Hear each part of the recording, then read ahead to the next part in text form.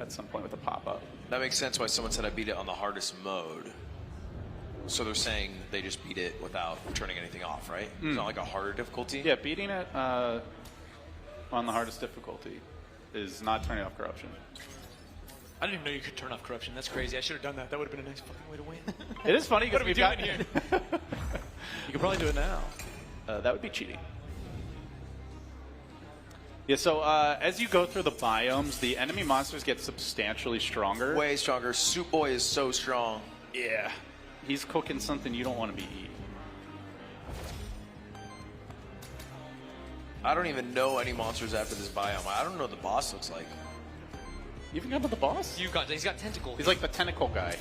No, I got cooked by the regular mobs twice. Oh, that's crazy. What? I know, I'm chopped. We got to take you to boot camp.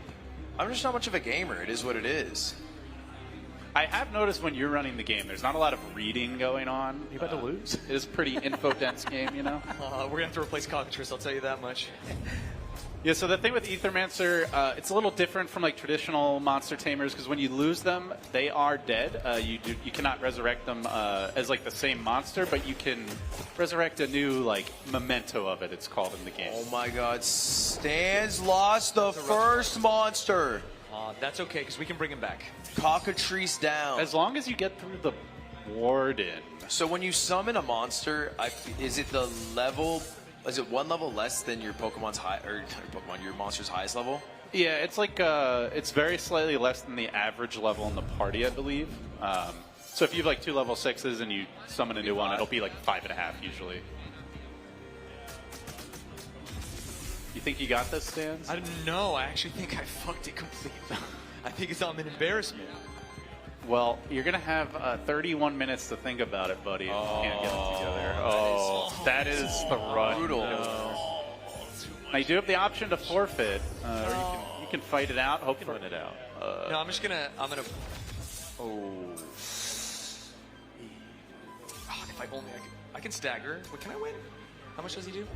24? No, I'm dead. The No, I'm warden 100% dead. takes down Stans. Yeah, unfortunate. Now, the silver lining is, Stans, you might have some ether crystals. Maybe you can unlock a little... Wait, hold the phone. What? Huh? No, I'm dead. Wait. Can you do it? Can you do it? Give yourself a side. It won't. Calculating. You can't sidekick your own attacks, though. Oh, it doesn't give force? Oh, that's the different ability. Yeah, never mind. Oh, maybe a crit? Nope. Okay, we're reset. Miss. Oh. Dude, imagine we both reset though. Like just as Well, like now I can play slow. as brothers. Yeah, you can just. I'll help chill you out. Okay, run one down. Not good. Mementos crafted. Worthiness acquired. And now we lock in. How much time do I have? 30 minutes exactly. You got 30 minutes on the clock. That's all I need. You got 07s in chat. Yeah, that's a tough one. They're saying there's no way he comes back. Serial 1's all over. Okay, well that's gonna make this even more exciting. Thank you for the $50 donations. Ian Prod. You're behind me, aren't you? What's your favorite off-brand games game? Where you at? How you doing? What's my favorite off-brand games game? The one I'm best at, probably. Which is? Bonnie Bear. I've never lost one of those games. I crushed the game. Thank you Frog game? Thank you for the $20 for my Umbra. This is for my favorite Cuban streamer, Stans. What? What is that? Daniel, viva la revolution. We will rise, brother. Dude, I've been saying that. I have no idea. Thanks for the $20. Yeah, I appreciate you. Okay, I'm gonna have to play much more quickly. Did you get any upgrades? No, I was 47 Aether Crystals because I spent it on gold, and so I was literally 1 off, or 3 off, which is Which I will say is normally the correct play in a speed run because you're hoping to just have one good run with this only like 1 hour block. We're gonna see how it goes. Is there any high ground? Scooty's chilling. There's not even much Yeah, he can play corruption. very they can slow. just play It's very gonna be slow. What happened to your corruption? You can make no mistake. You got the monster meal? Yeah. And once you beat first boss, between every zone there is healing. I need to stop talking. There's certain abilities that also cleanse corruption, like the shield monsters tend to have Yeah, them. it's like a -2 or something. And the tank ones, yeah. So I think he's got, what is it? Incorruptible, is it called? And something else? I think so, yeah. Oh wait, are you just? Can we get a Force Burn and Ethermancer asking for a friend of the mask? That's what you want, the mask. I mean, there's a reason why they both have Ether in the name. The developers are not related, which is a common misconception. No, they don't live in the same continent. Yeah, both are technically international teams, but Moirai Games is a primarily German-based development team. You're bringing back Cockatrice after you got hoed. Well, I think I let him down. He didn't let me down. You know what I'm saying? I guess Cockatrice is working for Scooty. Oh, yeah, he's really good. Especially if you can combo some dodge stuff, but I put all my eggs in one basket, pardon the bird pun. W He pun. loved that. How's a W pun? Yeah, it's fine. Come join us on the couch stance. Yeah, I'm thinking where you about belong. it at this point. Did I do some? No, I'm one soul Andy. The comeback starts now, Daniel. Where's the high ground, Moirai? Dude, I thought I could lure to the high ground, but Oh, and then they just come and fight you. yeah, I did not. Yeah, no, you cannot bring them up. There has to be a high ground around them. We need a taunt button. Dude, you learned about the taunt button. I want to shake Minakawa's butt in front of the mobs. Excuse me? I think you heard me. Well, there is a fan art channel in the Discord. And we shaking ass in that channel. It's just me and Ludwig Join post this fucking selfie. Just me and Sans posting a hole. Yeah, well, what? What? Bro, every time I look over, you're against one chef. What are you doing here? Are you still in the same fight? Yeah, I am. These You take so really long. slowed down. Wait, the comeback is possible. Is it random what organization your money goes to? It's a good question. No, the way it works is, since we don't touch the money, we can only direct where it goes. It's not like we can pool it and split it individually. So after every 25,000, we change which charity the money goes towards. So because we hit 100K, every charity's equally received 25K. So now we are back to the top of the order. I like martial prowess. Yeah, I took it because this guy, the chicken can get dodge. That's pretty good. Yeah, these are the shiny Maverick traits. Yeah, we got double Maverick traits. If we can get dodge on the chicken, we might have something going here. I've always said you were a Maverick. Thank you. What charity is it on now? Production! What charity are we on now? Let me ask.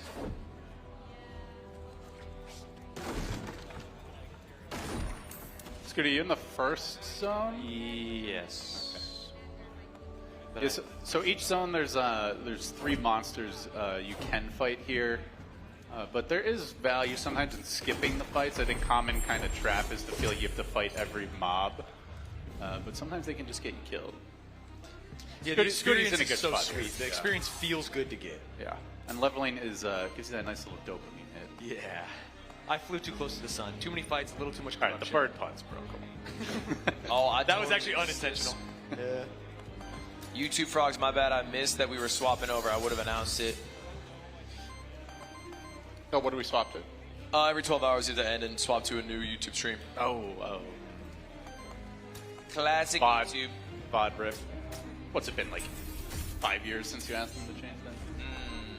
Thereabout. All right, I need to go walk. Yeah, you There's not enough time. You need to in. Okay.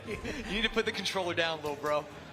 Yeah, this is where like this kind of lineup starts to get really strong. You can see Scooty's like almost able to wipe a monster like every round.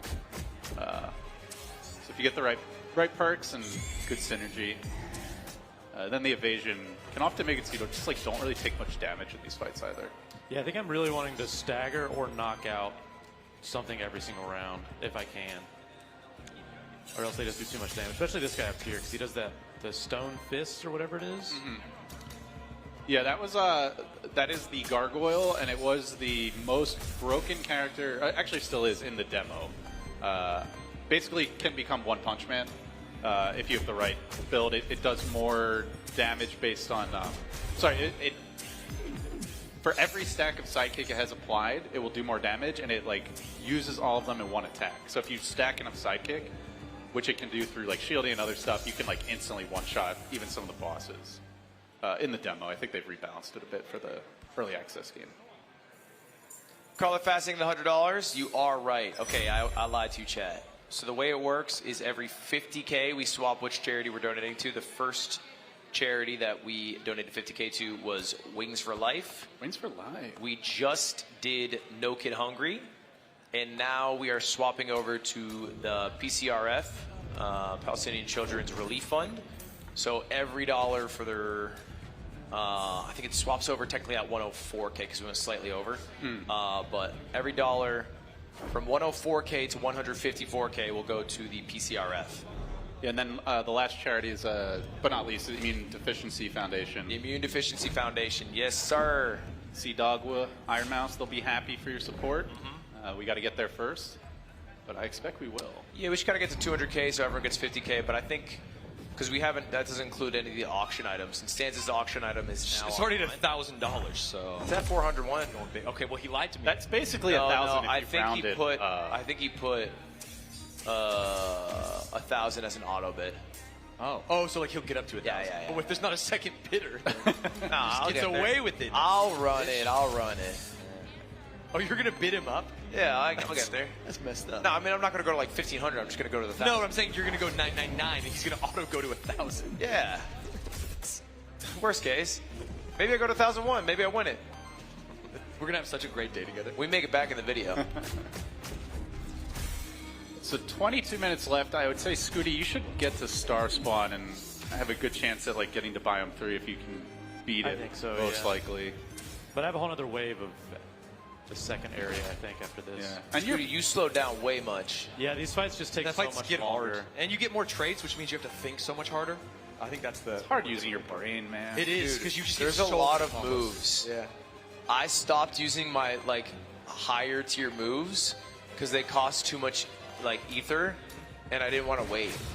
Which I feel just like basic attack. Yeah, Has Moira thought about adding a slot machine to the game? Dude, I've been saying. yeah, or like the YouTube shorts. Could be the play. Take notes, guys. Oh, there we go. That's helpful. Okay, wait. I think we rolled slightly better this time, and we got some corruption cleanse. So although Scooty is a beast and has not died yet, it is very common to die in this game. There's no shame in that. You're meant to go through multiple runs. You know, it is a roguelite, even though I think when people think creature collector, they get attached to their monsters, but you can always rebirth them. Bring Not them back. me. I throw them out the window, as you saw. It's a little abusive. Also, doesn't this book do a crazy attack once he gets all the... Yeah, you got to Aether- take them out pretty quick. Imagine high roll. All right, take two. If I die to him again, I'm going to the couch. Okay. If you I'm die to doing him it. again, I'm doing I it. think you Yeah. got it. I mean, I think that'd be a fair reaction. I don't think it's an overreaction. If I die to him again, that's a. You beat the I'm gonna hang warden my here head all in day. shame. You beat the warden all day. Just lock in. Don't speak. Don't be wasting your ether. Yeah, that's the thing about me. Oh, you're not doing an ether stacking turn, rookie. I did a healing turn on basically attack. He heals. Yeah, so there's kind of like Counteracts my corruption. yeah, there's like an action economy in this game. The developers are very inspired by Magic, actually, Magic the Gathering. Hence the 4 elements. So even though you might think of different games at first, like creature collector types, I think the combat really does feel a lot more like kind of that Magic style, where it gets really deep, complicated, lots of different ways you can play it. But managing your resources is really important, right? So. Sometimes you spend too much ether and then you can't get off that big ability you're excited about. Also, something worth checking out is the Stands pod. They're saying the Stands show Dude, the stand show's coming back. is coming Or, back. I mean, it is back. It's back and better than its Ezra. consistency and level of guest quality is higher than ever. Yeah, it's crazy. Who's the episode coming out next week? Baby No Money the week after that. And think of the $100 plug Stands Plug pod. stance. Anonymous, think of the 10. Thank you very much, Lakitu, for the 5. CPS, think of the 5. Stop Jesse, think of the 25. Sign my mogul chess boxing ticket. Are you here? You want me to sign it? Yeah, fuck it. Come over. I'll sign it. What a guy. I'll run that. Are you on floor 2? Don't rate me. Think of the 5. I'm coming back, buddy. Are you winning this one? No, I'm going to be the warden this time. Yeah. Oh, it's looking good. Yeah, it's looking great. I think I had Chef and I went heavy corruption. Although you did too, so you're just a gamer, buddy. I'm trying to think where. So, Lud, I think all the people are wondering, when are we going to get balled on the wheel? We're never getting balled on the wheel. You got to show some solidarity with your brothers. Hey, I appreciate you in your head, but it is. I don't like the sound of that. I lived the life. I walked the walk. I'll buzz if you go bald. So it's like. I mean, A buzz for buzz? I'll go buzz. I won't go bald. I'll go skydiving if you jump. Like, what are we doing here? My hair's beautiful and yours is kind of whack. Yeah, that's why you lost to the warden, bro. Spend too much time talking trash. Although he is I put him cleaning down. up Yeah. this time. Dude, I actually have no idea what happened first round. I think there's bad PC, bad RNG, but we got there. Didn't you get every roll that you wanted? I honestly thought I did, but apparently you don't know. It's like when you eat too much chocolate. You think you want all that, you don't really want all that. All right, easy warden. You better speed up, little pup.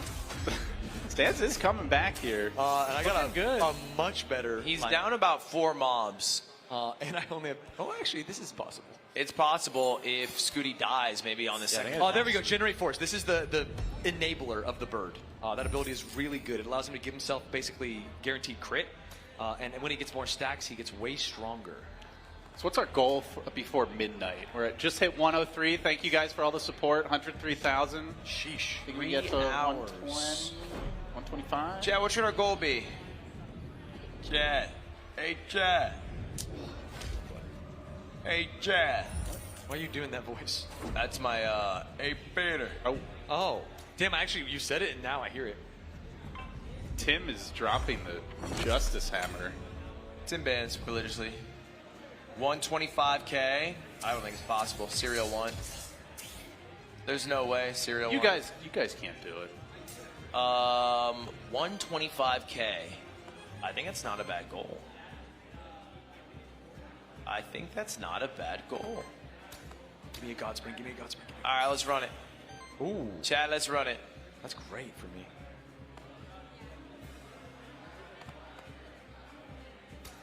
At a certain point, I'm going to have to make the decision to skip some fights to try and catch up, and we'll see if I am strong enough to fight the World 2 boss. Here's I the think that's where here's we're the both gonna end question. up. Why not just Sorry, here's the what? here's the question. The question? Why not just skip all the fights and then go fight the boss? Well, some fights you can't skip because they literally like block the way, like these two. But I mean, if you want to lift heavy, you got to go to the gym once in a while, right? damn bars. But sometimes there's like that adrenaline thing. Oh yeah, but then usually you break your back afterwards. And Yeah, but for the dub. Spook! Thank you for the $100. Wrote Free Palestine. Thank you very much for the 100, Spook. And we have Scooty on the final boss of the second world. So I need to pray he wipes I here, could very easily lose to and then I can catch up. And I think it goes down to whoever did most damage. Yeah, I won't lie. Newman has tanked a lot of hits here. A lot of corruption there. yeah, this is Star Spawn.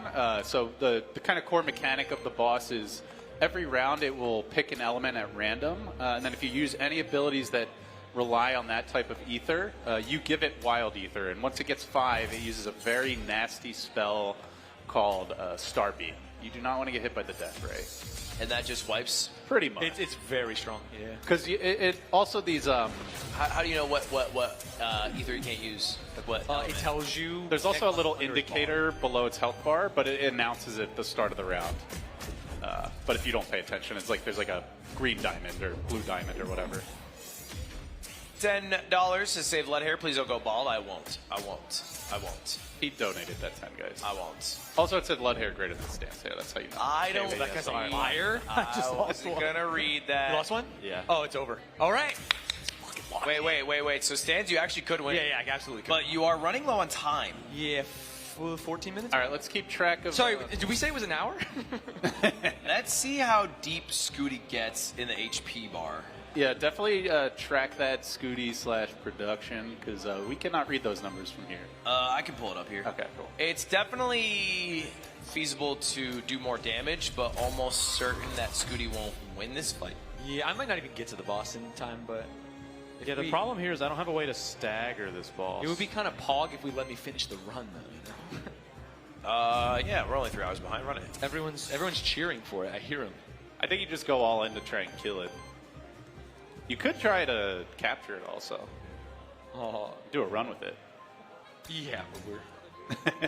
In the 13 minutes you have remaining. You can capture the boss? You can, Yeah. which is very cool. Oh, And there's actually, also, yeah, I guess you can capture the warden, but the warden's kind of butt. there's shiny versions of the monsters too, and you can capture them. I feel like when you capture the boss, it doesn't hit the same as when you were fighting the boss. No, because the bosses have 2 actions per round. They have an extra trait, and they have like more and better abilities. Yeah, they're still cool though. But you have a brain. Thank you, the $5 New Hampshire fan. Etherman still looks fun. Who made it? Moirai. Moirai is the dev, Off-Brand Games the publisher, and Stans is the greatest. Dude, why are we? We're on the same level. Why are we like that? Well, currently Scooty is the greatest. But Stans has about 12 and a half minutes to change that. Scooty's got Star Spawn to 124 HP out of 329, so... Yeah, evasion does go hard here. It is not inconceivable that Scooty could clutch this He's out. about to use the star beam, which is going to be a problem. Oh, you got I'm pretty low. I'm a though. motherfucking star beam. Yes, this is where you got to do some mental math. Like, will I have enough ether to use all my abilities? There's something called free actions, which don't end your turn. Yeah, yeah. So you have to balance that with making sure you can get off like a good attack. LD Queefshin. Calling him that. We get the rights to the Weekend Starboy. Have it play during this fight. What? Good idea. Can we do it? I'm a motherfucking Sure. Star Spawn. I think I might just die to this one. I'm showing my years, you'll but yeah, have it. You have 12 sounds, minutes sounds to like think a about your definitely legal and legit thing. You don't know the we're gonna weekend? Did in this one. I know the weekend. I'm down to 1. This is the weekend, right? Saturday. Ladies and gentlemen, the weekend. All right, hold up. This star beam wiped out Scooty's cockatrice It's all down. down Hey, first time? to The Mina hero. Kawa. 12 HP. We're gonna see the HP count. That's what I'm gonna call your PB here. Could evade every single attack. It's feasible. Oh, this is a I think I just have to brutal get fight. dodge. Very unlikely, though.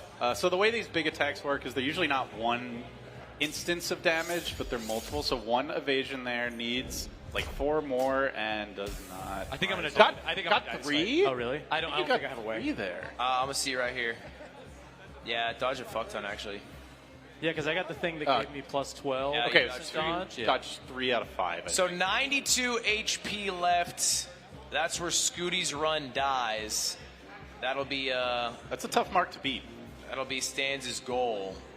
And we'll let Stans ride out his run. We could probably just pull up Stans' run big style. Oh goodness. Because it is all that matters now. Scooty's going to be on this defeat screen for the remainder of the time. No real...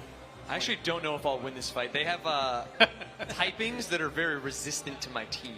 Yeah, that I happens. know the earth right? resistance is tough. Yeah, and I have double earth resistance on a very strong World 2 monster, and it's the only way to get to the boss was through them, so I couldn't skip. They're going to inflict terror on my team, which also makes me take more damage, so the tank is looking a little sketch. Yeah, this particular battle that Stans is in, you do not want to let it drag out because they will just keep on ramping up the terror. They stack regen on themselves. Yeah, and this guy can also stack regen, so there's like a million ways that this can go poorly. I do have some heals, which is nice, but The burn chef, for me. and he is cooking right now.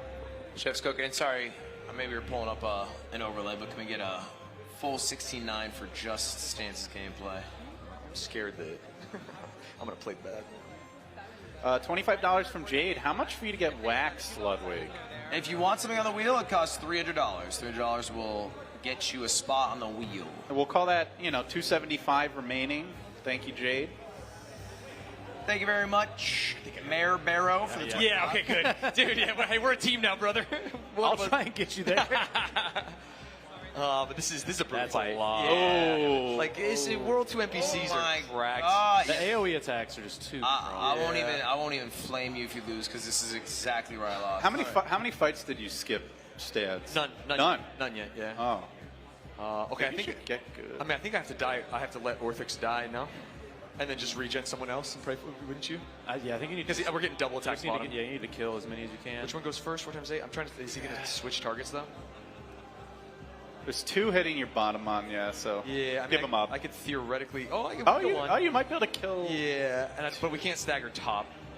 Yeah. But he does regen when you That attack. was a lot of healing. Yeah. Sidekick coming into play. Yeah, you might actually. 4 times 8. Might get too much. 4 times 8 is 32, 32. We have 33, and with a little juicy juice. You have a heal and shield. Yeah, and we're only doing 18. Get a little juicy juice, bro. Give me the juicy juice. Did I already use dog? I did, so he's not going to get the heal. Anybody miss juice boxes? Dude, together. And we're actually going to kill here. Brother, they still got him. Wait, am I fucking pogging out of my gourd? Fuck. Sorry, that's a real question? The answer is yes. What's your gourd? It's my head. It's noggin. We were all tapped in on that. That was LDU was a little slow. Okay. I'm not going to lose dog. Well, okay, we win this fight. That's crazy. When does the burn apply to your dog? On attack, when he attacks. And he does have to attack. You can't skip your turn in this game for those watching, which is something that real strategy gamers like us were thinking about a lot. I didn't know it. Oh, he missed. Didn't even think about the. He had retaliate. Oh. He had a. Oh, you almost lost. He almost took the bullet from Mr. President, which is crazy. Let Cockatrice die, bro. He's ass. No. He does have 6 for $100 from Stigma XOXO. Keep up the good work, boys. Cheers. Thank you so much for your support. Staniel. What's up? He's getting divers. No. We win this fight. We win this fight for free. I might have to use another item, but what are we going to do? We definitely win the fight. Look, he's only got one hand right now on the controls. Yeah, sorry. Chilling. Where's that other hand, bro? One hand on my gal. Okay, I take 6 for attacking, but we're fine. Okay, we win the fight. Holy shit, that was scary. You're alive. I have a ton of corruption, though, which is going to be the bigger issue. That's the thing with mostly on redirect. Cockatrice. You just like farm corruption On one Cockatrice, guy, yeah. on your tank who needs to take the hits. It can be a double-edged sword for sure. Yeah. Okay, we're going into boss room. Unless I... You should have just Dog went in. shit game! What a dog shit game! I was ambushed! Oh. Just a typical Daniel moment. Get that's greedy. crazy! Get The greedy. hubris, bro. Dude, why would they do that? Why to would such you a walk kind there? soul to look for some kind of buff to help me? Okay, we generate one random Aether. We bink the... The red. Okay, we generate one random. We bink the red. We dodge the hits. You could do this. Fuck me. You only have 6 minutes, and actually a little less. No, we're finishing out the I'll run. let Everyone, you finish out the yeah, run, yeah, yeah. dude. I'll let you finish out the run, man. for your birthday. We'll go 4 hours. Yeah, past. for Squeaks' birthday. For Squeaks' one Squeaks' birthday birthday. wish. That was his one I wish. was allowed to do this, yeah. Gonna be one less lonely stands. Oh, Both of these are so tough. you're so tough. I think you can let the book sit for a while. I was going to, but it would be so embarrassing to die in book after we both were like, man, it book is all the mana. It's so fucking strong. The way you lose to regular mobs is so tough. Stans Ludwig losing to World 2 regular mobs. Yup. Thank you, $100 color fast. If we hit 124K before midnight, I'll drop another 1K. Oh my God. Chat, lock in. 19.5K. It's feasible. Okay, Okay, a couple dodges. dodges. And when Cockatrice dodges, he gets sidekick on himself. He takes the bullet from Mr. President. He gets some power. Get down, Newman. $20 from Ion. Why do they call him Big A? He's not even that tall. Is he in the building? Yeah, Ion's in the building. Ion's in the building, donating, talking hella shit. That's funny. Thank you for the 20. That's gonna be a problem. I'm a motherfucking You Ion. can't even dodge it because it's one hit. What a cringe lord, huh? Sidekick me. It's scary to play with Scooty watching over my shoulder. Wait, why? Because I think he's so smart and good. It's like terrifying, man. I already lost. What do you mean, bro? This is like Magnus Carlsen having Hikaru over his shoulder. Oh, true. Chad, they're saying $22 train for Reggie Bush.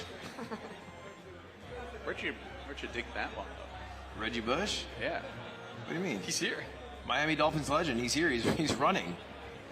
He's running Madden 07. All right.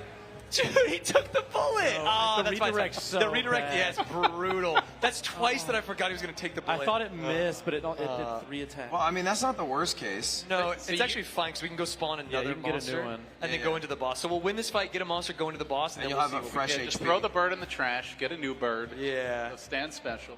yeah. Cockatrice has died so many times. We should be fine. Single gargoyle. It's a lot of damage. You can kill it though. We're talking about the Can you gargoyles. stagger it? One You do? punch. No, Water? I only have 2. Yeah, with the right comp, they can do like easily. That's fine, but he's 3 stalled, digits. so we're good. run our That running the That's numbers. going to be a pretty nasty hit, too. No, he's shielding right now, I think. Oh, is he? Yeah, so we're chilling. Okay. We get at least one turn. And I think we can stagger him next turn, which is quite poke. Wait, what? Quite poke. Oh, Pog. Poke. $22 trade started. Ooh, and the rehit. Sandwich, thank you to 20. Dude, I'm so bad at math. Well, the rehit wasn't guaranteed. Yeah, but it's like I didn't even think about the possibility. That item's really good. Do we have burn?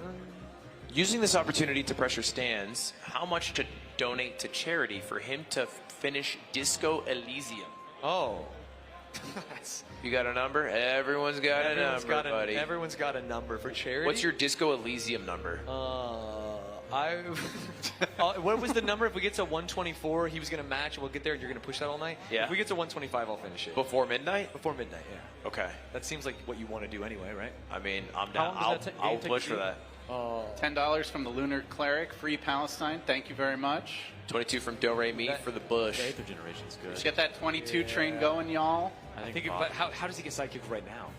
Off only Firefang? I think that's fine, right? You'd go sidekick generator here? I think so. There's yeah. no way we heal enough. I think his Aether Generator's really good. This has really become a, like, 1v1 into a 2v0. Yeah, it's enemies It's to like an lovers, for IRL sure. sidekick experience. He's working against himself in a way. Well, I'm going to win on time, but hopefully he can beat the boss. Yeah, so, Yeah, and then we both win. And Exactly. I'm willing to take the draw. Dude, I'm brain dead. Where am I going? I don't know. Okay. All right, we're spawning in. Who you bringing? The Warden? We have a glut of choices here. I think I'll be taking Warden.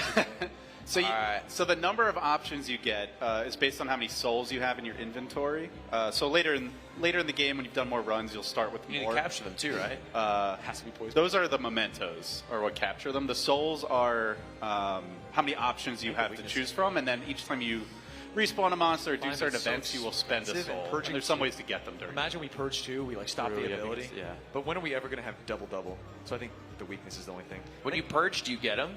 No, they just... Ooh, on interrupt by sidekick. That's pretty good. Yeah, but how are we going to interrupt the boss besides... Purge. Yeah, but he doesn't have that. He starts with a purge. Oh, yeah, at the beginning of combat. Yeah. 2 redirect, 2 shields, that's not bad. Seems I'll stack a weakness on the generator. Wait, this could be the combo. We stack... You are adding a lot of weakness. Yeah. But you But might not be able to stagger. Also, then it's going to hit you harder and might just blow you up. I'm going to take the taunt. Staggers. Let him you're die. probably gonna You stagger didn't learn one anything time. from the last If he one. dies, he dies. I would not want to be on stands. What does the blood table do? Pro gamer, by the way. I don't know. Sacrifice? Oh, you just spend that soul. Oh, it's the temporary buff. Oh, I don't have a I think it's better to have a third monster than a Yeah, fun definitely. monster. Yeah. Well, I didn't have any souls because I spawned anyway, so I'm glad I didn't accidentally use a soul. All right, here we go. We How go much for. money do you I have? think we have to go for epic loot drop because we don't have an item. Well, you can buy an item. Yeah, but what if he? Let's leave it to RNG, buddy. Imagine. That was literally the worst drop of all time. Fuck me, Moirai. Yeah, usually if I have like 30 gold or more, I'll go shop. Right, because the epic items are 30, right? Yeah, and also they'll sometimes be on discount. There's usually two things that you All right, here we go. What was the health of the boss for you? 94 HP. 94? All right, we can't use any Earth abilities. Let's keep that in mind for one turn. 22 from Wii. Excited for unpaid intern. Dude, me too. $25 from Anonymous. Thank you so much. Oh my god, our $22 train's actually working. 22 from Rose Demon, 25 from Smoom. Let's go. Overachieving. Okay, quick purge. The purge is really good against this guy. Yeah. Mods, can we do Preds? To stands. A wind. Beat the boss. Would you sidekick or would you buff? We for sure sidekick. We gotta get him down. We're just trying to nuke. Yeah, we didn't really get to explain the game a whole lot, but essentially when you do a normal you have a attack, free action. you're generating ether. Oh, I you can't can afford use the on free your action. other. Oh, you're right. You're right. And if I had, but I generated fire. I could have maybe done fire, free action force, and temper fire. Yeah, there's a world there. All right, no fire moves. That's fine. Feels like Papa's not locked in. No. Papa's locked in. What do we got coming? 14. Can you break? Yeah, oh, I you can- can I can- break. I can- Then you'll get a sidekick. Steal, and That's we get good. closer. Oh wait, no, you didn't get that ability. Never mind. No. I think it's good. I though. think It's still good to break. Yeah, taking abilities away is never gonna make me mad. Yeah, so now instead of using that like more powerful one that costs ether, it just does a normal attack, which is still hits pretty It's hard. fire, right? Yeah, it's fire. So this is great for us. Get closer to break. Yeah, there are situations where you still want to use the element, but early on you probably want to be patient. have enough for both. It's fire though, so I don't think it's worth it to take the force for the wild ether. Because I'll just take the hit. you can save it for next round.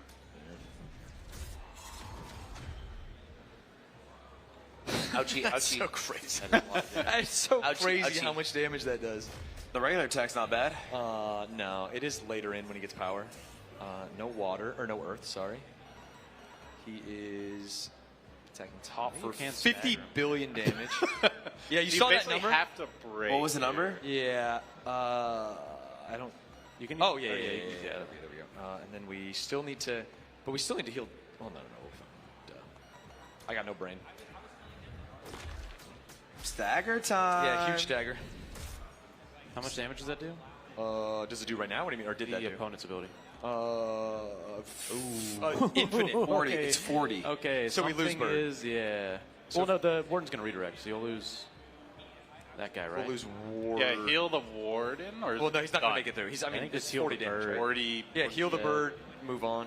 Yeah. All we have to do is beat 94, and then we call it a draw. The fastest player in the world and the best player in the world, the two of us. How are you going to beat Not beating the game. 94 HP with 2? I'm built Biffy. All right, I like that. Oh, I didn't even think about Confidence the heal from hitting. Stan. I couldn't have got over 40, though. No, I don't think so. Unless I had upgraded the flask, but... Because he heals the lowest, right? Yeah, he heals the lowest guaranteed. What is he on? Earth? So we definitely go this. I think Warden does start defense one, right? Might. No, he has to get. that a He has crit? to get worthiness, doesn't he? Well, they all start with some basic. So he dies. No, That's fine. I'm wrong about that. Yeah. I think it's his first worthiness that Okay, he gets okay. it. Okay, no water move or no wind moves. That's literally nightmare on fucking Elm Street. I take 18 damage and then I take 50 billion damage. How fucking sweet is that? So I think we just nuke into nuke. Thoughts, Scooty? You might have to. Because I think there's no way you keep the wolf alive, right? No. Yeah. Yeah, you basically get 3, maybe 4 rounds if next round you're Oh, really just lucky much with damage. invasion. Dude, there's no world we get 4 rounds. Sorry, 4 total monster like turns, I should say. Yeah, we have no dodge. We have no maidens. We have no nothing. No artifacts. Dude, you sound so depressed. Dude, I am fucking. Dude, we actually might. Wait, does he have the psychic? 121? Yeah. What'd you get it to, Scooty? 94? 94. I think. See, next round maybe. I mean, he's got to literally have a seizure. Oh, got 2 more power. Yeah. Yeah, that next icy assault is gonna I die next turn. annihilate you. Oh, he Might gets be able to power get on him below reset. 94. Can you do enough No, damage? no way. No way. You're being kind. Do you have force and you crit with it, right? Do I? $122 from Anonymous. Been a great I mean, stream. yeah, but it's not Amazing job to everyone involved. Free Palestine. Thank you so much. All right, this is it. Lud, we got 300 from someone with your favorite name. Hold up, I'll read it right after this lock-in. Dude, 8 damage off. If I could have just lived Oh, one more turn. my Can he God. do it? He's so close. Oh, 8 damage. Scooty with the dub. Well played. With That was The very greatest close. Aethermancer player in the world. he has become the eighth. Scooty with the 8 HP dub. Yeah, that was sick. And I did a little scam to get that worthiness early. I used all the tricks in my bag, and you still beat me. But Stans, you know what you'll always have is you're in the trailer. That's and you're true. on the Steam page. I'm picking Jotun. Dude, I like when it starts with your voice. Yeah, me too. All right, well, hey, boys, any shout-outs? Anything you want to say? Anyone you want to thank? No, shout out you guys. Thanks for putting this on. It's been great. Shout out Stans. Oh, dude. Great opponent. Shout out Scooty. Yeah. Whenever I want to play a new game, I see what Scooty's playing for the week, and I almost always steal it and pretend like I am like a tastemaker. Like I found something great. Yeah, Well, I that's found going this to all by myself, and it's great. Yeah, thank you. Thanks for having us here. It's fun. I love Aethermancer. I love Fast 52. We're raising a lot of money for charity. Thank you to my community who came through. Twitch.tv/stands, YouTube.com/stands, YouTube.com/The Stand Show. Let's go nuts. 2026. And I'm 125K. only 27 years old, so many more years of content. And Disco Elysium Many more years coming of content. soon. Where's the camera? Many more years of content. and he's putting in 5K right now. Yes, sir. Rochelle would literally murder me. All right, y'all, could you sign the PC for me? Guys, give it up for Stans and Scooty. Awesome run.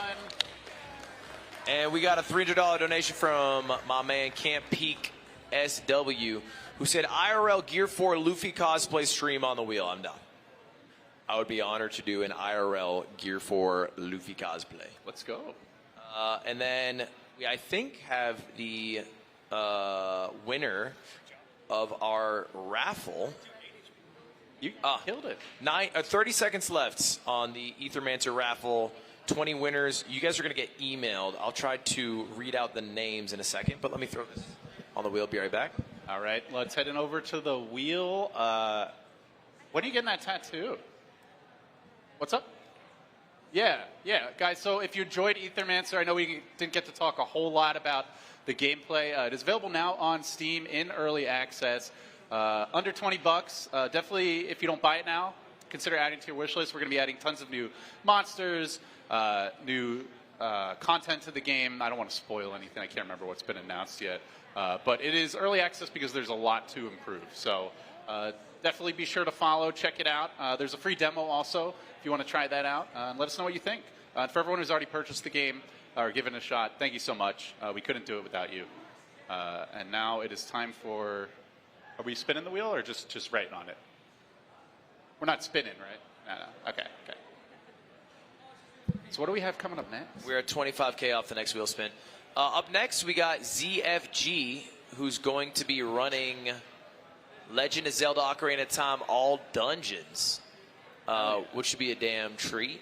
I think he's getting set up right now. And Maj and Phil will be here. We got a minute to win it as well because I have to make sure that I lock in to help y'all win. Okay. All right, let me go do it. Let me run it right now. Where? Okay, I'm gonna go run it. I'll swap over to the desktop. Okay. All right, guys. Thanks for having me. Yep, appreciate you.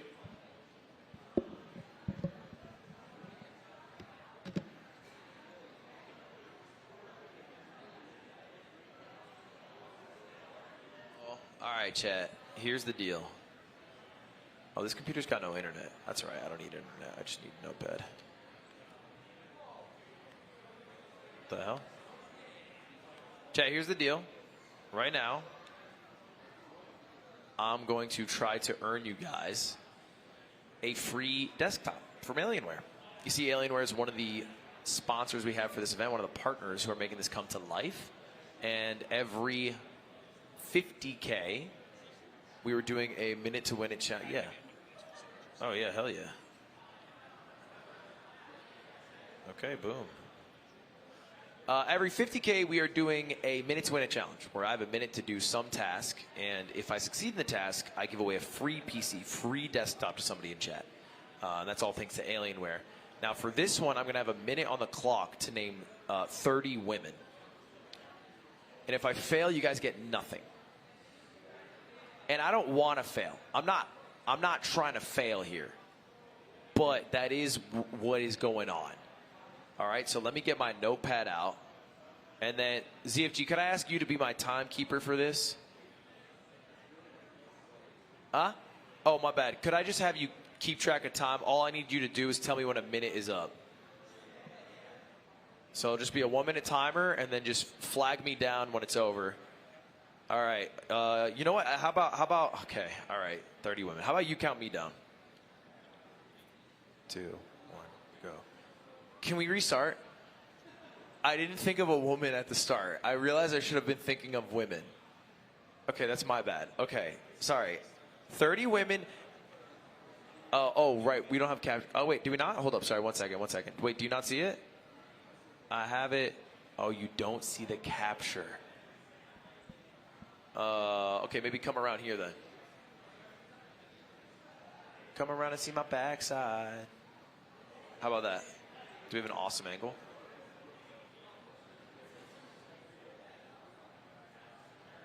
Oh yeah, that's perfect. All right, chat. 30 women, and we're gonna have to double check the women after we're done. It has to be women I do not know in real life, and it has to be famous women. You know, can't be like some random person. Does that make sense? And if I get 30, then we're good. You guys get it. Okay, sorry. I'm sorry, ZFG. Thank you very much. Yeah. Count down for real this time. 1, go. Okay. Kim Kardashian. Spelling doesn't matter. Khloe Kardashian. Jennifer Love Hewitt. Jennifer L. Hughes. Julia Child. Teresa May. I'm panicking. I'm actually panicking. Penelope Cruz. Vanessa Serena. You know who I'm talking about. Martha Stewart. Jane Goodall. Ariana Grande. Sabrina Carpenter. Taylor Swift. I'm in a flow state. Gal Gadot. Oh my God, I don't know why she just came to my head. Franz Ferdinand. Time's up. Okay. Let me count. 1, 2, 3, 4, 5, 6, 7, 8, 9, 10, 11, 12, 13, 14, 15, 16. 16. Oh, Franz Ferdinand's the guy from World War I. 15. Okay.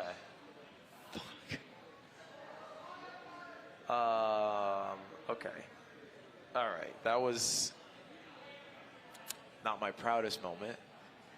Fuck, that was hard. It's way more stressful on this stage with people who literally laughed when I wrote Franz Ferdinand behind me. Okay, here's the deal, chat. Wait, let me take a look. Okay, apparently Alienware was expecting that I would win. So now every 25K, they're going to allow me to do a minute to win it challenge. So good news. We'll have another chance, hopefully before midnight, to hit our 125K goal for another desktop. All right? It won't be every 50K now. It'll be every 25K. We're going to spin the wheel and do the giveaway. And it won't be women next time. And it won't be men either. It'll be something different entirely. Anyway, I'm taking up too much time. ZFG, what do we got right now? Oh, you still can't hear me. Wait, does it work if you talk, Derek? Chad, can you hear him? Hello, can you hear me? I can hear me. I can't hear you. I am doing Ocarina of Time All Dungeons. It's a very glitchy run. This game is very well known for being very broken, very glitchy. You are running all dungeons, right? Yeah. Wait, can we get ourselves in ZFG's headset? Just at me, at least at the start. Probably the whole time though. ZFG is my goat. Hello. The goat. I can hear The you now. goat. A lot of goat calls in chat for ZFG. All right, can you hear me now? Yeah. You got me? Yep. Wait, can I get ZFG in my ears? I don't have him in my ears. I want him in my ears. If he says something, I should hear it. I like the Let's Gorons in chat. I heard he had a 2-hit. Not bad. Yeah, pretty good. Really? Wait, what boss? The final boss? Oh. Yeah. That is a great run. I mean, that's lit. That's great. Wait, do I hear you now? Yeah. Oh, hell yeah. Okay, All I got right. you. All right. Hey, welcome back, Chad. We're back on the couch, and we are ready for our next run. Sorry about that. We are running Legend of Zelda Ocarina of Time in Japanese, I think. Yeah. Why Japanese? Yeah, I speak Japanese. I'm fluent. Hanashimasu ka? Yeah. Well, he answered it correctly. Yeah. Yeah, Japanese is faster. The text is much faster in Japanese compared to English. And we also get this wonderful file name. We can have a smiley face as a file name. And you've been grinding all dungeons. Yeah. And crushing. Yeah. I just kind of got back to speedrunning recently after doing a lot of rando. There were some new tricks found recently that we'll be showing off in this run that made me want to come back. It's been very cool. New trick was discovered literally like 3 months ago. Was it 3 months ago? Closer to two or three. 2 or 3 months ago, and if it wasn't for that, he wouldn't be sitting here. Yeah, because you were, that's what I know. I feel like you've been only doing, I mean, at least the years before, I guess this trick was discovered, like the randomizer, no logic. Yeah. And, showcasing like a wealth of knowledge to get out of like crazy situations. Yeah. I was kind of just like, I wanted to try things that like I wouldn't get to do in speedruns much because randomizers, there's a lot of glitches you can do in randomizers that just never get used in speedruns. But then after doing randomizers a lot, there's a lot of glitches also in speedruns that don't really get used in randomizers, and especially some new stuff that was found. Actually, the new stuff is actually pretty relevant to randomizer too. But I want to do some speedruns again. Seems pretty fun. It's back to his roots. Well, I'm excited to see it. I mean, that's a real treat. And so we got Maj and Phil and Adef on the couch. Got you. What is the experience? Obviously, you ran Majora's Mask. Have you done a lot of Ocarina as well? No, I didn't really speedrun OOT very much. I think I dabbled in it like maybe for a month You one did, time. you did like a tiny bit of 100% at some point, right? Or No, the other one. No. No, I Am Wrong Warp was what it was Yeah, at the yeah, time. yeah. It's changed now, which is like the basic one. But, I mean, MM translates a ton to this game. So, like, when you see what he's going to do. It's like same engine, right? Yeah. Yeah, there's differences, but it's like there's a bunch of small differences that add up. But like you kind of know how everything works between the two. Right. Yeah. Yeah, Adef? I've been speedrunning OOT since 2013. This was the second game I picked up when I started speedrunning, and it's just like the community's dope. Everybody's so like, I mean, you know, ZFG got us all into it. To be honest, like this is the GOAT. Yeah, ZFG is the GOAT, and half of I think what Slime puts on when he sleeps on the floor. And so, what's the other half? It is videos discussing specs of GPUs. Oh, nice. Yeah, so that's Linus the big Tech Tips Core. two, Yeah. and Volley Bear VODs now. Oh, Volley Bear, big Volley Bear fan. But okay, so it's all dungeons. The estimate's about an hour 20 minutes. And who has a world record? Could I ask? Me. Well, Let's actually, go. well, okay, it's You a really little have to bit ask. weird. I'm not going to go into too much detail. Technically, I have the unofficial record. There, at the end of the run, you'll see something a bit weird, and we might kind of be doing some rule discussion. Probably nothing's going to happen. But technically, I have the unofficial record, but it's not on the leaderboard yet because some stuff is happening. It's not that important. Technically. You'll see ZFG has the world record. You'll see at the end. Technically, he has the record. You'll see at the end why it's very weird. You'll Okay. Okay. All right. Well, you want us to count us down? You ready? See. Yeah. Okay. All right, everybody. ZFG, all dungeons, OOT. 5, 4, 3, 2, 1, go. Good luck, ZFG. Good luck. How much have you watched a lot of OOT speedrun? I watch a lot, and the first thing I noticed is that there's not a 2-minute cutscene. Yeah, so a while ago, we eventually decided, okay, we can start after the intro. We can just like load a save after the intro without having to watch the intro every single time. I like how it took 20 years to get there. Yeah. Yeah, people eventually were just like, let's just start the timer at the beginning of the movement. Which is good. I mean, it's just like better quality of life for literally everybody involved. The argument initially was like, oh, well, there's text you have to mash. That's a skill. And it's like, well, only to a certain extent. But also, you move out of the house like 4 frames slower. Yeah. Ultimately, we just decided if you do the math, you lose hours of your life over the course of a grind. And It's that's just- valuable. Yeah, it's just not. We like hours of life. In MM, that didn't get passed. You still have to watch that 25 minutes of... Well, yours is a little It's weirder. a lot more complicated so- in MM. Yeah. unfortunately. Because when do you call it? Yeah, I know. Dude, but that would be so sick if you could just start every time 25 minutes in. Yeah. So at the beginning of this run here, so there is a dungeon at the very start of the Deku Tree, which we do need to beat. I am not going there right now. So we need to beat all the dungeons, but we don't need to beat them in order. So I am going to ignore the Deku Tree right now and get out of here. So he's going to leave the forest through the water escape here. Yeah, so there's, over the years, many different ways of escaping the forest early have been discovered. This is one of the classics. This is called Aqua Escape, what ZFG is about to do. So he's going to use the Deku Stick, get into a specific position. He's going to clip into the corner where the ground meets the corner. This is a 1 or 2 frame jump slash. Boom. And, And clips then right in. swim in. We can head out to Zora's River. Yeah, that shortcut, you're supposed to have the silver scale for that, which you get much later in the game. But yeah, nice way to get out here really early. And then first place we want to go right now is actually Kakariko Village, which is a little bit down the river here. Are we getting a bottle? We are.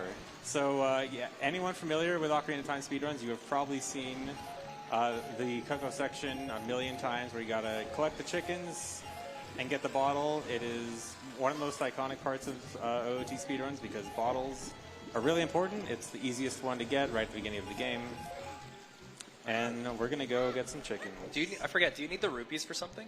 I need 20 right now, and then I'll get 60 later to buy a shield. So I need to make sure I at least leave there with 20, but you almost always get it. You don't need to pay too much attention. So the new glitch that was found 2 months ago, The one that brought ZFG back. it's so ridiculous. I'm so excited. Wait, when is it? It's in the fire It's temple. about 25-ish minutes. So if I have to go pee now.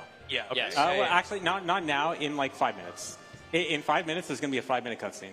So go that pee will it. be. Okay. Okay. You will know when. But ZFG said hold it. So I'm going to hold my piss for him. that, You can wait 5 minutes. He's right. Piss is held for ZFG. Don't upset ZFG. But yeah, here's we gotta collect some chickens. There's seven around Kakariko, and we gotta bring them all in a pen. And the Cuckoo Lady will give us a bottle. Bottles super important. They can do some of the most powerful glitches in the game. This is the fastest one to get. You'll see ZFG moving in strange ways sometimes. If you're not very familiar with OOT speedrunning, the backwalk, like he's doing right now, if you imagine when Link is rolling, right, at the peak of his roll speed, imagine that as like speed 2. And when he's walking normally, that's like speed 1. There's an acceleration and deceleration in and out of that roll speed. Imagine backwalking like constant top roll speed. So that's why backwalking is so good. Even though it looks weird and you have to know where you're going ahead of time, over long distances, backwalking is far faster than walking and rolling. Yeah, and if you're familiar with the bunny hood in Majora's Mask, it's the same speed as the bunny hood. So you obviously are limited to a straight line. But like if you can think of, it's the bunny hood everywhere, you can just backwalk. And that's why it's really good. It's so interesting. This Cuckoo collecting is sort of like a rite of passage for OOT runners. Like getting It's like good day at, one. Yeah. Yeah, this is everyone knows this. This is parallel parking. Yes. In randomizers, there's a QOL feature to just make it one chicken. It's kind of You can tell the randomizer players from the Fantastic. speedrunners from that. ZFG, be honest. Do you have the setting on for 1 or 0 Cuckoos, or do you do them all? I have one on. I'm not collecting them every single time in randomizer. I'm on 0. I'll come clean. 0? You just talk to the lady. to get an Zero's item? too much. 0's the You same gotta- as 1. You gotta pick up 1. 0's the Come same. What, the 1 right there? Just have a button that says game beat. Yeah. Just click fair- that button. Fair enough, fair enough. 100%. All right, here's a bottle, and then we have one other item we want to get in Kakariko, which is down here in Bomb the Well. They make the bottle look so good. They do. I've seen this. All right, so if I talk to Navi on that ledge right after jump slashing, I fall backwards and fall through the water, which lets me get to Bomb the Well early. You're supposed to get here much later with the Song of Storms, but we want to get here early because there's another really big item here. And to get it early, I need to do an out-of-bounds clip using this Skulltula here. So this trick is called Corpse Push. So this is in the grand scheme of OOT, relatively new trick. This is going to allow ZFG to get bomb shoes super early, and explosives are incredibly powerful in this game. This trick was, I think, dropped as a surprise during an OOT advent calendar a couple of years ago. It was like a holy grail for a long time to get bomb shoes this way without really any other items but a Deku stick. What do you mean about that advent calendar? Basically, there were some community members who were revealing a cool OOT thing every day in December, and one of the last days they revealed, hey, look, we found this. It was a great time. It was like a week of like brand new strats. That clip used to be for N64, and now that setup lets you do it on Wii Virtual Console. CFG, was that a little bit of hundo muscle memory there for the line No, clip? I actually. Or are you getting shields or something? No, I actually clipped a tiny bit under. So there was I was basically in the basement, unloaded basement, and I went below the ceiling. But the ceiling, there's invisible water I was swimming under, which let me swim like around the ceiling. I clipped down far enough that I actually went below where the ceiling was when usually I shouldn't. It's very rare that happens. I'm actually kind of surprised, but not a big deal. I just have to save and reset to get out of there quicker. Ideally, I would have just fell in the void and. Oh, you're avoiding out. Yeah. If you fall in the void for long enough, you just respawn at your last entrance, which would have been the beginning of Bomb of the Well. I messed up a little bit, so I just did a save and reset to get out of there quicker. I did not pick up that was a mistake. It didn't look to me either. No, I was like, he nailed it. Maybe I shouldn't have said anything. You outed him for sure. ZFG, you're the GOAT. I love you so much.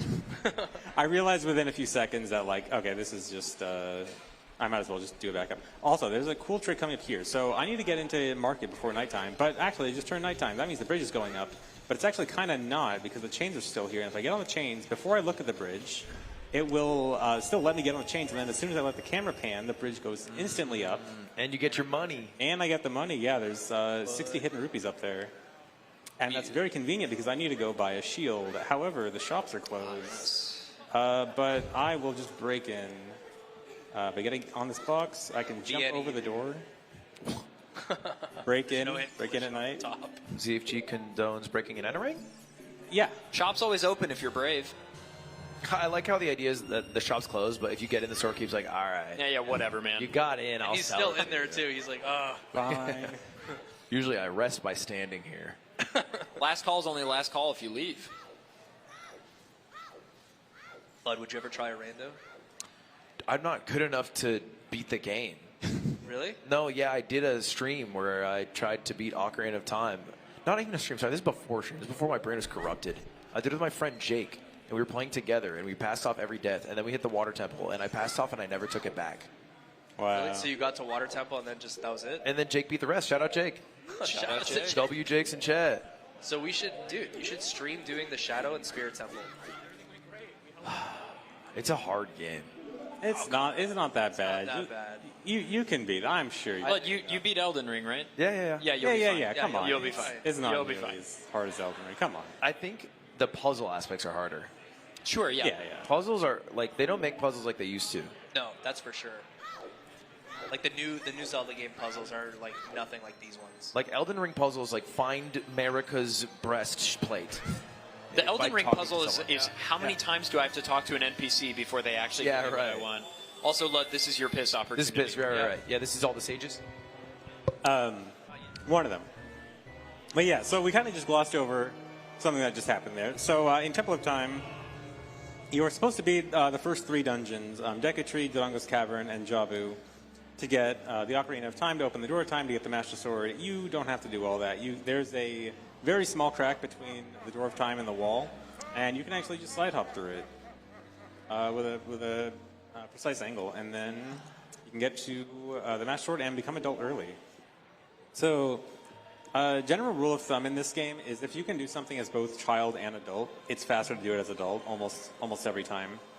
So that's why we want to become adult very quickly. We're not doing any of the dungeons as child. Adult is going to take care of everything.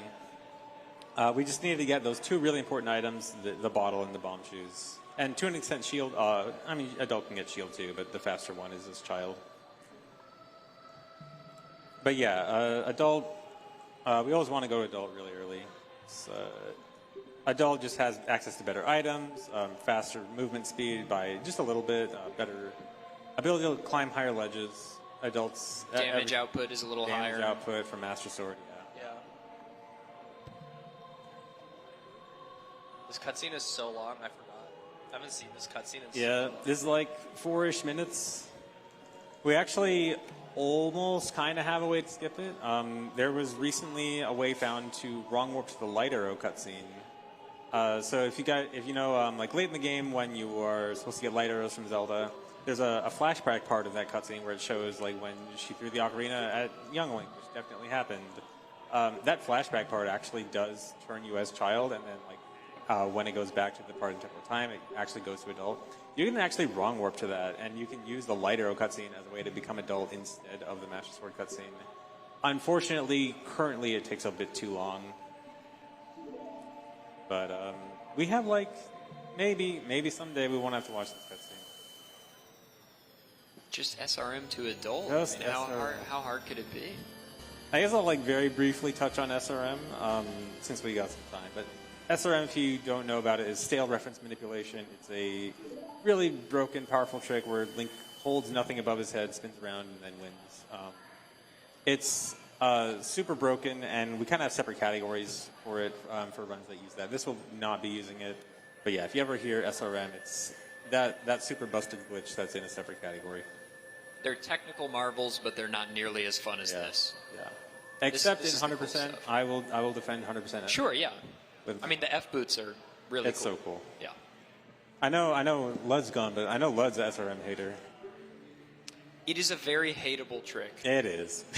A lot of people. But you can't deny the science, like how cool the fact that we can do it. Yeah, It's- I think it's from a technical perspective, amazing. it's Yeah. Just our understanding of the game and the core game engine is so deep and so well understood that like we can do anything.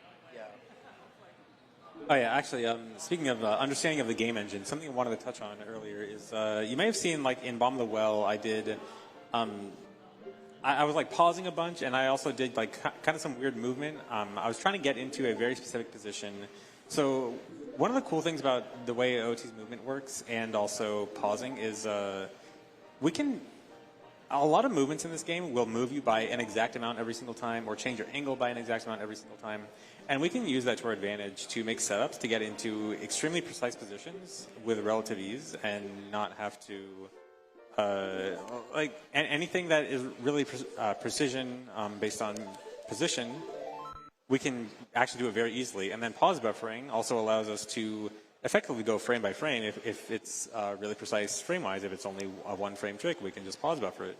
Like that glitch I did in Bomb the Well, there's like 4 separate frame-perfect inputs in that, and it's a fairly precise position. But with a movement setup, I can get into the same position every time. With pause buffering, I can hit the frames every time. And we actually have... it's actually... I wouldn't say easy, but like we can make extremely precise tricks actually viable. Because the tricks in this game, like in a vacuum, are extremely precise, but because of setups, we can just do it however we want. So here, I'm going to do... Oops. I'm going to do a trick called a Hess, or a hyper-extended super slide. I'm going to roll into this bomb chew and slide backwards. So what I'm doing here is I'm holding the control stick very slightly outside the dead zone of the control stick. I actually did this once as a child as well, going to Kakariko, but doing this thing makes Link kind of shuffle his feet, and if you have any speed when you start this, then you'll actually preserve that speed. And so I roll into the bomb explosion, hold slightly outside the control stick dead zone, press target and shield, and that knocks me back with a really high speed, and then I can preserve it and move really fast. And then here, I got another cool glitch coming up. I'm going to try to glitch a bottle onto my B button right now. Right now it's Master Sword. When I swing this bottle, a bottle goes on my B button. So this is really important because when you catch something on the B button, the game needs to like think about where to store that in your inventory. I actually don't want to get hit here. Okay. And the way it actually looks at where to put that data in your inventory is it looks at the item on C right. And I have an empty bottle on C right now. So it actually put bugs in a bottle in my 3rd bottle slot in my inventory now. The next time I pause, you'll actually see I just kind of magically have an extra bottle. And that's because of that bottle in B.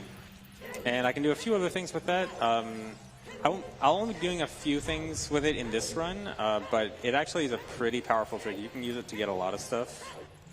But in this, we'll only be doing for a little bit.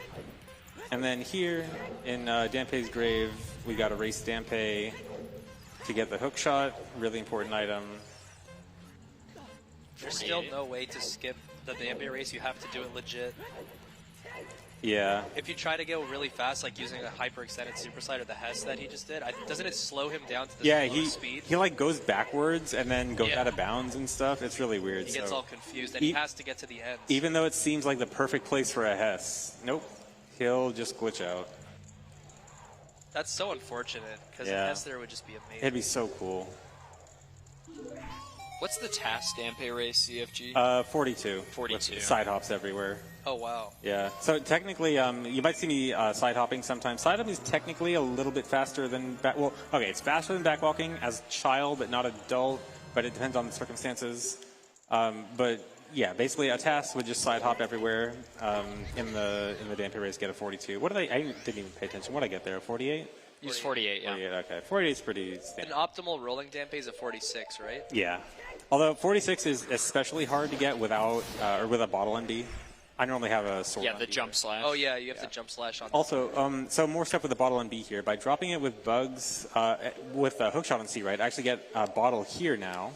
And I'm going to catch this Poe. This one's really big. If I catch these bugs with Poe on C, right, I just get 49 bomb chews. And 29. bomb chews are really important. Love having, or did I say 49? You said 49. 29, not 49. I wish 49. That would be sick. So nice. And we got another trick coming up here. I'm going to do what's called a hookshot jump. I'm going to roll into this fence. And this causes like this weird idle animation glitch where I actually can't move except for these few frames every loop of the idle animation. Then I'm going to try to use the hook shot, and it interrupts it and gets me a big jump. And now I can walk around the upper perimeter up here. And I can walk all the way up to Shadow Temple. Shadow Temple is supposed to be one of the last dungeons of the game. And I can get to it much earlier. It's actually going to be the first one of this run. Yeah, so optimally ZFG will never enter a dungeon twice. Like, it's very rare in a run like this because, you know, we're trying to go as fast as we can, so if we go in somewhere, we'd like to finish the dungeon. So though it is nice to go to Shadow Temple early because hover boots are incredibly powerful, ZFG also wants, while here, to just finish the dungeon, and it just so happens that there's a really powerful trick to get to Bongo really quickly. Yeah, there's an out of bounds in the room where you get hover boots here. That takes you straight to the unloaded last room of the dungeon where the boss door is. Yeah, it's really cool if it all goes well. It's called boat skip because normally you're supposed to take a boat all the way to the other side of the temple, but you just end up there because the layout of this temple puts the hover boots room really close to the boss door, just higher up. And it's another one of those beautiful OOT coincidences where it just so happens that the load zone to boss doors, like the thing that goes to the boss map in a dungeon, is always loaded no matter where you are in the dungeon. Yeah. So ZFG is able to just hit that load trigger, and it is still there even though it's many rooms in the future. Yeah, and another coincidence is that the room to the boss, or the pre-boss room, is actually almost directly below this room, even though this is like the beginning of the dungeon, and the boss room is obviously at the end. It's actually almost right next to this. So I'll be able to clip out a bounds right here. Just got to get into position. Did I miss anything? No, We're doing our first dungeon. You're just in time for something cool. We haven't hit the trick yet, right? So this is a triple slash clip, or not triple slash, Yeah. or it is triple slash, okay. So basically, Link is going to have some big backwards velocity here. You'll see him like pop backwards. ZFG's going to interrupt that by pulling hookshot. He's now out of bounds. His goal is to land in the unloaded room. The collision is still loaded. The art just isn't loaded for this room. And now he's going to maneuver over to the boss door and then do a boss key skip. So this is tricky because there's nothing loaded. So There's no he visual. has to know where all those platforms are. Ooh. So right now he's right next to the boss door. So he's going to do a ledge clip here. He's trying to just reorient himself. There we go. Yeah. Oh, wait. So the goal here is to do a ledge clip, which is where Link is sort of going to like fall into the ground, and he's going to interrupt that by getting hit by a bomb chew at the same time. And when that happens, it'll push Link down or up into the boss load zone. Oh. Okay, I didn't quite get it. I got to reset there, try again, because I would have died there. The tricks, like, it is worth mentioning. I mean, I know when we watch ZFG, it looks seamless and so effortless, but this is a very difficult segment. This is several tricks that are very difficult in very quick succession. I don't think it's considered quote-unquote marathon-friendly to do this. Because he's the GOAT, he's just doing it. There's a lot of stuff in here that if I fail, does lose quite a bit of time. I'm relatively confident I can get most things first try, but you know, it's sometimes hard to get them all. But that is why I saved right before this. Wait, what? This is the spirit? Shadow Temple. Yeah, so I just have to go back to this room.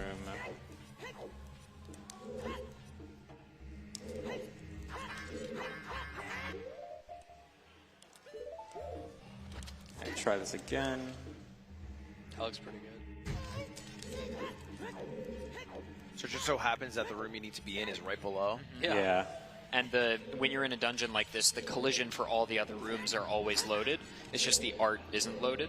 and like that's the, for, like- the interactable items and stuff. That's just like N64 capabilities. Yep. Yeah, memory saving. There we go. Nice CFG. Hell yeah! And I go First try, straight man. to the boss. Yeah, first try. I feel like I've seen in the speedruns, Ocarina of Time bosses are mostly light work. Like they seem very solved.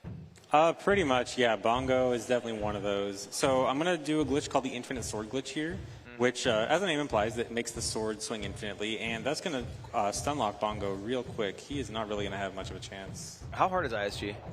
It's frame perfect, but you can very easily retry it, so it feels really easy.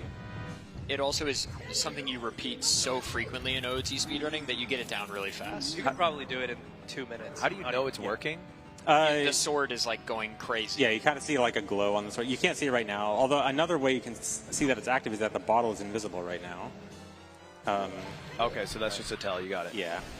And then, see, this is him getting stun locked by infinite sword glitch. You just back it into him. And another beautiful OOT coincidence is that when you crouch stab, which you need to do to activate Infinite Sword Glitch, in OOT, your crouch stab's damage value is the same damage as whatever your last attack was. So ZFG did a Master Sword Jump Slash, which is the most powerful attack in his arsenal right now, and then he stored that attack in the ISG, so he's swinging Master Sword Jump Slashes every frame. And the only reason he stored it is because you have to do down. He Jump Slash down in, and then his crouch stab has that attack value. But crouch stab seems designed poorly then. It is. It's a bug. Yeah, okay. It's a bug. Yeah.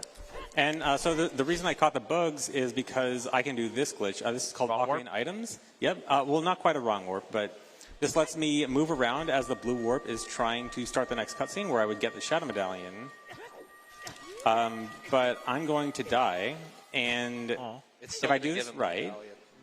I'll die frame perfectly as the game is trying to give me the Shadow Medallion. I'll get the medallion and not have to actually watch the cutscene. So it's going to game over for me, and if I see a white flash here, that means I got it. All right. Why is it white flash? The That's white the flash is cutscene, just, like trying to. When you leave the cutscene, usually I think it white flashes. yeah, exactly.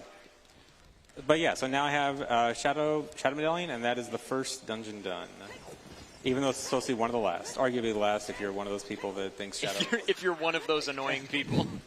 Wait, what? Actually, in the Hyrule Historia. There's this weird debate about like what dungeon is actually last, Shadow or Spirit. It's like the way the game leads you makes it seem like Spirit is last, but actually in the medallion order on the menu screen it shows Shadow last. So people debate about it forever. It's like a litmus test for someone you don't want to be in a room with. Yeah. If they start arguing about it, then Entering the argument makes you a loser. Yes. yeah. Pretty much. And now I'm gonna get an egg. Egg. Quick Hess off the lady. Very helpful. And I'm gonna sell some bugs. I actually have 2 sets of bugs right now. I'm gonna sell one for 50 rupees. I don't know why bugs are that valuable, but I'm going to take that 50, go in here, and get a fairy. I don't think they should be equivalent prices, but it works out. I just died recently, so clearly I need a fairy. True. We're almost going to do the Fire Temple thing, right? In like 5-10 minutes. Nice. We got one pit stop before that. Are we about to see Doom Jump? We are. So earlier in Graveyard, you saw me do a hookshot jump up to Shadow Temple. That was kind of like a baby hookshot jump. It was a very short one. I'm going to skip that, actually. So I did a very short hookshot jump in Shadow Temple. Here in Dodongo's Cavern, we're going to see a bit of a bigger one. And so Adaf mentioned earlier that we kind of want to always do dungeons in one trip. This is actually the one exception. I want to go into Dodongo's Cavern right now, get the dungeon item, and then peace out. We will come back here later, but the dungeon item is just so important to get immediately because it's bombs. So we talked earlier about how bomb shoes are so important. Bombs also extremely important. So I need to die soon. This is why I got the fairy. I'm going to hookshot this ladder. And first I gotta dupe my fairy. This is a rather difficult and annoying, but basically you equip over the fairy. It's called equip swap. It allows you to like duplicate some things. This is Doom Jump. CFG, if you want to. So this is the bigger hookshot jump. So the one I did in Shadow Temple is kind of a baby one. This one, if I do it when I die, I can go a lot higher at the cost of not being able to move because I'm in the game over or the death animation. But luckily with a fairy, I can get revived and land on that bridge because thankfully that bridge is only one-way collision. It has no collision on the bottom, only the top. So I kind of just fly up on, to the bottom and land on the top, and I can get bombs nice and easily. I feel like a lot of OOT tricks are thankfully. Yeah. Thankfully they forgot. It is a million coincidences. It's actually insane how miraculous some of these things that exist like can be done because of it. It feels like the most broken down game, like the most understood by the players. It's probably up there at least. There's a lot of people who have done a lot of work to understand this game. And it is 100% decompiled too. Right. Yeah, true. Which is a very rare thing for a game to have. I feel like the beauty of OOT also, at least for me, is like, yes, we've broken it to absolute hell, but it still works. Like, even when you throw absolute nutso stuff at this game, it still operates just fine. Mm-hmm. And I guess, I say it's the most maybe known or broken down, but apparently it's a new trick. Yeah, but the OOT is the gift that keeps on giving. Yeah, even with all the time, all the effort that's been put in, we can still find new stuff. Isn't that crazy? Almost 30 years later, new tricks. That's absurd. Yeah, so we're heading to Fire Temple now. We got to go through Deathbound Crater. You'll notice here, this is a very hot area, and I'm going to have a timer come up. And I normally need the Goron Tunic to not die of the heat, but I don't have the Goron Tunic. I better find a way around that. This is one of the craziest ways to visualize like it's getting too hot. Just a timer. Yeah. You're gonna die. Yeah. That's what they should do on the news. They're like, today is 36 seconds. Yeah, good luck. All right, I got to save and reset here as soon as I enter. This is for a trick coming up later where if I just don't save and reset, the game is going to crash. Just clears up some memory so that the game can actually behave properly. And then we have our setup for new thing. The new. New trick, yeah. So, I don't know if you remember how Fire Temple is set up, Lud, but it has a giant opening in the middle that lets you just go to the end, and at the top of it is the hammer. So, this trick is remember that hookshot jump that he got to that second floor in Dongo's Cavern? Same thing here, but it's going to take him all the way to the top of the Fire Temple. And is it just like an up warp, like it goes straight up? Straight up. It's insane. And this has been something that the OOT community has wanted for years, is some way to get from, because this room is a central column of Fire Temple that goes all the way up, so we've always been like, oh, well, why can't you just go up? But it's remarkably hard. Also, this is hilarious. First-person OOT. So this is it. We're going to use this hookshot statue and die from the heat timer at the same time that we get the hookshot.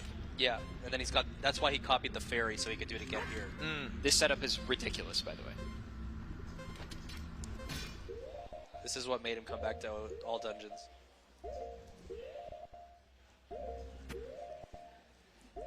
All right, good. Now I'm just going to mash pause and let the timer run out so I die.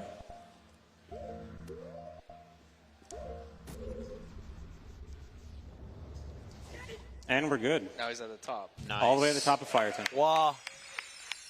So one thing that's really amazing that makes that trick work, so the reason we can now do that, why it was only theorized before and now we can do it, is we have a new way to move around while dead as we're jumping, and we couldn't do that before. And we have to move to a load trigger. So the load trigger is actually in the direct middle of that room, but the hookshot target is off to the side. So we have to somehow move from the hookshot target horizontally over to where the load trigger is, and we barely make it. It's like we have one frame to make it, and but with the setup, it's actually not too bad. So it's all about where you're hooking, the hookshot goes? Yeah, so where you hookshot determines how high you go.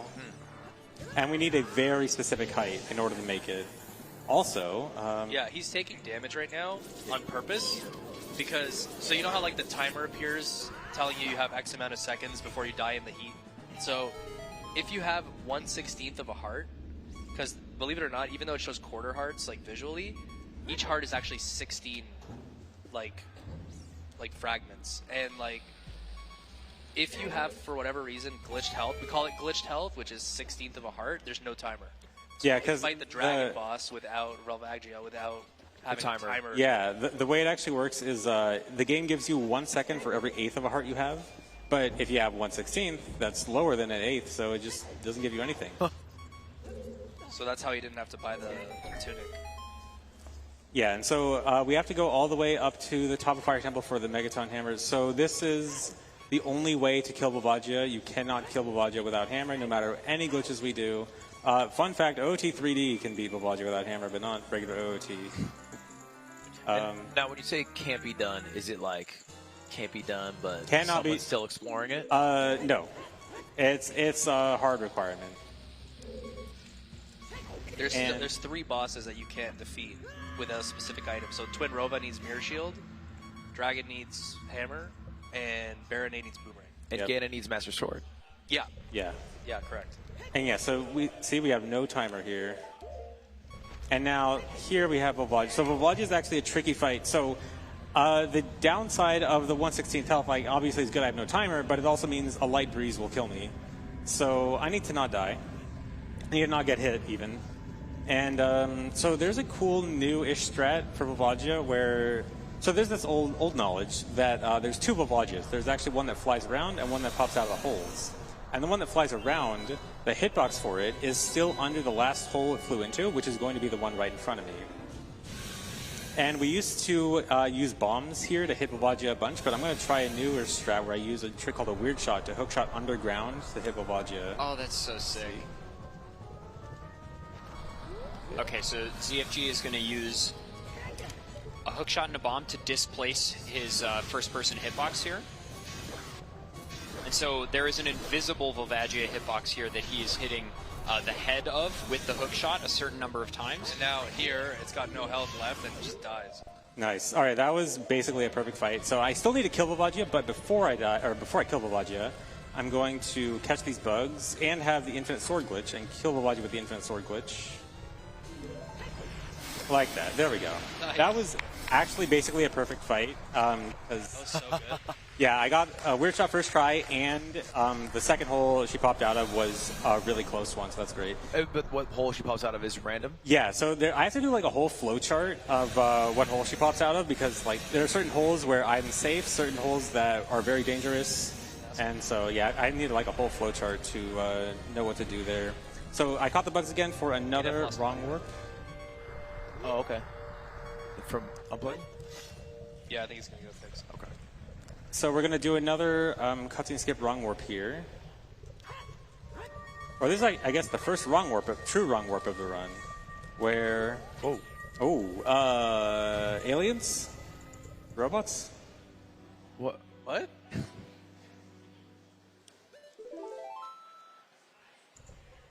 Is that bad? All right, so it worked. I got a wrong warp to Forest Temple. So, Wait, how did that work? First off, why are you flying? So what happened there is, when you beat the Fire Temple, there's supposed to be this cutscene that happens, and because I died right there, the game tried to reload me at the beginning of Fire Temple because I died, but also tried to start a cutscene in the wrong place because it was trying to start it in Fire Temple rather than the place it was supposed to be, which is Kakariko. It's this cutscene in Kakariko. And this causes the game to do what's called a wrong warp, where it looks at the game's like internal map list, tries to do math on like how a cutscene should start, but because it's trying to start in the wrong place, it ends up taking me to a completely different, unrelated place, which is Forest Temple, which happens to be extremely convenient. You talk about the game like it has a mind of its own. Very easy boss key skip. Yeah. We can just kind of get on the railing there, clip out of bounds. Boss door is right there. That's why he's straight out of bounds. Oh, I think we're not in ZFG's ears anymore, by the way, production. I don't have audio right now. If yeah, we're getting that back in. Worked on. I still have audio, do you? I have you. But yeah, so here's the Phantom Ganon fight. So he has these paintings all around the room. He's gonna jump in them, and then there's gonna be 2 that you can see running the paintings. People always ask, like, how do you tell the real one from the fake one? The real one is brighter and also makes sound, which I unfortunately can't hear right now. I also want to damage down and die here. I'm going to time an attack on Phantom Ganon right there. So I attack him right after he attacks me with a lightning attack. And that does 2 hearts of damage, which is great to damage down. I actually want to be at exactly 1 heart. And then I gotta just shoot Phantom Ganon here. So there's a big misconception about Phantom Ganon needing the bow. You actually do not need the bow. Only the hookshot also works. Also slingshot works if you happen to glitch here as child. So we can actually skip the bow entirely here. For this part of the fight, ooh, I got the super fast one. Let's see, do I insta... Nice. That was perfect second phase. So by Nice. by hookshotting Phantom Ganon, it makes him spin his staff. Like he does it like as if it's like a block or something, but it actually makes him vulnerable to the sword. It's very hard to hit him with the sword right after that, but with ISG I was able to do that. And then I turned around and like kept spamming the hookshot, which made him do it again so that ISG can hit him again. Because you can't actually true stun lock Phantom Ganon, but by doing that you can get like a pseudo stun lock. So here I got another cutscene skip coming up. This one's a bit more precise. Some of the other ones you can do like cool setups that, even though it's a frame perfect trick, you can make it pretty easy. This one is not quite as free. Ooh, Oh, is that what it is? The speakers? okay, that should be okay.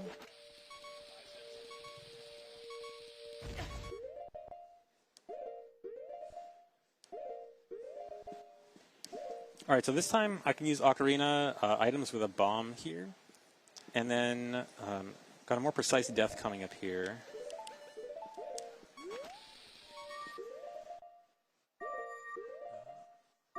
I can't tell if that's it or not. I think it's one more frame. Wait, I don't know. Watching ZFG do a run? Okay. Trust my intuition. My visual cue there was a bit off from what it normally is, but it works out. That should work properly.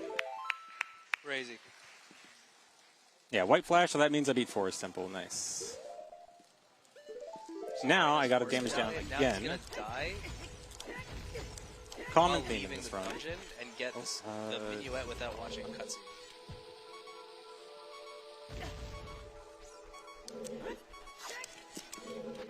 So this time I want to die as soon as I leave Forest Temple. And that's because right outside of here is a cutscene where I get the Minuet of Forest, which is the warp song to go to Forest Temple. You're supposed to walk up to it going to Forest Temple normally, but you actually step into it Just get a immediately as you $500 leave. donation. So by dying there, I can...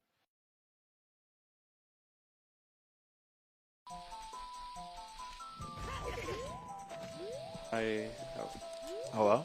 Hello? Hello, I have audio again. Yay! We're so back. Did an entire dungeon with no audio. Dude, that was crazy. Oh, you didn't have audio either? How much harder was that without audio? Luckily, that part doesn't really have audio cues, so I'm good. Oh, okay, cool trick. I just got a Hess all the way across the Sacred Forest Meadow Maze. That one's fairly precise. I need a really particular angle for that. But very cool when that happens, actually. Are you lining up your Hesses? Like visually? Most like of the time, no. That particular one, I do need to have a very particular lineup. But most of the time, I just kind of like, this looks right. Like for this one, for example? Yeah. Yeah, this one actually is more precise. Okay. So I'm going to do a Hess going to Deku Tree now. So Deku Tree is supposed to be closed.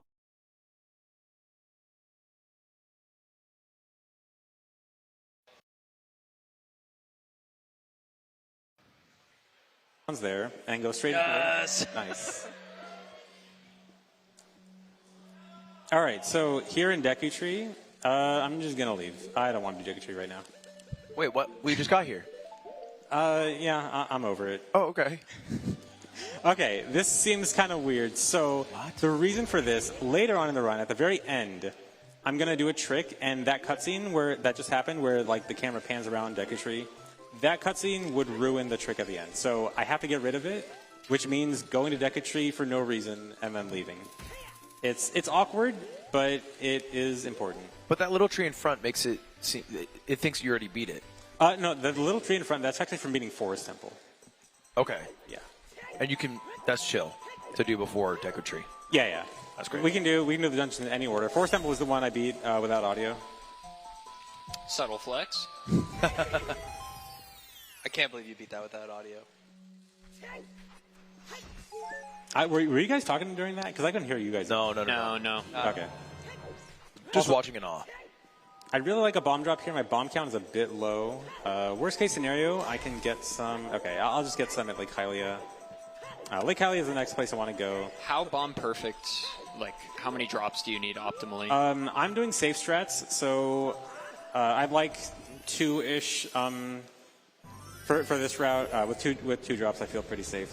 When I'm doing PB attempts, I actually have a bomb route that has like 2 spare bombs with no bomb drops. But yeah, for this, I need some spares.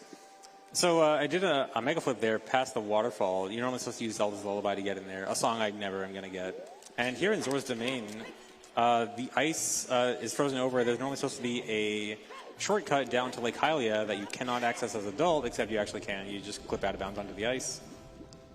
Go into here, and this takes you straight to Lake Hylia. So here, I'm a little low on bombs. I'm going to go touch some grass here, and hopefully I get some bombs. It's a 116 drop, but there's a lot of grass to go through. Okay, 2, nice. Ooh, nice. 3, Oh my okay, I God. just got perfect. Like, that was basically perfect luck. All right, we are good on bombs as long as I don't mess up that much. I have to mess up a lot to waste all these bombs.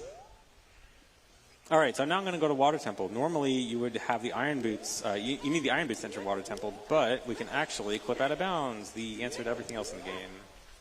So, got to do a little setup here, fall off, and jump slash, and it'll clip me out of bounds into some out of bounds water, and I can just swim above the loading trigger, and I go straight into Water Temple. This is obviously massively convenient because the iron boots are a huge time sink. So not having to get the iron boots to open the Water Temple gate and just being able to go in from above is so nice. Conversely, you might think of Water Temple as a really long, convoluted dungeon. Very hard. And you need the iron boots, actually, for many different puzzles in it. Yeah, So- we're at the end. Interestingly, it's over. Yeah. Interestingly. Well, there's one more thing. There's a boss door here. I got to get past the boss door some. Oh, wow, really? The fall of shame. Okay, there's. Wow, you're leaving and re-entering? Yes, CFG. dude, I have no reason. Bro, just put the hover boots on and walk, dog. I guess I should have done that. Okay. I have no reason. I never have to do a backup here. I never fail that. Okay. Anyway, I got to get past the boss door. I'm just gonna do a little clip here. Ooh, that's frame rate. Thank God we got extra bombs. CFG's looking for the big blue frame, as we call it. That one. There we go. You can skip everything in this game. Yeah. I feel like it's because of the pausing. Like the pausing. The is pausing, greatest. pausing is one of the best things. If we couldn't Yeah. pause buffer in this game, it would be so hard. It Like, also wouldn't have evolved to the point it's evolved to. Because Yeah. our desire to find more difficult setups is only made possible by the fact that we can do frame perfect inputs reliably. Like we have tricks in this game where if we described how precise it is, you would think, okay, that's like task only. You can't do that. But actually, it's trivial, and we do that kind of stuff all the time. It's not just the pausing, it's also the fact that you can buffer inputs out of the pausing that or hold different analog stick directions and it's fine. It's so good. Yeah. All right, Morpha has a pretty easy, very well-known strategy. You kind of just trap Morpha in the corner, stab a bunch. But before that, I need to damage down because I do want to die. Hopefully after the fight, not before the fight is over.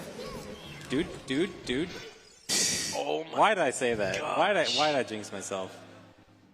Okay, I have an excuse. Sometimes Morpha, when you hookshot Morpha, it'll go into Link's body, and then you don't really have a good way out, and it just kind of insta hits you.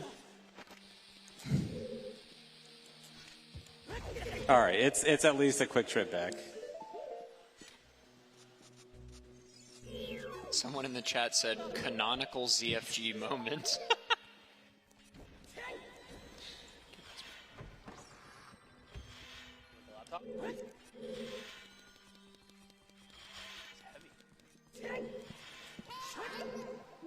Oh, that unplugged. Is that bad?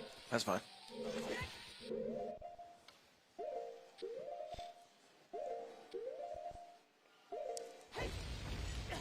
All right, it's all good. It's all good. The boss entrance cutscene is already skipped, so it's not actually that big of a deal. Okay.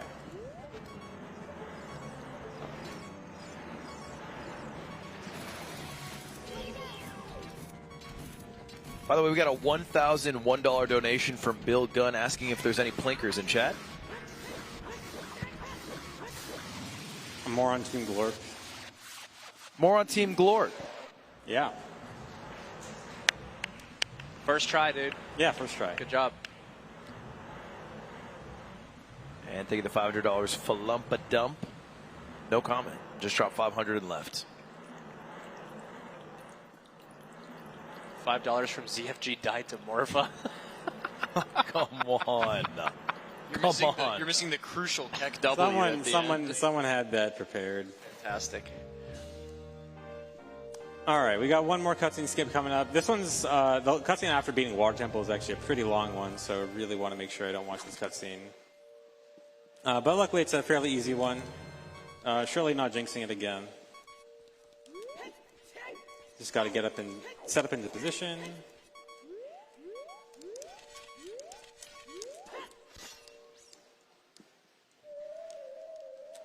Beautiful. The classic, you have to play a little song. Yeah, I like just playing some random notes on the blue warp there. All right, we'll die. This will make me die in a specific frame. Nice and easy. And skip that cutscene. I think a lot of people probably don't know you can change the pitch of the ocarina with the analog stick. Like, you were doing it just then. Yeah, because you're pretty much always holding a direction out of those blue warps. So I'm pretty much always doing like some kind of odd pitched note on the ocarina when I do that stuff. All right, so with Water Temple done, the next closest dungeon is Jabu, which I have to go back into Zora's Domain for. But Zora's Domain, again, the ice is blocking it. Of course, we can clip out of bounds to skip it, but this one is a bit more precise. I have to do a mega flip setup. I'm going to try to mega flip and clip through this ground here.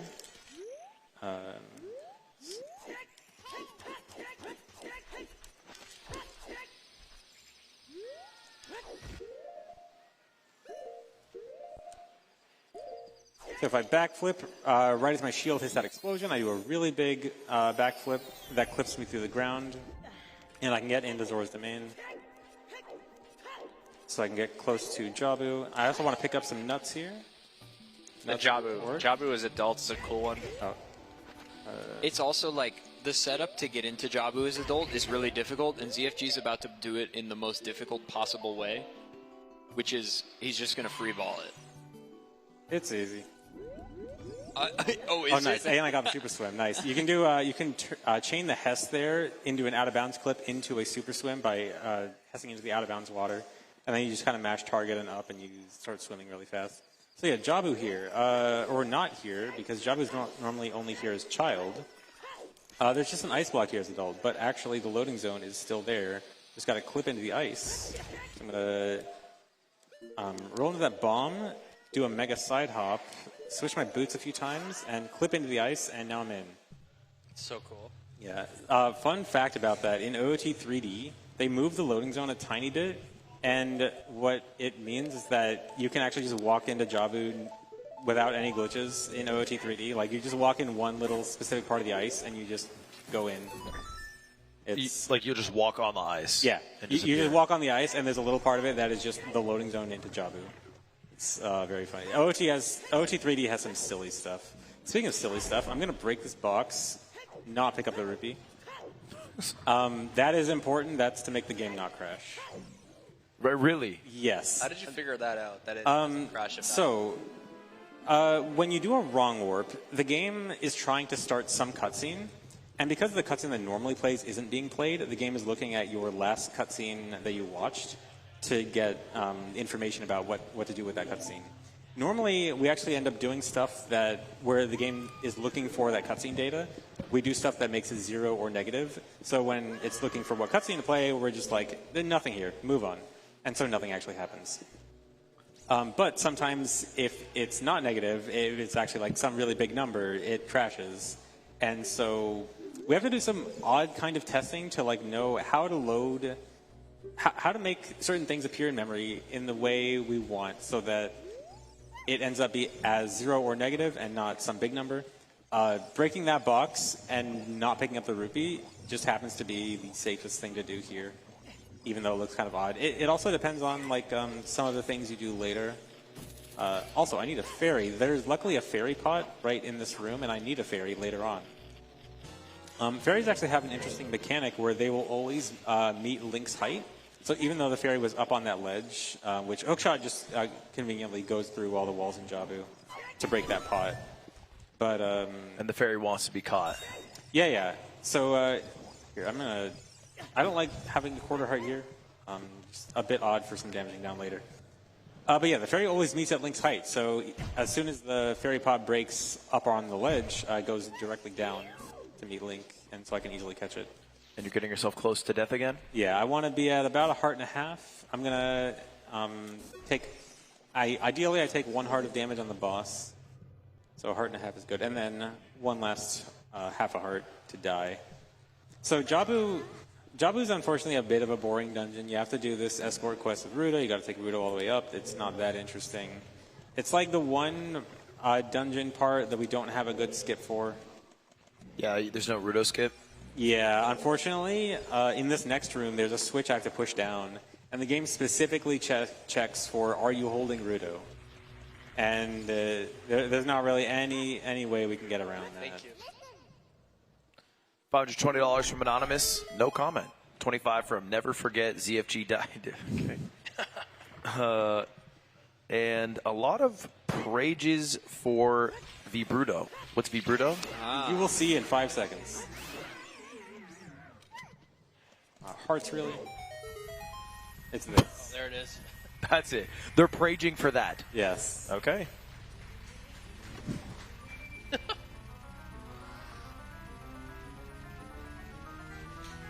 Is that the noise she's making? Yes. Yeah. Okay, hopefully I don't have to get the hearts here. Okay, nice. I was worried it was going to force me to get them. And now you just leave her? Yeah, she's so you gone. go straight I to don't the need her boss. anymore. What, you're not even going to take care of her? Nope. Well, I believe once you have Vibrudo set up, she's inaccessible. Yeah, you actually can't pick her. You can leave the room and you can pick her up outside the room. Are you supposed to set up Vibrudo, or is that just for fun? No, that's It's just for fun. vibes. Okay. It's just Vibes. Oh, yeah, I guess that nice double entendre of me. Good. All right, so now I'm going to go to the end. I'm going to try to do a Hess clip here that should take me directly to the boss.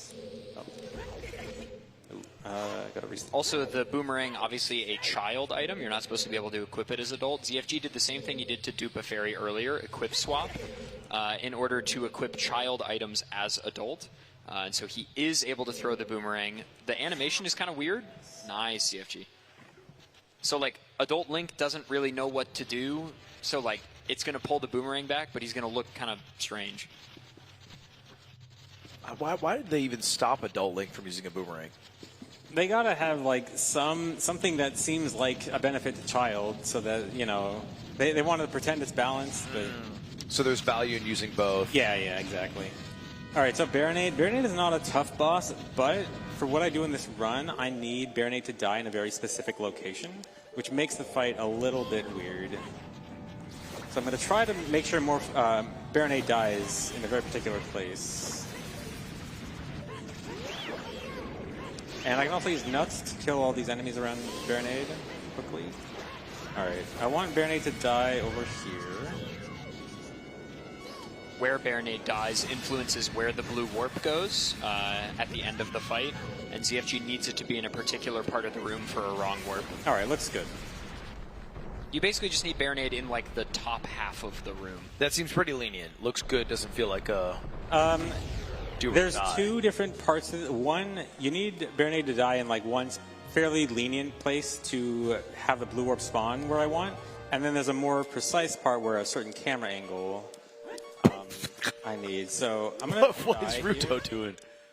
So I'm gonna die on the edge of the blue warp here. So Ruto, I can't just do the Ocarina Items thing like I do with all the other ones because of Ruto, but by dying here, I'm gonna do this weird glitch where if I stop moving, I'm gonna get teleported directly back to Ruto. Okay, this part is kind of precise.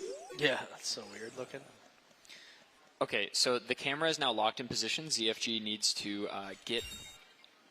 I'm going to actually let him cook.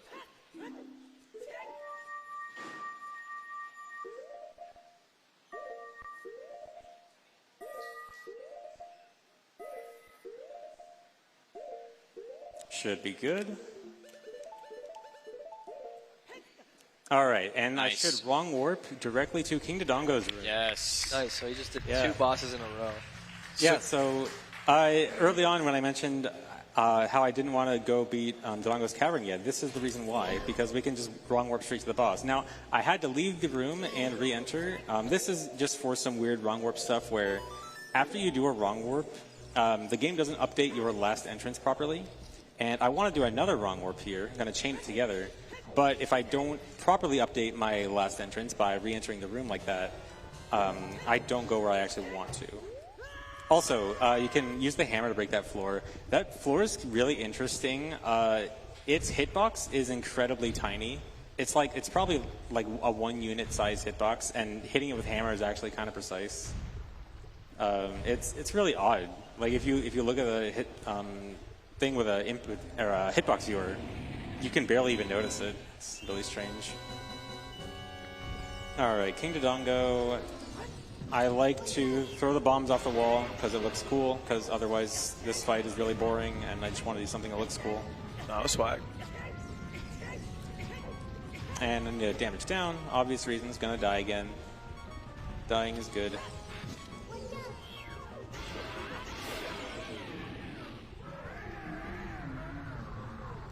The route in all dungeons is sort of centered around chaining wrong warps together, because if the goal is to minimize travel time, right? The goal is to beat dungeons. If you have a wrong warp that can take you from one dungeon to the next, well, that's quite nice. So like fire to forest is great, and then from forest you quickly get to the next place you need to go, and then Jabu straight to King Dodongo, and now there will be a wrong warp from this boss room to the next place ZFG wants to go. Yeah, I mean, it just feels like, 30 minutes of setup and then dungeon, And then dungeon, boom, dungeon, boom, dungeon. boom, boom. Yeah. It's one of the reasons why the speedrun is so sick. But yeah, I mean, these wrong warps seem very hard to do. They are. It's like a big technical hurdle to understand, like frame data and stuff. But once you understand the execution, they're pretty repeatable.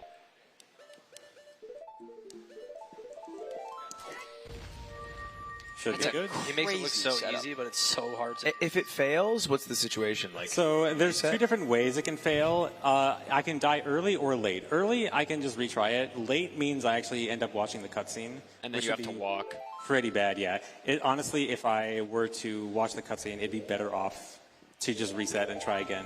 But yeah, that wrong warp takes me to Gerudo Training Grounds. This is an optional dungeon in the Gerudo Fortress area, which is like halfway the way to Spirit Temple. So really convenient, lets me cross a lot of the world quickly, and you instantly get caught as soon as you leave because you don't have the Gerudo card. But it's actually convenient because jail, when they throw me in jail, it's actually a pretty convenient place because I can clip up to the top of the jail, get on this railing, and this lets me get out of bounds. And from this out of bounds area, I can quickly cross over this gate, which you normally need the Gerudo card to open that gate. And this lets me get to the Haunted Wasteland. ZFG, please F the sign.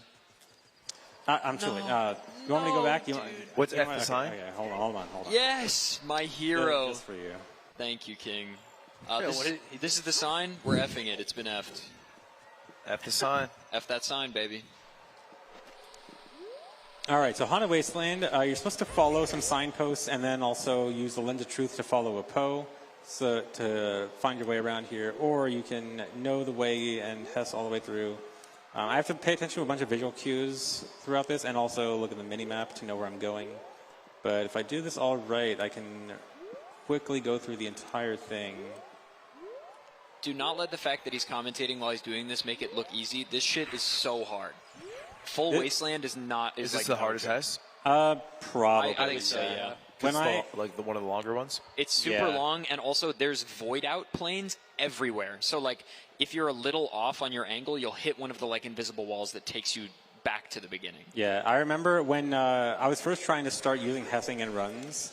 No one else had done the Wasteland Hess in a run yet. I was practicing it. It took me 2 weeks of practice to get it 50% consistent, and I was like, okay, I guess I can do it in a run.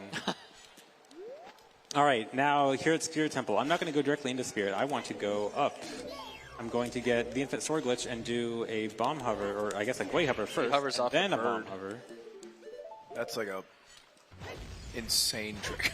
Yeah, so when Link is swinging his sword, he can't really fall off ledges very easily, and so if you have infinite sword glitch, you're infinitely swinging your sword, and if you shield damage in midair, Link will stay at that position.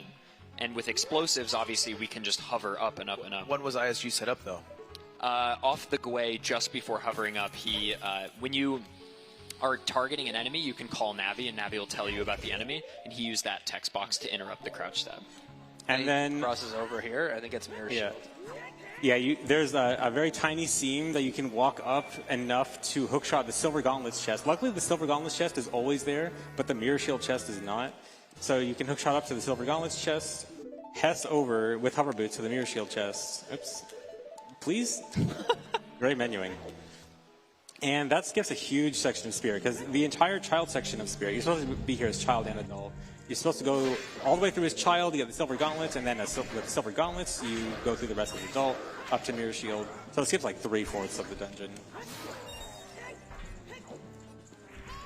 So that's a big one. This is also cool because Spirit Temple is tackled sort of in the reverse order that it's supposed to be. You enter at the Mirror Shield exit, and then sort of do the dungeon in reverse. Obviously, because it's OOT and because it's ZFG, it will be quite fast. All right, I want to get some bomb drops here. Even though I got a lot of bomb drops early, this is the point of the run where my bomb drops would be low. But thankfully, there are a few different places I can get some bombs. They drop one, that's good. They have a 50% chance to drop one, so 1 out of 2, pretty standard. In this room, I got to kill these Anubis enemies with some fire as well as this Beamos. So my goal here is actually, like Ada said, I'm kind of going in the reverse. I entered from the top and I need to go down to the main room. And then from the main room, I can do another boss key skip. I'm going to get some more bombs from this pot. I can actually duplicate this pod by leaving and re-entering, reloading the pod before I pick up the item. And then it just comes back. This is a good number. So here in the main room, there's this big statue. And you're supposed to go all the way to the top to like lower a mirror to melt the face with the mirror shield. But we can... Oh, really? Okay, so I'm supposed to clip out of bounds there and then like clip directly back inbounds to climb the statue. That's actually not too bad because I do need to take a half-heart of damage somewhere, so I guess there's my damage. But yeah, let's try again. So this is called Statue Climb. The boss door is right behind the statue head, but typically you need to like lower a big thing and break it with the mirror shield. But we're gonna clip through.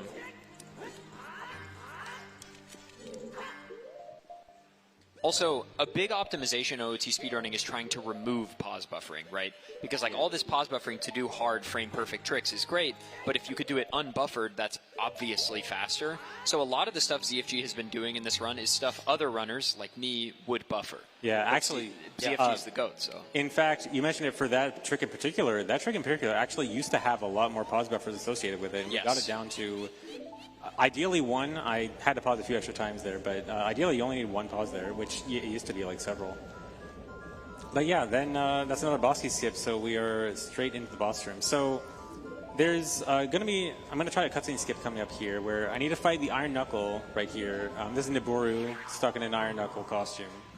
And I want to die, or void out, as the death cutscene is coming up here.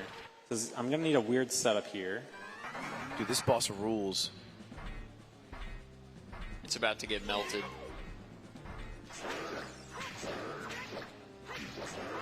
Okay, he's so fast. Never mind.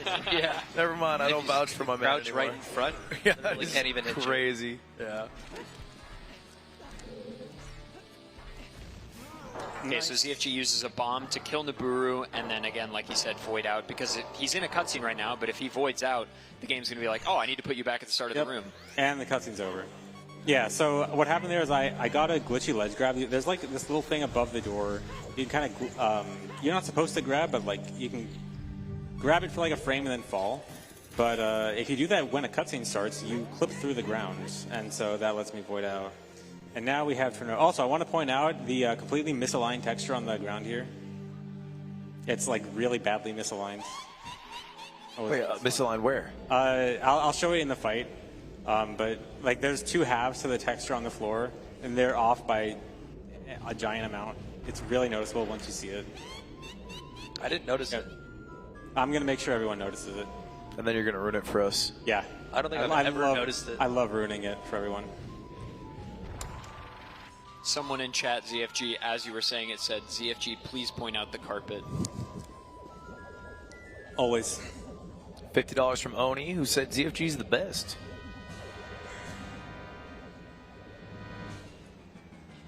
All right, yeah, look at this. Oh, yeah, no, I do. Okay. Oh. I've seen that scene before, and I think I just was like, oh, it's a weird line. It's cheaper than buying a one-section carpet. Yeah. You know. It's an assemble-it-yourself kind of IKEA deal. All right, so for Twin Rova, I need to shoot the opposite color beam at the other ones. I'm going to use hookshot to try to lock them in place. When I use a projectile, they spin as if they're trying to dodge it, but it's a nice way to just lock them down so it's easy to hit them. Where are they going? Please? Dude? That was so long. Okay. I was worried about that one. So this first phase especially is unfortunately very luck dependent. It's all RNG Yeah, for the it's all RNG. You just got to wait until they shoot. You need a little bit of RNG in a game for it to be good. It's true. If it was not just waiting, unfortunately, it's just waiting RNG. Oh, lucky. You can kind of tell who's going to shoot based on who stops directly on top of a platform. Yeah, the way it works is they actually cannot shoot until they've made a stop at a platform, and they kind of load a charge. Oh, do not. They try to give me an extra cycle. They kind of load a charge as they go over a platform, so you kind of know which one is ready to shoot by keeping track of that. So in the second phase, I'm also going to use the hook shot, but this one is actually just going to make Turnrova move to the next platform faster. I'm just going to try this. And then if I get lucky, Turnrova will actually stay on the same platform, although it's a 1 in 9 chance. Nope, not going to get it. But that's fine.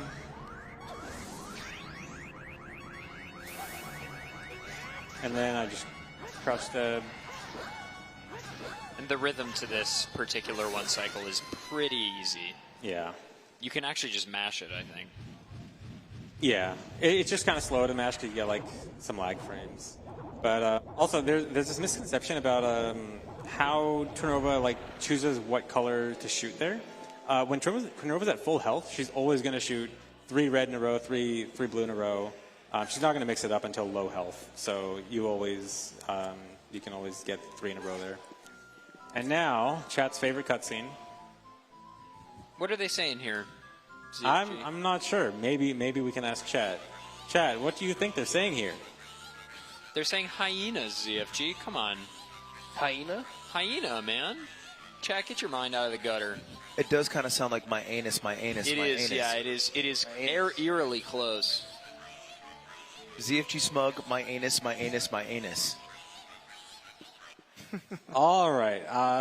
Let's set up for another cutscene skip. Ooh, $50 from Hyenas. ZFG, can we get a swear word for charity? I could never do that. $50 from Twill, who says, hi, ZFG. Hi. And $10 from Force Electrolytes, who says, drink me. I have a sub alert where ZFG's like, I'll say the fuck word. It's so good. What triggers that? I think it's like a tier 3 sub. Oh, yeah, you got to go. It's like a super special one. All right, we got one more cutscene skip coming up. This is just going to be, again, trying to die just at the right time as it gives me the Spirit Medallion. How tight is that? You always say just the right time. It is technically frame perfect, but we can do a setup where we just do some exact movement that's really easy to do that'll always make it hit that 1 frame every time. I think that particular setup has a 10 frame window, which is half a second. You're not missing a half a second. So wrong warp's about when you die, not where you die. Exactly. It's both. Well, so where you die can help with this setup. So you see how I'll kind of float and then fall. The reason for that happening is because when the blue warp is starting, it has a little floaty property. It tries to make you float up normally, and once we move a certain amount away from it, it's going to unload, which means we lose that floating property. And so when you see those setups where we like start floating and then fall back down, that is when we're unloading the blue warp, which is actually the main way we are able to make easier setups. Is like we can kind of do some particular setup where we unload the warp on this exact frame, and then we just got to do some other setup where we load the warp for this exact number of frames. Okay, so now we're heading up for the end of the run, heading to the last dungeon, which is actually the first dungeon, Deku Tree. This is going to be a bit weird, so I'm going to do something weird in Kakiri Forest. It's going to look very random. It's going to look like I'm doing random things. That was so sick. Yeah, it's really cool. I'm going to be doing what looks like random things. It's actually going to be setting up memory in a very specific way for the next wrong warp. So that's why you didn't wrong warp directly to the actual dungeon? Yeah, that's why I gotta like come here normally. I think it's cool that the last dungeon is the first dungeon. Yeah, I was thinking that. That's kind of cute, poetic.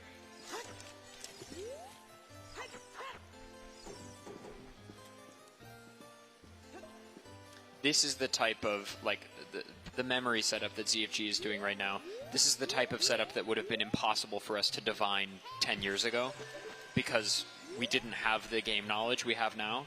But an understanding of how the heap is handled and how the game processes instructions, now at such a technical level, we can create setups that are tailor-made to solve specific problems. That could not look more random. Yeah, and yet it is so specific. So if I did everything right there. So I mentioned earlier how like the game is looking for instructions to start a cutscene after a wrong warp, and we usually just try to make it 0 or negative so that it does nothing. This time we are trying to make it look for a cutscene, just not the cutscene it would normally be looking for. We are actually trying to make it look at a cutscene in Hyrule Field, which seems kind of random, but it'll make sense soon. So I got to do a mega flip here, equip hover boots, and this will let me go out of bounds straight to the boss of the dungeon, Goma, first boss. Hover boots feel like one of the most valuable items. They are so insanely good. Hover boots, explosives, and hookshot are like the bread and butter adult Link toolkit. Yeah.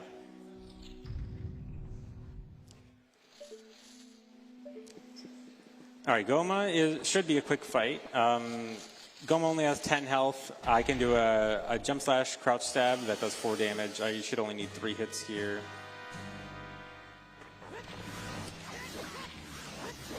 All right, yeah, easy fight. And that's the final boss done. We just beat the final boss. All that's left to do is complete the last dungeon and then get to the end of the game. Which will come up soon, but there's one last thing I gotta do, is run away.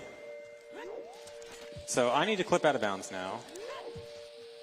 Gonna get ISG for a quick little hover here. Yeah, so this door is a problem. This big slab of rock is an issue because we need to be able to access the door for this next wrong warp. So ZFG is gonna void out, which is gonna put him back at the door, and the rock wall will be gone. Yeah. And now this opens up the path so I can do a wrong warp. So this is actually a wrong warp a lot of people are probably familiar with. If you know like just a basic amount of Ocarina of Time speedrunning, you know that we can do a wrong warp directly to Ganon with this wrong warp here. But there's going to be a twist here. I love how there's exact backflips and like side hop setups to hit the blue warp with the right position for every room. All right, so we're going to open the door here, and the twist is that if everything happens correctly, this is time. That's it. That's the end of the run. Oh. All right, so it might look odd that I said it's the end of the run when it's just a black screen. Wait, hold. Wait a second, hold. Okay, you'll see stuff is happening. Okay, so when I said we did some weird stuff so that the game would look for a cutscene in Hyrule Field after you did the wrong warp. So you know when you do the credits, after you beat Ganon, And there's this cutscene with Zelda and Link in the sky, and like Link gives the ocarina back to Zelda. That cutscene, it looks like it's, the sky, there's nothing there. It's actually in Hyrule Field, with none of the textures gone. That's the cutscene that's playing right now, but we forced it to play in Ganon's castle instead, after the wrong warp. Also, something I should note is that beating a dungeon, we count beating a dungeon as getting the dungeon item from the blue warp. We actually get the dungeon item at the exact same time as a wrong warp happens, which means I got the Kokiri Emerald, which is the last dungeon item, beating the last dungeon, at the exact same time as the credits start. And if I match through this text a little bit, this part of the cutscene will end, and then we'll see real credits. We'll get some music here in a sec. Yeah, here we go. That's nuts. Dude, I watched you do runs of this, and I don't think I ever stuck around for the credits. Yeah, the credits are pretty weird. So I briefly mentioned earlier that there's I have the unofficial record because it's technically not on the leaderboards yet because there might be some rule discussion and stuff. This is kind of why it'll probably just be okay, but it's weird. Is the argument you have to hit Ganon? No. So we do accept wrong warping to the credits as fine, but it's just that kind of wrong warp to the credits feels a bit weird because it's happening in Ganon's castle. But yeah, that's because it doesn't look like the credits. Yeah, exactly. But now the real credits start, and now that is for sure the end of the run. Oh my God! Cool. Wait, so you triggered the end credits scene, but you did it in Ganon's castle. Yeah. And that's why. Everything that was happening just there after that last wrong warp, that was a credits cutscene happening in Ganon's castle. And then eventually, what? It gives up? No, it completes. It's the full cutscene. Okay. And after that cutscene, the game starts the full regular credits. That's what's playing right now. But yeah, it's we get to do some pretty crazy manipulation stuff now. We know the core concept now is effectively we can now play any cutscene we want after a wrong warp, which is pretty powerful. It's a little bit limited because usually we have to do some crazy setups for it, like that stuff in Kokiri Forest. I was just kind of doing random stuff for a minute. Yeah, what was any of that? That was setting up memory in a specific way so that when the game looks at the last cutscene pointer, the last cutscene watched, it's saying, hey, don't actually look right here. Look at this little place in memory over here. And that's actually where Hyrule Field stuff is. And that's where this Hyrule Field cutscene is. Go look at this cutscene over there. Well, and we were able to do that by placing a bomb chew in the right place. We set up memory in such a way that where a bomb chew is in memory gets to point the game in where to look at a cutscene. Oh, we're back. I thought we lost your audio again. Well, we got a wall of ZFG goats in the chat, and it's crazy because I feel like I've watched more than the average person of Ocarina of Time speedruns, but it's changed. It has. Changes so much. All the time. Even though it's so old, even though we found so much, we can still find even more, and it's still changing. What keeps bringing you back? Huh? What keeps bringing you back? The fact that there is new stuff all the time. Even though I've been speedrunning this game for over a decade, there's always new stuff. It's not the same all the time because we find new tricks. There's new categories to run. It keeps developing, even though it's developed so much. It keeps going. Do you ever think you'll get bored of it? Everything ends at some point, but it's not looking like it's anytime soon. That's what nice to hear. All right, well, ZFG, one more round of applause, please. The GOAT. The GOAT. And could I ask the GOAT to sign the PC? I can. And we also have 6 minutes. I didn't shout out this raffle at the start because we jumped right in, but we've been doing a bunch of raffle items, and the raffle item for ZFG's Ocarina Run Oh, he signed it, right? It is a classic Walmart Legend of Zelda shirt, the green Zelda shirt, but with ZFG's signature on it. I don't know if we can get a nice... That's got to be whoever wins that. The G is drawn 8 times. Yeah, he went over it a couple times. Here it is. How many of these have you signed? Like this general shirt, Oh, only one. Okay. No, I meant like in your life, like people walking up with Zelda T-shirts. Well, this is a raffle item. One and of a kind. It's $1 to enter the raffle, chat, and it's only open for 5 more minutes, so you can enter with a single dollar donation. But any more is surely appreciated because we are cruising. We're at $107,000 right now, and so thank you, chat, for all the donations. That was a dense one. That's harder to read donations during There's run. a lot of technical ton of information commentary happening. on that one. Yeah. You would miss 4 wrong warps. Yeah. And any shout-outs? Finding new stuff in this game that keeps this game alive. A lot of people doing a lot of different things. Finding glitches, like making mods, making cool content. Yeah, OT community's great. Hell yeah. Shout out to ZFG. Shout out Shout out to ZFG. How about where people can find ZFG? My Twitch is ZFG1. The 1 is silent. The 1 is silent. That's new. I hadn't heard that. That's good. We got to get ZFG without the 1 username. Have you tried? Yes. Okay. Funny story. A long time ago, 2019 or something, someone tells me I should probably talk to someone at Twitch. They can probably get me to drop the 1 and get just ZFG. I asked them. They say, "Oh, sorry, we don't do that anymore. We don't want to give 3 character names anymore." The week after, XQC gets XQC. That's no respect, Twitch. That's no respect for ZFG, bro. Gotta get him tough. ZFG. All right, I got to put in a word. I got to go yell at someone at Twitch TV headquarters. ZFG, open some CS:GO loot boxes. We'll get you the 3. We'll get you the 3 All kills. right, that's the secret, That's the yeah. plan. Okay. So anyway, it's ZFG kick loot box streams. Yeah. This is what Twitch has done. You forced my hand, Twitch. And chat, we have still a few runs rounding out our evening, happening a little bit later than we initially anticipated. So thank you to our runners. And our next run is coming up in just a moment here. And it's going to be yet another rhythm game. And it's going to be happening here very soon. Right after that, we'll have Get to Work, a race between H-Rock and Squeaks. Then Hitman World of Assassination with a Spectacore. And then, I got to come clean, we are chopping the League of Legends segment. Oh, no.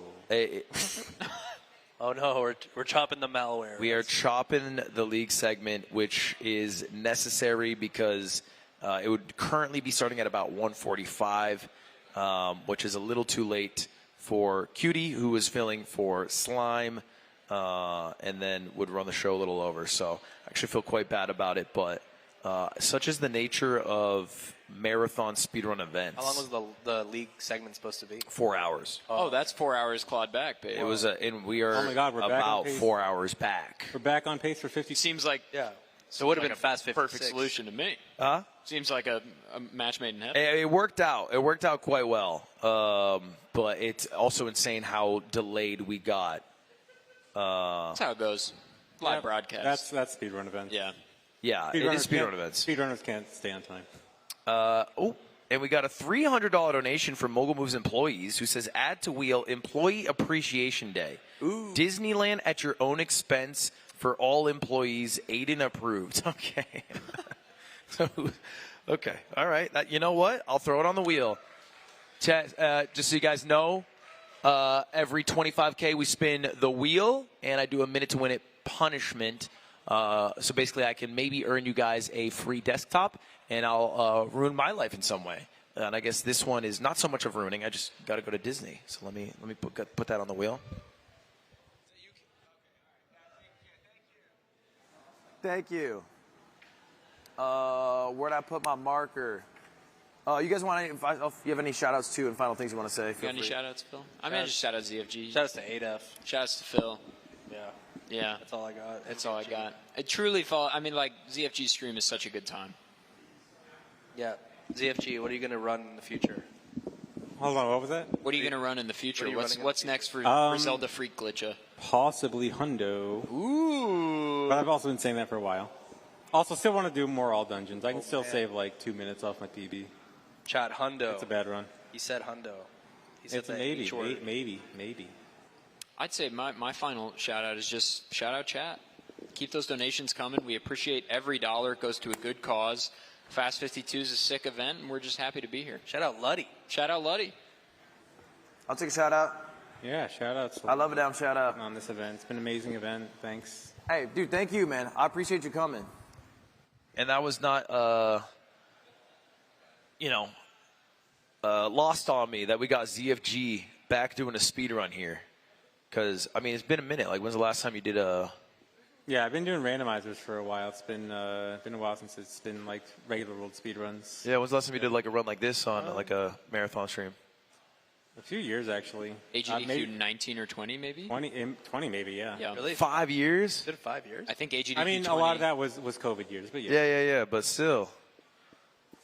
Wow. We brought the goat back. All right, we got a... What does that mean? Oh, right. Well, that's not yet. Oh, you just mean a shout out for it? A reminder? Okay. Wait. Let's do it. Okay. Thank God. All right.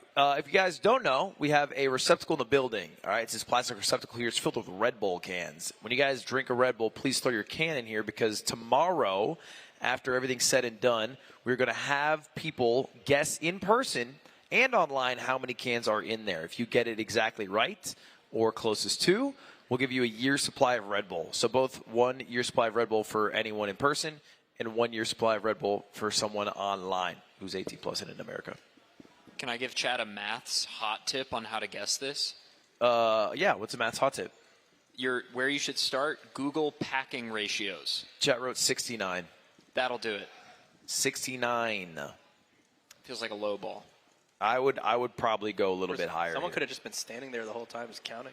If you put in that amount of effort, I'll give it. It's to yours. You. Yeah. I'll give it to you. That is a long time to be standing there. And let's jump in. We got our next run here, which I'm hearing the clicking of, but not hearing the music of. Do you want to introduce yourself?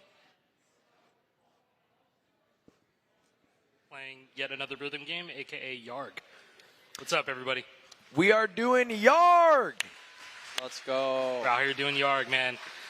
So Yarg is an open source rock band clone. I know a lot of you guys are familiar with Clone Hero, but this is just Clone Hero, but it's blown wide open. So shout out to Ludwig for reaching out back in January. He was raising money for the LA fires for the Rockathon, the Yard Rockathon. The Yarg Rockathon, Yeah, baby. and it was like a faithful 1 a.m. DM from you, and I was like, oh my God, what does he want to do? And you're like, can I play Rock Band with my friends? What's the easiest way to do that? And I was like, get Yarg, just get it. And so it not only supports plastic instruments like this Guitar Hero guitar right here, but it also supports MIDI drums, MIDI keyboards, and also you can sing. And song formats from anything going from Rock Band 3 con files, shout out Hugh, Clone Hero song format as well, and the new Clone Hero.sng song format. It's just all beautiful. It's amazing. Yarg is awesome. And so I'm going to be playing 10 songs and doing a finale, hopefully with you. You want me in that finale? I do. What am I hitting? 311? 311? Yeah. What'd You that know- mean? No, the band 311. You can play guitar on there, bro? Yeah. I'm doing guitar? Yeah. Yeah, that's fine. Hell yeah, Yeah, I man. can do guitar for you. Hell yeah. No, I'm not. I'm shit. I did the Rockathon in January where we played through every song in Rock Band and raised money. And we were ass. Did you play on It was a expert or- baller stream, though. I played on hard, yeah. Played on hard, okay. I played on hard, sometimes turn it down to medium. Pinky reaching for the orange. Pinky region is tough. They don't tell you about I think that. the orange feels good. Okay, and Alec, I think you're going a little bit harder than me. So what are these 9 songs that lead up to our finale? I'm going to be showcasing a really awesome a feature in Yarg where you can change your engine, your timing windows, and all the hammer-on rules that you can change in this game. So one of the biggest criticisms of Clone Hero and other Guitar Hero games is that it's a little bit too lenient. So some people just like the comfort of knowing you can limit yourself in what you can do in this game. And so default engine right here, engine preset, I'm going to do default. These first 5 songs are going to be crazy, and I'm going to be just talking through it and showing you what you can and can't do on default. But I also have 5 more songs that I'm going to be playing on the casual engine preset, which is more like the Clone Hero preset. But I'm just trying to say that options are really good because we've come a really, really long way. We've been in the trenches, and now we have fully crawled out, and we have so many awesome and beautiful community creations thanks to, the passion of the community. So, just to say that we're moving forward, we're going to start with Through the Fire and Flames, 135% speed, because we speed stuff up here. It's a very, very fast marathon. So let's do it. 135% Through the Fire and Flames. Yeah. Oh. And you're allowed to talk while this is happening? Yeah, I can talk while this is happening. What's up? So one of the most important things about Yarg default is that you can't spam while playing hammer-ons and pull-offs in this game. But like I said, people seek comfort in knowing what you're limited to playing. So every single thing, every single pattern that you see me playing here is going to be like, I have to actually use a lot of brain power to hit a lot of these notes. Okay, so if you're using brain power, how are you talking at the same time, Alec? Well, I got 2 parts of my brain. My left brain, my right brain. I guess I can just talk while playing. Well, my parents, when I was growing up, they would try and mess me up because they knew that I was really passionate about this game and I want to be really good at it. I've been playing since I was like 9, 10 years old. But, me talking to you right now, my dad would be nagging at me right now. Do you finish your homework? No, I want to play Guitar Hero, Dad. So you've been through the ringer with your parents more than chat or I could disrupt you. Absolutely. Yeah, and also, I was doing lots of practice yesterday with no audio at all. And so people were like, how do you play without audio? My parents would be pissed if I had the TV too loud. So it was basically like I was playing with no audio the whole time. What made you addicted, you think? What made you love it? Oh, I got lucky. Oh, wait. A little bit more. And a bridge one. I hit 2 of them. Well, okay, so my brother actually got this game back in 2005, and he brought it home. He was in high school, and so like all of his buddies were over, and me being the kid, I'm like 9 years younger than him. I wanted to impress my brother's friends. I was like that little brother, so I got really good at the game, and then even to the point where my brother's friends were like, "Dude, he should be on YouTube," and I was like, "I don't like showing my face on YouTube. Also, I'm 9 years old." And so you started at what? I was like I was 13. I was 13. Okay. Yeah, when you're 13, super chill. Yeah, no. And then so I've been posting YouTube videos of me playing Guitar Hero since 2008. Yeah, I think the first video I saw was you playing Poopity Scoop. Oh, dude, that one's a classic. It was the Kanye Poopity Scoop, and it was very hard. Yeah, that's probably one of my proudest FCs. I'm not gonna lie. I've hit every single note in that song. Shout out to FC full clear, yeah. Full combo. That's what FC stands for. People sometimes mistake FC for full complete, or full clear, stuff like that. But in this context, for Guitar Hero and Rock Band, it stands for full combo. And so the default you're saying is it more akin to like OG Guitar Hero? Yes, most notably like Guitar Hero 2. Let's see, like, watch here. I can like spam a whole bunch, and Right. it actually punishes me. And Guitar Hero 2, is that like the GOAT Guitar Hero game? I think so. A lot of people would disagree. I love Guitar Hero 2. I'm Guitar Hero 3 Legends of the Rock. Guitar Hero 3 Legends of Rock is also goated, but I think, since as someone that was been following the game since 2005, I love Guitar Hero 2.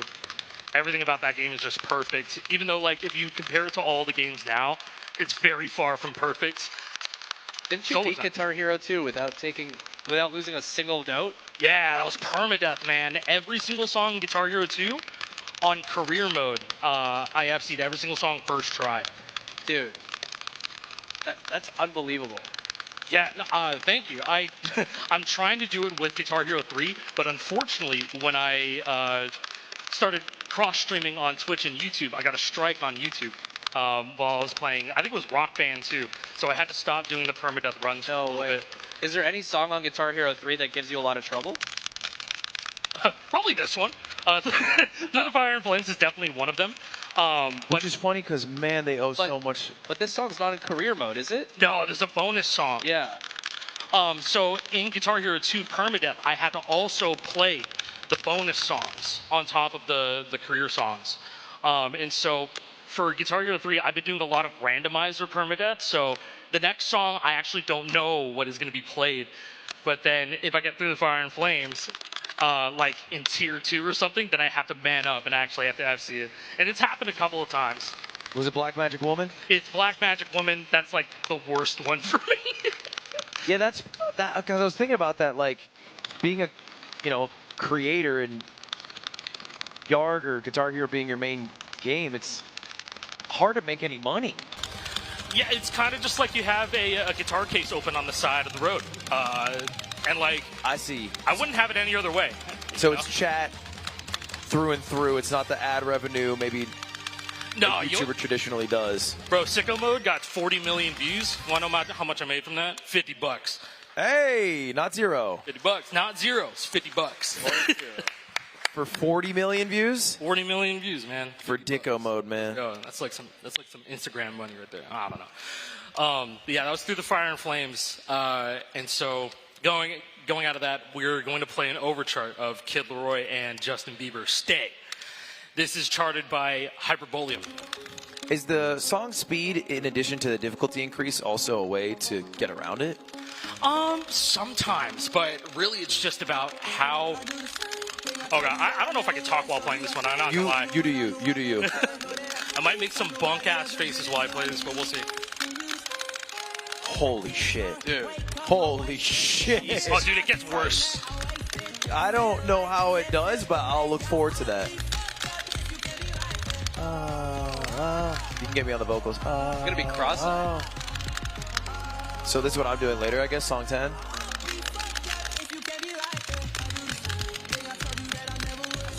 Hey, Def, this or a Hess? What's harder?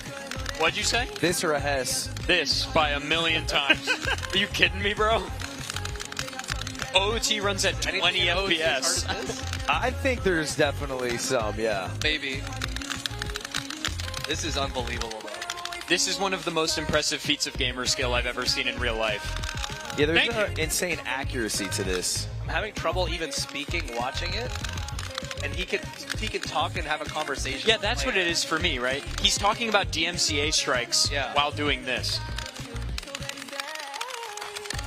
$32 from Thard Wardy. Appreciate the donation. Ion Prada 20 said, yo, Alec, do my DK bongos for GameCube work on Yard? Absolutely.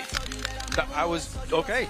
Shout out. $5 from Bigo Wee, who says, hey, Asai, glad to see you out in front of a larger audience in place of Yarg. Shout out to the Yarg devs, the Milo Hacks devs, and fans of classic Band-Aid games making things like Fortnite Festival, Red Octane's Revival, and the new guitar controllers.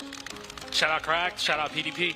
How is the Fortnite Festival? Yeah. It's a love-hate relationship. That's a lot of things Fortnite makes. It's a big love-hate relationship with that game.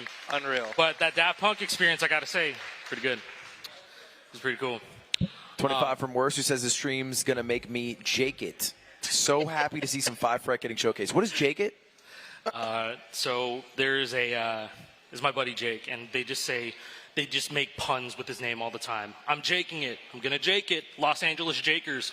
Okay. Stuff like that. Sure. So shout out Jake. His birthday was yesterday too. Oh shoot, I'm at 115. So this is I'm gonna start playing some songs by community creators. This one's by Pixelholic, aka Pixel GH. This song is called Glade, and it's got a pretty mesmerizing tapping section throughout the song. But yeah, you're gonna start to see. I'm doing lots of highlighting of. What's the blue? Oh, it's an open note. So that's just a note where you can you don't press any buttons. You just all you do is strum. Heard, Jeff. This song is super mesmerizing. And this is a custom song. Yes, made just for Guitar Hero. It feels good. Do you have like a microfiber? There's just some dust on the screen. Because this game very mesmerizing. Look at this. Yeah. But everything else should be good.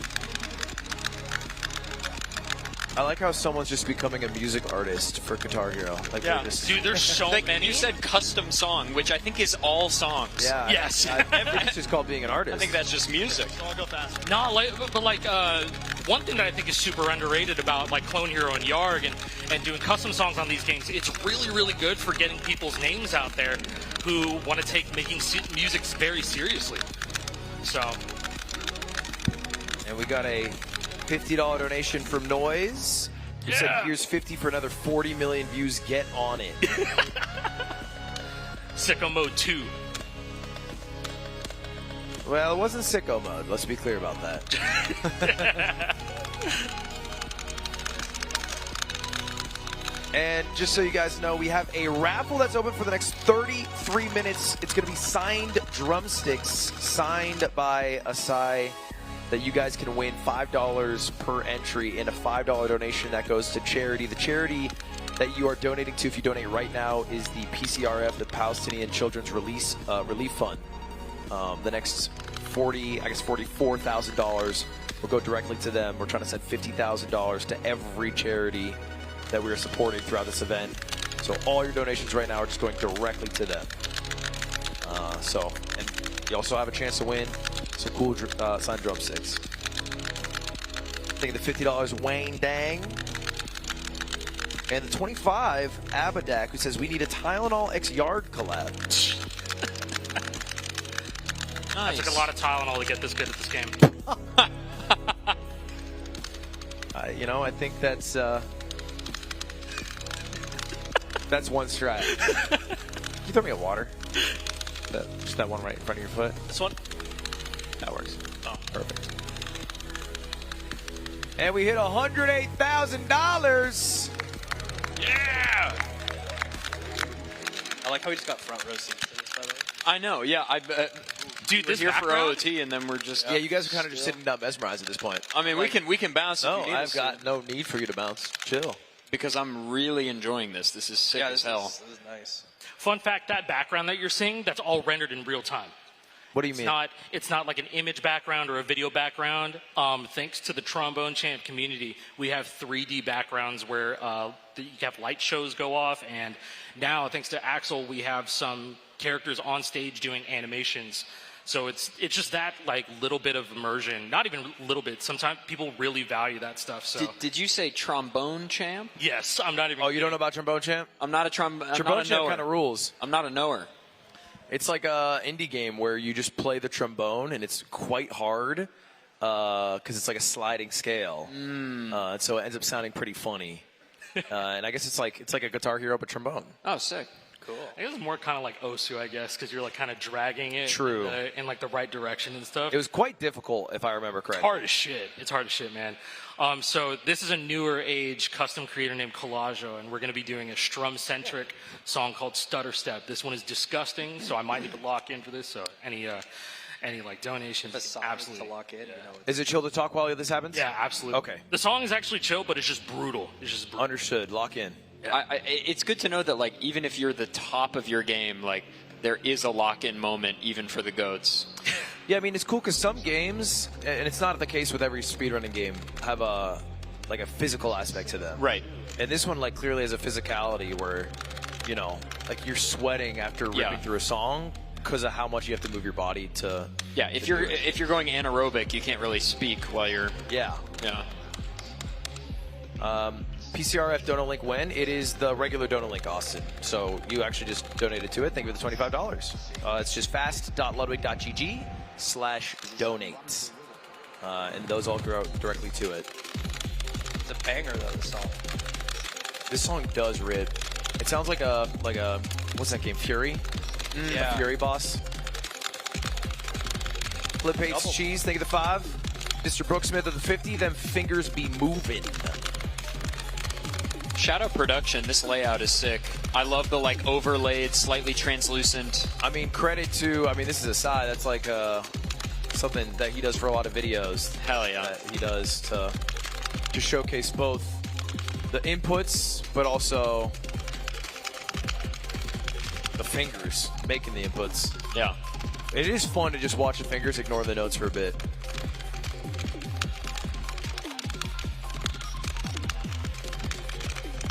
Okay, I'm learning right now in this very moment that you're supposed to use your finger, your pointer finger for 1 and 2, and then your pinky just stays on 5. Like pinky's only down orange. Yeah. So it's a noob thing to be blue and orange on pinky. I guess that makes sense because the pointer finger is more dextal than like. And I'm realizing in this moment that I'm doing it the noob way my whole life. Yeah, because naturally you want to go picky on orange. Where you just keep, right? yeah, I'll put my first 4 here and then slide down. Right. You wouldn't make, slide up. Well, because you start on easy mode. You wouldn't start on easy mode with a finger where a button you don't use. That's a beautiful guitar, by the way. Thank you. $200. Oh, yeah, go ahead. Made by my boy JP. Shout out JP. And a $200 donation from... And Jay Durant. Shout out Jay Durant. $200 donation from I Wash Your Dishes. So sick to see my goat on stage showing my favorite game to a huge crowd of people. Happy birthday? Yeah, it's my birthday tomorrow. It's your birthday tomorrow? Happy birthday. It's your birthday in 40 minutes. Hell yeah. How old are you turning? 29. Oh my gosh. Man. It's crazy. Shit's crazy out here. Hey, I'm keeping the water warm for you in the 30 side. Thank you, brother. Chat, if you want to wish a happy birthday, please follow Asai everywhere you can follow. And maybe start a $29 train, if I could be so selfish. $50 from Superman, my fingers hurt watching this. 50 from Kuzi, Free Palestine, smiley face. Ooh, that was pretty good. 200 from Schmunson, who said Free Palestine, and 25 from Austin. Yeah. Dropped a smiley face. Oh, shout out Schmutz, man. He was holding it down with his custom songs. Schmunson? Yeah, back in, it was probably like 2009 through like 2012 or something, man. Classics. Absolute classics. Yeah, that was Stutter Step. Song's crazy. Insane. The songs do rip. Yeah. So much talent in the community, man. So much. Is Through the Fire and the Flames annoying to do? Is it kind of like being Journey and you have to do Don't Stop Believing? Or it's like asking for smoke on the water. You know what's funny? I talked to Herman Lee, and he was like, yo, you've probably heard Through the Fire and Flames more than I have. Oh, He's man. absolutely right. That's grim. That's what that's what I'm saying, man. It's like, I've definitely heard that song like 5,000 times. So aren't you sick of it? It doesn't sound like music. Sure. It's not like, I don't hate the song. It's like doing a speedrun route. It's like white noise. Yeah, okay. Yeah, you know what I mean? So, this will be the last one of the Default Engine showcase. This is a song called Panger. This is a song that's written about one of the best players ever, one of my homies. His name's Megapang, and it's by the Super Mario Brothers 2. That's his name. It's written about him? It's just a song that like capitalizes on his play style and his skill. But it was not meant to be played on this Default Engine. So like everything here, everything that I was explaining about like you can't spam and you have to just be very premeditated about everything that you do. This is just not meant to be hit this way. So here we go. It's so sick. Like in a lot of game modding communities, there's a long history of like making hard game mods or ROM hacks, dedicating them to one player. Like, hey, I've made this hack for you. Yeah. It is hard and dedicated to your skill set. It's sick to know that that happens in rhythm games too. Yes.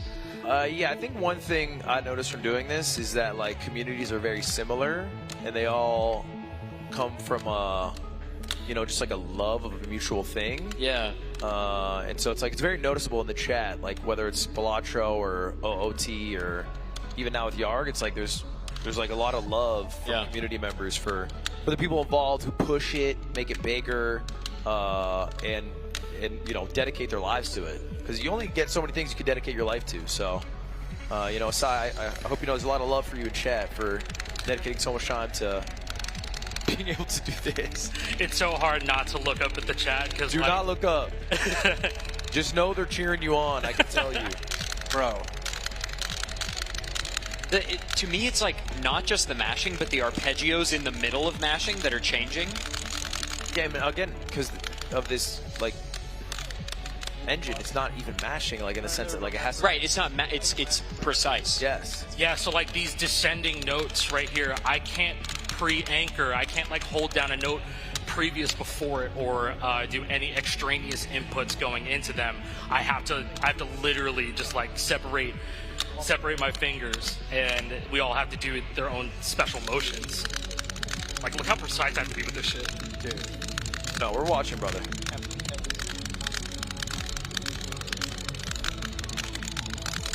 We got a wall of big donations coming through. $100 from a Wise Moose says, thank you, Sai, for all that you do for the 5-fret rhythm gaming community. Shaking my nasty little shit to this. I told you, man. I told you. $50 from FP, 50 from Anonymous, 50 from Anonymous again, 50 from Mark6, who says, unban me on YouTube, bruh. So, mods help my boy Mark6. Bro's not jaking his shit. Hit me up in Discord, bro. 50 from John Stickman. He said, absolute legend. Happy to see the 5-fret on the big screen. Hope I get a 10th of the technique Alec has. You could put in a 10th of the time you get there, which is a lot of time. $100 from the Guffy 1990 who says, pet the mods, pet the production team, pet the auto in particular. Pet the auto. And then Paulie Zena who says, love you, Alex. Happy birthday, Savannah and Unc Trevor.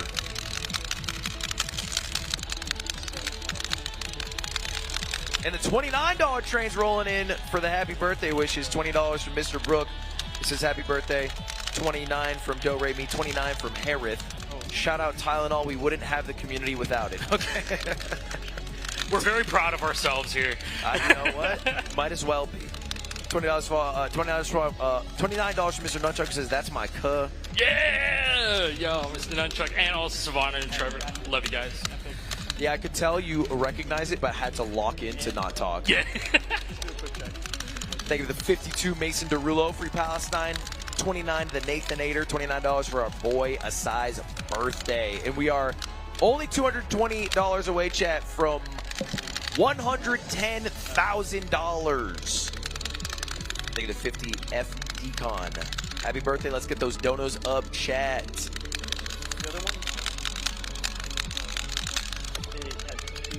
I'll say I'm curious, like, this is maybe an insane question, but do you have, like, regimens to keep your fingers healthy?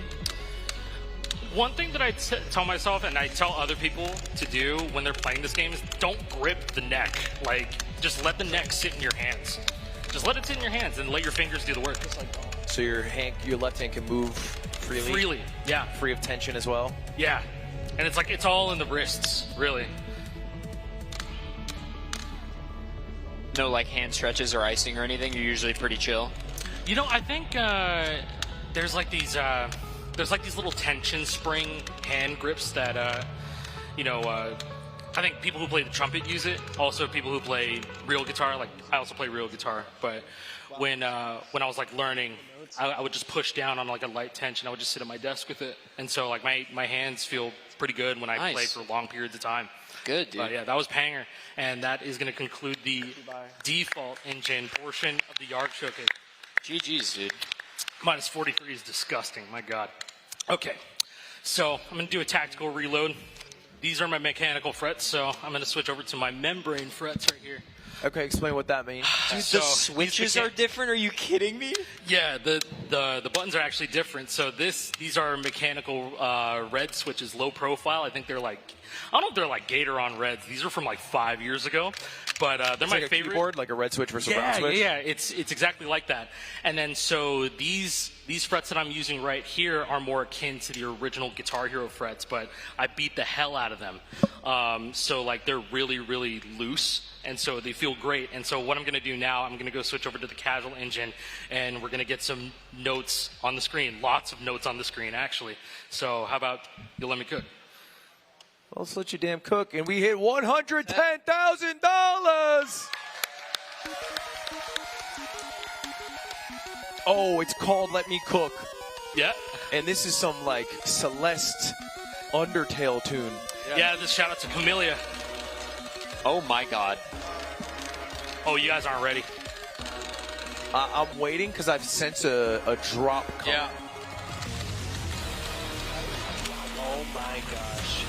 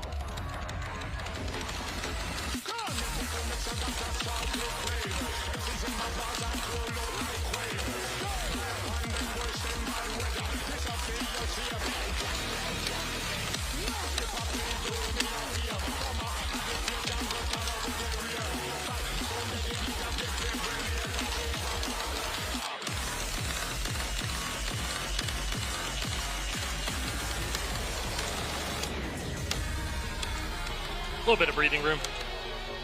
So that density and notes would not be possible on default? It kind of is, but the way that it's all laid out, it would be a very, very terrible time. So this is really a chart that's meant for Clone Hero, but I'm playing it on Yard Casual because I think it looks sick. My God. So these are tap notes with open notes in between them, so I have to let go of them in time to hit those big white lines.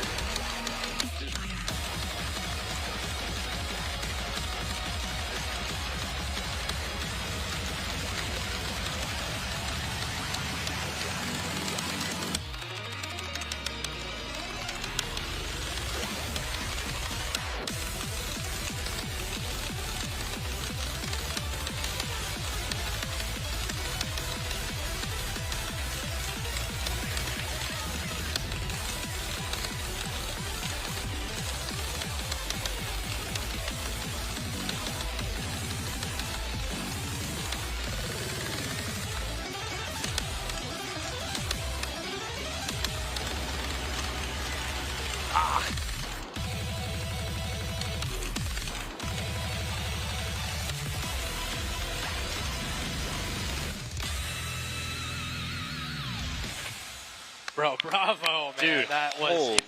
I realized I didn't talk. Yeah, I was thinking the same thing. I was just the like, silence was deafening, man. it was too hard to like talk without just like like I was overstimulated. I had to just absorb. Like 2 minutes where not one of us said a single word. No, there was nothing to say. It's just enjoy the show. Spoke for itself.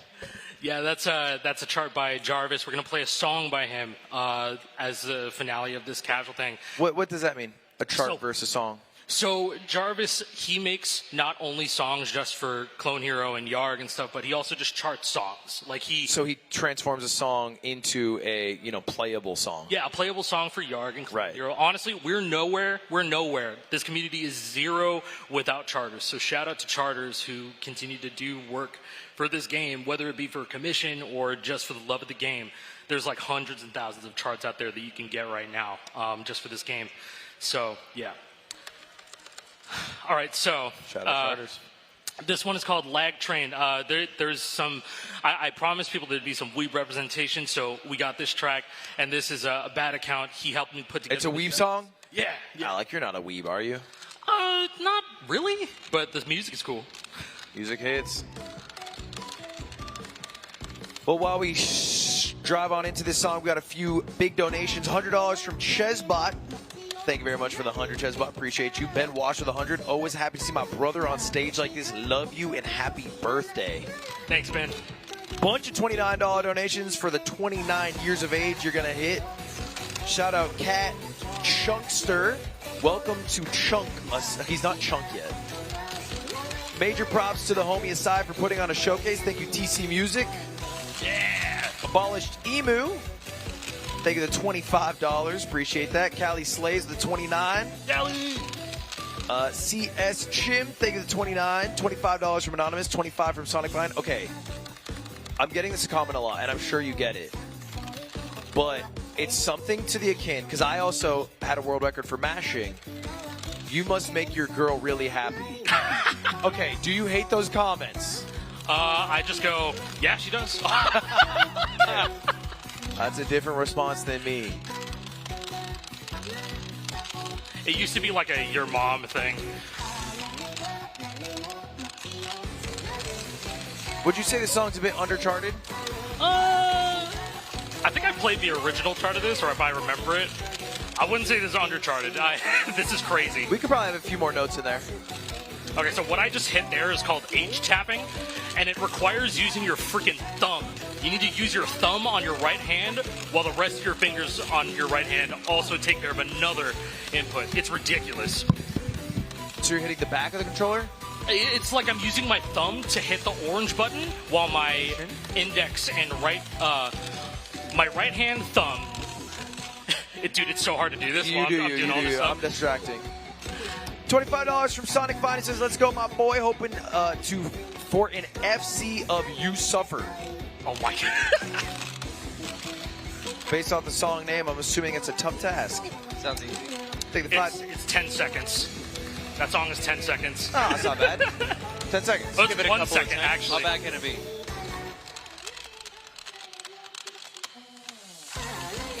Thank you for the $25. Bruno, incredible stuff y'all doing. Aside inspired me to not only get better at Guitar Hero, but also pick up drums and guitar again. Much love.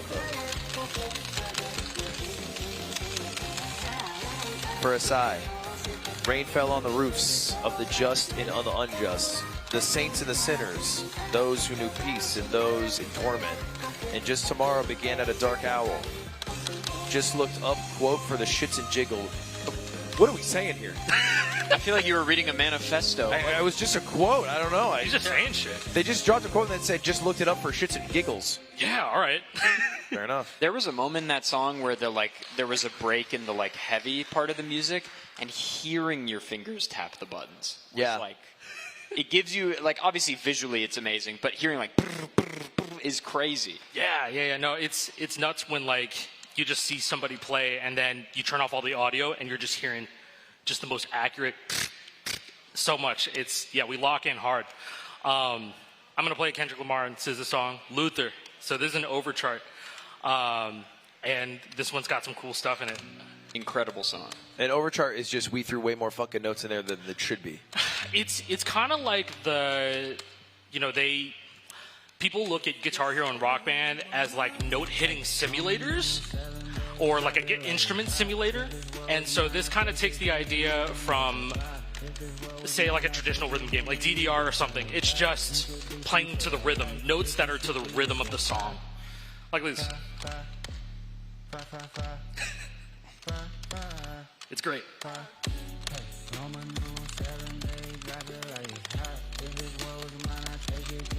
$25 from Nee, thank you. Free Palestine. $5 from the Forgotten Box. We love music. Dominator J with 25. Watching Aside play these songs, melting my brain. Can't wait to see Lud on the guitar next to him. Okay. Thank you for reminding Lud, can you play everyone. the instruments like in real life? Yeah, I play a mean piano. Really? Do you? Well, my parents named me after Beethoven, so they had a lot of hopes. Have you done a piano stream? Actually, my first stream ever was a piano song request stream. No way. You gotta bring that back. I only knew how to play one song, so when a new viewer would come in, they would request a song, and I'd be like, that's a good one, but let me show you something real quick. And then they'd leave, and I'd wait for someone new to come in. And I'd only play to Xanarkand. So it's really just a stream where people come in and name music. It's basically people listening to me play to Xanarkand while mentioning songs. I say, nice choice. Nice, good one. Now listen to this Final Fantasy track. Are you actually named after Ludwig van Beethoven? Yeah, deadass, yeah. There's not many other Ludwigs to be named after, I think. Ludwig of Bavaria II, I guess. Bowser's child. I think we came similar time. No? Me and him? Ludwig the Soulsborne boss? I came before. Oh, yeah. Are you sure? I hope. Got a $50 donation from Chesbot. Hello, Mr. Ludwig. Your name is actually Hairless Jim. Fair enough. Photon for the 20. Shout out to the GOAT. The amount you've done for the rhythm game scene cannot be understated. Absolute legend. Noise of the 50. I feel like practice mode is a way of cheating. You play to play the game, not to FC everything. And you can still FC it by practicing the song over and over. Ain't no way you made him read that.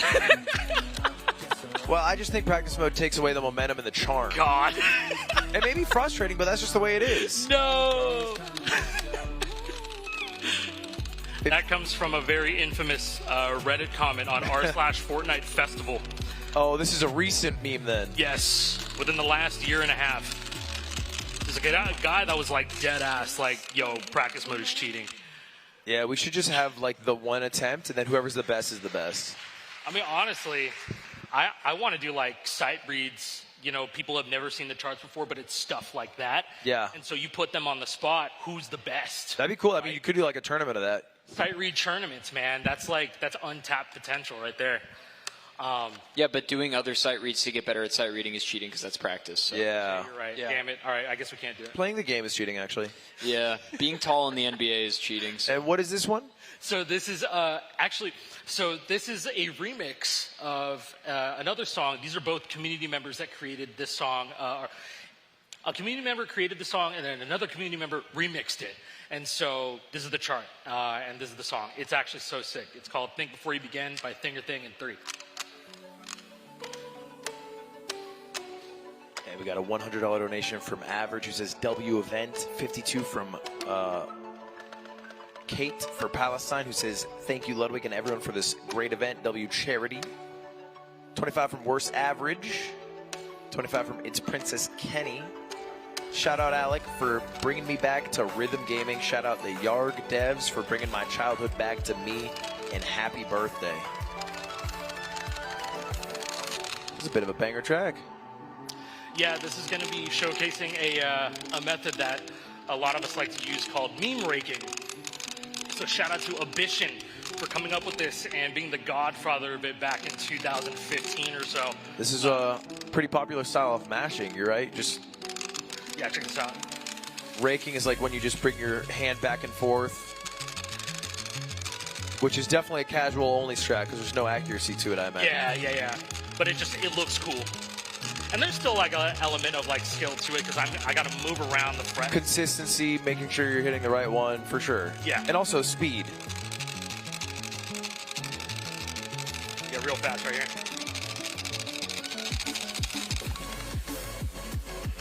Damn. I think that's so difficult is when you get a ton of really fast ones and then it stops and then you have to being able to know when to stop to get to the next. You know what I mean? That's a big rhythm change. That's so hard. I feel like the strumming here is harder Because than you can, you can that over trill. tap or over strum. What I find hard is switching from two hands on the buttons to one hand that has to strum again. Yeah, that's what I'm saying. Yeah, that's hard. 'Cause it's so hard to time it. That was silent. Why were there notes playing? It was really quiet in the mix, I promise. 50 from Ches. My name is Chesbot, but you are Ludwig. When are you going to sleep? It's been 52 hours. It is not yet time for bed. We got a few awesome runs we got to see. Abe, thanks to 25. Shout out to all the community and producers and chatters to keep the scene alive.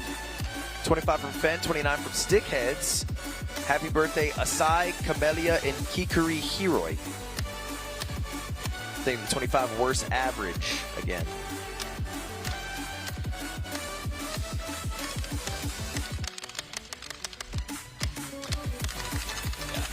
That shit, it like changes so. Yeah. Yeah.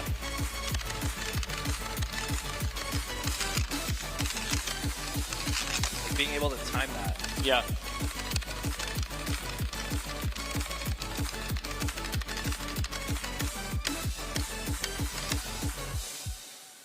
Now, think before you begin. Dude, look. This is gonna sound like the most like zero IQ commentary, but you are so fucking good at this game. I've been playing for 20 years. And I never put the game down unless I was grounded. Hold up, you're still 28, man. Yeah. Only 19 years. True. Well, the first game came out in November of 2005. I've been playing ever since then. Was Guitar Hero 1 your first game? Yeah. Nice. That was it. A lot of people started with 2, right? A lot of people start with 3. Oh, with 3. Yeah, Legends of Rock was Legend huge. of Rock. True, yeah. That game is awesome too. So this is the last song of the casual portion. This is Prevail by Jarvis. He charted the Camellia song at the beginning of this portion of the showcase. But I have FC'd the song on Clone Hero, but I figured it would be an awesome song just to show off. And it's a good closer too for the 5-fret portion. Chad is going crazy for Prevail. Yeah, apparently this song's crazy. I think I wasted, man, oh my God. This song took so long. To FC? Yes. It's still like one of the best things I've ever done in this game, straight up. Or in this genre. Like next to Guitar Hero 2 Permadeath. Let's do it again right now. Imagine.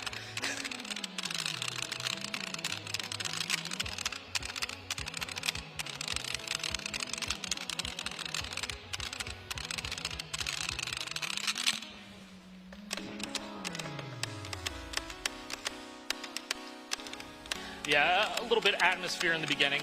But I do want to say for viewers confused at home, the notes that have like the black tops on them, you don't have to strum them at all. And if you miss, you can just tap them again to get back into your combo. It's called tap notes. And if people were curious about like, you know, customization of like how your notes look, I broke the FC talking. It's okay, shit happens. If you don't like the rectangle Rock Band notes, there's also the Guitar Hero circular notes. And if you're a fan, if you're an old head that loves Frets on Fire, there's a theme for that too. And the notes look like they look like keyboard keys. That was like that is the first Guitar Hero clone to ever exist. So it's a cool homage, cool little Easter egg, I guess, that they have in this game. And thank you for the $50 donations, Excel, Andromorph, and Kettle. Said Free Palestine. Thank you very much. Maddie for the 25. Ain't no way an ad for the NC State Fair just interrupted the goat shredding. Please check out the NC State Fair. If I vape the Rock Band Fog Juice, can I FC this too? No. But maybe if you shake your little shit, you could. Yeah, the Rock Band Fog Juice comment is legendary because Rock Band, they released a fog machine during their heyday, the peak of their game. So when like crazy lights go off, it would shoot fog out. And so there's Rock Band branded Fog Juice. And that's probably like still available. Yeah, I have a whole bunch of it. Oh, you got some fog juice? Yeah, I got some fog juice. Oh, you're stockpiling that juice. Yeah. That's why it's so expensive on eBay. Here I am trying to just get a lick, just a taste again.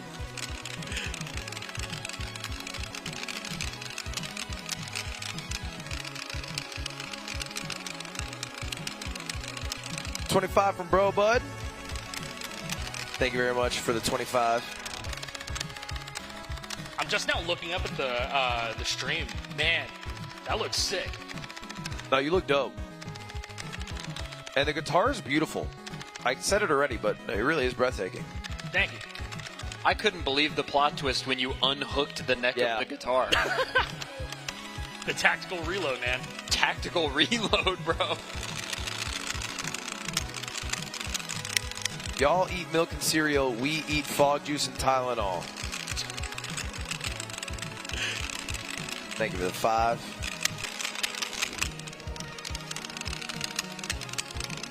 I can't believe you have seen this song. Dude, it was insane. How long was the grind? It felt like I was in prison for most of those days, but, you know, it was like a week straight. But, like, I was playing, like, maybe 6 hours a day. Do you dream about charts? Yes, a lot.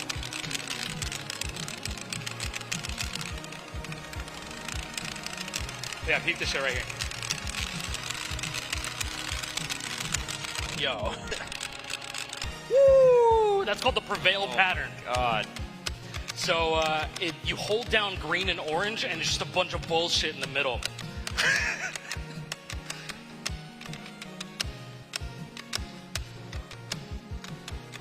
And I used a pretty unorthodox method to try and hit that too, because I have no stamina for that. Which is kind of ironic, saying I've played 10 absolutely insane songs. So, but yeah, this is Prevail. By Jarvis 9999. It's one of my favorite songs, just made for this game. Yeah, how much has this game formed your taste in music? Dude, a lot. I found out a bunch of artists that I never would have in the first place. That's sick. Dude, GG's. Oh, there's more. No. Dude, what?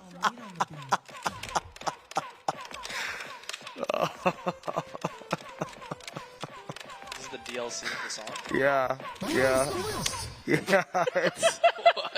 That is actually one of the hardest songs to FC in all of Yarg. So, round of applause for the attempt there. Yeah, Wow. Thank you, guys. Thank you. That's crazy. Yeah. I didn't know they added that to Prevail. I mean, that's. Yeah, I don't know what happened there. You'll be getting a letter from my lawyer. It's just to be clear there. It's. Oh shit! I just opened up Steam. Sorry, hold on. I stepped on something. That's my bad. All right.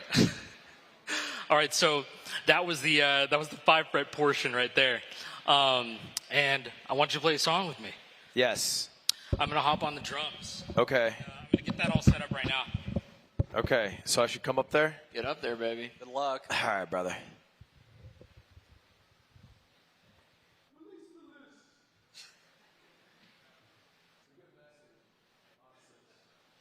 This is me? Yeah, it's you. All right. Does my neck snap off? Oh shit! Is it your GG. neck snap off? Like the guitar. It can come off, but you're gonna have to try really hard to take it off. What am I doing? Through the fire and flames? Go ahead. While I get this set up. What are you laughing at? Freaking rockstar, bro. Hey, and stay off drugs. Seriously. Seriously. That goes to everyone watching. Applied Science. Do I know this song? It's a song that I chose. But like, is it like a popular song? But it's not a popular song, but it's a good vibe. It's a good vibe. Yeah, Okay. it's a good vibe. I guess can you get audio? Are you gonna hear audio over the thing? Am I gonna hear audio over the thing? Or like just. Oh, maybe just I grab these. You grab those. Yeah, I'll take these. I sweat it all over. Oh, okay. I see what you're saying. Maybe I go to your right then. Oh yeah, be on the right. Oh, Watch out, you're tangled up. Drama.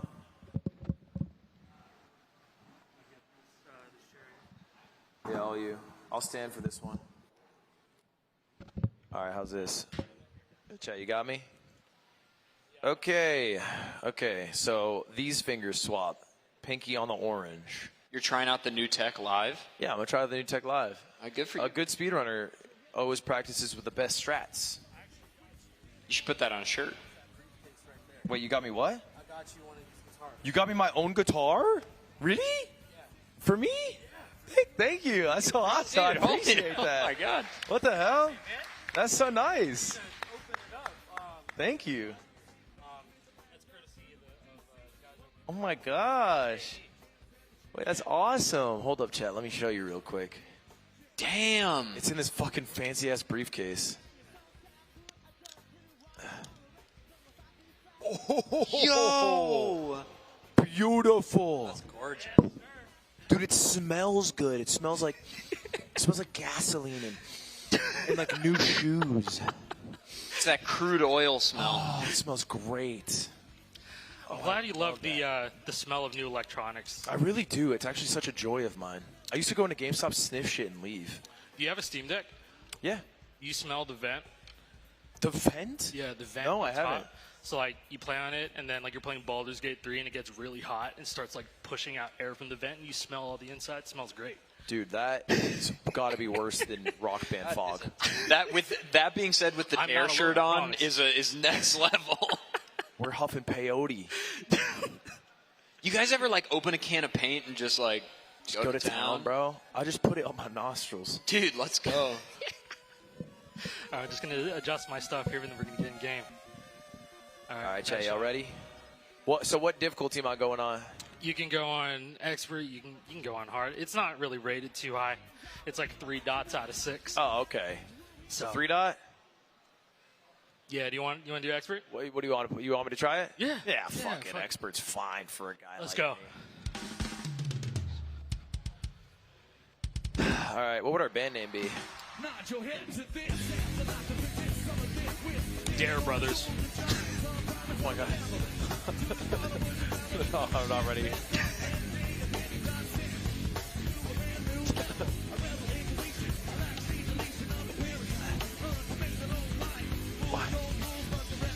I just want an 8 streak one time.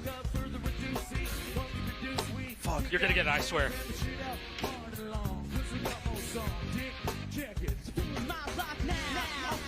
Dude, this is so fucking hard. Just channel your inner rock star. Okay. It's like low-key frustrating to know you're good at the drums too. And the skill transfers over because the cymbals have their own separate notes compared to the toms. So, like, if you put me on an electronic drum kit right now, or like on a real drum kit, I could probably rock this, no problem. Damn. I got that. What's 81 mean? Oh, that's how many measures you're gonna wait. I'm doing a drum solo now. Oh yeah, go crazy. Go. That's the timer for you to fuck off. It's my turn. That's a team effort here, y'all. Damn. Okay. Yo, these double rolls right now. Wait, you gotta be Terrence Fletcher telling him like, okay. Yeah, it's not quite my tempo.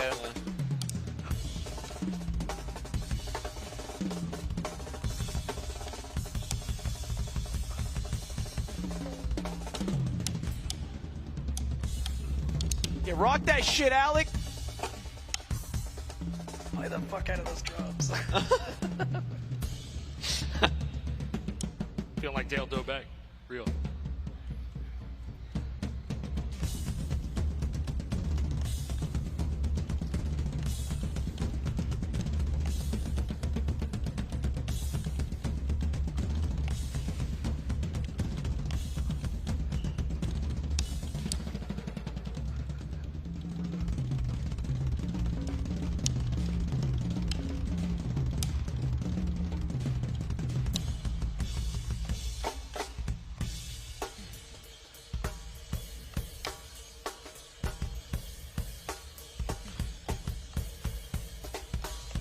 Lud, you're doing great. Oh, appreciate that. Appreciate that.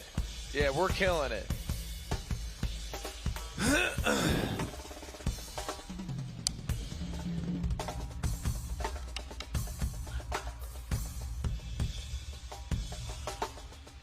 Dude, the tempo changes are crazy.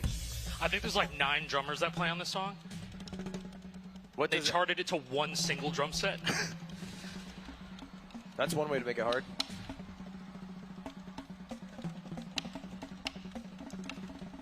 That's a survivor beat.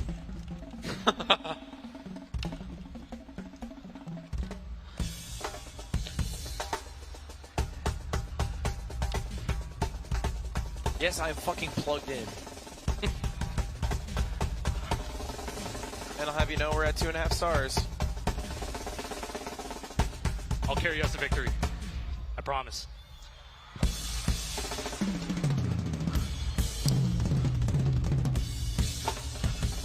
I saw you done great. Thank you, man. But let me rock. Take me home, Lud.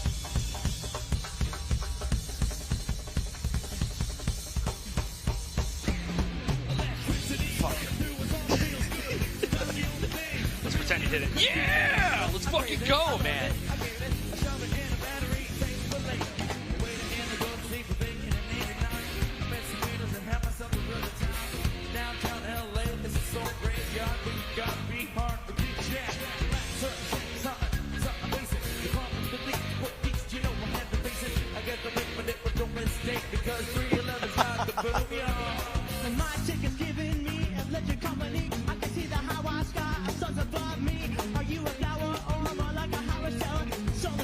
Is this a ska song? Yeah. I'm not ready for ska. Ska, reggae, I don't know. Fusion.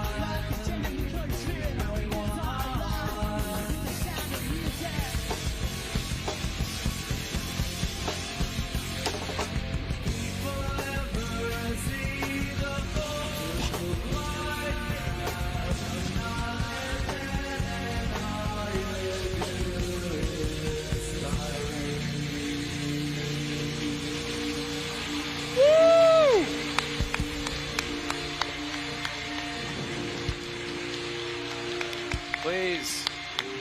Oh shit, dude. Oh fuck. Dude. Shit, I was celebrating. Fuck. I gassed you up and everything. I was celebrating. I didn't realize. Oh my god. Hey, round of applause, please, to the side.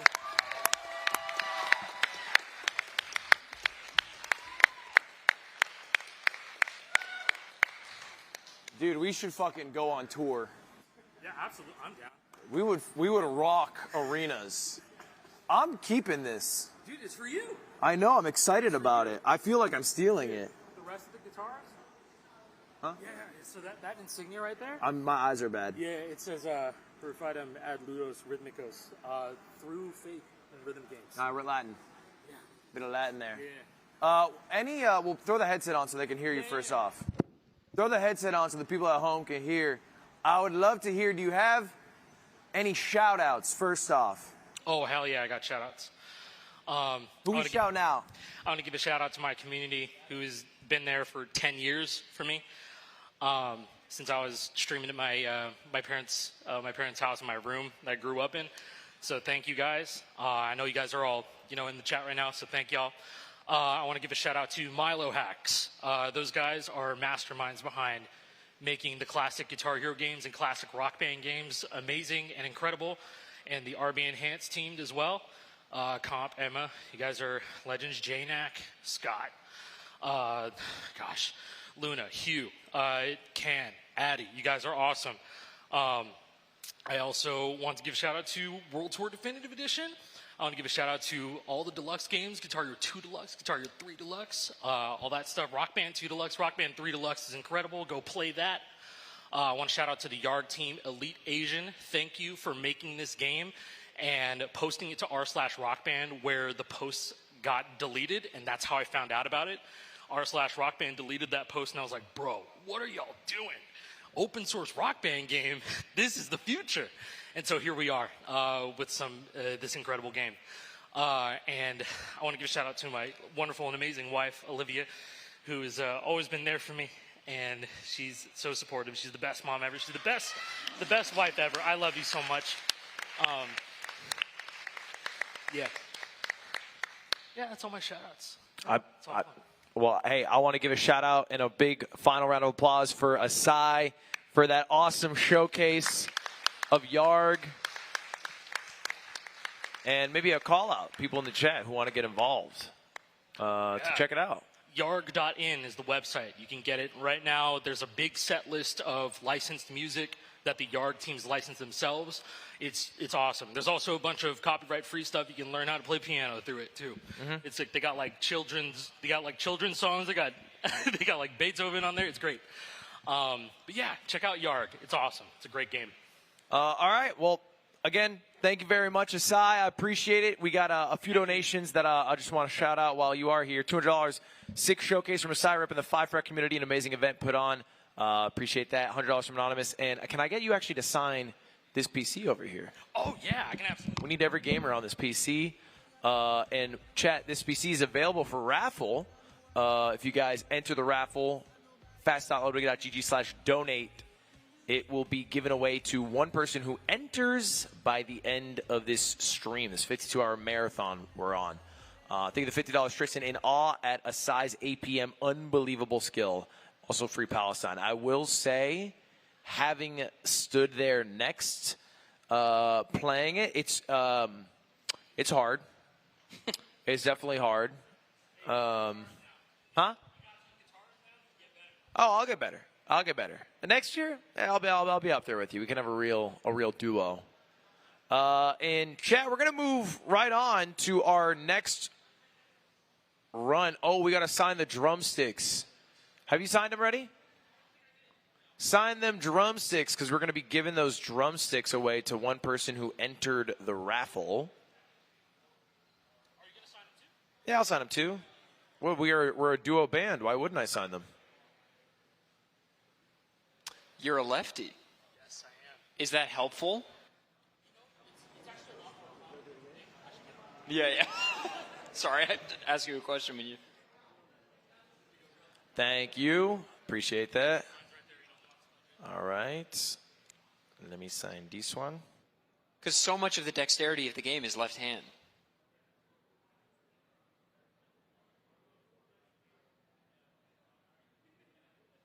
So like their right hand, their dominant hand is doing all the crazy stuff, but then they're just strumming with their left hand.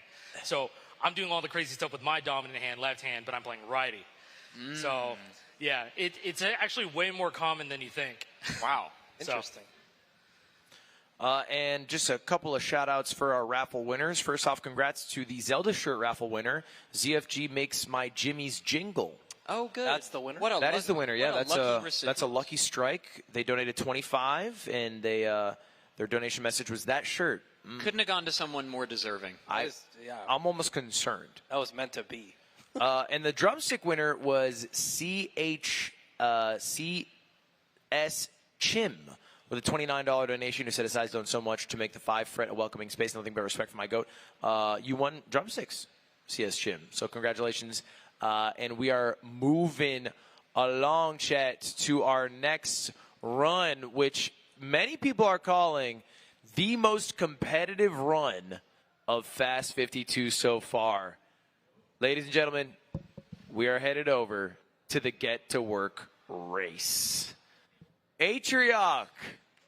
Yeah, we hear ya. Hey, I wanna tell you how competitive this is gonna be. Squeaks and I are doing a little warm-up practice. I watched. Neither of us can complete the game.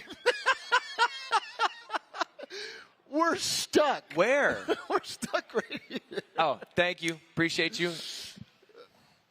You guys can't beat the game. I'm worried that we are not going to be able to beat the game. No, come on. Wait, Squeaks, you got it? All right. We'll figure it out live. We'll figure it out live. Look, guys, the people came here because they were excited to see Squeaks, Speedrunner of the Year, Birthday Boy, and Atrioc, creator of the game. Yes, hand-coded it. Hand-coded it, go head-to-head. So, No, it's going to be competitive. It's going to be. That's what I'm thinking. I think it'll be competitive here. It might be the event of the tournament. Many people are already calling it that. But what you got to do for me, Ludwig, is you got to wake up. Bro. I got to wake up. You got to wake up. You don't think I'm awoken? The crowd wants you to get. And we're going to get a third setup. It's a 1v1v. What the fuck was that? Make some noise, ladies and gentlemen. There we go. Wait, can you guys hear Squeaks? No, they could hear you. They didn't want to. Can you hear Atrioc? Oh, so they just muted Squeaks, not Atrioc. Yeah. You should keep that up. Is it racism? I'm calling it. We should ask. So what's fellas? Can I ask? What? What's the plan if neither of you can beat the game? I don't know. This is going to be a problem. I've watched Squeaks do it 8 times. He can't get the trick. And we don't know how to beat the game without this trick. Can you get the trick? Wait, what do you mean in order to beat the game? Just beat it normal. No, but I've played it normal in so long. I haven't played it I'm not normal good since enough the to play this beginning. game normal. Oh, wait a second. You got it. Yeah, it's not. No, it's not. You didn't. Oh, I know this trick. How do you do it, Ludwig? Don't ask Ludwig. It's Hold on. embarrassing. No, don't ask Ludwig. It's embarrassing. If Ludwig does If Ludwig does it first try. Oh, this one's fucked up. This one is Did they change something about it? Wait, run through it real quick. I don't think they changed anything. I'll just I think you just quickly- washed Unk. It says you. First off, you're both chunk. I'm not chunk. You don't even know what chunked means. What is it? Chopped unk. Oh, yeah. No, yeah. Not I might knowing be makes you chopped. chunk. But I ain't Unk. Oh, no. Yeah, that one's really hard to hit. Damn. Just bro. don't do it. Just You go can do it across. regular. We'll just do a regular Let's Play Markiplier. You have to let's do a commentary Markiplier. moment. Hey, well, guys, welcome back to Get to Work. Hey, episode 1. Let's get started. Can we split it between today and tomorrow so we have time to rest? And finish? No, actually, we'll push the event to Monday. We can just make sure we get the whole thing. You're not even fucking hitting it anymore. We'll get there. When we We'll get get there, there. we'll find it. When We'll it's figure it out. live, I'm you not You worried. want to just jump to Hitman? Do you want to jump to Hitman? No. No, we don't Come want on. to jump to Hitman. No, I mean, it doesn't even feel like you're taking the showcase Get seriously. to Work is it's an institution in the speedrunning community. Well, introduce us then. Introduce us. What do you mean introduce? It's one of the greatest. This is going out to 100,000 people. You're a guy who's sold out your entire channel to playing Faudian games. You should tell us what Get to Work is. Ironic, by the way, Atrioc has not yet played the DLC of his own game. I'm sorry to put you on blast. I was too in front busy of coding everybody. it. You are accusing my boy Luddy of not playing enough games. Retweet. And That's you an RT yourself for haven't me. played, so I'm just saying. Questionable. Watch a YouTube tutorial. Funny you bring that up. Dude, he was doing that. Dude, no, I'm not kidding. 5 minutes ago, Squeaks was watching his own VOD from 6 months ago I really to enjoyed remember it. how to beat the game. I'm subbing to this guy. Seriously, he really won me over. The estimated time for this is 30 minutes. Oh, God. Yeah. Your whole event is going to go so Dude, it's funny because your producer messaged me and he's like, "Are you sure 30 minutes?" And I was like, "I'm sure. Please don't bother me." Oh, no. 30 minutes 30 flat. minutes? We're two speedrunning goats. Okay. This is not going to be a problem. Yeah. It's not going to be a problem. We lock in when the pressure's on. That's why we're Oh, you want some speedrunners. pressure? Yeah. Yeah, I want some I pressure. can apply some pressure. Apply some pressure. I'll match all donations during your run if you guys successfully complete it. Oh, make the rich pay, folks, by paying yourself. But you Because- have to complete a run for me to match your donations. Oh, my. Deal. If you don't match it, then I'll I add don't a match the bonus. donations. If Squeaks somehow manages to beat me, unlikely, I will donate $1,000 during his Mario run, so he has to do the 1-star. I'm not going to do that. And completely ruin his chances. So either way, we're good. So you feel confident, even though you definitely He can't beat it. So he can't beat it. Well, you can't beat it either. I know, brother. but Hey, by the way, I thrive under pressure. Oh, no. Bazinga. Oh, no. Bazinga! Oh, no. Speedrunner of the Year, folks. Let's make it 2 years in a row. All right, chat. Well, I'm going to mark it right here. $112,500. That's the line I'm going to put. And then any donations that are made during the run, I will match. Wait, can I ask? Can I shout out the donation goal thing? Yes. All right, guys. If you are the, how does it work? You win the. If you win the auction, or So what is the item? the item is, you will get to voice a character in our next game, in the sequel. Not the What? sequel to get to work. but Otto, where are you? Isto's next game, Otto. which is going to be a horror game. Oh. So, okay, we're going to do, it's a raffle. So everyone has a chance of winning this. Thousands will enter. One will win. The chance to voice act in the next Isto game, which Yeah. won't be a get to work DLC. No, it's or gonna be a sequel. horror It's game. fully unique. Now I see the timer's at 35 minutes because that's how long you guys think the run's going to go. Can we up that timer to 4 hours, maybe? It just because I want it to end at the end of the run. This is the horror chat game, is saying this is actually. unpaid labor. It's not. I mean, it's a cool thing to get a voice. It's not. It's not like I'm raffling the ability to do work for free. No, yeah, that you guys pay, and then he gets your work, and then I they get your sell voice the in game. perpetuity. Yeah. No, guys, trust is me. cool, for real. Trust No, me, it's it's for a real. big opportunity. Can I grab one of these? As someone who's in the game, it's paid. Do you want a water? As someone who's voice acted in the game, chat, it's brought me many opportunities. Same. Yeah, it kind of saves your career, I think. People Many say people that, are saying that. Yeah, it kind of brought them back to your channel. All right, so chat, fast.ludwig.gg/donate. There's a raffle going on right now. $5 perform a voice line in Isto Inc.'s next game. Become a voice actor. Oh, you actually made it 4 hours. No, I'm kidding. Lower it. No, it won't be. I'm kidding. What Lower is it. he- Lower what it. is he- Lower it to 30. Yeah, I was kidding. I was kidding. 35. 35. Put it back to 35. 35 minutes. This raffle's only going to last for the duration of the run. And again, I'm matching all donations. So chat, not only can you enter to win a voice acting role, starring in a video game, but also I will match your $5. So your $5 donation is actually a $10 donation, as long as one of them beats the game. Oh, we'll beat the game. I'm giving you an hour cap, by the way. Can we make Squeaks? Actually, I'm giving you a 52-minute cap because we got a fucking show here. No, we'll beat it. Well, Can we make Squeaks use socks on his hands, though? No. What is with the socks? Many people want to see the socks. Many people want to see No, the nobody socks. Hey, can I add some context to this run really quick? You know, Atrock and I actually raced this game before on stream. I beat him 5 times in a row. So this would be huge if cute little Many people are Atrock clapping could for Can that. I pull add some it out. context to that, What? Ludwig? Would you mind if I add some context? Yeah, I would. So let's jump right in. No. All right, thanks. Sorry, what is it? He started the California fires in order to stop me from beating him. You can't give me an saying it on accusation air. like that. He started the fires, and I that is did why I not wasn't start able the to win the California run. fires. Because that got really dangerous Yeah. for me and my loved That ones. was dangerous, and I feel I like it was, actually think that's deplorable. he took it too far. I agree. You know what? I agree. That's where he's wise Okay, to wait, say. no, feel hold like on. you're a You can't slander my name. cruddy guy. To be very clear, I'm against the fires. For the folks at home, I am against. Hey, oh, thank can we you, get a round of guys. applause for that, Thank folks? you. That's big. Thank you. You got to respect. Is that the bold end of the position. statement? It's just you're against the fires? That's my whole run. Okay. All right, fair enough. Boom, mic drop. All right, well, chat again. This is. I mean, everything's been laid out. We have 450,000 viewers. Are quickly skyrocketing past Kai's million sub record. We can do it. I heard Kai was sweating to get his million before this started because he knew it was gonna. Yes, Yeah. it was definitely a bit of a race. Yeah. It is what it is. All right, you guys ready? Yeah. Oh man, am I? All right, let's count it down, y'all. 5, 4, 3, 2, 1. Run it. What the fuck is Whoa. that? Whoa, that's not regulation. There's no rules in speedrunning, Squeaks. You should know that. Hey, I have a question. Is that your heart rate at that green line? That's my hairline. Mine's. What's your question? My question is, isn't it ironic that it's called get to work speedrunning? Because you would think.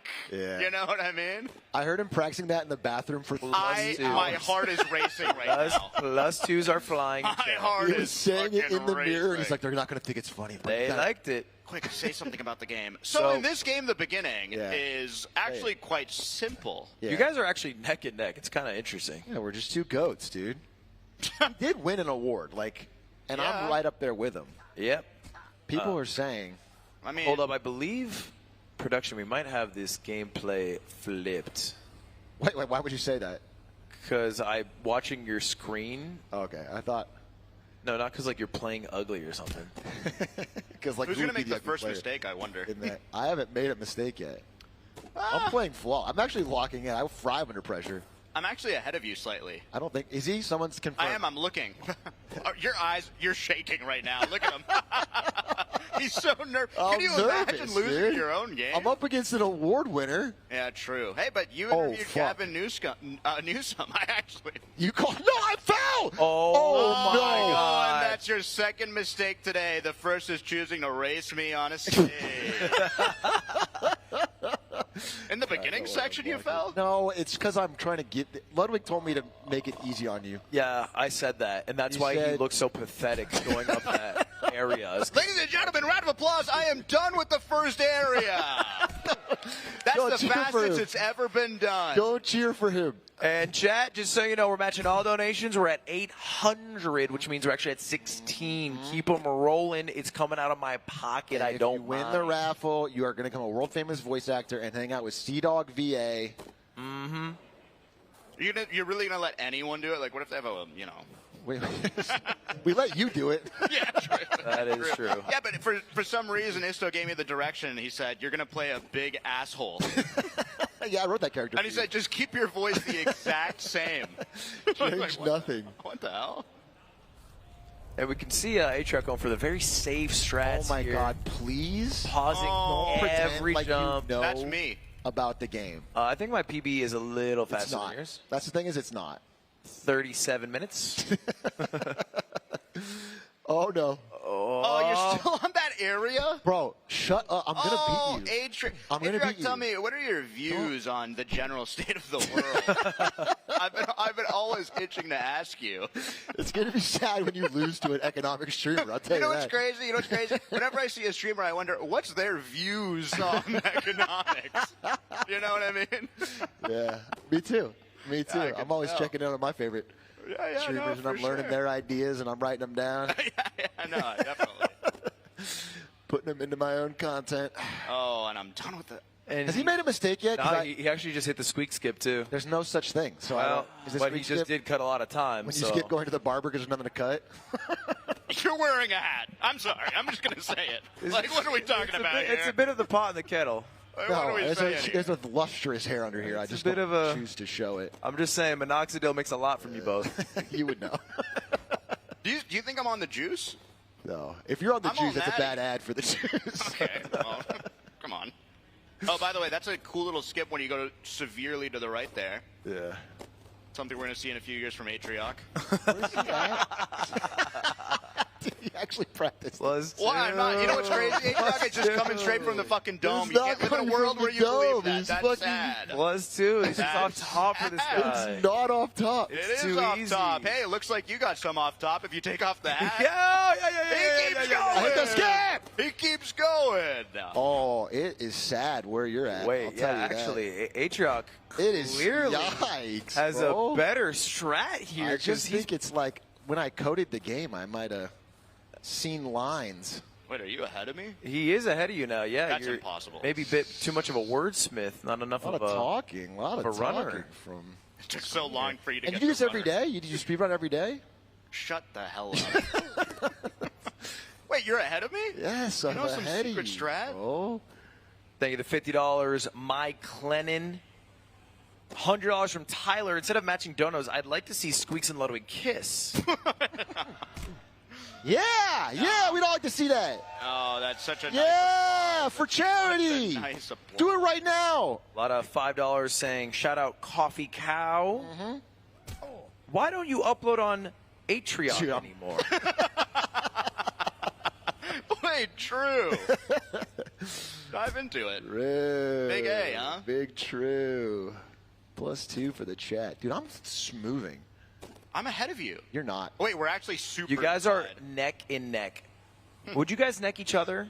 What does that mean? Don't Like try this? to. The chat wants you to neck, and you're trying to throw it off onto someone else. If you guys would be down, then I don't think they'd be opposed to seeing it. You know what? I'm going to say something. This might seem conspiratorial. I don't think anyone donated about kissing. I think Ludwig. Ludwig slipped it in. Ludwig is just. What if you guys trying to- kissed? This would be so crazy, wouldn't it be, guys? Wouldn't it be? No, it's for charity. Okay. All right. $10 from Ghost Waiter. Question for Big A and Pookie. Kill, fuck, marry Ludwig. Kill Ludwig. Hitler and. Change nothing. Sorry, what was your answer again?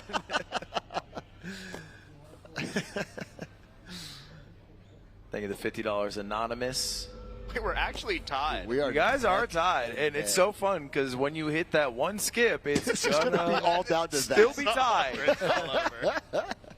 Dude, if someone hits it first try, the run is just over. The first 6 minutes looks real good, though. Oh, here's a little skip coming up here. Here's a little skip. I call this the Aatrock skip. First one to hit it gets to name it. Oh, fuck. Congratulations to Atrioc. It's the Atrioc skip. Yes, sir. Did he miss it? It's the Squeaks backup. Embarrassing. All the way up on the fourth. Oh. Man, this game is just so good. Now that I play it. Yeah, but not good enough for you to play the DLC. Speak Well, on I've that. been waiting. Yeah, why for it. don't you a little play the too busy? DLC? A little game called Hollow Knight Silk Songs hit our release date, you know? No. It came out like a month after. It's not. No, it's true. Details. See, Atrioc has been busy rubbing freaking elbows. Dude, I'm kind of cooking. You hit the skip? Yeah, I did. Oh, you're in the past, bro. Do you want me to slow down? I will for you. Would you like me to ease off the gas? $10. You Gavin. fool! Oh. You fool! Oh, my Chad! chance! You've hexed My me like revenge! A A huge The 6 time loss. losses mean nothing after this. This is about a 1 minute time loss for Squeaks. He will get back. I bet you there's speedrunners right now just hate watching. I'm cooking. Well, He's I can falling tell you apart. one person watching, Gavin Newsom, donated $10. Only 10. That makes Only 10 sense. from my good friend Gav. And that is Gavin in the background. Actually. Oh, looks like we got the DNC over here, folks. Oh. All Weeks right. uncomfortable with any. That sounds really exciting. Yeah, Gavin's going crazy in the back. And I'm actually going to lose. Did you hit wine skip? I hit the squeak skip. You did get to name it. Especially the small ant skip. Actually, every skip in this game, shout out to small ant in the crowd, was invented by him. Yeah, Smalland is vastly better than both of you. Yeah. Yeah. In fact, there's a lot of people in the crowd who are better than us at this game. But Yeah. not people in the crowd who have a Speedrun of the Year award. Oh, I forgot. Or Holy shit, you're He right. didn't forget, chat. He was bullying Green Suigi in the bathroom yet again. you know what? He was like, "That's my stall. I'm the speedrunner of the year," and he kicked him out. That's Green Suigi famously has 5 world records in the 5 Mario categories. Yeah. But I he guess didn't it's 5 out of play 6. Mario, with a funny ball joke every 5 minutes. So he doesn't deserve the award. Oh, no! Oh, no! Chit Chat Atriarch. Once again, eyes not on the prize. That reminder, we're matching all donations during this run only. We started at $112,500. We're up $1,200 in just the 9 minutes that they have made no progress. So, how do you respond to accusations that you're keeping all the money for yourself? Your game is coded so... Oh. Squeaks, I don't think he's talking about you. I know, sorry. I just actually... Oh, I skipped... Oh, no! Oh, I'm choking. I'm way behind you. This is a very easy section, Atriarch. Shut up. I mean, I could take over if you want. Okay. It's just crazy because you're not giving us the respect you give other speedrunners. You're watching those guys and you're like, wow, good job. Dude, I know. And then we go up here and you're like, I could They're do that. they're literal world record holders. I literally made this game by myself. Yeah, let's go speedrun.com. Oh, I'm actually going to fall and then I'm going to cry on stage. Oh, no, don't do that. Speedrun.com. You think your PB is better than mine? Work. That's the real question. Okay, you know what? You know what's crazy? Yeah. I'm still going to beat you. No. So just a heads up for people watching at home, the world record would have beat the game by now. Yeah, but 13th place would have beat the game by now. It's about style. It's about panache. It's about showing the full beauty the game has to offer. And I hit wine skip. Round of applause, ladies and gentlemen. He still got it. Wait, I don't know how to hit this if I don't. This is going to be a bit tough for Atriarch. Left side of the screen. If he chokes this. Actually, my heart went up. Get the hat. Get the hat. Get the hat. For Get the charity. fucking For charity. Leon donated $50. I'll donate $1,000 if you get the hat. 1,000 for the hat? Yeah, do it. Come on. Round of Squeaks will applause, never shut up. Atriarch. You literally dive bomb down. I would rather give $1,000 than let Squeaks win and have him talk about it. You think I'm going to talk about it? We're doing this. Yeah, you talk about it all the time. You would talk about it. Hey, ready? Watch this. All right, Atriarch struggled in this section, so we're going to watch Squeak's right side of the screen to see if he's able to do it. There is a consistent strat here. He's going for a backup. Didn't get the first one. Should be okay. Oh, Very no! Very sketchy the way he's doing this. Yeah, but I got it done. Does he? Yeah, he does actually. He's managed to not fall down 8 times, like some other runners have. Unnamed? Unnamed. And I'm getting word that I made up that message about Lean with $1,000. Apologies to anyone who believed that. I actually fucked up so Squeaks, you really thought you would hit that? Oh, he's getting desperate, and it's sad to Squeaks see. with probably a 3-minute time loss here. It feels like I'm 3 minutes playing Jordan on the Wizards, dude. He's old. He's raw. Jordan on the Wizards actually was a pretty good asset. Right, but I feel like I'm Braun in his prime right now. You're Braun. Maybe the hair. W joke, Squeak. Thanks, guys. That was awesome. You guys are fans? Fucking cool. $100 from Zero Danny. $25 from Juice says, "Where's my LS fans?" They're rising I love up. Hitler porn. Sorry, what? That was your fan. I don't know. It was $25. No, you added that. $5 from Free Palestine. Thank you for the $5. 5 from Ollie Pop. Oh my God, real? So glad to be Insane. part of Squeaks' triumphant return to speedrunning on stage. $5 That was a mean to donut. become the best voice actor ever. I'm just gonna watch Squeaks for a bit, bro. You're chunk. Dude, what are you talking You're about? chunked up, bro. Calling you chopped up. Oh, yeah. Okay, watch this. Watch this, Let's right? see it. Do it first try, and we got ourselves And a you'll race. give $1,000 I'm not. to me. Here we go. Here he goes. Here. Oh no! Bang. All right. Bang! Oh, it's too easy. The hat. I should wear a hat. Oh, you talking about the game? Oh, yeah, we were. Oh, no, I'm fine. I sell the hats if you need them. You do? Oh yeah. You're really going to do a promo during a charity? Yeah, I'm doing. He is wearing, by the way, his own merch head to toe. He's wearing his Ibita hat and his new sweater. Failedcoast.co. Failedcoast.co. Weights. Yep, it's a charity stream, just by the way. So, I understand you got a capitalist heart over there. But Yes, sir. I did fuck up. $500 from Placable Platypus. Let's freaking No, seriously, go. round of applause for Placable Platypus. That's a huge donation, which is an $1,000 donation because we are matching it. Squeaksing his shit. He gets that clutch backup. I am kind of clutch, aren't I? Yeah, I think so. Thanks, guys. Look, can we get a cheer if Squeaks is clutch? What Dead the silent. fuck? Why did that Dead take so long? silent. Might have been a different Discord. I don't know. Wrong comp. $100 from Mad Hatter. Thank you for the 100. It says get the hat. Little late. 52 from Monkey Lords. 25 from Late Larry. Go Pookie. Free Palestine in that order. Hi, Larry. Which is weird to say. That is a weird order. 25 from Misdemeanor. That is a strange order. I would flip it personally. Personally, me as well. Wait, did you hit like the cool skip Atrioc? Dude, I hit some crazy shit. I won't lie, Squeaks, you've almost completely caught up because Atrioc went I quite missed it. slow through this section. Oh, I think, did he miss this skip, Ludwig? He did not. I did not, fuck, actually. did not You're miss kinda that looking. skip. It's That's going to come down to actually this. High key. I have not hit this. So the skip you're about to see cuts What the you fuck is happening? directly to We're fine. The skip you're about to see gets you directly to the CEO section, right? Or is it the president section? Is that it? I think it's VP, yeah? Wait, can It's we your do game. another race after this? I don't think we have the time. I don't think we have time for the one. They're gonna boo us off stage after 30 more minutes. This little bit is only all right. If I hit this first try, If he gets his first try, everyone left has to side of your donate- screen. Everyone in the crowd has to donate $50,000. All right, 50,000 if he gets it first try. Come on, everybody.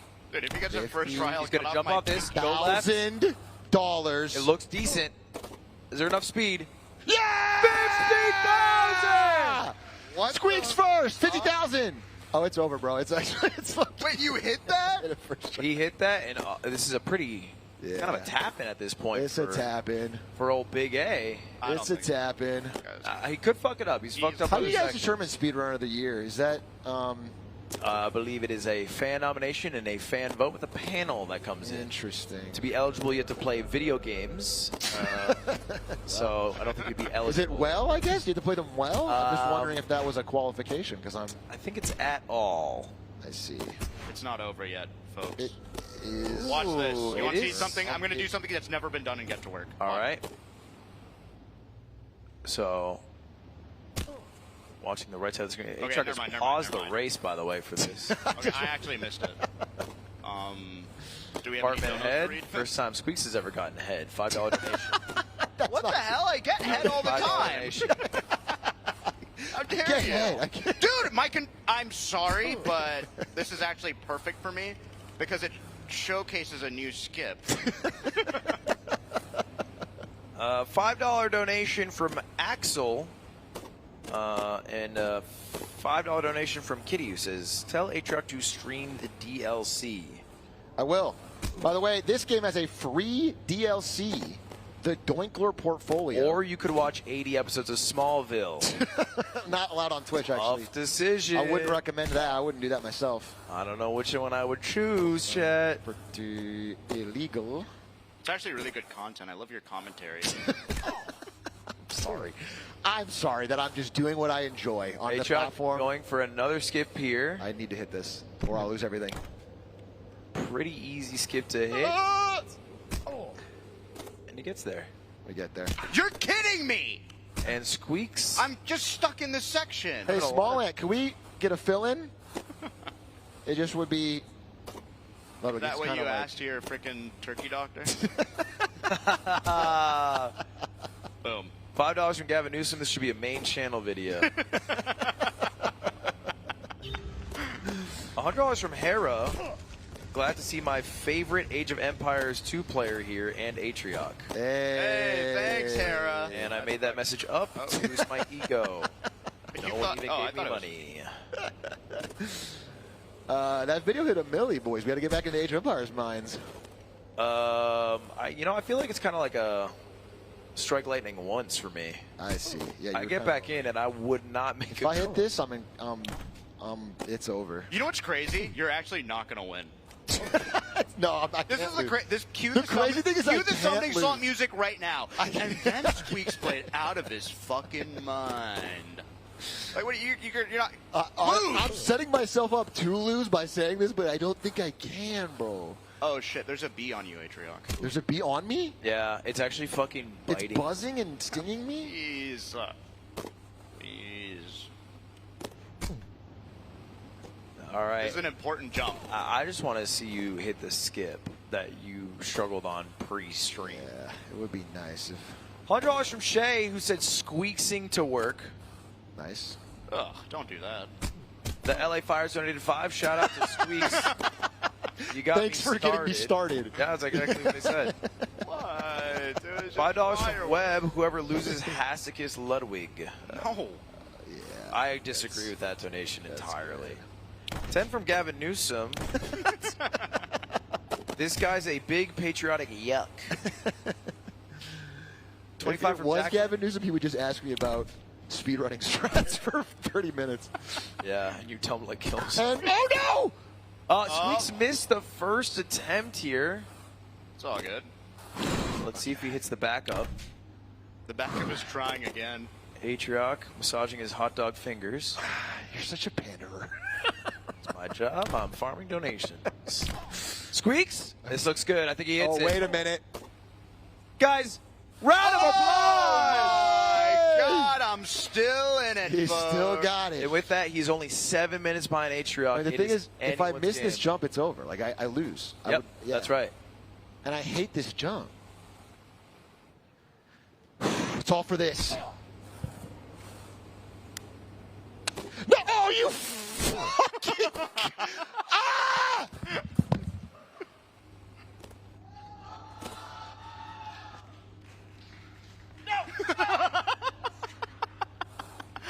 What, you can't pause during a speed run? Disqualified. I'm sorry, guys, but the rules. Bro, my controller's wet. Oh, No. Your baby blue controller. The guy who poured Wait, are the you water. here? Oh. Yeah. I'm on the final jump. This is so stupid. You guys are cheating. This is just rigged. He's on the VP jump, bro. I'll climb that ladder. Go! Yes! Year of kindness, by the way. Woo! Year of kindness. Year of kindness. A $200 donation caps off Atrioc's win against Squeaks, and a graceful winner is nowhere to be seen. I'm going to cry. Oh, shit. Mine's actually... Mine's pretty good. Wait a second. I got to hang out with Atrioc way more. And a pretty good run from Atrioc. That's good enough for 71st. Wow. Not bad. You practice at all? What the hell? He actually did practice, I can tell you firsthand, because I saw the Steam notification at 11:30 p.m. the day I asked him if he'd do it. Caught. What is that? That's called practice. No, I didn't practice. I just played Wait, hold for up, a hold couple up, hold of up. hours. No one hears you right now. Who are you talking to, bro? What did Ludwig say? He said some I shit. just said at 11:30, I saw you boot up the No, game. you guys are spamming caught. I booted up the game when you asked me 3 days before this event, hey, I need to fill in for... That's called practice. No, but I opened the game. I moved around. I just made sure that I don't think there's anything you should be embarrassed about for trying hard to win. Yeah. That's You know so what? cute. Victory That meant is so victory, much more bro. to you than me, so I really... To beat the speedrunner of the year is a high... Guys, can we get a round of applause for Atrioc? I mean, he clearly, good for you. Uh-huh. That was so cute. Guys, I mean, first off, really fun watch there. Thank you. It was a tight race through and through. Real. Obviously, Squeaks, we had some issues. But anything you want to say, anything top of mind? Me? Yeah, any shout-outs? We give shout-outs to all our runners. Oh, well, I just wanted to give a shout out to the folks who are here live at Fast 52. They've been killing it. Spoken to a lot of them. They're awesome. Big shout out to Atrioc. He showed up, which is awesome. And Ludwig for putting on the event. This has been so fun, and I wouldn't want to celebrate my birthday anywhere else. Gotta be a lie. 100% a lie. Not at all. Of course. But yeah, that's my shout out. Big A, your victory speech. Yeah, victory. I want to give a big shout out to Isto for creating the game Get to Work. He did all the actual work. The game is really fun. The capital is most of the work. Exactly. So whoever fronts that. The money is really where the work comes from. And, check him out in his future game called The Rope. It's going to be a horror game coming out maybe in a year or two. I mean, it's going to be a while, and one of you that donated will become a voice actor in it, so I really appreciate that. Check out, shout out to Isto. Great guy. You guys can be all over Isto's Rope with Dave White. I've never heard rope. Rope. It's called The Rope. It's not rope. It's The Rope. I don't know what I'm supposed to say. Oh, come on. Hey, we got a few big donations there. $100 from Clancy Viller. They should try Tip Turkey. Can I give a big shout out to Dan Clancy for running his city with an iron fist? 10 million strong. He has ruled that place like a tyrant. And I really appreciate that. Dan Clancy, folks. Why are we... Clancyville. We got $100 from Apollo, no comment. 50 from Sable, 50 from Anonymous. Chad, I said I would match all donations. I'm going to cut it off here. We started at $12.5. We have raised in just the course of that very quick run $3,700. Nice job, guys. That's insane. That is amazing. What percent do the runners get of the... Should I ask this off the camera? It's an off-the-camera conversation. I think you playing this game is... Got to spend money to make money. And we have another run coming up. Yeah. A-Track that you're going to be helping commentate. Sir. You want to hop on the couch? Yeah. Bye, everybody. Yeah, I'm going to wait for the raffle. I believe the raffle wraps up in 20 seconds here. And what are we about to see, gentlemen? Guys, can I shout out how fresh to death our next runner, a Spectacor, looks? Better hair and better clothing than any streamer in the building. Let's not be hurtful. Seriously, guys. Yeah. Let's dare our children to keep off drugs. I heard that didn't work. I heard Dare was like notoriously ineffective. What? That's what I heard. Spent so much. That's fucking horrible news for me. Yeah. Oh my God, we got a $1,000 donation from Color Fast, which is amazing. Thank you very much, Color Fast. We are fastly catching up to 125K, which is our goal. We're a little bit late, but I think we can still get there. Yes, Spectacor, you are here to run Hitman. Yes, sir. Silent Assassin suit only. You bet. The original trilogy. Yep. And doing it better than anyone's ever done it? I mean, some would say. I would say as good as some people have ever done it sometime. Like at very least. Such a different sentence. From top to bottom, that is a different sentence. Well, it's the same idea, right? I'm super excited for this run because I used to do this run, and apparently Spectacor has brought a ton of new strategies that are going to shake up my understanding of the game. Speaking of shaking up, I think we have someone who's going to shake up Ista's next game. The winner of our raffle good segue. Is Wheels. Wheels! Who donated $50 and tell Squeaks and H-Rock to get to work, please. Dude. Good one. I want to hear what Wheels is... Wait, but he has a Gilbert Gottfried-style voice. That'd be good. We had to make a horror game where one of the bad guys is... Maybe he's like Shaggy. Like H-Rock! Shaggy. I'm going to suck myself dry! Is that good? I got a woo. Bro. We're taking you out of the game. I got a woo. Yeah, I'm actually legitimately super excited for this. This is going to be cool. This game or this run? This run. This run. AJZ, think of the 100. Match a honey. This event was peak. Chad, I think our donations are a little bit behind. So we're going to see. Maybe this donation match is a little higher than I thought. And I might not do it anymore.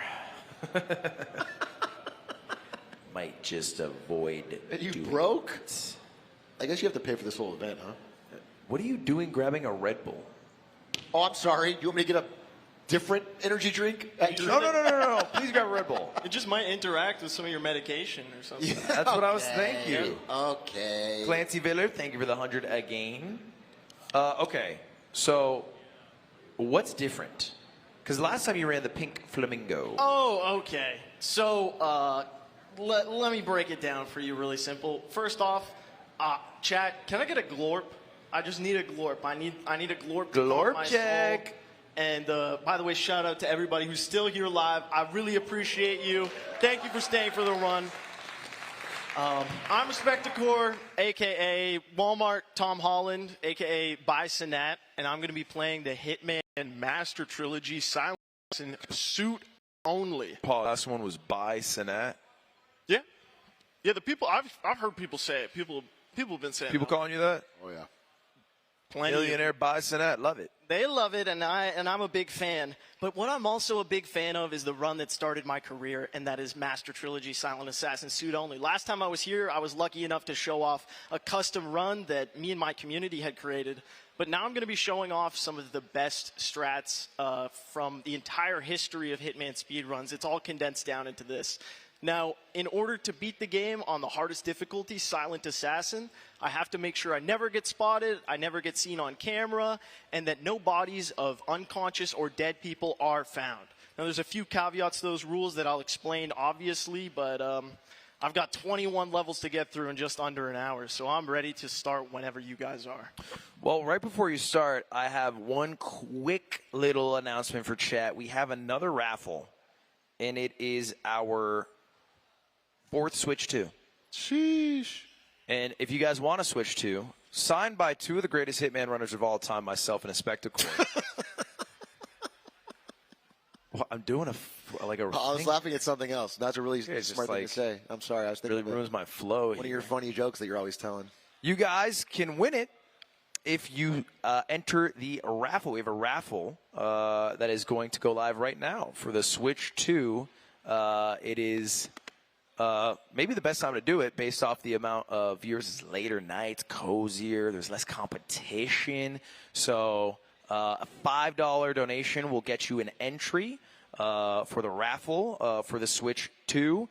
So please, if you guys haven't already, go to fast.ludwig.gg/donate. You can find all the information there, and all your donations all the way up to $154,000. So still like $40K to go, basically. Directly go to the PCRF, the Palestinian Children's Relief Fund. So best time to do it, and maybe one of the coolest runs to do it during, because I'm quite a Hitman fan myself. It's one of the best speedrunning games of all time, and I stand by that. I would agree, but I'm a little biased, obviously. I mean, I think for sure. I mean, most of what I see from it is like your videos where it's breaking. Yeah, it's like other strategies, and there's a bunch of different strategies you showcase of one level. The coolest part of it is that different runners can do different strats. Like, strats are always changing. It's not usually doing the same thing 1% faster. It's like people are innovating new. Some guy might use a sniper from this angle. They might use a bomb from this angle. Like, it's just really, really cool to see how the game changes. Yeah, I haven't been in the content game that long. I've only been doing it about 4 years. Okay. Can I say some shit? Yeah. You got videos with more views than this guy. You do. He passed. Listen, man, to hear 4 milli. That's amazing to hear, because I've been a fan for way longer of content than I have been a creator, and to be in a space like this with people who have actually met Northernline in person is really cool. So, anyways, that's super sick. Can't be mad. Maybe you can tell me. That is my biggest accomplishment. But I'm very excited to show off this run. This is the run that allowed me to get the community that I did, and I'm super excited to be here. I forgot to mention as well, I'm going to be playing the game on the hardest difficulty. This means more cameras, this means more bad guys, and the people that can catch me are even more aware of my existence. Now, I am also finally going to be doing this suit only, which means I don't have access to any of the disguises that you normally like to use to get through areas, so we're going to have to find a way around that. I wish the first level was something simple where I could sort of ease the people who don't know about this game into it. If you don't know, this game's about Agent 47. He's an assassin. He goes into missions and he leaves without getting caught. In order to live up to that name, you have to get Silent Assassin and then leave basically no trace. And for this mission, well, we're going to do it in I guess sort of a counterintuitive way. Our first target inside this building is going to be in the front entryway, and we're going to be able to deal with him relatively easily. But our second target is Dahlia Margolis. She's all the way on the other side of the map in a room. Sorry, I didn't get a good setup there, so we got to start again. She's all the way across the map, standing in a room giving a speech. What I'm going to be doing is launching a bomb, using another bomb's explosion to send it all the way across the map, hundreds of meters. Oh, sorry, America. Like a couple football fields. This is such a sick strat. In order to detonate the chandelier. Now, what you want is a setup where both bombs are pointing the same direction, and sometimes it can be hard to get, but when you get it, you usually know. There's a couple other things that I should explain at the start of the run so that you guys understand what's going on here. In the top left, you can see my objectives. So that's whether or not I've, whether or not I've gotten a kill or completed another objective. And also, a really fun quirk of this game is that the inventory positions of items can be randomized. So sometimes you'll reach for something and expect something else, but I'm going to see if this launch works. So the very first shot I do also, it does two things. Not only does it distract Victor's guard and cause him not to be under the chandelier when I'm going to drop it on him, but it also causes his movement cycle to start. Since you normally have to be within a certain proximity of Victor for him to start moving, this shot allows us to bypass all of that and stay closer to the entrance. So that's a much more appealing setup, the way that the bombs landed. And so what's incredible about these bombs is they don't go in a low arc. They fly hundreds and hundreds of feet into the air, and it actually takes the bomb 12 seconds of airtime to even get to that position. So in the meantime, I'm going to use something called a panic shot I'll explain more about later to get these guards off of my case. So what happened there was I dropped the chandelier, but we were a little bit late. That's why they call this mission the showstopper, is I guess what I can say. I'm going to try and focus up here and see if I can get us going. Yeah, lock in. But yeah, I mean, most Hitman speedruns require you to restart Paris over and over and over because it's incredibly tight timing. Yeah, very simply, he's just launching this this big bomb with a small bomb across the map and then shooting a chandelier. And so he's blowing up 2 chandeliers in different spots at once to fall on the target's heads, which counts as an accident, so nobody thinks there's been a murder. He's going to do it probably right. Well done. There we go. Victor Novikov is There we go. Good. Hey, insane, dude. targets are down. Insane. Now head towards the next. And there it is, just like that. We are started on the run. Yeah, that's an important thing to mention. You can't allow a target's body to be found if you want to keep the silent assassin rating. But if a target dies via, something like an accident per se, you don't have to worry about their body being discovered. They'll just consider it to be a terrible tragedy. Next, we're moving on to a level called Sapienza. We're in Italy, where we're going to be taking out 2 different scientists working on a virus in an underground laboratory, which is like an outlandish scenario, if you ask me. Anyways, I'm going to be starting off this level by doing something called panic shots. I talked a little bit about those earlier. And these specific ones are called body shots. So when Hitman speedrunners are talking about body shots, we don't mean the ones that you do off of your co-eds. Rather, we're referring to non-lethal panic shots that we hit on NPCs that will put them into a state of hysteria. And so those first 3 were to panic people around a target in order to make her move to a specific position. And the last one is going to panic some guards at the gate, allowing us to move by. I'm going to take a quick pit stop here to take out the security cameras and then pull out probably one of my favorite glitches in the whole game. This is the muffin boost. So by standing on top of the broken particles of an object, I can use it to get myself out of bounds. And since the game doesn't expect me to be there, there's no fall damage when I zip back down to the earth. Now, the keen viewers among you may have noticed that the bottom left corner has red guns, which is normally a problem. It means I've lost my silent assassin rating. However, in this scenario, it only means that Francesca has spotted me. And since she's the only witness who's compromised me, when I shoot to drop a chandelier on her head, I go back to having green guns. Hey, I'm hearing from the chat that the HDR setting might be turned up after this run, after this. Or you can do it right I might be able to fix it right now. That would be great. I think it's messing with the visuals. Let's see. And maybe people will pog if it's better. I do a little AV work. I do a little tech support sometimes. Saved. Okay, perfect. Okay, so this guy here, Silvio, he's our second target, and as you can see, he's currently receiving a golf lesson. And so we're going to shoot a shot to distract the golf instructor, tranquilize this guard so he doesn't spot us, and then we're going to use the propane tank. Now, propane tanks are the bread and butter of silent assassins because we can use them to set up accident kills almost anywhere. So once we've killed Silvio, we're going to perform another muffin boost off the edge of this cliff, fire to turn 47 around quickly and cause him to boost even faster. And now we're walking on an invisible floor. Shout out to the pathway to see the Scaleless in Dark Souls 1. He's cracked. That was Just like that, we are out of the second level. We've got quite a few to go. Now, there's 3 seasons to this game. Season 1 contains levels from Hitman 1 in 2016. Hitman Season 2 in this contains levels from Hitman 2, and then Season 3 is from the most recent Hitman. Season 1 is mostly a breeze. It's mostly a good time, other than, Paris can be a little tricky, and it's got 6 levels. Season 2 terrifies me, and it has 9, so please throw a page in the chat for me, and throw one in there for this one. This level is so This stupid. is an insanely hard level. If he does this, we need to pause. If we get this first try, I would be very, very happy. I'm going to try and lock in for this. All right, you want me to describe it? He's gonna panic everybody in this crowded market. Then he's gonna jump off the roof by balancing a violin onto this thing onto the side of the roof, then fall down while still panicking everyone in the market so they're not noticing his guns.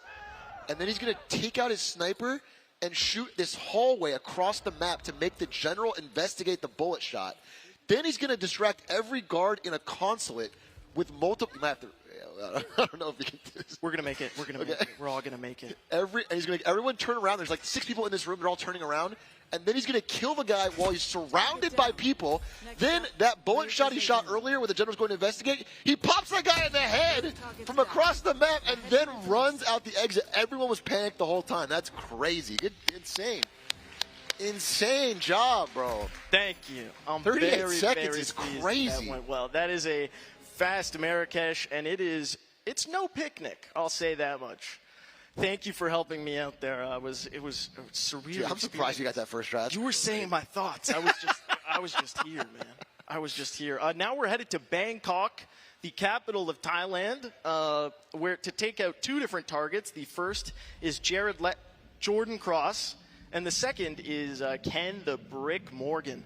Now, this is a level where it's a great time for me to explain cutscenes. Now, cutscenes are something that speedrunners use to save time, because when a cutscene starts, all of these NPCs will begin their movement cycles, as you can see them going through. Now, we want to start the mission timer as late as possible, so we're going to wait for this one to play out, because the mission timer is what we're measuring the speedrun in. It's an in-game time run. Now, this mission in particular is special because we're able to see the position of different NPCs in their cycle. And if I had been paying attention, instead of giving this explanation, I might actually be able to glean information from that. I'm going to use my pistol to distract that guard and do something called a ceiling shot. When you shoot the ceiling above an NPC, they will perceive the sound to come from the floor of the room above them. So they go, oh, snap, I got to go upstairs and check that out. And the reason I want that to happen is because that person I moved out of the way was sitting under that chandelier, and I needed that to kill my first target. Now, the second, I put into a panic, so he goes into a lockdown in a specific room and then shot a single shot for his guards so that they wouldn't go in and find him. Now all we got to do is leave. And what we're going to do now is the other type of panic shot that speedrunners like to use on guards. It's called a triple shot. It essentially has the same effect as most of the other panic methods in Hitman, but you just need to hit a surface 3 times near somebody. You also might be seeing things on screen that look like little yellow arcs, and they make a hiss noise when they show up. Those are awareness indicators. So if one of those fills up on us, we've been compromised, we lose Silent Assassin, and we'll have to reset. The reason we had to reset on this run was because of a rare instance where somebody walked into the room where Jordan had hidden. I was It's going to not ask. something you see super often. It's pretty rare. I was literally going to ask because you didn't mess up anything, so it must have been. Yeah, we did it pretty much exactly what we want, but it might be an opportunity for me to show the... No. So if that guy's looking at you, you can take out your gun put it away, and he'll stop looking at you. It's almost if he decides that he doesn't get paid enough for this shit, and he just like he just turns a blind eye. So there, I didn't get to explain it while I was doing it last time, but the first 2 shots were to panic Jordan, and the second one was to panic guards in the next room, so that they wouldn't discover his bomb. Dude, that shot's crazy. That shot is very, very tight. You're actually able to lead his head sometimes. But, you know, I'm just not built like that. I hope this guy doesn't block my way. He didn't. He's blocking your exit. He's blocking my way, man. He's blocking your exit. You could just leave. Just go. He's gonna see. He's gonna see. You're screwed. You're screwed. No, it's not over till it's over. It's over. You're not getting out. Tears of cried. Yeah, that's tough. But that's the thing about Hitman that makes it so interesting to speedrun. It's not only that you have to perform things mechanically very well time after time, but you also have to contend with a huge amount of RNG. Sometimes NPCs don't do what you want them to, and you just have to learn to accept that. Yeah, they behave in devious ways. They really do. And you know, if things continue going like this, I have a feeling that the really hard levels are going to be easy, and the easy levels are going to be hard, which is something I can deal with. I'm ready for that. Age when most stars die. Good luck, 47. I feel like this is the one. I'm really glad that guy didn't spot me, as sometimes when you shoot and they're slightly aware of you, you can get caught, or you can get left alone. It's really up to chance. Okay. I want to shoot the second chord right here. Got him. So you can see at the top of the screen a mission timer, and that's something that's... Target down. We're okay. Now on to Jordan. That's No something way you're that's, okay. Yeah, we're okay. Yeah! That's something that's hugely useful for speedrunners because we're able to perform the same kills at the same time. As I talked about earlier... Sorry, I was making a decision there. As I talked about earlier, NPCs go on a cycle. And so if you know what time in the mission it is, you're able to make kills at the same time, and that's what's going to happen in Colorado. Colorado is one of the most difficult levels for most people casually, as it's a really heavily fortified location. There's a ton of guards, and there's not 2, but 4 different targets. So in Colorado, United States, we're going to be taking on a terrorist cell. And I don't mean like students who wrote op-eds. I mean spies and former eco-terrorists coming together to perform some sort of plan.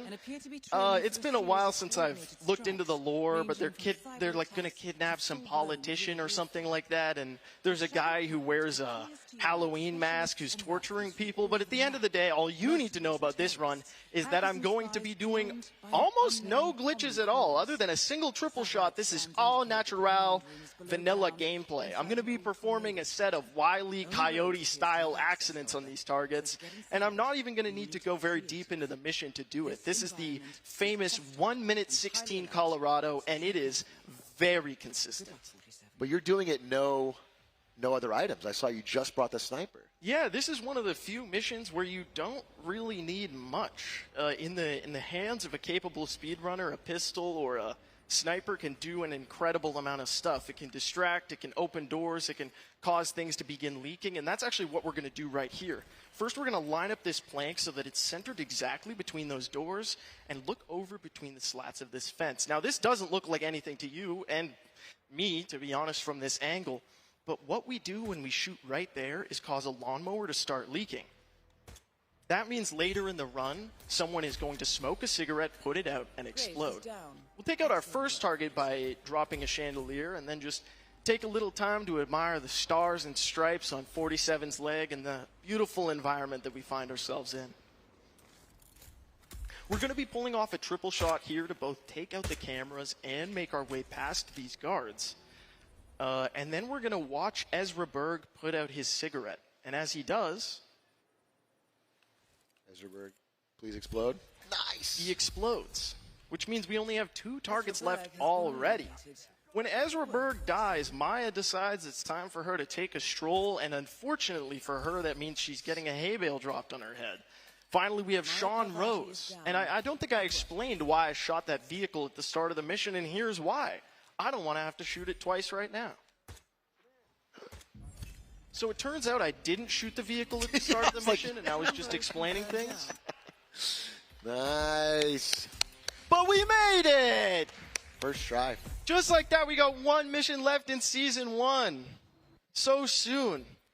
It feels like we've spent barely any time together, except for Paris, but we won't mention that. Now, Hokkaido is a beautiful level. It's one of my favorites, and we're here to take out a 65-year-old man on the operating table. Now, I can explain. It doesn't sound great. Eric Soder suffers from the titular condition situs inversus totalis. It means the organs in your body are mirrored along the center line, the sagittal plane, as they call it. And so he had to try really, really hard to find a heart that would match him. He had to find a backwards heart. And so he decided that he was willing to give up the files. That's right, the ICA files containing the names and locations of all the ICA agents.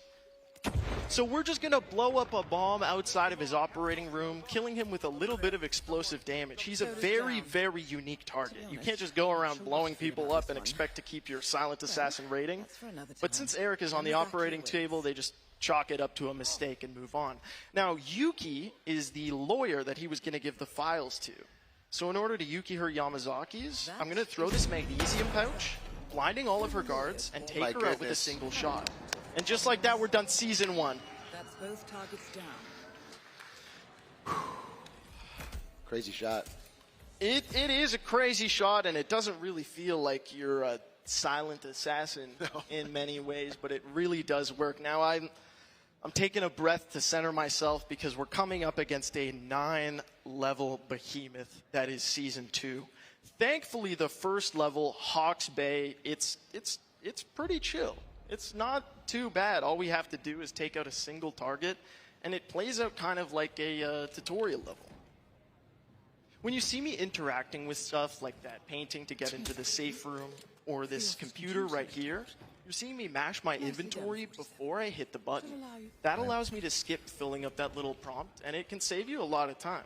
If you're trying to escape the mission, it can even save your silent assassin rating. So I mentioned earlier that knocking people out and having their bodies being found will cause you to lose your silent assassin rating, but if you use something like a poison, it doesn't matter if their body is found. My God. So sometimes, and this will happen sometimes, she can hear the guy passing out. So what needs to happen is you need to wait a little bit longer for a guard to move further away, allowing you to move further down the stairs and make sure that he won't make her turn around. The office computer, no doubt. Nicely done, 47. Getting caught. All right. Something can also happen here called a slow Orson, which I'm very thankful we didn't just get. But it's where the first guy you tranquilize can take a really long time walking into the room, and he messes up the run. Target down. So after we hit her with a lethal syringe, we are free to leave and not worry if her body gets found, because we won't lose Silent Assassin. Aatrox, I actually evaded my own consumed poison kill the other day. I don't know what you mean. Yeah, sorry, enough about my first time at Jack in the Box. I'm going to be using my Chrome Silver Baller here to perform a series of panic shots to make my way off of the beach. And this first one is very simple. I'm just going to need to panic this guy with a body shot, which I explained before, and make my way forward. Now, this part is a little bit different. If you look to the left, you'll see this guy's awareness meter start to fill up.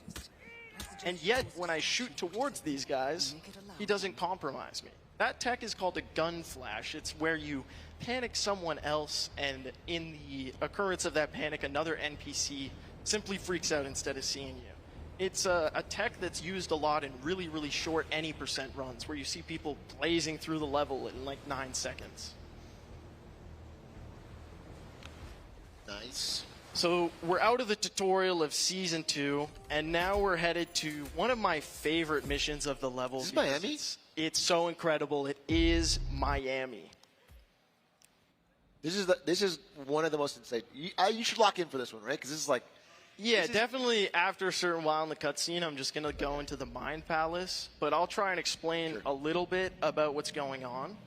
So, yeah, like we're going to spend way more time setting up for this than doing the actual act, which may be familiar to some of you viewers. But we're going to be taking out Robert while he's in a building, and Sierra while she's in a race car. Now, a lot happens in 17 seconds, so like follow with me, okay? Robert building, Sierra race car. Sierra's going to be moving around the track really fast. And at some point during the run, we're going to look out and we're going to snipe her through an area that's actually inaccessible outside of the mission and take her out while she's rounding the corner. Now, Robert, the guy you're looking at right now, is going to be a little more complicated. We're first going to need to fire 2 shots that distract his guard and stop his guard from following him. This means that Robert is essentially isolated when we lure him into the corner of the next room. You following this? So that we can shoot him when he's isolated and run out of the mission before anybody notices. And in the middle of all this, we'll take out Sierra. This is one of the craziest strats in Hitman. Yeah, he's tossing a poison grenade to get the onlookers to go to the bathroom.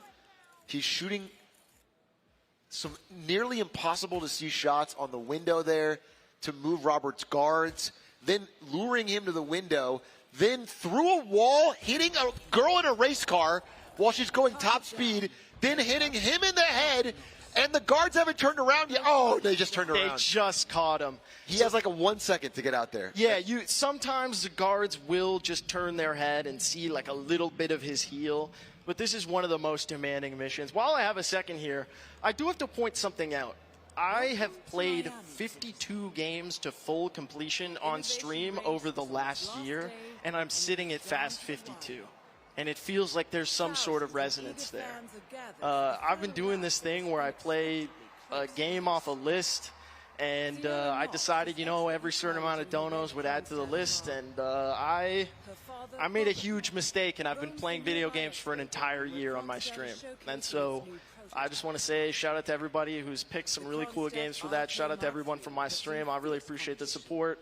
It's been a blast. I played Detroit Become Human. It was really fun. People tell me that game's like a metaphor, though. Metaphor for what? That's what I couldn't figure out. I was like, bro, they're robots. But I don't know. Maybe I could get someone to explain it to me. Now, I'm going to use the emetic grenade here. I didn't mention why I used that, and that's because there's 2 real NPCs near me. Now, you might be thinking, a Spectacore, real NPCs? They're all in a video game. They're fake, bro. You need to go outside. And, well, that is true. I do need to go outside. Unreal shot. That is an unreal shot. I could never hit that. That is just to do it in real time. He's hitting a moving car top speed through the wall across the map in the first 10 seconds. As an F4 driver, we go really fast too. Did somebody shoot your tires the other day? I saw a clip of you. Okay. All right. Well, thank you. Oh, it's good to have you on the couch. Ludwig, everybody. Well, this is where I'm going to hurt you because I am going to bed. Did he just say I'm going to hurt you? Well, no. With my words. Oh, because I'm going sleepy time. Oh, you got to sleep? But I'll watch you as I slumber. I don't know how that would work, but I appreciate it, Lud, very much. All right. Good night, Chad. I'll see you in the morning. Good night, Ludwig. Thank you, Lud. Good luck. No, thank you. All right, chat. This one is another one that scares me, and it's because we're going to be heading into deep cartel territory behind enemy lines. And also, we're going to be leaving a body out in the open that can get found. That's not something Hitman speedrunners like to do. We like to kill people with chandeliers. We like to kill people with propane. We don't like to just shoot them and leave them laying around. But this is the most speedy option available to us, so that's what I'm going to do. What is this outfit? These first shots are going to cause this target to go into a lockdown and run under that pod and plant, and we can take her out right away. Now I'm going to get to work on running straight through the center of Rico's compound. Back in your day, Atrioc, when when you were doing this, way. Yeah, we didn't go through the center back here. In the day. Yeah, we had a much. When you were doing this level, you would run around the outside of Rico's compound, but now. We use this strategy. Shoot him right in the back. That's crazy. We just shoot him right in the back after distracting a guard and hope that by pulling these 2 guards away with these shots, we're able to keep everybody from seeing his body. It's not totally reliable, but it is a pretty solid method of getting the kill.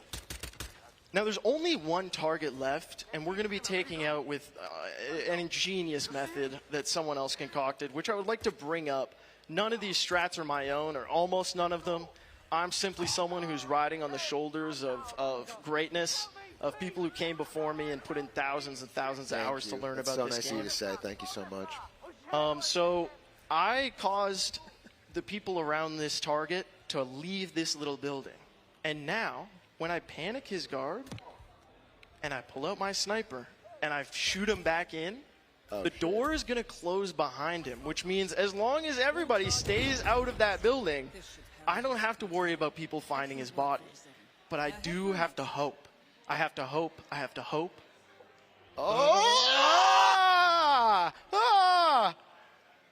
Yeah! We made it! Oh my goodness. It's just curveballs from every direction, but that's what you got to deal with in the major leagues.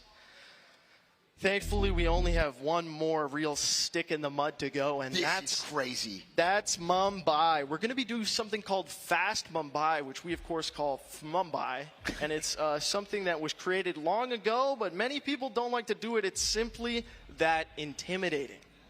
We're going to start off by taking out a very unique target called the Maelstrom. And why he's unique is because we don't know what he looks like. He could really look like any of 12 different presets. But we do know one thing about him, where he spawns. So if I immediately exit the cutscene and use my pistol to fire 2 shots, I can blow up a moped and take him out instantly. Now I'm going to fire 2 shots into this train yard. Now, it's completely incomprehensible from somebody just watching, but those 2 shots are really, really important. What they do is they cause someone who would go talk to this next target to stay behind and not talk to her. Since she has no one to talk to, she just moves on to the next stage of her cycle, and she stands up. And since there's no conversation to take place, one that has a random time, I might add, we're able to be relatively sure that she'll stand up at 31 seconds every time, so we can drop a chandelier on her every time, just like that. Okay, this next kill, though, is the...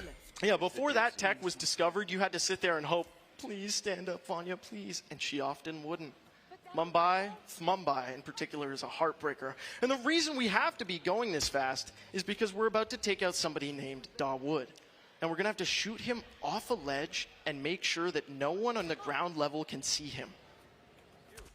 I'm going to lock in.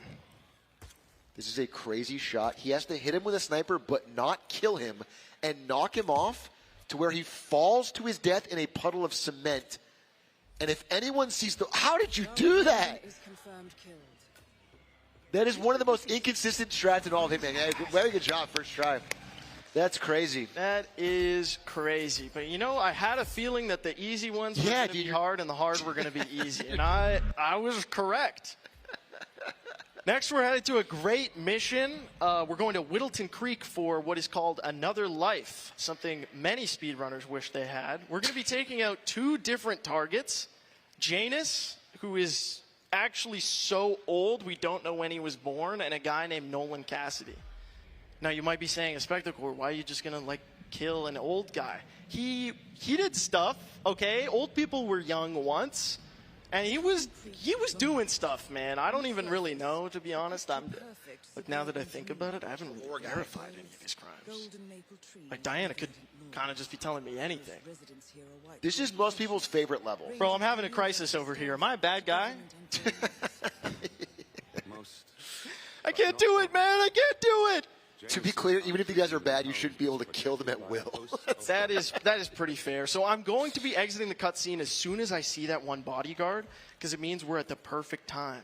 And now I'm going to take 2 shots, hitting an oxygen tank and blowing up Janus in 3 seconds. Nice. Now you're seeing me pull out a pistol here, and that's not just because I want to fit in an American neighborhood. It's actually because people are more suspicious of you when you have a sniper on your back than when you have a sniper and a pistol. It's like they can only focus on the pistol, and everything else that you're carrying doesn't matter. So I'm going to be setting up a really clever trap here, and it's one of the easiest kills in this whole run. You put a taser inside a mailbox, and bro checks his mailbox and then just dies. Like it's almost like the real version of one of those emails that said it would kill you if you didn't respond. Hey, so like that's not normally what happens, but that's okay. We're gonna work with it. I also shoot this guy, and I'm not doing it like because I have like darkness in my heart. It's because I have to panic him and make sure that he doesn't compromise me. Because if he compromises me, I can't kill him. So you're gonna make? Oh, he makes it. Lovely hit with the shovel to get him out of the way and collect our second clue. I forgot to mention that we actually have 3 different objectives we need to complete alongside killing those 2 people. And I just dug up the 3rd of 3 clues I needed to collect. So now that Nolan died from checking his mailbox, we are free to leave. Very nice. We're done. So even though we've gone through a bunch of missions successfully, we've still got quite a few left in Season 2. And that's just because this contains a lot of levels originally, but also this one, which was released in Hitman 3 and added back to the Hitman 2 speedrun now, huh? That's crazy. We're going to be putting a blue Easter egg in the food storage. And that is all we need to do. We're going to be taking out 2 different targets, Noelle Crest and Akka the Pirate Queen.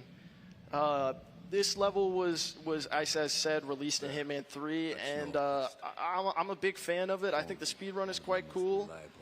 They included slap fighting, though, which really feels like a time capsule, doesn't it? There was a real era for slap fighting, and I don't know if it's happening, but maybe it'll be at the White House next year. First, I'm going to take a shot into this barrel, which causes it to start leaking. Then I'll take a shot on that lantern, and it'll cause an electric trap to be set up around the barrel.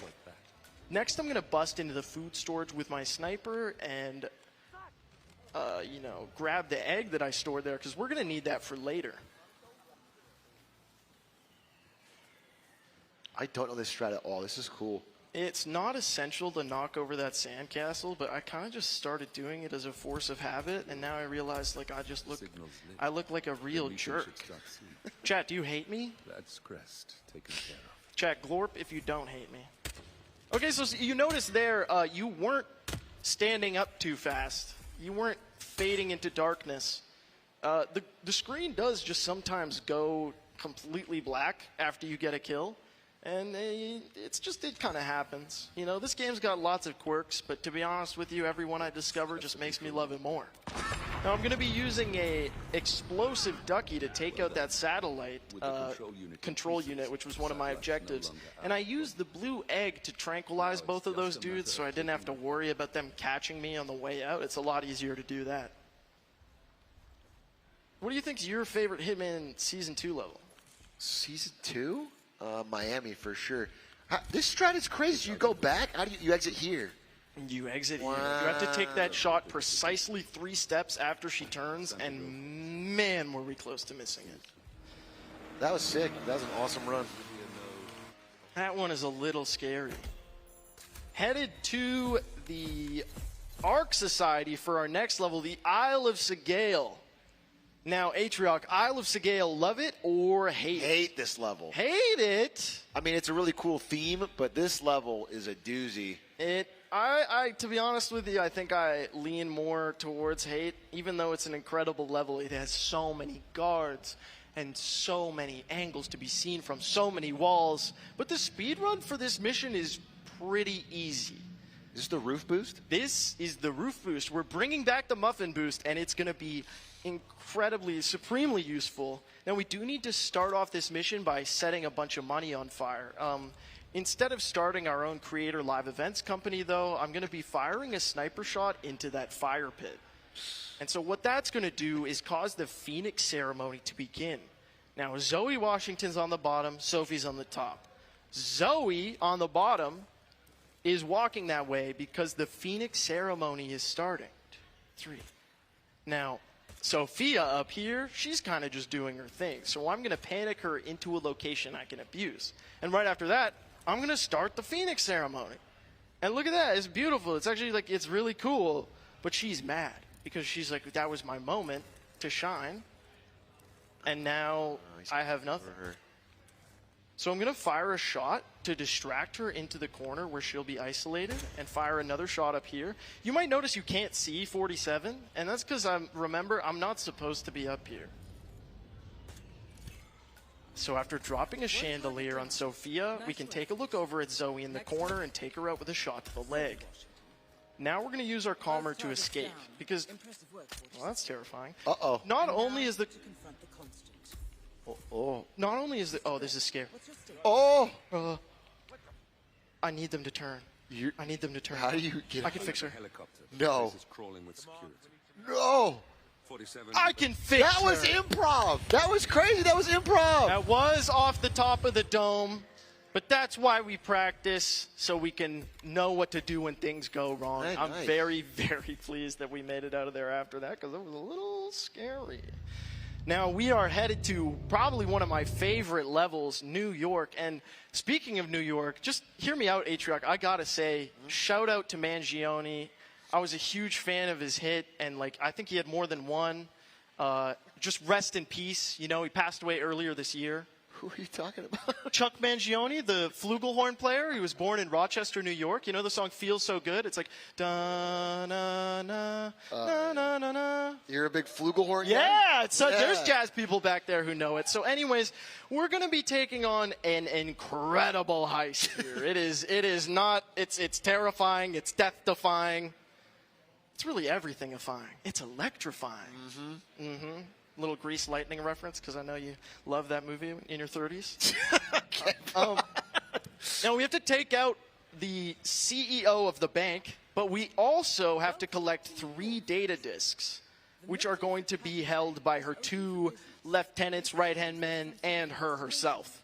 So we're going to be making our way all the way up to the big, scary top office where Athena Savalas hangs out. So I'm going to talk about something called, I guess, NPC trees, or the way that they think. Every NPC has a behavior tree of how they should act. If this thing happens, I should do this. If this thing happens, I should do this. But what a lot of people don't know is that these states take precedent over one another. So if someone sees you trespassing, they'll say, well, I should start making sure that this guy gets compromised for trespassing. But if they see someone who's tranquilized, before you get compromised for trespassing, their behavior tree determines that they should help the person who's passed out and not worry about the guy who's just in the place that he's maybe not supposed to be. The guy dressed like the Joker, holding a gun in the middle of a bank. Well, he didn't see me pull out that calmer, so really I'm just a guy, you know? I just happened to be around during a terrible incident. I was like, oh, no. Oh, I need to drop this bomb and detonate it. And hope. I wonder who's going to drop that. Is it the guy in the green and purple suit running through the middle of the building? Probably not. Probably not. No, probably not. So I'm going to fire some panic shots there. A triple shot on the wall and panic shots on those NPCs. What those body shots there at the end do, they're not necessary for me getting past those guards. What they do is they cause this guy to decide to come down the stairs. Now that, of course, happens in an ideal world where Murphy's Law does not exist. And sometimes he decides he needs a sip of that hot Joe before he can head back downstairs. So I'm going to wait a second. I don't think I'm really worried about it. Things should still go okay. Is he going to see you? No, nice. So the other data disk, the second that we needed to pick up is on him. And Mr. President, a second data disk has hit the inventory. So now we're only needing to gather the third and take out our target. And if you look in the bottom left, you might notice I have yellow guns. That isn't like a special variant for you Pokemon TCG nerds. That's actually an indication that I've been caught on the security cameras. Good shot. Now this is terrifying because we're late in the cycle and she's normally in a different place. No, you have to hit this. No way. They're not going to find that? If any one of those people saw a different crime happen, he would lose even if he knocked them out. I'm going to be real with you guys. That's not what's supposed to happen there, but we made it work, baby. They all had their backs turned to the other person knocking out. That's great. Oh, my God. You got to close the doors behind you because, boy, does that guy not. He doesn't like what he sees when he turns around. Now, I'm doing another particle boost, and I'm going to do something called a stair glide here. what I just did there was I pushed the barrel of my gun into the stairs, and I pushed myself backwards.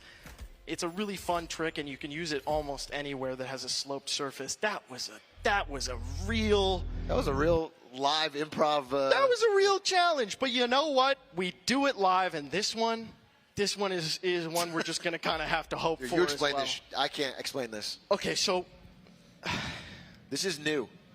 Explaining all of these levels can be difficult, but this one is it'll really make you. There's 3 different targets, okay? One of them we're going to kill in her bathroom as she runs away from us. It's pretty simple. The second, we're going to distract his guards away with shots through the trees, and they're never going to see his body after we kill him. And the third, well, technically the second, but the third guy, you get it. We're going to kill him right in the middle of his set. Right as he's finishing getting gains from his pull-ups, we're going to shoot him in the arm. He's going to slump down directly below where he was, and nobody will spot him, even though he's surrounded by people. So step 1, get the first target, Ludmilla, to go into her bathroom. Those 2 shots are what accomplished that. These shots are what caused Tyson, the second target I described, to be sandwiched between 2 guards who are both panicking, but they're not looking at him. So Ludmilla, done. Okay. She's alone in her bathroom. We're turning our attention to Steven, and we're going to wait until he's done his last rep, shoot him in the arm, turn quickly, shoot Tyson, and make sure to run away as fast as we can. Just one more target to go. That used to be a 2-minute, 30-second And level. just like that, that's crazy. We're done the final level of Season 2, one of the more difficult in the run, and now we're headed into the... that's 23 seconds. That's crazy. The last season. We're going to be heading to Dubai. Shout out Pookie, who says you can't spell Dubai without dub. I'm missing his commentary. I'm sad he couldn't be here, but I'm sure he's recuperating from his hard work today. Thank you so much to everybody, Ludwig and the production team, for putting on such an amazing event and having me. And thank you to the live crowd for being so amazing. Thank you guys so much. I appreciate you. I'm going to try to hit a reset list Season 3 for you guys here. That will start with a perfect Dubai, where he has to climb up this thing, flashbang all the guards in a room, pop the guy in the head, kill the other guy, and get out before the flashbang wears off. I'm going to take this shot to distract his guard so he doesn't find him, shoot him in the head, toss the magnesium pouch, and kill him while no one can see. He's got like 3 seconds. 3, 2, 1. Oh my God. We made it. Very nice. Now we're headed to a real favorite of many people's casually, which is Dartmoor. When you play this mission casually, you get to do sort of a murder mystery and go through the house. Did you solve the mystery, H-Rock? Did you guess the real culprit of the crime correctly? I think when I first played it through, I ran through with a shotgun and killed everybody. Let God sort it out is what I said. It's crazy that Gavin Newsom wanted to talk to you about video games, man. I don't know. You did such a good job not saying some shit like that, because anyways, you'd have to worry. But I actually did the detective work, and I thought it was like pretty straightforward who did it, and then I was completely wrong. Which is maybe why it's taken me so long to play some of the games on the Game-a-thon. I played Hollow Knight for the second time recently, and I got lost worse than I did the first time. So it's either that game is hard to like move around in, or streaming is having some sort of degenerative effect on my brain. Oh, it's definitely the latter. You used to be such a yeah, Hollow Knight, right? I agree. Anyways, I'm going to be using my pistol to not only turn around everyone in this room, but create a path I can fire my tranquilizer through. That's because in the last, a few missions ago, I had to pick up data disks. This one is similar. I have to pick up 2 halves of a key that'll take you to a bank and let you in. I'm going to use the umpteenth chandelier to take out Alexa Carlisle, and then work on getting the other half of that key. Now, I'm 50% sure she saw me, but somehow by the grace of the Hitman gods, she didn't. And I'm loving every minute of it.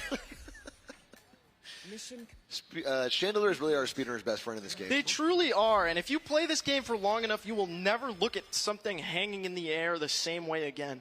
Potted plants, cranes, chandeliers, you name it. Beautiful run. Beautiful run. Thank you. I can't believe you talked during that. That was perfect. I've been eyeing these stage lights even. I'm not going to lie to you. Okay, watch out. Not for me.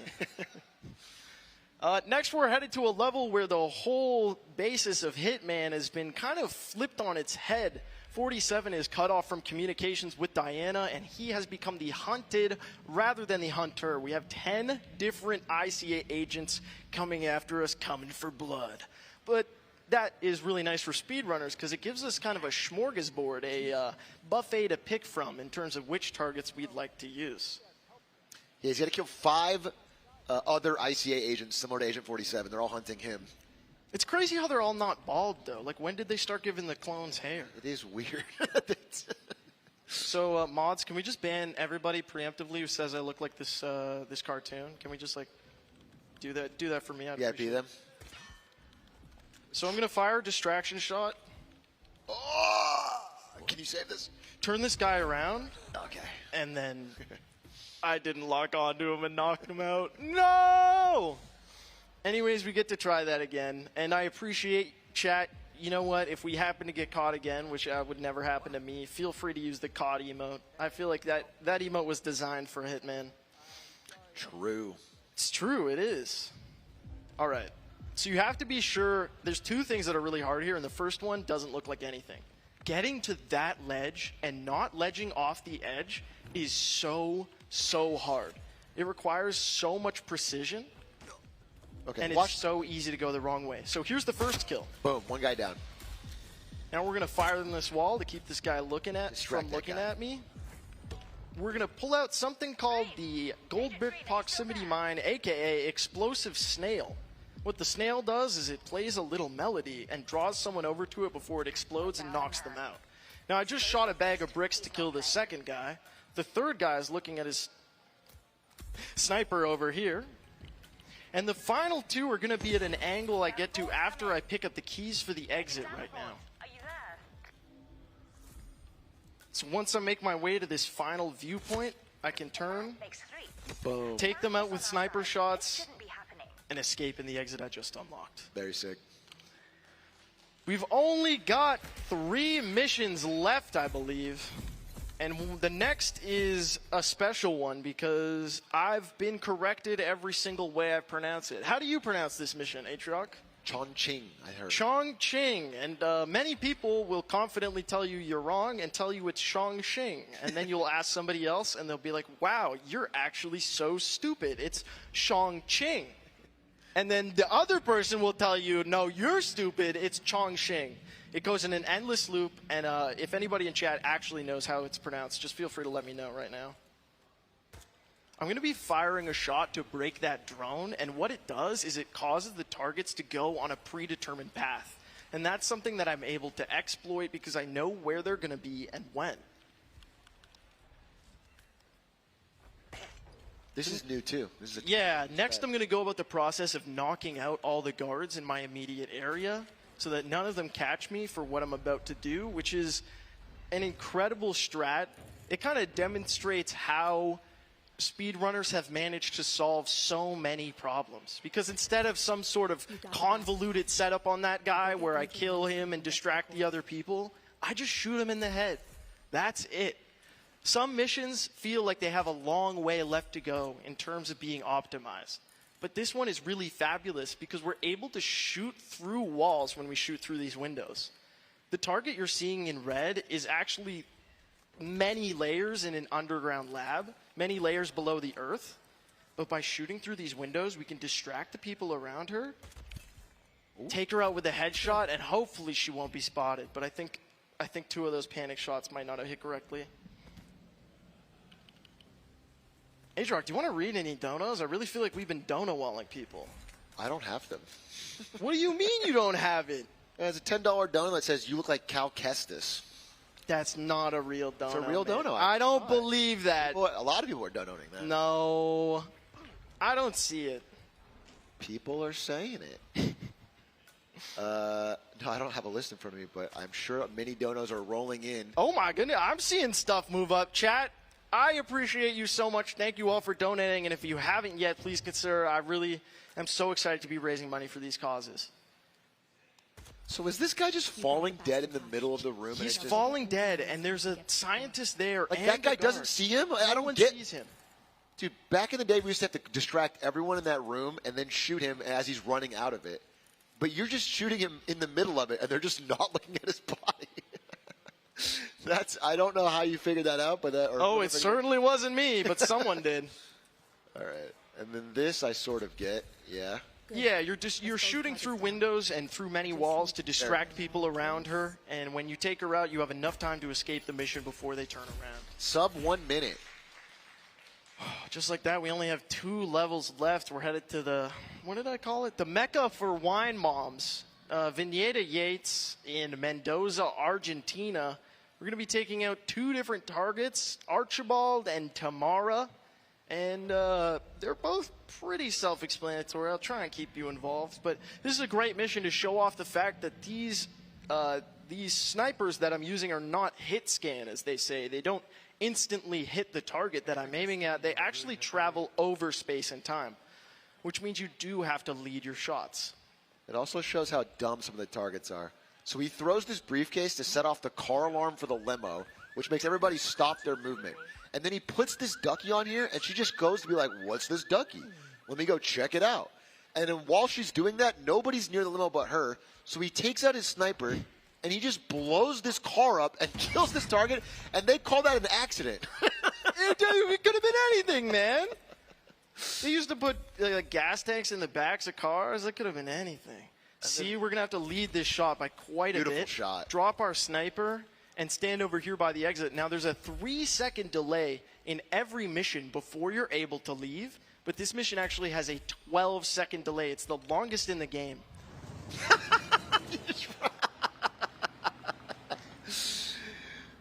like you were never there. Totally. Yeah, I'm going to pretend that I No don't know. evidence. That guy's a family, but he wasn't one of the targets. But thankfully, you will not lose your Silent Assassin rating after you leave a mission. That's how it works. So if you leave the bodies behind and they would get found eventually, it's not on you. Now, chat, I have 1 level left. It is the legendary train. We're not allowed to bring any items. We're not allowed to even bring our own disguise. We just have to grip it and rip it for 2 straight minutes. Hardest level comes at the end. No disguise. You're shirtless. No weapons. If you make any minor wrong movement, you get seen, and you have to lose 2 minutes on the speedrun. This has killed so many runs. And what a Spectacore is doing today, I believe, is a newly discovered, a new train that's even faster than usual and very, very difficult. So he's finding a, I mean, tell me when you jump in, but he's finding a rifle right here, and now he's panicking guards in this room so that he can sneak behind him and get out the window and then get on the roof of the train. Again, he has to go through car after car and not get seen in these small, cramped spaces by many, many guards. Oh, and what's exciting about this is I'm actually showing off a new piece of tech. This is something that was discovered fairly recently, and it's called the cover aim glitch. If you pull out a gun, go into cover, aim, and then turn and get out of cover quickly, you can make yourself go through walls, and now I'm on the outside of the train.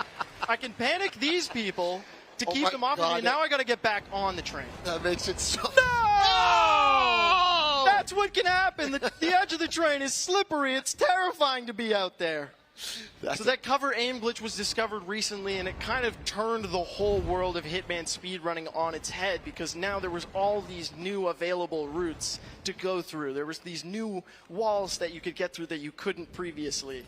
So the fact that I get to show this off in this run is really great, because I think it's a really cool glitch, and it's a great demonstration of how much there is to be discovered in this game.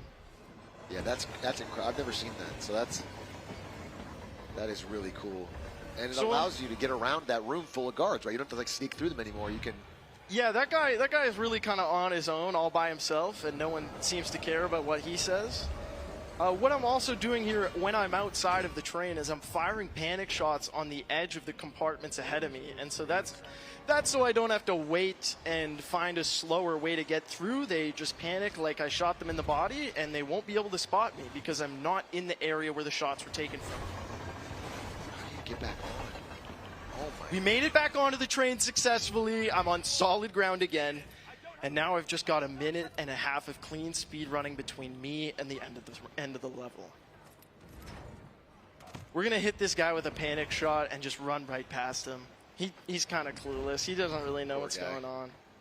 Gonna need foot surgery after that. There's not an official name for him, but he's got like scooter energy.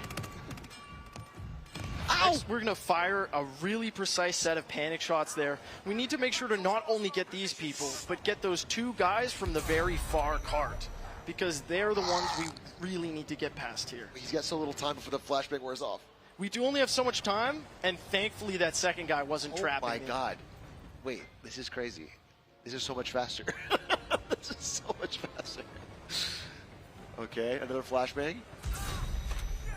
So now we really only have one big hurdle left to clear. It's a set of panic shots at the end of the run that you have to do really precisely and really quickly in order not to get caught. Otherwise, we're going back to the start of train. So might want to throw a Prage in. Also, you can dump people in crates in this game, but we do this game so quickly we never need to do that. Guys, drop a Prage. This is a very important set of shots. If he gets it, it's mission done. If he doesn't, if the guy, okay. And just like that, let's go! We've done the hardest part of this level. The run is basically over. I want to say a huge thank you to Ludwig for featuring me in this event. And everybody who made this event possible, the production team, the people watching live at home, the people who were here live at the event, I appreciate you. Let's take a quick mirror selfie together, shall we? Everybody smile. Thank you so much for having me. I've been a Spectacore, and this was the Silent Assassin Master Suit Only trilogy. And that's time. Woo! 4 minutes ahead of schedule. I can't believe Incredible it. run. I can't believe it, Adrian. Incredible run. I want you guys to tell you one thing. They patched this game yesterday, and it messed with all of his movement and settings and everything he's been working on for weeks. And he clutched up, grinded it out, got everything setting, and was able to do this under time, which is crazy. Yeah, that was an incredible run, man. That was really fun to watch. Thank you so much, man. And hey, Spectacore, any shout-outs? Yeah, I actually do have a few. Vesle is one of my mods, and she's actually one of the head mods over at speedrun.com for Hitman. There's a great community over there, and there's so many other people who are responsible for these runs that you saw today. I'm just the guy who learned them. Thank you so much again to Vesle for helping me out. I wouldn't have been able to do this without her. Thank you to everyone in my chat who supported me to get to this level. And please, please come check out the Game-a-thon. I'm playing new games all the time. It's over on my Twitch stream where I stream full-time. And if you enjoyed this, there's lots more on my YouTube as well. I've been a Spectacore. Thank you. Absolute cinema. And as a reminder, if the mods could run the raffle, there is a raffle for Hitman. I'm not 100% sure on the prize if you want to tell me producers in the ear, but we can announce it. But I believe it's the Switch 2 signed by both Ludwig and me. It's the Switch 2 signed by actually myself, you, and Ludwig. Are you adding yourself to He the list? he told me to sign it. Actually, a bunch of people signed it. Anyways, that was that. Who do we have up next, Atriarch? Do you know? That's a great question. And the producers are going to tell me who is next. Kingdom Hearts 2. Nick Tin and Visuals are doing critical mode any percent. Spectacore, if you want to sign that thing and the PC, I'm going to sign the PC as well.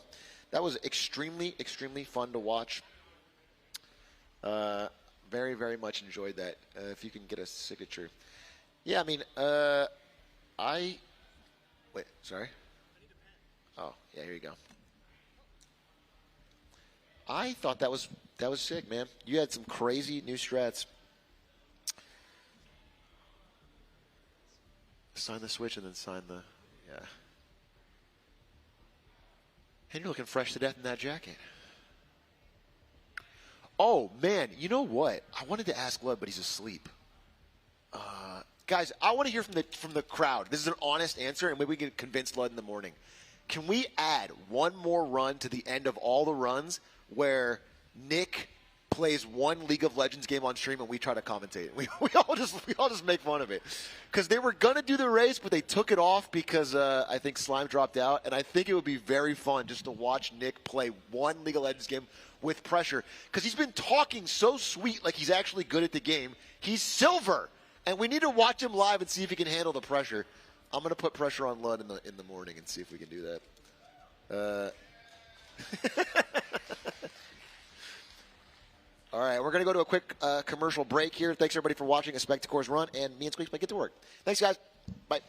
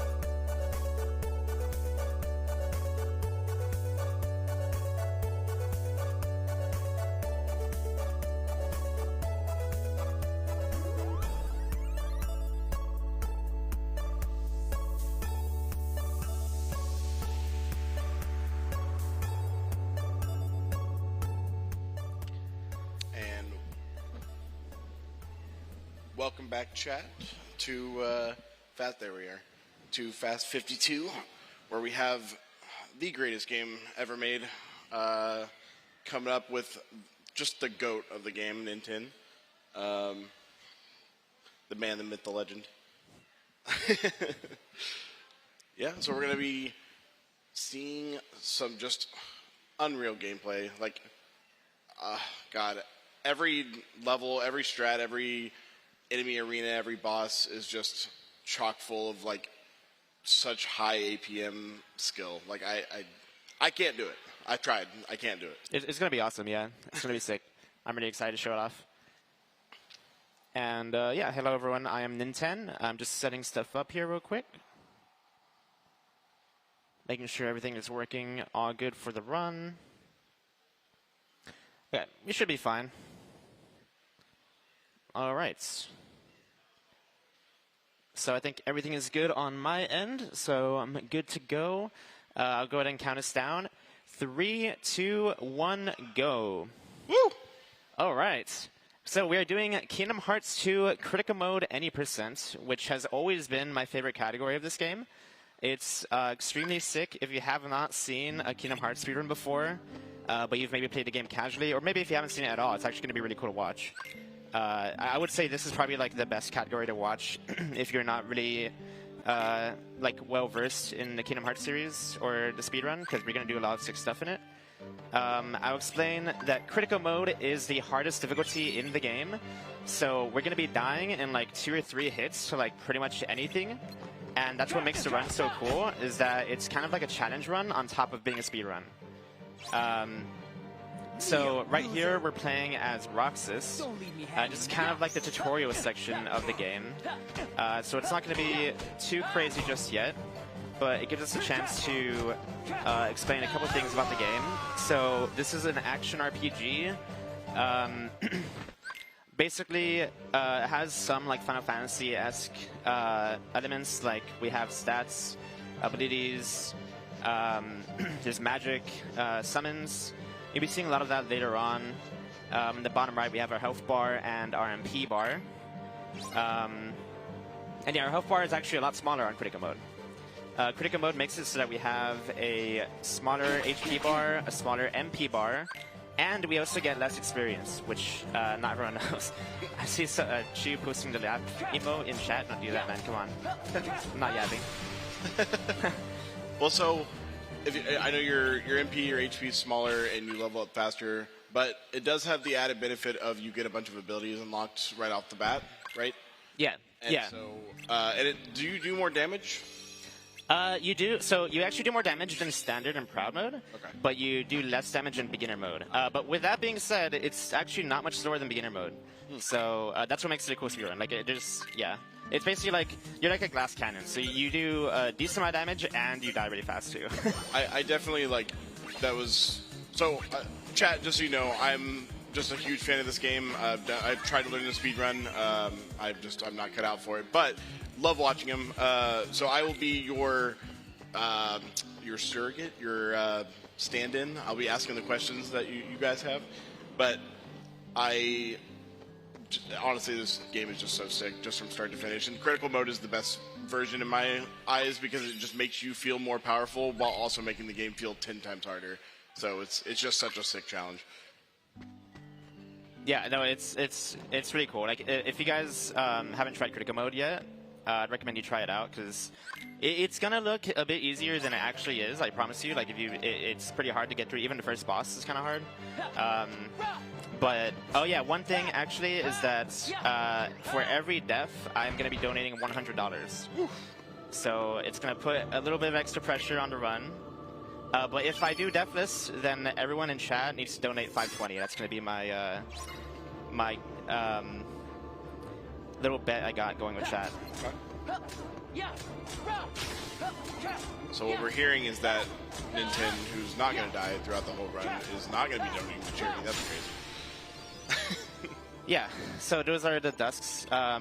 They can be a bit annoying, but there's a reversal RC, so there's a reaction command, which means that you can press triangle, and it does something like in the combat. and it basically like stuns the dusks. So it's really nice for the run to stun them. So what all did you not put on there? I did not put on the Lucky Luckies and no experience. Okay. So there is a level 1 run of this game, which maybe we can do next year. But it's a really cool speedrun as well, but it's a little bit longer because you're level 1. It's a really cool run though. And then the Lucky Luckies just give you more luck in terms of like drop rates, and we don't need that in the speedrun. It is kind of nice, but we don't need it. Was there, it's just because there's no reason to turn it on, you would like run out of AP later? There's just like no reason to have it? Yes, that's actually exactly why, yeah. Because we used to put it on, like the run has been optimized a lot throughout the years, so we used to like put the Lucky Luckies on, take them off later on, and we just don't need to anymore. Yeah, makes sense. Yeah, and I did mean $520,000, by the way. See everyone debating it. You guys need to plan out your financial starting now. Yeah, a bit of credit cards. Shout out to Wild Enthusiasts. Glad to have such an awesome event to tune into. You guys did great. Hopefully we can continue to do great for the last stretch here in Sunday. Yeah. So yeah, this is Twilight Dawn. Like I said, this boss can be kind of hard. So I didn't mention it, but the beginning of the game was actually RNG minutes, and we just lost it now. So everything was actually like pretty scripted at the beginning with Cypher, Final Fantasy character, by the way. And yeah, this fight is Twilight Dawn. This is where things can get kind of wacky. I want to get 4 combos here. The combos as Roxas are actually really hard to time. I have to time every single hit. I'm not like just mashing, which is like a common thing for casual players to mash combos. In the speedrun, we got to time it very well, especially as Roxas. And so I'm going to dodge the vines there, dodge the creeper attacks, do 2 hits into 2 combos, and that should be it. Good fight. Really good fight. Textbook. It's so hard to like watch somebody as good as you just do that with what looks like no effort. But like, I promise you, go load up this game, and that will not take you less than like a dozen tries. You're just in the middle of a combo, and all of a sudden something hits you in the back, and you just get one-shotted. It's crazy. Yeah, no, I mean, if you get hit, even in a speedrun, like if you get hit, things can go wrong really fast. It's kind of like the theme of this run is like if things start to go wrong, it can go extremely wrong very quickly. We'll probably see something like that happen. This is Hainer. It's a struggle match. It's like a kind of like a minigame fight where we need to get all 200. So if you get 200 orbs, you end the fight automatically, which is what we do in the speedrun. The way it normally works is that if you have more orbs than the opponent after the minute is over, then you win. But obviously we don't want to wait that minute. So. No, we don't want to. That would lose a lot of time. Yeah. So visuals, you did a rando of this, right? Oh yeah, like dozens and dozens. Like, I think the first time we set it up, I tried to put it on critical, and I just was holding up my friends because I was not able to do half the stuff. But no, I've done so many APs and randos in this game. It's honestly like the way I get to experience it for the first time over and over. Yeah, no, the randomizer is like really, really cool in this game. They have it for a lot of the cage games, but for Kingdom Hearts 2, it's really sick. If you guys are into Archipelago, I'd recommend checking it out. Definitely a blast. Yeah. So here's where there's a lot of... So this run has a lot of improv. Things are not like... there's a lot of luck in fights like those, so they're not always going to go the exact, super optimally every time, but the run is about reacting to the RNG that you get and playing it well, which is what makes the run really cool, actually. Yeah, I can... You feel free to correct me, but whenever I was learning this category, it seemed like a lot of the bosses, and that was just making it look easy. A lot of the bosses in this game were like a really difficult string of inputs, like doing a duck flare into a keyblade combo, whatever. Yeah. And then if one thing barely comes out wrong, then all of a sudden you're just like now freestyling. Yeah. Yeah, no, that's exactly how it is. That's like a huge component, is just how well you're able to improvise if things go wrong, especially in crit. Yeah. And yeah, that was Axe that we beat. That fight is actually kind of tough because I don't have guard on, and it's easier if you have guard because you can guard his attack, but I had to dodge it by jumping. Do you have guard if you pick the shield? Oh no, so I did pick shield. Oh, okay. But I don't have it on because I just didn't equip it yet. Oh. That's it. I'm gonna equip it right here. There we go. There's no issue anyway, so. Yeah. Yeah, no, it's a thing that we used to equip it, but it just literally the 2 seconds to open the menu to equip it isn't worth it. And real quick, I'll speed through some of these. Silent Knight with the 25, Heart Ludwig Heart. 5 from Storm, 5 from Royal Bard, 5 from OP Dinner, Glorping It, Free Palestine, nice. 5 from Becca, 5 from Anonymous, 5 from Storm. Just a whole $5 training. You'll love to see it. And awesome. 25 from Bacon Evan. Thank you all so much for your donations. That's awesome. But yeah, this I feel like once this game really, I feel like as a kid, a lot of people really didn't like the Roxas section because you buy the game and you're like, where's my boy? Where's Sora? Yeah. And then growing up is realizing that Roxas is actually the cooler character anyway. That's funny you say that. Yeah, no, Roxas used to be in my profile picture. Oh, really? Yeah, he used to be for a long time. I think he still is on speedrun.com. But yeah, no, I've always liked Roxas a lot. Not like the Roxas section, I don't know, I can do without it, but... It's not that fun to play, but like I love the boy. No, yeah, he's cool. He's so sick. Yeah, he's cool. Yeah, that was VV clones right there, so... there's a bit of these are called the 7 Wonders. We're exploring different wonders in Twilight Town, which is the world that we're currently in. This is all simulation actually. We're in a fake world. We don't find that out yet. Yeah. That's why there's static and stuff happening. The organization's trying to basically keep Roxas busy because things that happened in Chain of Memories in 358 over 2 days, which gotta say, love the series. The stupidest title of a video game I've ever seen in my life. Yeah. Maybe only second to Kingdom Hearts 0.2 Birth by Sleep, a Fragmentary Passage, which is 10 words. That's just not, no.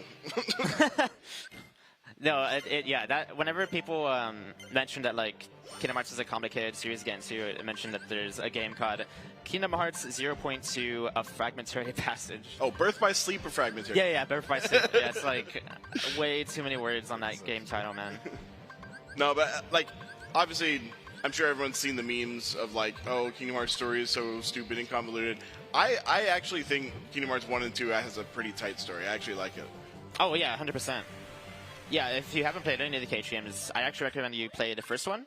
And I feel like it's a really, really good starter game. It's pretty simple, nothing gets too complicated. It gets complicated later, but yeah, we don't have to worry about that yet. Kingdom Hearts 1, the story actually kept me playing. Kingdom Hearts 2, the gameplay kept me playing.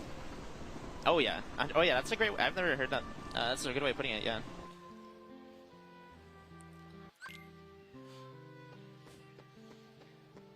All right, so just walking over to the mansion, there's a lot of moving around in Twilight Town, so that's why this world is actually in the speedrun. It's pretty tight to optimize.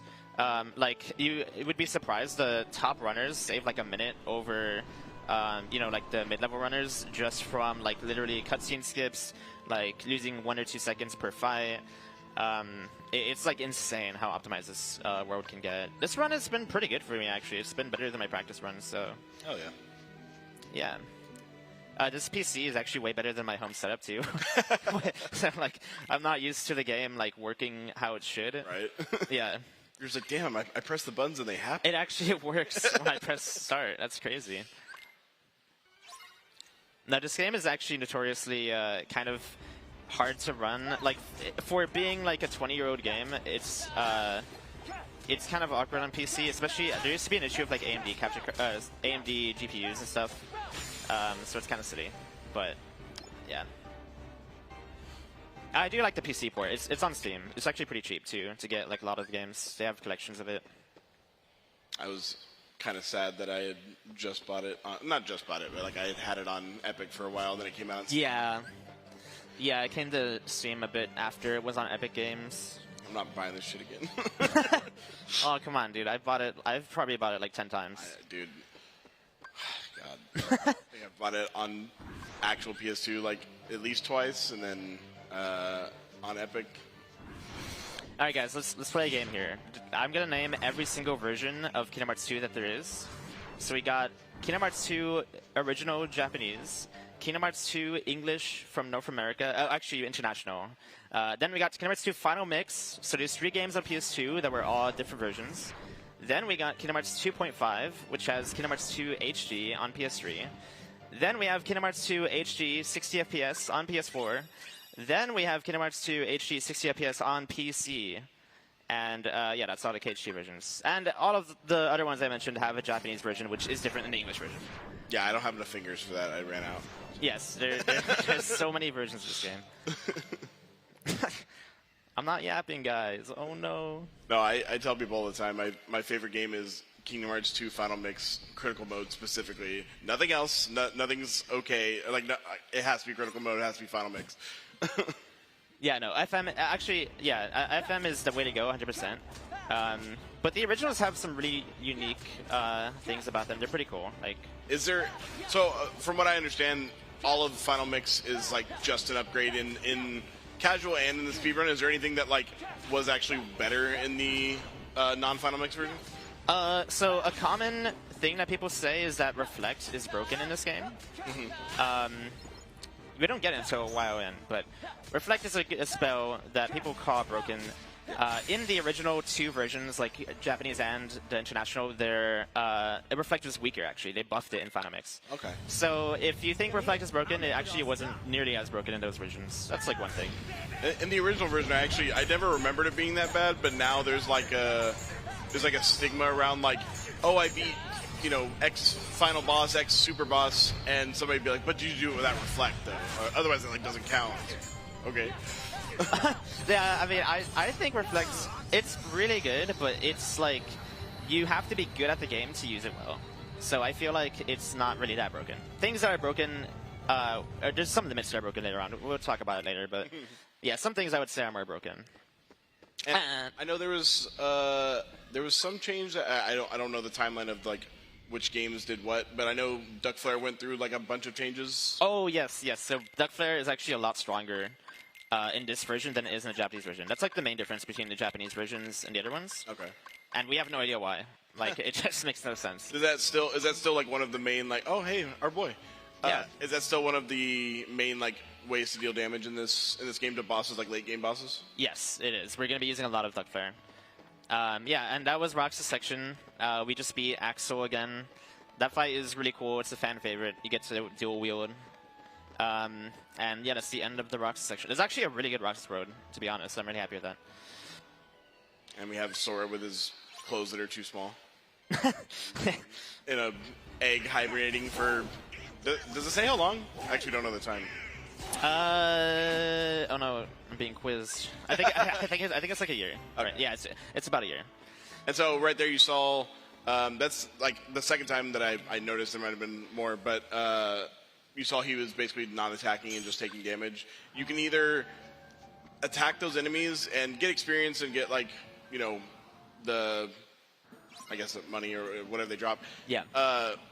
And it takes so long because you have to like do so many waves before the game's like, okay, you're done. Or you can just get hit a bunch of times and the game's like, oh no, you're not gonna die, you're fine, and then we move on. Yeah. Yeah, so there's a lot of fight, like right there too. Yeah, right there. We can die and the game just progresses. It's funny because some of the later ones, the cutscene doesn't even like acknowledge it. It's just like, oh yeah, I guess you won for like I don't know why it does that. It's very weird, but it's helpful in the crit run to die. And these shadows, they're notorious in speedrunning because they go underground like that. And yeah, so it's like anytime they do that, just instant plus 3 seconds. And these are like legitimately the most used enemy throughout the entire Kingdom Hearts franchise. Like they're in every single game as far as I know. There might be a couple that are not, but like even as a kid, you're just like, really? I have to like watch you run around in a little circle on the ground. Like, yeah, no, they're rage baiters. Yeah, they're like full-blown rage baiters. They really get my ass. Yeah. We actually rely on Donald a lot here because his thunder does a lot of damage to them. It won't be like that for long. Eventually, they become pretty useless. But for now, Donald is pretty good. Now, are you a Donald hater or Donald defender? I'm a pretty big hater, I would say. Yeah. I mean... That's where you're wrong, so... Oh, wait, really? No. I feel like Donald is terrible until the one time where he comes in clutch, and you're just like, you know what? All right, you can mess up the next 10 times, and I'll let it slide. See, I don't give him that much grace. Okay. Yeah, I mean, he's been okay so far, I think. Yeah, a big meme is like if he cures you or not. He usually cures you. I would say that much. Now that I said that, I probably would die to him not curing me, but we'll see. Yeah, so this is the tower. We're gonna remove. We're gonna get the new and improved clothing, and then that will give us drive forms, which are a really good tool in the speedrun. They're actually really cool, like casually to use as well. But basically, it removes one of your party members, and then it gives you like a buff form. You go like Super Saiyan, kind of. Not really, but... No, as a kid, it felt so sick to like pull out a new one, and like once you get Master Form, once you get Final Form, you just feel so powerful. Yeah. It's definitely, like, I feel like as a kid, at least for me and my friends that I knew played the game, like drive forms were like, we would just talk about how sick, like, you know, Master Form was, and it was so much fun. And then once you like get deeper into the game, you do like randomizers or speedruns or whatever, you start to realize that like there's no bad damage options in this game. Like, oh no. If you want to use magic, you can just spam magic the whole game, and it's so strong. If you like summons, if you really like Chicken Little, it's like one of those strongest things like in the game. You can find a way to make any option work, and none of them are bad. Now, obviously, some of them better for a speedrun. Yeah. No, see, what you just pointed out is like the thing that brings everyone to this game if you haven't like deep dived into the speedrun or like the combat. This game is extremely unique in that a lot of the combat options you have, so like, you know, we have drive forms now, we have magic, you have like physical combos, we're gonna have summons later on and stuff. All of them are like viable to use, and they're all like pretty good in their own way. And that's really rare in like a lot of games that I've played at least, where like there's not just like one OP thing that you can spam. So would you have been able to keep the drive form full if you had gotten to that door? No, so actually I revert there on purpose. Oh, okay. Yeah, and it's just because if I didn't revert, then I have to land first. But if you revert, you can like enter the door immediately. Oh, I see. Yeah, because we actually don't need our drive. So you see a drive gauge on the bottom right. The way it works is that it builds up from attacks that we do, and if you keep, like, so if you stay in a drive form at certain moments in the game, it will give you back all of your drive because your party members are not with you. And there's a couple other, like, ways that you can conserve drive too. But that is a really important thing that we'll be taking advantage of throughout the game. Here is a dual stance, which will one-shot everything nearby, just like that. Really good dual stance. This fight is actually one of the most luck-based fights in the game. I have to concentrate a bit here. Yeah, that enemy will just basically straight up one-shot you if you don't get to the end option out of the 4 within a certain amount of time. And there's almost every enemy in the game, at least, like, especially all of the nobodies, all have their own, like, special command, the little triangle that pops up above attack. And some of them are, like, ridiculously useful, and some of them are like, if I don't have another option, go for it. But that dual stance that is a really good fight. The dual stance is, like, it, A, auto kills one of those samurais, and B, you kind of go through him and kill everybody around him, so it's really useful. Yeah, so that fight, like I said, one of the most luck-based in a run. It's like very, very common reset point, because if you get a bad dual stance, then you just lose like literally like 20 or 30 seconds, which is like really bad. But that was good. And one quick thing to mention, we're actually playing the PC modded category, and that's why I was able to skip that gummy mission. So if you have played this game before, you'll know that there are gummy missions in this game, and they're just auto-scrollers. You cannot speed them up at all. And so we just removed them in the PC modded category, which is, if you want to speedrun the game, I definitely recommend checking that category out, because the gummies are about 30 minutes of like just auto-scrollers. Yeah, I mean, not to hate on the gummy missions, I'm sure people like them, but especially like when you're not trying to go for like high scores and you're just trying to get to the next level for a speedrun, like you can basically just like hold one direction the whole time and barely like swerve out of the way of enemies and you'll be fine. Yeah, it's they're definitely like hit or miss with casual players, the gummy missions. Right there, you saw his Valor form leveled up. So not only do you have like a regular level with your like stats and whatnot, like he just leveled up to level 7, but each form has its own level, and the amount that you can level up a form depends on how many forms you have unlocked. So right now, all he has is Valor form. So now the max is 2. But then once he gets a second form, now both of them can be leveled up to 3, and then the next form, all of them can be leveled up to 4, and so on. And I think the max is, what, 7 it's or 8? 7. 7? Okay. Yeah, and so we're not going to be leveling all of the drive forms, but we will be leveling one of them later on, which is actually really important. And that level up right there was super important too, because we need the drive to last longer towards when we go into Valor again. We're going to build up drive throughout the missions here. Is it in the cave? We'll be going to the cave. Okay. Yeah, and this mission is actually pretty tough. Like, this is another... like, if you're just learning to speedrun or something, like, this is somewhere you'll probably die. Basically, like, like, right now I'm at 1 shot from a couple attacks from this guy. These are called the Assault Riders. They will do an attack and have, like, I call it, like, super armor, where they're not staggerable. And then the Nightwalkers, if Thano doesn't take care of them, can be really annoying. Nice. Yeah, that was really nice. Thano would actually help me out a lot there.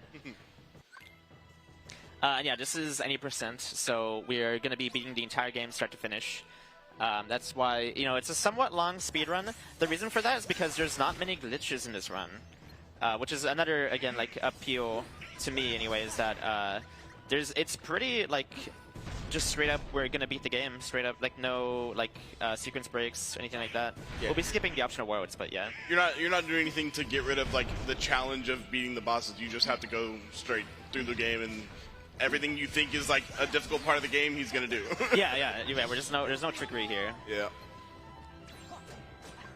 But yeah, so whenever I was trying to learn, I noticed there was a lot of sections where you would go into a form like this, and like it was super important for you to clear the whatever, you know, arena, gauntlet, boss, whatever it was, before it, like, your drive form ran out. You see how it's at 4 and now it's at 3. It's like ticking down. Yeah. And I could not hit any of those, so I would just lose my drive form, like everything. yeah. There's a lot of things to keep track of in this run. Like, we're not able to get through every single thing, but there's a lot of minor details that we're keeping track of. So, like, yeah, I need to keep this drive form all the way into cave fight. And that's why you need to hit level 2 earlier on. Yeah, I thought I'd get hit there. So I didn't want to get hit there. Okay, this is where I could die, but we'll play it safe. So you have to finish off this combo on the rocks with this rock shatter for them to actually break. But if an enemy hits you while you're in the middle of it, it'll interrupt it. So he was trying to risk a couple times to try to see if he could get it off before they decided to hit him, and they ended it both times. Yeah, they interrupted me there. Yeah, so that, and like, I was at like almost 1 shot there. We have potions, which are like a safety net. So that's what I used right there to heal me. And unfortunately that burned a little bit of time, which means the drive form emptied, so. Yeah. I assume you have to learn a lot of fights in this game with, like, if you had pulled that off versus if you hadn't. Yeah, that's what I was saying. Like, there's just a lot of improv that goes into it. Thankfully, it's actually not a big deal. The only thing I really lose here is the movement to the cave. But yeah, in other parts, it would be a much bigger deal. And so, yeah, the Assault Rider kill him first, and now we're gonna get the shadows here. Fire. So I've been using a lot of fire. It's a very good spell. It is an AoE attack. That's the thing I like about this game, is that the spells have their own unique, like, properties, not just like similar projectile stuff like there are in other games. And yeah, fire is really good for catching the shadows. So like when they go above ground, there's like a frame where you can catch them, and so I've been using fire to catch them with the AoE hit, which is a super nice mechanic that you're able to catch them before going back underground with fire. And real quick, we had $25 from Anonymous. Thank you. We had $10 from Emerald Keys. What's up, Nintendo and Viz? Good luck on the run. Also, question for everyone watching the run. Oh, can I see the rest of that? Is that thing? Oh, yeah. What's your favorite Keyblade? Yeah, that's a meme, because a lot of people in my chat ask me that. A lot of. Really? What is it? It is One Winged Angel from Cage 1. Okay.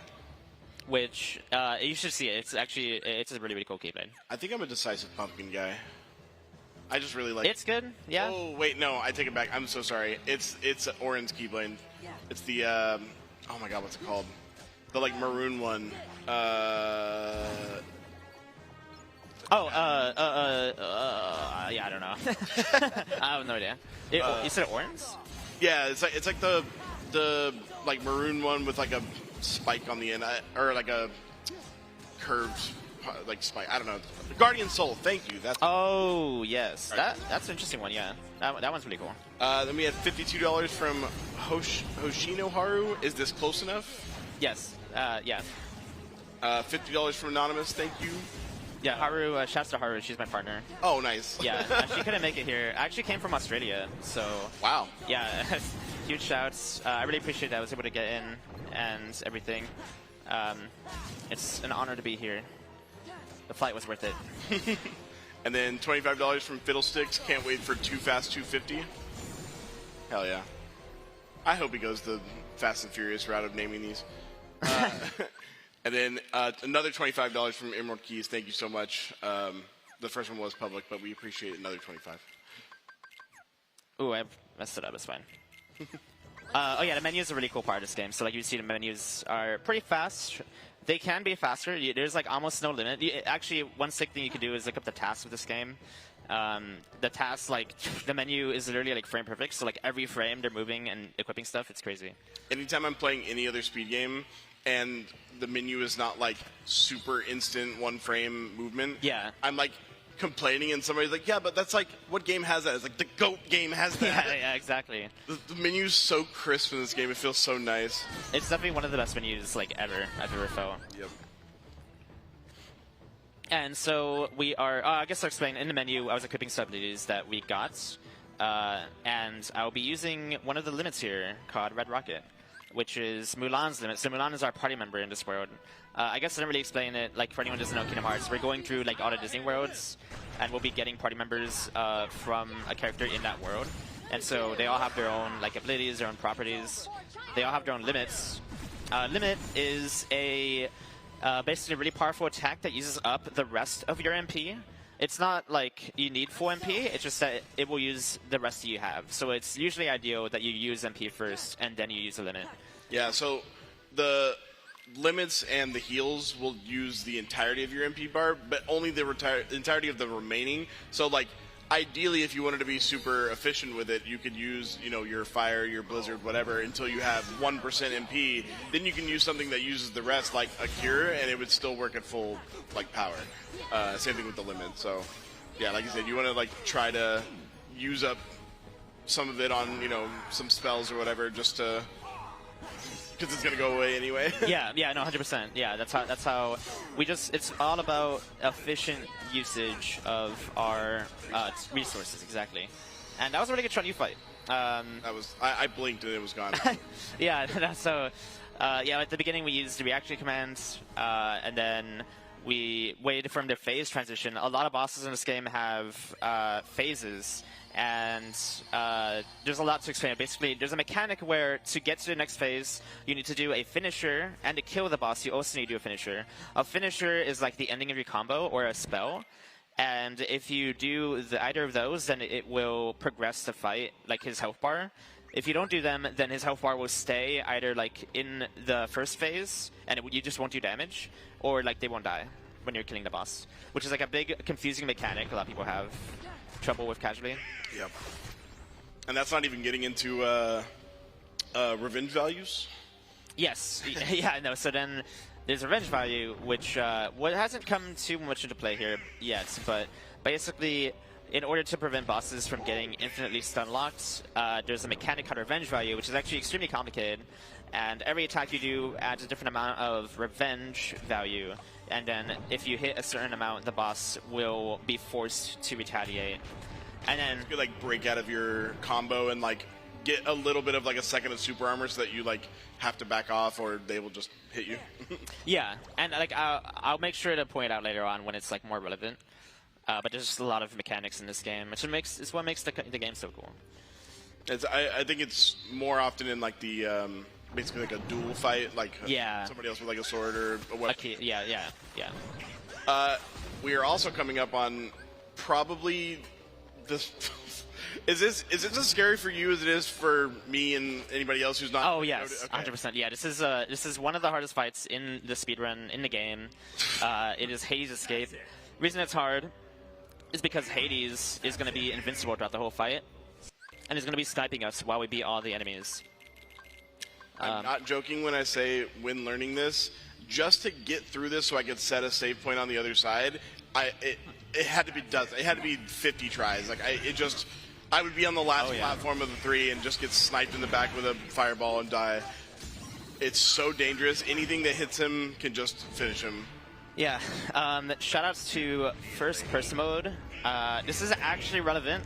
This is a thing that I do a lot where I go to the corner here, I guard this, I move the camera a bit, and this should spawn my party members next to me. Okay, never mind, they hate me, sorry.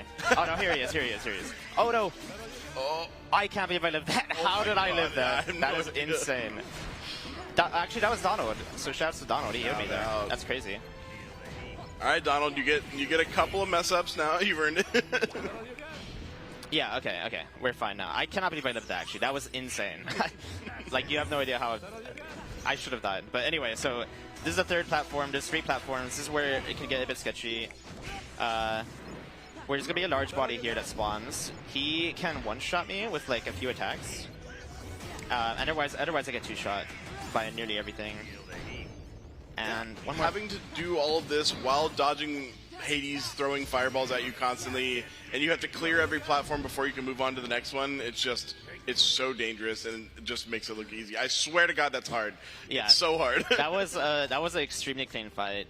I got pretty lucky in a couple ways there. So I was using the bat cry, which is the bat that spawns. It does like an insane amount of damage if you use it, especially. So critical mode, we mentioned there's a lot of abilities you get at the beginning.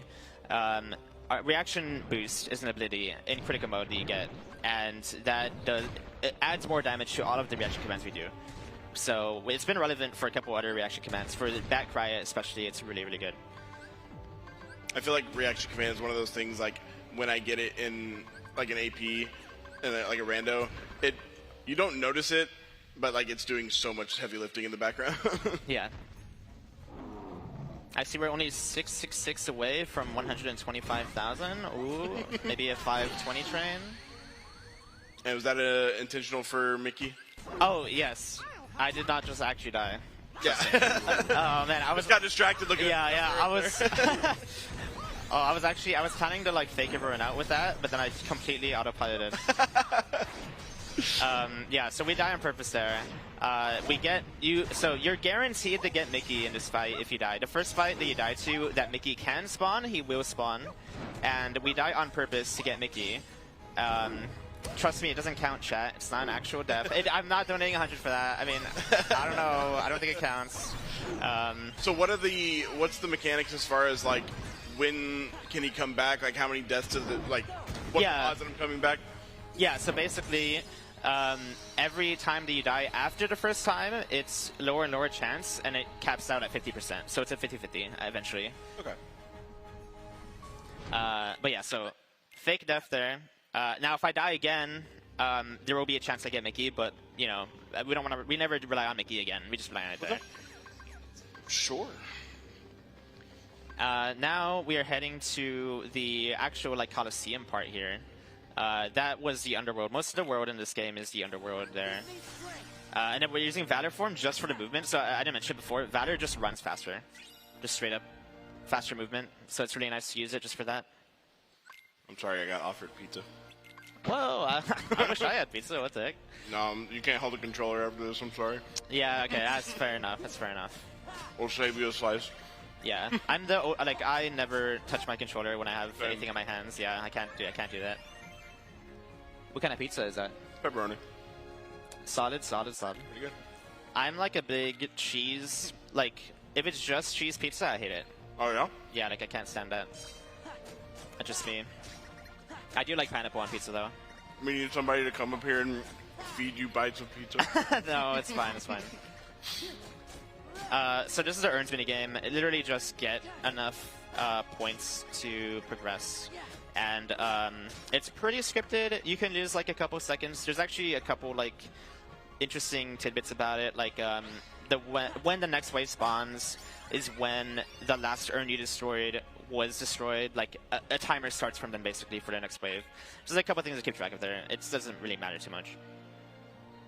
I actually forgot what that looked like normally because in AP they changed it to where like you pick up one of those orbs and it just fills out 100. So Yeah. you don't have to see them. Yeah, the randomizer. There's a lot of quality of life in the randomizer.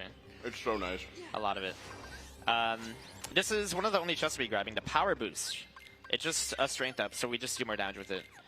That being there is pretty crazy because there's only like, I think there's only one other power boost in the game chest. Wow. Yeah, so it's very rare to have a stat increase in like a chest. I saw you grab the ether earlier out of the chest. Yeah. Merlin's, or not Merlin, Yensid in his tower. Yes, Yensid. Which, chat, what is Yensid spelled backwards? No, the real question is how long before you found that out? Because I was way too old to have not known that. Yeah. There's a couple other ones like that. I can't think of it right now. Remember chat told me something like that, and I was like, whoa. You know, the craziest bit of Kingdom Hearts trivia is that, for those of you who don't know, this is one of the antagonists of the game, the Organization 13 members, there's 13 of them. Yeah. And all of them were a human who got turned into what's called a nobody. I don't have time to explain to you what a nobody is, but it's basically the empty shell of somebody who got turned into a Heartless. Yeah. And their name got rearranged and then added an X. I found out like a year ago that apparently that's why Skrillex's name is Skrillex. No way, really? Yes. It's the word killers rearranged but added an X. No shot, dude. Yeah, and I was like, I mean, I should have known he was a Cage fan because of the Face Your Fears, but yeah. I was actually like pogging so hard. When That's crazy. I did not know that. That is sick. That is sick. All right, that was Demix. We fight him again later. He's a fan favorite. There's a lot of fan favorites in this game. That's another thing. Like this game is really popular with like the characters in it because they are so unique. They have unique personalities. Except for Pete. I hate Pete. Oh, that's one thing. Some people don't know that Pete is a cat. What? He's a cat. I can't say I see it, but I mean, he's got the cat ears. Oh, I messed that up. It's fine. So this is a timed fight where we're just trying to kill the Heartless before, like, while we have time to get experience. Experience, I didn't really mention that we did another timed fight earlier. Experience is really, really important for a lot of this run because it will give us like more abilities and stat increases and stuff. Actually, I don't think he's not spawning enemies because I kind of messed up his AI. I've never had this happen, but it's okay. We're just gonna pretend that it's fine.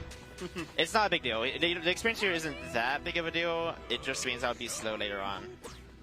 if I remember right, is it still super important in the Tron world to like clear out like 1,000 waves of those enemies because they just yes, and it's not that bad. Okay. Like it's not 1,000, but oh yeah, as much as you can in the time limit. Yes. Okay, right there I didn't want the bat to die because of the backcry RC. I tried to flex that fireball, it didn't work, it's fine. Okay. Nice. Yeah, you can actually die there pretty easily, like I was one hit there, but the backcry kills most of the enemies, so it wasn't really that scary. And now, I'm going to be putting on Trinity Limit, which we'll be using a lot throughout the game. This opening thing I'll be doing here is actually pretty cool. So I'm going to throw a potion on Donald, so that if he gets hit, he'll get healed after he gets hit. And then use this Trinity Limit in the air after getting hit by the tail attack. And so I'll explain the way Trinity Limit works is that it's very confusing. Basically, it will do hits with the Trinity Limit, and then you can choose to finish it after doing any of the 3 attacks that it has. And the more hits that you accumulate throughout the Trinity Limit, the more damage you do with the ending of it. So we'll be using that a lot throughout the game. And you'll see the hits do damage later on, but it's because I'll be combining it with other attacks to make it do damage. So I have a question. Yep. What's your least favorite world revisit, and why is it Lion King? No, it's definitely not Lion King. No, I got it. Revisit is probably maybe Port Royal. Oh, that's a good answer. Yeah, that's a cool one. So we're using Trinity Limit again there. We did more of the Trinity that time to get more hits. There's a thing here called Trinity Skip, because you can skip using Trinity again right here. I didn't pull it off, unfortunately, but it's pretty rare. Like, it's extremely rare to get it, so it's fine. I got a lot of damage off for the pattern that I got. So Hydra has different patterns. I got the short pattern, which is when he's on the ground, the shortest. So it's like really hard to get it there, but yeah, it's fine. You just do Trinity with the Ether, and then that's the fight. So I see that was pretty fast, but Chad had actually a good suggestion. They said, get up on the Hydra's back. I did. I got on the Hydra's back. It's fine. Making sure you knew. Yeah, no. It's fine. I know. If only there was a little, like, demon guy that tells me to get on the Hydra's back for an hour straight. At least he's not spamming Dance Water Dance, so. Yes. So that is Olympus. That is actually one of the scarier worlds in the crit run. Just because we don't have that many tools yet, there's not much to deal with things if they go wrong. So the fact that we're still deathless is huge. Very good. That seems like I mean, well, you died to a Cerberus, but that's fine. No. But that seems like a theme. I didn't die to Cerberus, come on. I was just letting Mickey do his job.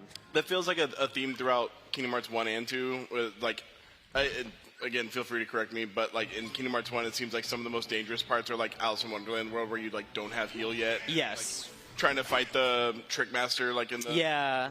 Yeah, in KH1, it's like Clayton is another big one. Deep Jungle. Oh, Clayton, yeah. Yeah. Yeah, the early game can be really hard because of that and the harder difficulties. And so now we're going to be moving to Beast Castle, which we'll be seeing Beast. And Beast is a pretty good party member. His limit is pretty good. He'll be losing it later on. This beginning part, I'll be dying. We used to use Trinity Limit. So a lot of the fights that we die in, they either end in hits, like hits done, or from a death.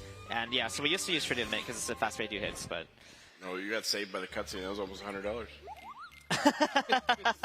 Yeah. Oh gosh. Okay. Trust me, I'll probably be dying later on. If I get deathless, it'll be a miracle. Because it's hard. It's a hard run. Dude, every time I come to this world in the AP, it became a running joke with my friends. I go to the wrong wing first every single time, and then in the next playthrough, I'll be like, okay, I went to the wrong one last time. I'll try to go to the other side. And it's the same side every time. I always go the wrong way. No, yeah. To be fair, this game is a lot easier with that kind of stuff. KH1, if you don't know where you're going, it's like a maze. Like, every road's a maze in that game. I just have, like, nightmares of Alice in Wonderland World. It's just like, I don't remember what I'm supposed to do. Dude, yeah, I love Wonderland World. I hope that they bring it back, actually. Yeah.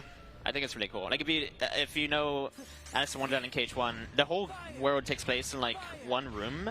So if you look around a room, you'll see the other rooms where you're, like, on it sideways. Oh, yeah, different perspectives. Yeah. Like, on the wall, on the ground, sideways, yeah. Yeah, it's like Mario Galaxy or something. It's really cool. It is really cool. I remember being, like, pretty mind-blown whenever I noticed as a kid. I was like, oh my god, I'm on the ceiling. Yeah. Okay, so we're going to be using Chicken Little. Everyone's favorite. Oh. Yeah, everyone's favorite movie, right? I think. I don't even know if I've seen the movie, but in this game, he's the goat. Yeah, he is the goat. Yeah, Chicken Little will be rounding up enemies for him with the little whistle that you're hearing, and it like immobilizes them as well. Like even if it just brought them to you and like put them in one area, it would be really, really good. But he also like stun locks them in midair, so they're just like waiting for you to hit them. It's actually so goated. Yeah, no, he is. So casually, a lot of people don't use the summons, but Chicken Little is extremely like they're all actually really good. But Chicken Little, the way that it works is that it all depends on your positioning and the positioning of the enemies. So if you'll notice, I'm actually doing a lot of like really specific movement to make Chicken Little do what I want him to, which usually is going to be whistling. And the whistle is what draws everything in. And was there something along the lines of a 2-cycle in that fight? Oh yeah, so that is a thing on beginner mode. Okay. You can actually kill the boss before the second cycle if you do enough damage, and in randomizer you can do it too. Oh really? Yeah, but in critical mode, it's pretty much impossible to ever kill him in one cycle. Got So you have to do a second one. And so there's just a little tiny mini game here.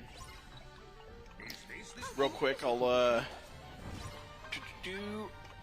$10 from Roger. Keep up the good work, folks. $10 from Jesus Murphy. Thank you. $10 from Anonymous. $5.20 from Scala. Says my goat. Good luck. Lock in.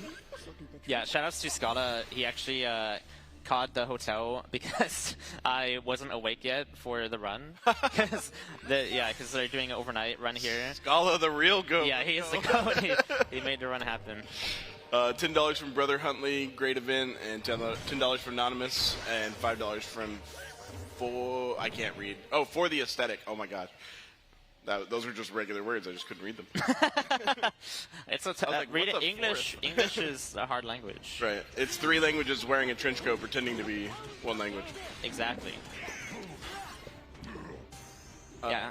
Here we have Beast throwing a little temper tantrum. I was wondering if that fight was just super short in the AP, like a quality life type of thing. Oh no, really he is just that short. Okay, I mean, it's weird because he's Beast, so you'd think he'd be pretty powerful, right? But yeah, you just wake him up with the RC from Cogsworth. How's Beast's limit? So yeah, his limit is really good. We'll be using it pretty soon, so we can talk about it right there. And then right here, there's a thing called save warping. So the loads are pretty fast, and so it's actually faster to just exit, go to another save point, and then exit again and go to the other save point like that, instead of traversing through the world. Because the save points act as like work points. You're basically just getting on the gummy ship just to get directly off it, but in a yeah. spot. Yeah, exactly. And so this boss does have a thing called Windowless, where we'll be trying to beat him before he goes into the window, which uses a bit of time. And so we deal with the chandelier here first. I'll be doing a full combo. And now he's going to move away like that, and I just have to do one quick combo like this. And that's Windowless. Yeah, so that... in order to do that, you need to press the square button mid-combo to end it early, and that's a mechanic that like not everyone might know. But in Valor form, if you press square during your combo, you just get straight to the finisher, which is what I did there. And now, here I'll be doing a full combo in Valor form. Or not a full combo, actually, just doing a couple hits. And then I'll be using Beast Limit, like this. That was scary, got sniped. But should be fine. And now, so the limit will be stunning the boss and doing a lot of damage. It is not adding revenge value, so that's like we mentioned revenge value before. That doesn't add revenge value, which is why we're able to do it and rack up a lot of damage. And he doesn't retaliate, and then we just beat him right there. Yeah, so I avoided like a long attack sequence. So just like we call it a DM skip. We can get into that later again, but yeah. When I tell you that I've done in all of my randomizers, I will be like so ridiculously overpowered by getting a bunch of like power boosts in the beginning, and my fight would be 10 times longer than that. Yeah. He like goes up on the chandelier. Oh yeah, like the time. Yeah. If you trust me, there's a lot of stuff in that fight that we did not see. He can do a lot of things. I don't think I saw a thing. He was invisible. No, he was. You didn't even see him. Oh yeah, you can't even see the boss that whole fight. Something about Kingdom Hearts, they love invisible enemies. There's like a couple of them in KH1 as well. Yep. And yeah, so here we're in Disney Castle. And shouts to Mickey and Minnie and Pluto and all of them. We won't be seeing them too much. I mean, we saw Mickey already, actually. Let's see Minnie more than we see Mickey. Yes, and we're actually about to be a little rude to Minnie. I don't know, have you seen this before? I have not. Oh, okay. I have... Alright, so I have to lock in a little bit. Hang on. Okay. Alright. If I lean in, it just works 100% of the time. So we're going to be pushing the mouse instead of using the reaction commands. We got to push that mouse. Push that mouse. Push that mouse. Push that mouse. Oh my god. And that's it. Jesus. We did it. That's really hard. That is a lot harder than it looks. I can't believe I spent all that time fighting all these stupid enemies in this hallway. Yeah, it's actually pretty hard to keep her on the corner. And so she does attacks too, and when she does that, you have to like push her back into the wall. And then here, we actually want to experience grinds a little bit on the way. Yeah. Looking at what I do, where I just kind of clear a path and like slowly get through the room, but yeah, so we're doing it in the run because it's important to hit a strength up. The strength ups in this game give you +2 strength, and that is a big difference. Like, you do so much more damage with that. So we want to hit a level up here and then have 500. I always forget the number. I think it's 516. It's always like, it's low, like 510 that we need. Gotcha. So I think I need to kill 2 more. Yeah, 2 more would be fine. And these things are actually pretty annoying to kill with like a Keyblade, so being able to like knock 3 of them out at once with her little ability is just so nice. Yeah, that's why we do it here, because we can do it like on the way. Doesn't lose too much time. And 45 experience doesn't sound like a ton, but it actually is pretty significant. Oh yeah, like I said, we need to hit that level up. Just a quick mouse push at the end there. 524, yeah, shoutouts to Brian Bruce. He always knows the number exactly. 524 experience is what we need. I always forget. I just wing it. So we're just leaving really quick to do a detour to Hollow Bastion. And then we'll be going back. That's the thing we do a lot, is just like small detours in this run. And now, Timeless River. Another like kind of a fan favorite world. It's pretty interesting. It's all black and white. Is it a fan favorite? I've seen a lot of people who like the world, yeah. Like I think it's pretty unique. I like TR Sora. Like I love him. Yeah, he's in Smash. I will say, I think I like the area, but when I think of the area, my first thought is cars, and I cannot stand it. Oh, the car Heartless? Yeah, they are so rough. Yeah, no, the car Heartless they're really hard casually. But I'll show you a good way to deal with them. So I'm excited. Yeah. Actually, I mean, I'll also show you how to deal with these guys. So we'll be using Chicken Little a lot here. So he'll be whistling, and then we're going to do a lot of spells. This is what makes the combat so cool, just like intermixing all the spells with summons. And then here there's going to be reaction commands, and I'm going to use it to wipe out these Heartless. This game really just cooked so hard with giving you so many options in every scenario that you can just find new creative ways to clear like a wave or like make something easier for yourself. Yeah, that's what the randomizer is really cool for that, because like you have different tools, Yeah. so you have to be very creative with how you use them. And so we're using Chicken Little for almost every single window here. Yeah, this area starts off with these 5 windows that are basically like little portals into different sections, and you got to clear all 5 of them before you can continue. This is also getting to Timeless River unlocked your Wisdom form, right? Yes, that's right. You get Wisdom form from this, which we'll be using that quite a bit, actually. I want him to whistle, please, Chicken, please. Okay. Yeah, his whistle is it completely random, or is there a way to manipulate? No, yeah, you can manipulate it. Okay. You can just be mean sometimes. Like it can be kind of awkward. Like it's definitely a skill issue, but you know, runners like to blame it on RNG. It's me, I'm runners. yeah, no, there's a lot of things like that. Like I'm a big everything is mostly a skill issue, but this game gives you good arguments for like luck in a lot of it. Okay.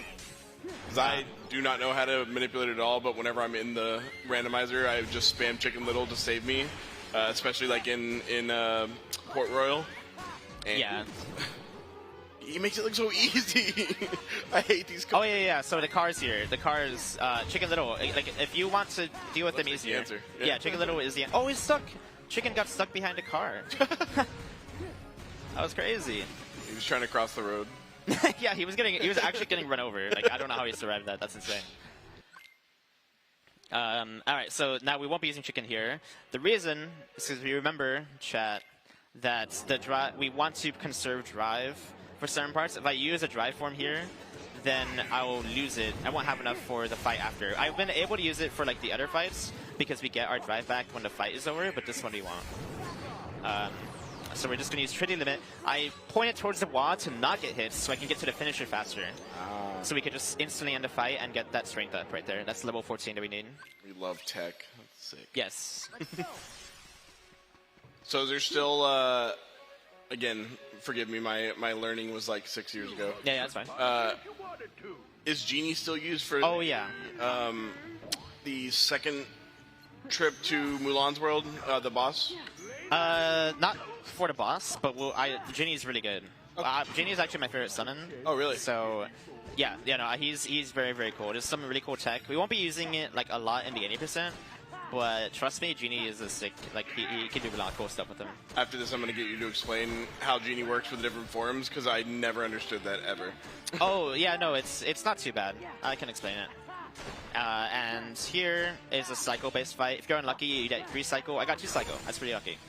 And if you try to attack when that goes back onto the land, it'll kick you off it, and you have to wait for the next time it like yes, back on. And you have to fight enemies too. Yeah. So it's a bad time overall.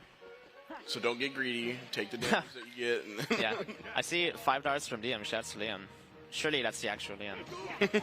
It just says I love stands. Oh yeah, that's definitely Liam. 100%. I also have $5 from Dilly, D-Y-L-L-I. Good luck on the run, into the flow state, and lock this one in. $50 from The List Should Be Public. Agreed. $5 from Shrimply. Thank you for speedrunning one of my favorite games ever. And remember, get on the Hydra's back. Yep. Dude, I promise. We did. Lily22, $10. Thank you. Or, happy donating to charity. $5 from Zort. Event has made my weekend. Thanks for holding it and showing off some really great games for a good cause. Showing off the best game. 100%. And then another $5.20 from Emerald Keys. I don't mean to get political, but I'm curious. Where does everyone shortcut cure? Oh no! It's been brought up. It's over. I am out of the loop, but in my mind, there's one correct answer. And what is the answer? It's X. X. It has to be X. X. Where do you? That's right. I don't. So here's the thing. As a speedrunner, I don't shortcut it ever. Oh. Yeah, like that's the true answer is that Cure is actually bad in this game. So Cure uses all your MP like a limit. It's the exact same way. But the thing is that potions exist, and potions will heal you. Yeah. And so they don't cost MP. So the better way to deal with things usually is to just use the MP for a limit, and then use a potion. So saying is you shortcut the potion. Got it. Yes, you should shortcut the potion, 100%. That's fair. That's fair. But if I had to pick a button, I would probably pick square. Okay. I feel like every time I play Kingdom Hearts 1, I rearrange my I think both Kingdom Hearts 1 and 2, I rearrange my spells because I don't know, the fire going around you just feels so natural on Circle, but then I kind of want Circle to be like a range spell, so I'll change it to Blizzard. I don't know. I go back and forth all the time. Yeah, there's everyone does that. They have their own rationale. Like, oh well, the circle button is a circle and fire is a circle, so you have to put it there. And square is guard, so it should be reflective. Yeah, that's funny you mentioned that because the current world record holder actually, VG Master, he is the GOAT. He has record in every category. He has that rationale. But I will say, I do basically the most optimal menuing. So my customize isn't what I prefer. It's just the most optimal to menu. Yeah. Whereas VG likes to have his preferred menu. So we're losing 1 or 2 seconds. SMH. Make him pay for it. Yeah. See, what I thought you were going to say was I don't shortcut. I just hit down and then X and then down and then hit my spell. Oh, dude, I got the claw on deck and I can hit it so fast. Yeah, dude. Shoutouts to Matthios, another runner. He tried doing that. He was like, "Oh, we don't need to shortcut. We just menu it all." And then he tried it a few times. So I was like, "I don't know, man. That's pretty hard." More power to you if you can do it. Yeah, I mean, you're a god if you could do that. It's really hard. I'm already watching top runners do some of the menuing that they do mid-fight, mid-combo even, and I'm just like, how did you get your finger over to the down arrow to or the down D-pad to hit 4 times to, I don't know, it's crazy. Yeah, no, it's tough. We'll be doing that a lot in our game, a lot of menuing. Menuing while walking is a big thing. You have to do claw, I do claw grip for a lot of the game actually, and I didn't even realize that it's kind of weird to do that, but that you need to do menuing while walking and stuff. Yeah. So sorry, we haven't talked about the no. yet, but the gimmick in this world is based off of the movies where these pirates, whenever they are standing in the shade or when they're not standing in the moonlight, they are completely invulnerable. You can't affect them at all. Yeah. But whenever they come out into the moonlight, they turn into a skeleton, and you can then affect them. Yes. Also, like if Chicken Little wasn't already the GOAT, is extra the GOAT because he can pull them out of the shade, which is so important. Yep, yeah, and that's exactly why we use him here, and this is another time to fight that we want experience in. Yeah, this is going to go for the time limit no matter what you do, whether you were to get low health or kill as many, so you might as well get all the experience you could possibly get here. Yeah, and that actually was kind of bad luck. I think I killed maybe 11, he went like 12. But again, it's actually not a big deal. I keep talking to him. So just a quick thing I'll mention, I actually have a mod to skip that map because on the PC version, that map can crash often. So just a quick thing that I wanted to avoid, because it's a really weird thing where like random PCs would just crash there. We love quality of life improvements. Exactly. And so this is boat fight. This fight is actually extremely technical. I'll be using Chicken Little a lot here, and I want a very specific thing to happen here at the beginning, where I kill these pirates at the same time, and that will spawn this wave of pirates early, and now I can it works out a lot better when they spawn this way. That almost hit him. That was pretty scary. So I'm gonna use the RC really quick. Oh, he survives. What happened? That's fine. Yeah, I don't know how he had 1 health. Yeah. I think he's cheating. Okay, so I'm just gonna whistle them to the stairs here, and then do air combos on them to take them out with Chicken Little. So when I knock them away, he'll whistle them again. And one thing to note that we didn't talk about earlier is that air combos are so much faster than ground combos. Ground combos have like really long in lag and like long startup, whereas air combos, like basically as soon as you land, that was a really good fight. As soon as you land, you can instantly like jump and start another one, so it's just way better DPS. Yes, and also I have Hero's Crest on, so I changed my Keyblade. You get Keyblades throughout the game. And Hero's Crest has air combo boost, which means that air combos do even more damage. And we'll be using this Keyblade for a lot of the run too, because of exactly what you mentioned, they're faster. And in that last fight, it actually has kind of a cool mechanic where you have one of the medallions from the game. Yeah. And if you get hit, it'll drop it, and one of the pirates can like run over and grab it. Yeah. But he didn't take any damage, so you didn't get to see that. Yeah. And oh yeah, actually that's crazy. It was damages. That happens sometimes. I mean, the thing is that if you're gonna do the strat correctly, then it will usually be damages. Yeah. And yeah, so now we're just running to Barbosa in Valor form. I do have Wisdom form, which we mentioned earlier from Time Server. We're not using it just yet because the thing is that Valor has 2 Keyblades, and the second Keyblade adds to your stats. So we're actually doing more damage with Valor form than we would in any other form. Yeah, I guess I would have guessed. This fight here, that chameleon that they just hit off the wall, makes the entire arena dark, and you like can't attack Barbosa. So you want to go find him as soon as you can and get rid of him so that you can actually see what you're doing. Yeah, and Barbosa. So as we said, the mechanic, enemies get like weak to magic, and Barbosa is too. So this fight is like actually ridiculously easy. Yeah, you just stun lock him with Blizzard. Yeah, that's why I would have expected you to go to Wisdom, but it makes sense.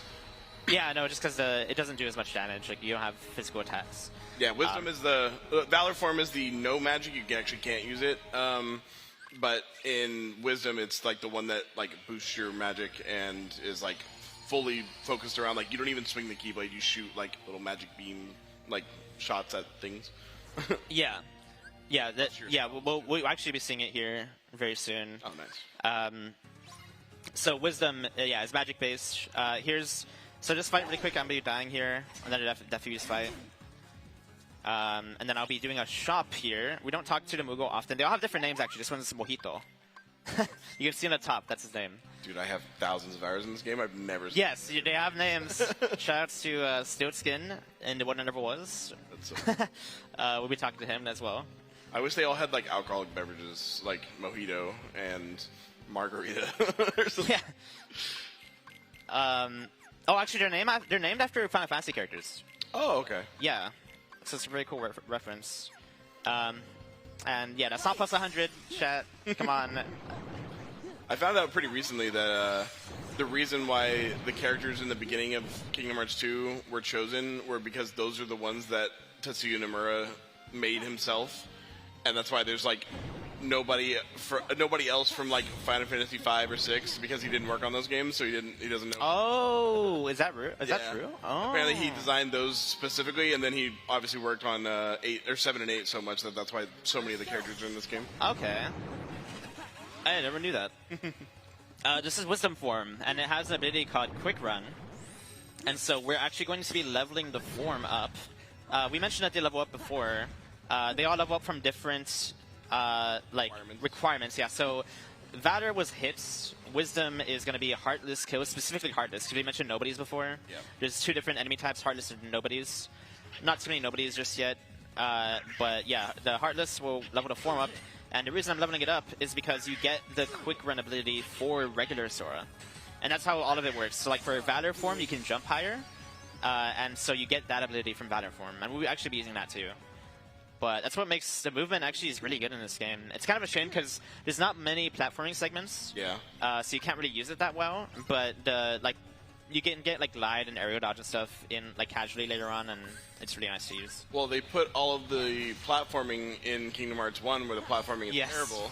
And then they have good movement in this game, and they didn't decide to give us any platforming challenge. That's exactly right, yeah. Shout out to Falling in Deep Jungle.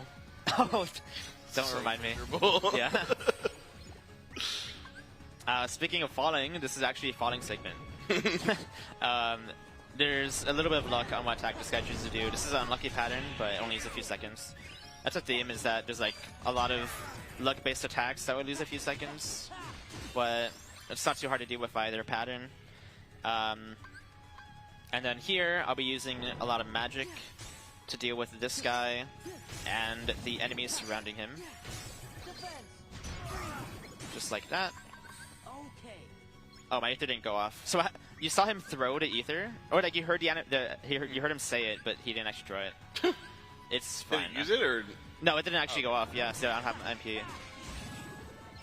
Just have to do this a bit weird. There you go. A little bit of improv. I'm doing that to get drive back. So I have almost full drive, which is fine. I'm going to have to play it a bit safe. Basically, I have to... Wisdom is not even level 2 yet, and we're going to get level 3 on this fight right here in Treasure Room. So we're going to jump back at the start and reflect these silver rocks. They can kill you pretty fast. And then reflect all of these enemies. 50 Heartless here. We're going to kill most of them in Wisdom for the experience. Dude, when Sora's idle animation with Wisdom, he's just like aura farming, just spinning behind his back. Like, why is he so sick? Oh, I thought you were going to say he was aura farming with the T stance. Yeah, the T pose. Yeah, inside the reflect, yeah. Like that when he reflects. No, that's when he's doing too much. When he's just spinning the Keyblade, that's where he's got it. He's got the sauce. So, revert, swap out Aladdin, then do reflect into Trinity Limit right as you spawn. It's crazy they put these 3 in such a small room. They kill you so fast. Oh yeah, it's so dangerous. It's like you just get completely surrounded, and before you can even register. Oh yeah, they all throw fire at you, and you just die. Like, there's nothing you can do. And then here, doing a quick menu. I took off Dawn of the Cure because at this point we actually want, like, other parts of the run we want to die. And also experience boost, which I'll talk about. But we need Dawn to not heal us for that. And then I put Goofy Tornado, which is just a nice ability because it does a good amount of damage and kind of controls the Heartless. This is one of the only, like, multi-boss fights in the game. And you don't really fight them at the same time, you just kind of fight them one by one. Yeah, every time you like land a combo on one, they break into a bunch of little enemies, and then you go back to hitting the other one. Yeah.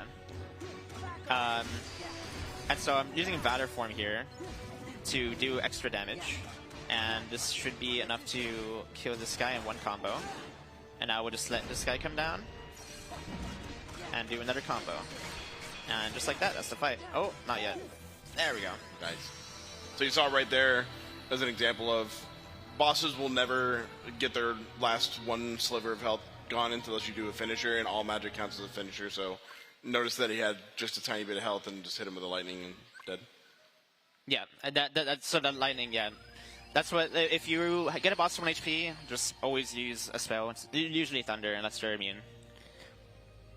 And then we're moving on to Halloween Town, which is going to be Close to the end of the first visits. This game has 2 visits per world. And yeah, we have quick run, by the way. Like, we got it from Treasure Room, so we're able to move a lot faster. Yeah, so whenever you unlock, so let's say, for example, got to Wisdom level, 2 or 3, when you're in Wisdom form, you'll have, like, let's say, Quick Run level 3, but when you're in your base form, not in their Wisdom form, it'll be 1 level down. So you get to use your Quick Run outside of the form. Yep. Real quick, do we have any donations? I saw Sio might have had a banger one. SYO? Did I miss something? I could have. Here it is. Very possible. Oh. $5 from Sio. Best of luck to Nintendo on behalf of everyone in the Discord voice chat right now. Much love, mate, and don't die to FF fights. Oh, thank you so much. Thank you, everyone. Yeah, FF fights. So yeah, there's actually that's one part of the run where if you die, so if we do die, you lose like a minute, and like obviously in the speedrun, that's like run over pretty much. Like especially, yeah, no, and that's what makes the run so difficult. Like new runners will. Like, your goal should be to just avoid as many deaths as possible. Yeah. And don't tilt when you are going to die. It's going to happen. Oh, yeah, that's the other thing. Is like, even like if you don't die, just like not tilting in general is a huge skill in this game. Because it can be really tilting. Also, right there, he used Jack Skellington's limit form. Those, like, toy boxes are so ridiculously dangerous. They just pop out and hit you with their rifle, and you just die, like, immediately. Yep, and I almost died there, too, actually. It was really scary. So I actually rage if you saw. I got hit on purpose. That was not an accident, I promise. But it was to get Experience Boost. So Experience Boost is an ability where if you're under half HP, you get double experience. And I was experience boosting those Jack-in-the-Boxes at the end to get a level up right here, right before Prison Keeper. Because again, we need the strength up. And yeah, we'll be doing that a lot more later on too, which is what makes the run even scarier, is that sometimes we're going to be purposefully at low HP to experience boost. And yeah, so this guy randomly eats one of the kids, Lock, Shock, and Barrel. I was about to ask if you knew the names. Oh yeah, yeah, I mean, I think everyone knows the names, right? You'd be surprised. Really? Yeah. That's crazy. A lot of people forget their name. I love those kids. They're great. Actually, have you seen all the Disney movies? All of the ones in this game. Yeah. Let's see. I actually hadn't seen Hercules till recently, but I have seen it now. Oh, wow. Okay. Yeah, I don't know. I just missed that one somehow. Yeah. Definitely Beauty and the Beast. Lion King, obviously. Halloween Town. Yeah, there's Tron. That might be one that... Haven't seen that one, I'll tell you that. Yeah, okay. Okay, I made a mistake. Oh. But if we just believe hard enough, it's fine. So basically, I want him to retaliate, and then I'm going to reflect it and use Comet, which is Donald's limit that we just put on. Lots of jets them. Somebody said in the chat. Wait, I don't get it. Instead of Lock, Shock, and Barrel, they were saying their names were the fish from Little Mermaid. Oh, okay. Yeah, no. It's not 2, it's 3. Yeah, right. No, okay, so that was fine. We recovered it. Yeah, I messed up a thing there. You actually want to move away from him to force him to throw Fireball, so you can kind of manipulate his pattern. Oh, nice. But I didn't do it right, but it ended up being fine. And again, I mean, unless we say otherwise, which we never will, any small mistake in this run is just an insta-death. Like, that boss hits so hard. Oh, yeah, like especially the retaliation he does. Like, if you get hit by it, you're dead. And speaking of which, here on Oogie Boogie, he has a fist that comes down. And one-shot? Yes, it is a one-shot. Nice. Are you ever going to get once more a second chance? Yes, so that is something to mention. I am doing the shield route of the run. There is actually earlier, right? Yes, so the point of it is to get once more, which is an ability that helps you survive. We'll be getting it later. But there's actually another route called Sword Route where you experience boost even more, and it saves time. Oh, I made a mistake. It saves time overall, but it's way riskier, and I didn't want to do it for the marathon because it is very risky. But yeah, that is actually the most optimal route. So do you, like in that one, You're still trying to get once more, but you just... No, you don't have once more at all. Oh, you never get it? Yeah, so it's a very scary route. It only saves a little bit of time, like 20 seconds. In this route, do you, like, is there any point where you want to experience boost and you use once more to, like, take a shot? Yeah, actually. Yes, yeah, we did a little bit. We're using Trig Little again here. We're going to do a thing called present skip. This is actually one small, like, glitch in the game, kind of. I'm going to move over here, whistle the Heartless after the fist to prevent them from dying. They died. Okay, so if I prevented them from dying, then it would stop Oogie from spawning more, but and it saves like 10 seconds. But now he'll spawn more. So it's just a small time loss. But it's all good. I forgot how much the quality of life makes this fight so much more bearable. Yes. Basically just normalizes the RNG. And you kill him in one cycle. Yeah, you do, yeah, in the rando.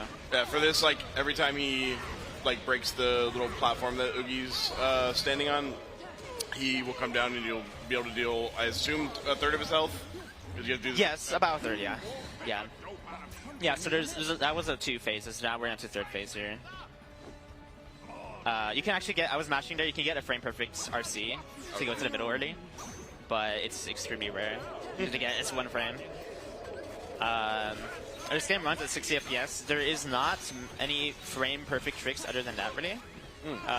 But some things are pretty dang precise. Like, you know, a couple frames probably. Yeah. Okay.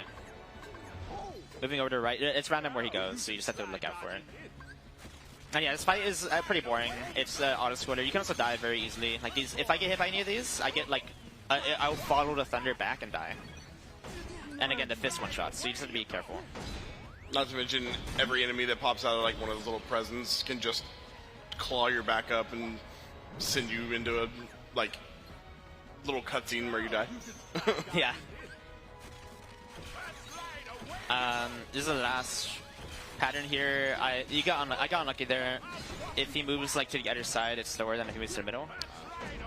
But now we just do a few combos, and that will be it for Halloween Town.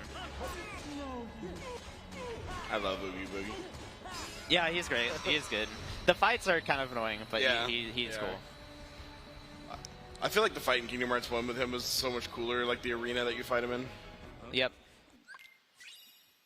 But I have a feeling it's RNG hell, so. For what? For what is it? Page 1? Kingdom Hearts 1. Yeah. No, it's actually not RNG, but it's a really hard strat. It's a really hard strat. Ah, gosh. Yeah. Shouts to the KH1 speedrun is really cool. I actually very recently got Reckoning KH1 any percent, which was a long grind for me. But then immediately back to de-rusting this category. And here's Junie. This is Junie. So we're using Wisdom Form. Basically, he has different forms, and we can swap to them in the menu, and each of the forms just have their own limits. So that it just has a different attack, depending on the form you get to. Okay. And I get hit on purpose there to get to half HP to experience boost here. So this fight is actually notoriously hard. A lot of runs die here. You see, every time they're killing these, like, pretty easy to kill nobodies, they're getting 228 experience, which is just absolutely massive. Yeah. And there we go. I'm gonna run over, dismiss Genie, do Trinity Limit, and shred their HP. Cool. Now, that's called the Magnet Shuffle. Shouts to Spike Vegeta for that name. What happens is that I do the Trinity Limit to shuffle them in and out of the magnet. Every time they get sucked into the magnet, they take chip damage. Yep. And so you just go back and forth, back and forth. It does a lot of hits in the Trinity, and it does a lot of damage. Yeah, those berserkers that he took out with that magnet shuffle are, like, if you ever get caught in that big hammer that's, like, slamming down over and over, it's just GG. Like, yeah. Yeah, that isn't, like I said, that's a really scary fight. Like, especially because we experience boosted. If you mess up that Trinity at the end, it's like a 99% chance you die. And that timing is particular too. So like, you know, saw how I jumped the magnet? That needs to be pretty precise. If I wait too long or too little, then the Trinity won't work. But yeah, now we're moving on to back to Hollow Bastion. We're gonna do one more world before the next Hollow Bastion visit. We're just here to like enter that world basically. and that world will be Space Paranoids. Now, I heard you talking a little shit about Space Paranoids. I like Space Paranoids. Is it bad for the speedrun? No, it's not like bad for the run. I just don't like it that much personally. Oh, okay. I mean, I don't like mind it too much. I see neon lights makes brain chemicals happen. I just think it looks. No, I think it looks fine. Yeah. Yeah, I haven't seen I saw like the Tron remake that happens like mid 2000s or something, but I don't think I've seen the original. I don't think I've seen any Tron content ever. I think it looks cool. Yeah. No, the original Tron is hard to look at, I think, nowadays. It's like really old CGI. Which is one nice thing about this game is that it's like, it's first of all, it's remastered in HD. But even besides that, like, it's, the style is just like kind of anime. Yeah. So it doesn't really age too bad. It's kind of, forgive me for bringing up Melee all the time in my life. It's like, it almost feels timeless, where like, it just has this style that doesn't look bad as it goes on. It just looks like colorful and nice. I don't know. This doesn't look like an old game to me. It looks really. Yeah, no, I agree. I completely agree. I'm more so about like games like this rather than like realistic style games. Yeah, here's Space Paranoids. The drive forms look really cool in this world. I will give one critique though, and that is Jack Sparrow looks so atrocious in this game. And he looks fantastic in Kingdom Hearts 3. I couldn't believe how good they made that world. He does. Yeah, it looks really good in Cage 3. Dang, that's kind of rude, man. I think he's attractive. he literally. It's funny because he's literally just. Sorry, I'm forgetting his name. The actor's name. Johnny Depp. Johnny Depp. Yeah, it's literally Johnny Depp. Yeah. Like, it's so weird. Johnny Depp's in this game. Right. Oh, fun fact also, Genie is voiced by Homer Simpson. I don't know if you knew that. Oh, no, I didn't. Yeah, he's voiced by Homer Simpson in this game. I think I heard, I could be wrong about this, but I think I heard that Phil in Hercules World is actually voiced by Danny DeVito. I don't know about that one. Maybe. I thought I heard that he reprised his role, but I could be totally wrong. I'm not sure. I have to go to chat for that one. But the best piece of voice acting trivia in Kingdom Hearts is that the first ever instance of Sephiroth having a voice is in Kingdom Hearts 1, voiced by Lance Bass from NSYNC. Oh. Yeah.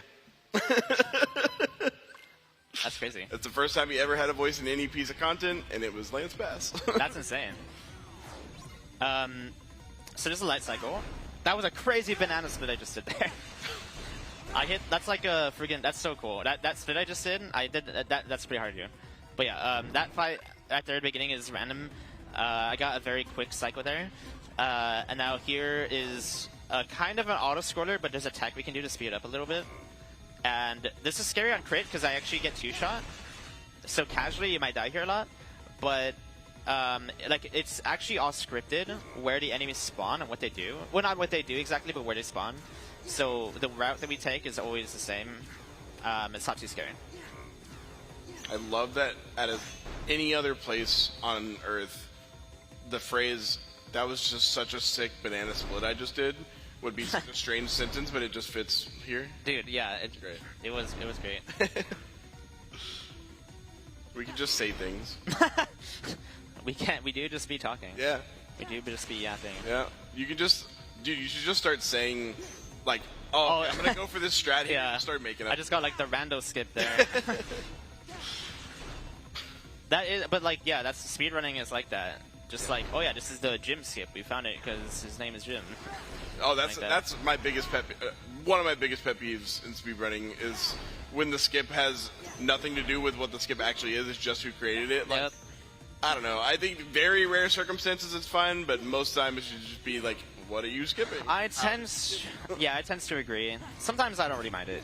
Like in Cage 1, there's a lot of jumps starting after people, which I think is nice just because it grows, like it's a nice way to remember old committee members. That is the argument I will super accept. Is like if you just wanted to like, if it's a community member that people love and like they don't really run anymore, but it's like, you know, they're still part of the game. That's cool. Yeah. Yeah. Shouts to Ninja. Cage 1. Anyway, so I got hit on purpose. We're gonna be doing Oh, is this farming time? Yes, it is farming time. Farming time. Now, as we're using Stitch, Stitch is really nice because he'll stun lock the enemies when you're low HP, and he'll also give you back magic if he is nice. Yeah, he can just decide not to do that, but most of the time when you're low on MP, he will just be. So is it the same? Yeah, the same magnet and then explosion. Or, yeah, it's finish. It's actually called finishing leap. Yeah. So explosion's in the original version, but we'll be using magnet finishing leap.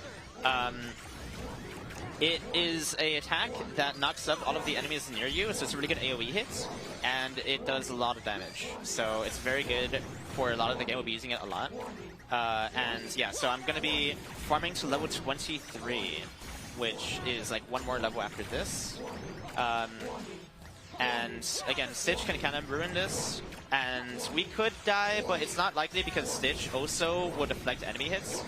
If you ever have trouble with any like Heartless fight or Nobody fight, I recommend you summon Stitch. He's just really, really good at handling everything. That's actually really good grinds. 54 is really fast. I should have used Stitch in the that infamous hallway. What was it called? Oh yes, the Cavern of Remembrance. Yeah, there you go. It's called Transport of Remembrance, I think. Yeah, that is notoriously hard fight. You can be level 99 pulling out final form. Oh yeah, the best Keyblades in the game and still just get destroyed. 100%. So now we're moving on to Hostile Program, which gets pretty difficult. This is where the strats start to get pretty hard. I know you said that you practiced this fight actually a bit. Yeah. Like a long time ago, you're trying to learn it. So I on my PS4 before it was on PC. Yeah. I set a save state before every difficult part of the run, and just wanted to get the strat down one time, and then I would move on, and I'd be like, oh, I'll practice that more later. This one probably took me the most. It was this and the second Port Royal fight. Oh yeah, I remember. Oh my god. Because this one, they were just like, yeah, just do this thing, and it like works. And I was just like, yeah, but my hands don't move fast enough to do the thing, so I'll just never land it. Yeah, so what we did there was time our combo with 3D Comet. Then we're going to freeze them, go into limit form, do the Ragnarok to knock out a bunch of these clusters to do the aggression commands. Right here, time it perfectly to do another Comet and finish him off with the Comet, hopefully before he gets unfrozen. Yeah, and that... Oh, wait. Oh. There we go.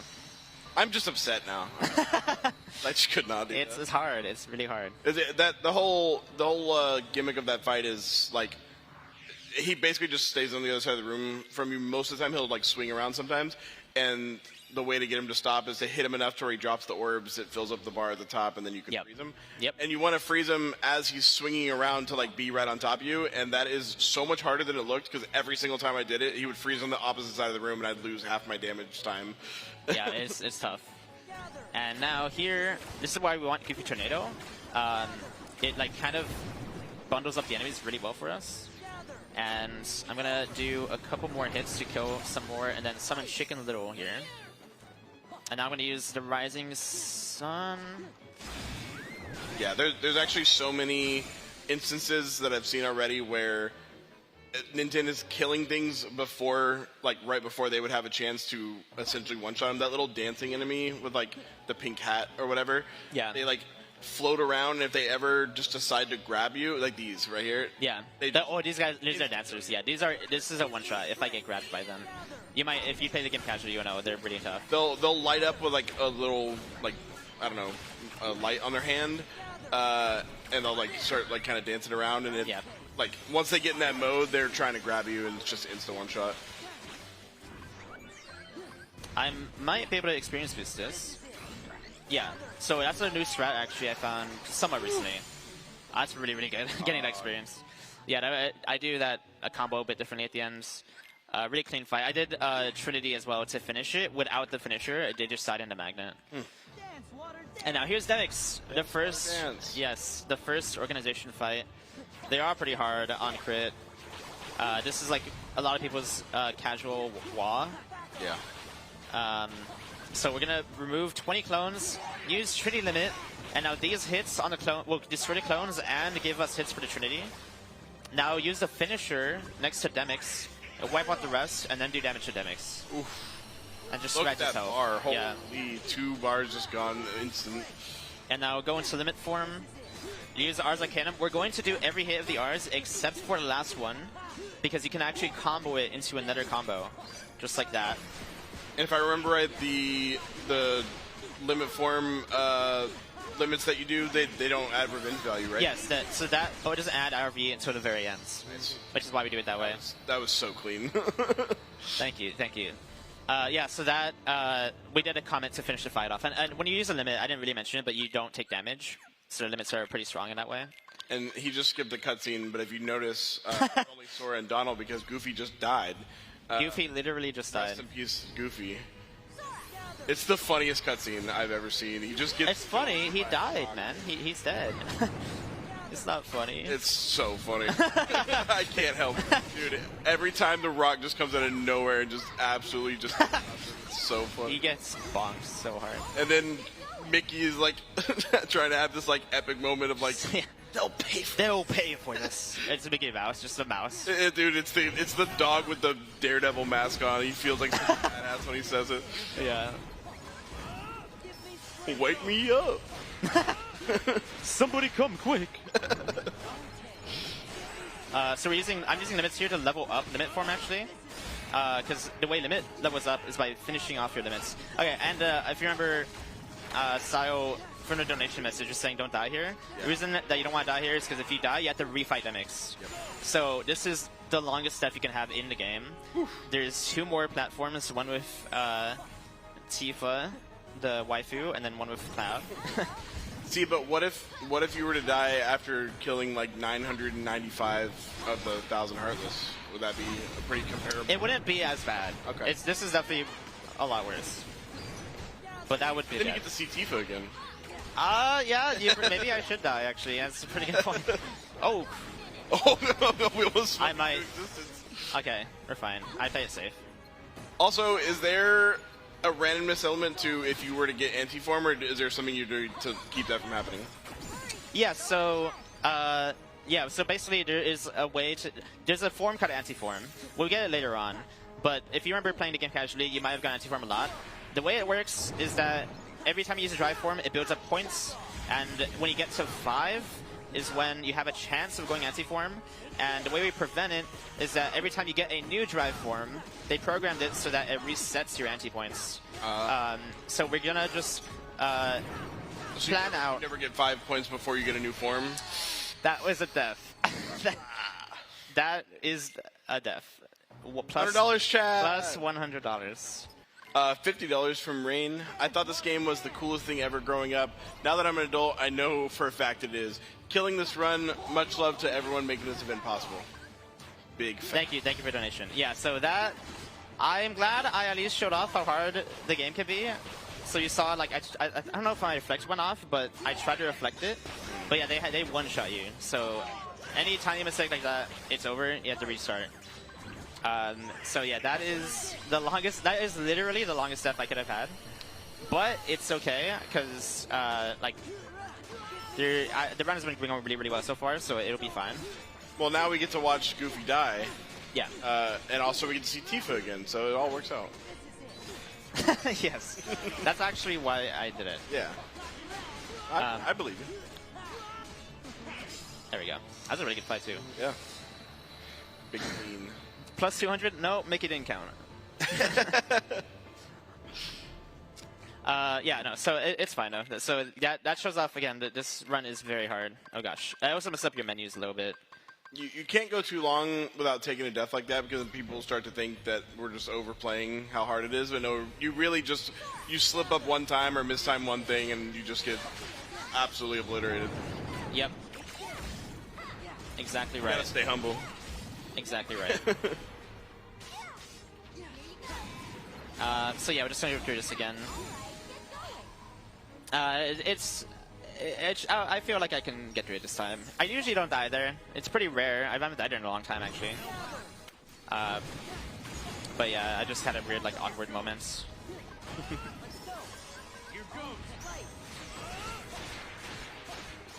But chat, if you want to donate $5.20. It doesn't have to be 520 this time, but if you can get a 520 train still. You're safe from the 520,000. Yeah, you're safe from that, I guess.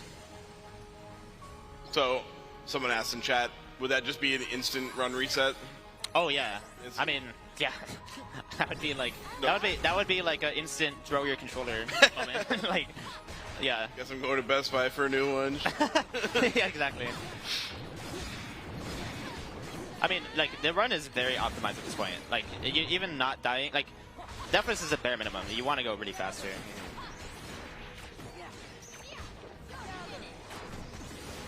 You might be surprised how optimal the run is, too.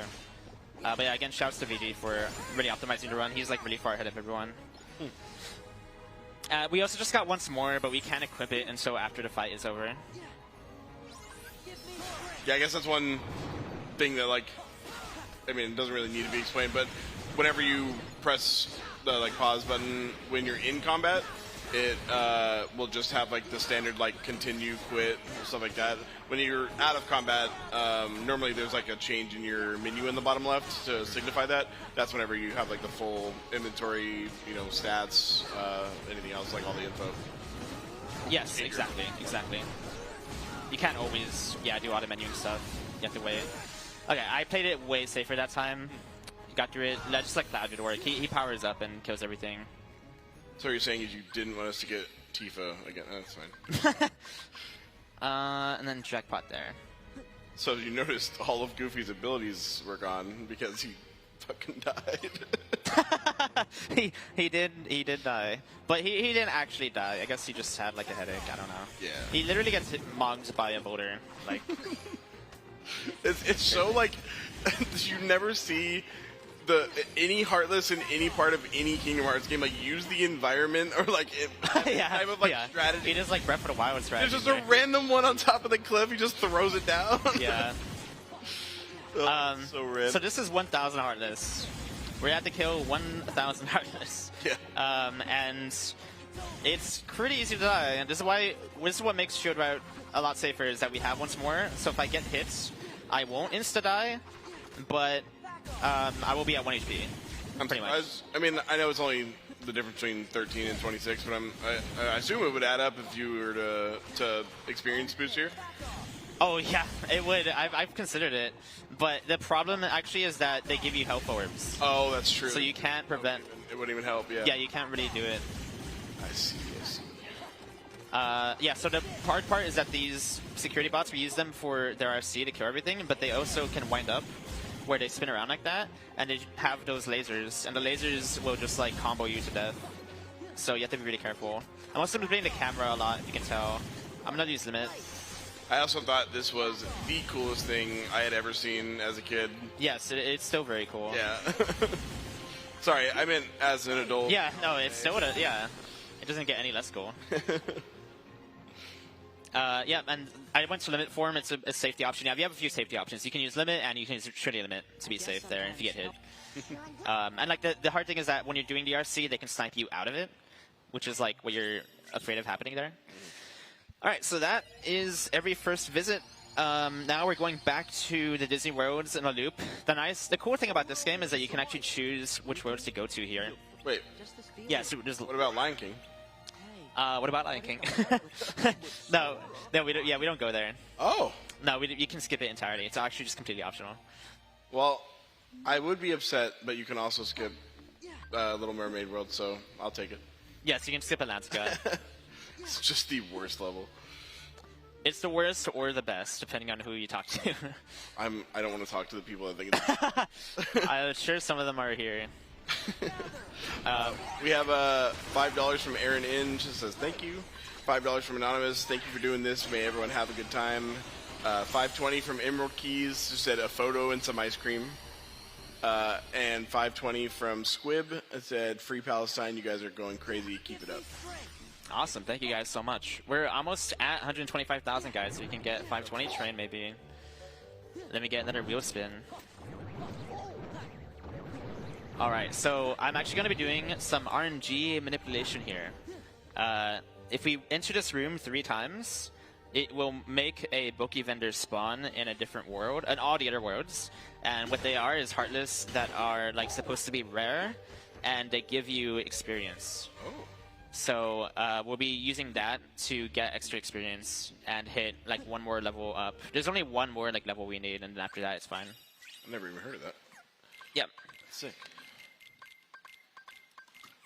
I wonder if that was that like way more viable of a thing once the loading times got this good. Like flying. It's definitely better. Yeah. But yeah, I mean we've been doing it for a while. Shouts to a Hirun who found that really old Japanese runner. We don't have to bring his age into this. You can just. I'm not, dude. No, I'm not saying age. I'm saying like run age. You know, I've been running this for 11 years actually. Oof. Yeah, I started when I was 14. I thought I was like Unk over in Hollow Knight with 7 years, but you got me beat. Oh yeah, I am like one of the last people still running it. I know that feeling. Yeah, Keep it's it up, like, brother. oh, yeah.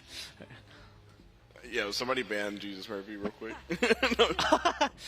Yeah, mods. Can we take that guy out? We don't need that. Yeah. Guards, get him. Oh boy. So this is gonna be for. I hate this guy. So this fight is actually pretty sick. Reflect his attack here. We're gonna do blizzards. Then go into a leap, start the Comet. Now I'm gonna stunlock him with Comet. And this is actually pretty hard to do. He wants to teleport away, but I'm not letting him by stunlocking him. Now I'm gonna use Comet Finisher and try to get him in a corner so that it kind of moves him in a circle. Does a lot of damage like that. That's pretty good.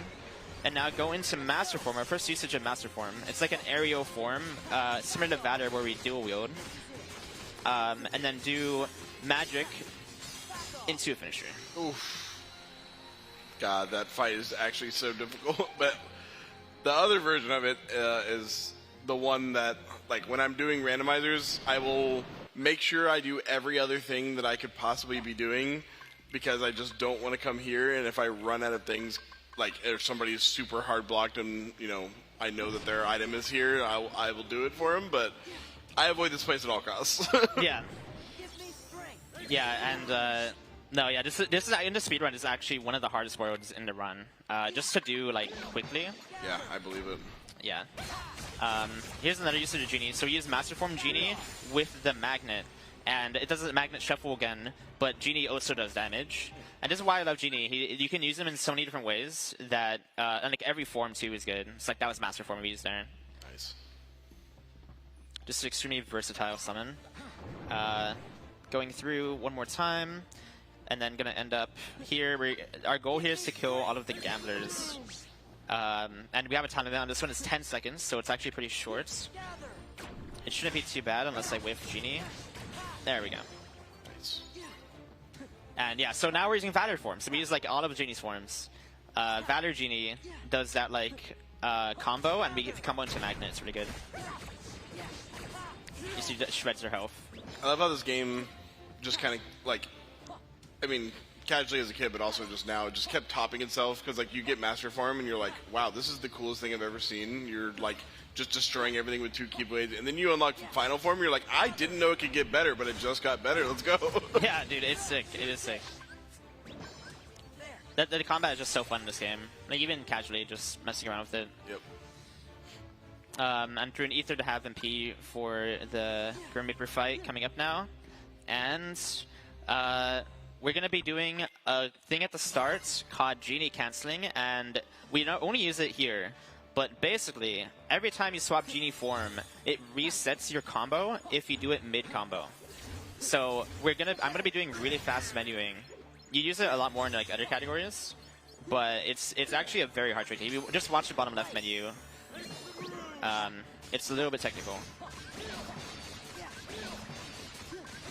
Yeah, so this boss keeps a bit of the mechanics from the, God, this is crazy.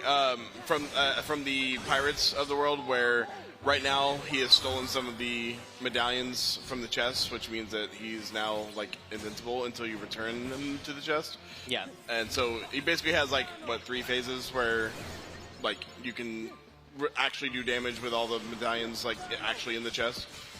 Yeah, and so that was the first phase. We're going to be handling the rest with Comet to still knock him the way we were doing it before in the first fight. And yeah, so we used the magic to get the medallions out of him. That was really, really clean, actually, getting him in the corner there. So basically, like, he wants to teleport away, like, throughout all of the combos. We just had to prevent him from doing it. Oh my god, I did not know you could come just stand here. Yeah, you just stand on the boxes. So goated. Yeah. Yeah. Once he's invulnerable right here, like, you can stun him with spells like Thunder here. Yeah, and so Thunder knocks out a lot of medallions in Master Form, so that's why we use it there, and it knocks out all 800. And that was... It's so much harder than he just made it look. I promise I did this times also, and I could not pull off the strat once. Like, there we go. Gosh, that was sick. Thank you. Yeah, that was hard. That's a hard fight. That you can use a lot of time there easily, but yeah, that went pretty well. And so that's Port Royal. Now we'll be going to Halloween Town next. We have $5 from $5.20 from Bait. Thanks for showcasing my favorite game. It's been a pleasure watching it live. And then $5.20 from Chudy, Chuutie. Hey man, just want you to know the gang and I are so proud of you for making it to Fast 52 and keep being awesome. Thanks for being an amazing friend, my goat. Oh, thank you so much, Drew. Yeah, thank you. I mean, thank you so much to Ludwig for inviting me. I mean, it's insane to be here. It means a lot to be able to show off this game at an event like this because Kingdom Hearts isn't like a mainstream speedrun, but it's such a cool run. Yeah, it's really cool. You guys should check it out. Speedrun in my heart. Yeah. No, it's sick. It's really, especially this category. It's really cool. It was actually the first speedrun I ever watched. Was oh really? Bloody Biscuits at yeah. SG. Oh yeah, that's a really popular run. Yep. It's an iconic run. I was hooked immediately. No, so we did some golfing there. What the? I looked down for 2 seconds. They're all dead and ready to be boxed up. That was actually so crazy. Yeah, so there's some golfing. I'm pretty proud of my golf skills there. It's actually somewhat hard. I'll be summoning Stitch. This is where we use once more to survive this attack. And now we're going to boost the Bulky Vendor. So these are the enemies that we RNG minutes, and they give you a lot of experience. So you got 3,700 there. Wow. Yeah, they're pretty good. And I use Stitch just to distract the enemies. Alright. And now we're still at half HP, so I'm also going to boost the next fight. And I'm definitely good at experience now. We're doing all of this to hit level 30 for Junie Jafar. And at the beginning here, there's actually a frame perfect trick. I get it pretty often, actually. It's not actually like frame perfect, it's pretty hard though. Where you can skip the ending clear animation if you end the limit at the right time. Oh, okay, I missed it. Yeah, so basically you can skip this animation by ending the limit as you grab the last present. It's pretty cool. And is this boss as hard in the speedrun as it is casually? Because this thing is terrifying. It is actually not that hard in the run. But yes, he is notoriously very difficult. Casually, sorry, excuse me. No, it like, I just never, and I know a lot of people who like felt the same. It just never looks like it's safe to approach. It never looks like it's it is, because it's not. Yeah, it's not. Like, you just, anytime you get closer, you're just like, oh, that might be an opening. No, it's not. You're just going to get, like, your, like, Keyblade's going to bounce off it, it's going to counter, and you're going to die. Yep, and shout out to present RNG. This minigame is complete RNG, and it's notoriously, like, a lot of runners get so upset when they get bad luck on good pace here, because you just can't do anything about it. You want the gold boxes to get 20. Yeah, but you can lose like about 25 seconds at worst, and it literally will like make or break your run sometimes. But yeah, that was pretty decent luck. It was like about average, maybe. We love RNG. Yes, we love RNG. Hooray! Oh, I see you switched to the Rumbling Rose instead of the... Yeah, so if you remember earlier, we actually went to Beast Castle. Yeah. And the reason for that was to get Rumbling Rose. We didn't finish off the boss there. We just went to get Rumbling Rose. It's because it has more strength, and it has finishing plus ability, which means that you do another finisher. So like, we got one from critical mode, so we were doing 2 finishes the whole time, and then that gives you a 3rd one. And here we get to see Duck Flare in all of its glory because it just absolutely shreds bosses. Yeah. So this is how Duck Flare is so good. But it looks easy, right? You're just like destroying this boss. Holy Jesus!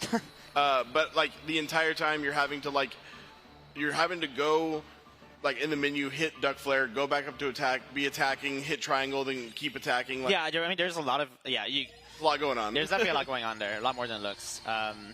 There's actually a thing called damage amp, where I purposely let you can like kind of end your attack early in combos to go faster, but I don't do that on purpose because if you get every single hit of your attack to go off, they all do more damage when Duck Flare is happening. So if you notice, like my aerial dive, which is where I like jump up and do an attack, that I would like delay it to do more damage with it. Gotcha. Yep. And moving on here to Agrabah, this is a bit more of like a breather world in the second visits because all of them are like so fast paced. This one is really just like there's not many fights, just like one auto scroller, so it's like one of the slower paced worlds. This section always makes this game in randos feel like a Metroidvania because you can't come and complete this until you have Fire, Blizzard, and Thunder. Oh, true. Otherwise Yes. You can't do the little puzzle thing. And don't trust me, I forget that I need those all the time. I come here and I'm like, why can't I do it? This is also another one that I avoid for a while because I just don't want to do all this. Yeah, it's pretty slow. Hi, Jafar. Hi, it's Water Jafar. Yeah. He's. I mean, I don't even know. It's kind of weird. Yeah, I feel like they just were like, well, we don't have anything else to do in Aladdin's world, so we'll just make some shit up. Just make it. He looks like a wax figurine, kind of. I don't know. I feel like there was material in the second and third Aladdin movies. They could have pulled something. Oh yeah, they could have 100%. Is Jafar in those movies? Actually, I have not seen them. I think I've seen them as a kid, but I do not remember them at all. Yeah. All right, and here, this is a second carpet fight. You can actually die pretty easily in these, but we're just using more magnet finishing leap, and then catching them with the magnet, and then they retaliate with an attack every time when they come out of the magnet, so reflect it into another magnet. Yeah, reflect is the thing. Like we didn't really mention much about reflects, but reflect is just like guard, but it guards like it can work on everything, and it does damage when it's over. Shifty Cat, I'm sorry, I don't remember. It's called Return of Jafar. It's called Return, so he is the villain of... How dare you not Apparently remember. this second visit is based off of the second movie, but the water clone is made up. Thank you for the info, chat. I was like 8 years old last time I saw that. Third movie is so goated? I've heard that. Okay, okay. I've also heard that Mulan 2 is surprisingly good. Is it now? And I am the biggest Mulan 1 fan. I think the movie's so... It's like one of the best Disney movies ever made.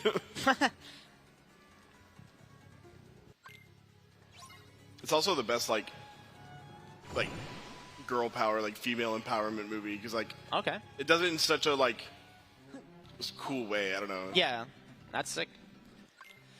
Alright, now this is an auto-scroller. We want to hit level 30 during this. I'm pretty sure I'm like way above experience, so I think I'll hit it really early. But yeah, this is just an auto-scroller where you kill Heartless on the carpet minigame. And you cannot experience boost on here, sadly. Everybody's letting me know Mulan 2 is bad. Is I'm it? gonna It's talk to my really friend and bad? told me it was good. You lied to me. Come on, guys, you just don't get it. You just don't get it. It's cinema. Just gonna make my whole personality around liking movies no one else likes. Yeah. Contrarian. Oh, so one really important thing about the puzzle piece that they just grabbed, they're all over all of the worlds. They don't matter at all. No. Like in the run, you mean? Yeah. Yeah, no, yeah. I mean, you know, I like the puzzles, but they're not in the run, no. There's a category called Gold Crown, which is actually probably my favorite category, where you do all worlds and fight the Organization 13, the Data Org, and you fight Lingering Will. Yeah. So you do it all in one run. If you guys know about the game, you know that they're all like super bosses, they're really hard. So that run is super sick. No, I actually on my PS4 years, like 2018, I think. I got the Silver Crown after like 2 weeks of grinding the Organization 13 fights, and then never got around to learning Lingering Will. And then I think it was about a year ago, I decided I was tired of not having it, so I went back and did all of it and finally got the gold. It feels so good to like. Yeah. This game feels so nice to like learn because like you just do a boss and you don't feel like I don't know. All the Organization fights and Lingering Will feel like you could just everything feels like a skill issue. Like yeah, and once you like get good at it, like it feels so. No, it's really rewarding to learn the fights. So just putting on Decisive Pumpkin. So we got that from Halloween Town. A lot of people know that Decisive Pumpkin is the best Keyblade. It's not exactly like always the best, because you can other Keyblades have their uses, which is another thing that's cool about this game. Is that Keyblades have their own uses, but it's like the best damage-wise because it has the most strength, and it also has combo boost, which means the ending of our combos do more damage to finisher. And here's Rafar. This fight can be scary if it goes wrong, but surely it won't happen. It definitely didn't go wrong like 5 times in a row in my practice run. So he stuns after you destroy his abs, because Jafar wished for abs on top of being a genie. I don't blame him. Yeah, I mean, if you're gonna be the genie anyway, you might as well get abs. Yeah. So is the goal here to not go into that other like? Yeah. So he basically coming up right here. Right now, if I let him attack, he'll do his DM, which is called, it's a desperation move, and what it means is that they go into an attack where they're invincible, and it lasts a long time, and it can kill you really easily. So you want to avoid that in every fight. It's really important. And this fight in particular, nice. Want to kill him right there. So you guys didn't get to see the really, really long, slow, like other floating buildings world that you get taken to, where you have to, like, avoid dying and wait for yourself to get pulled out of it. Yeah, and yeah.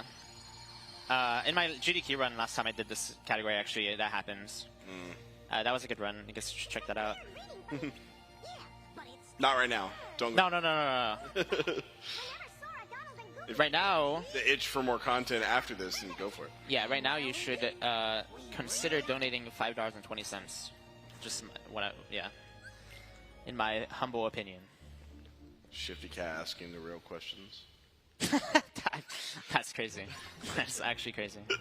Okay, here, just a quick fight before we do Zodin. Zodin is notorious for casual players, another really hard fight, and we're gonna destroy him. It's me, I'm casual players.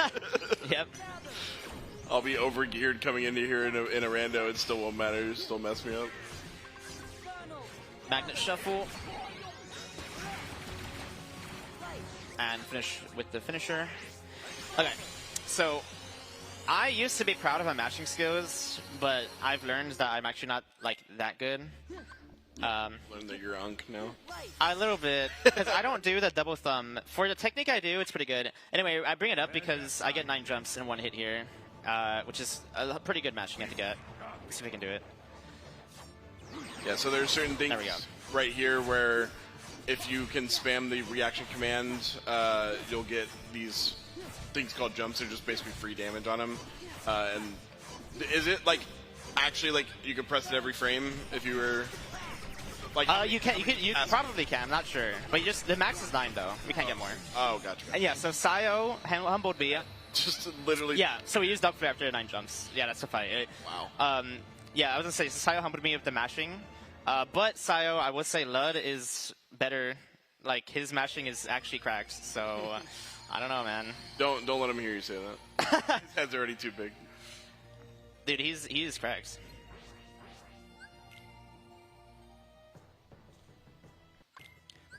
Yeah, Zoldan didn't get to play the video game. He was watching a cutscene. No, he did not. Yeah, so you did 9 jumps to Jedi first. Sorry, I did like kind of skip over it.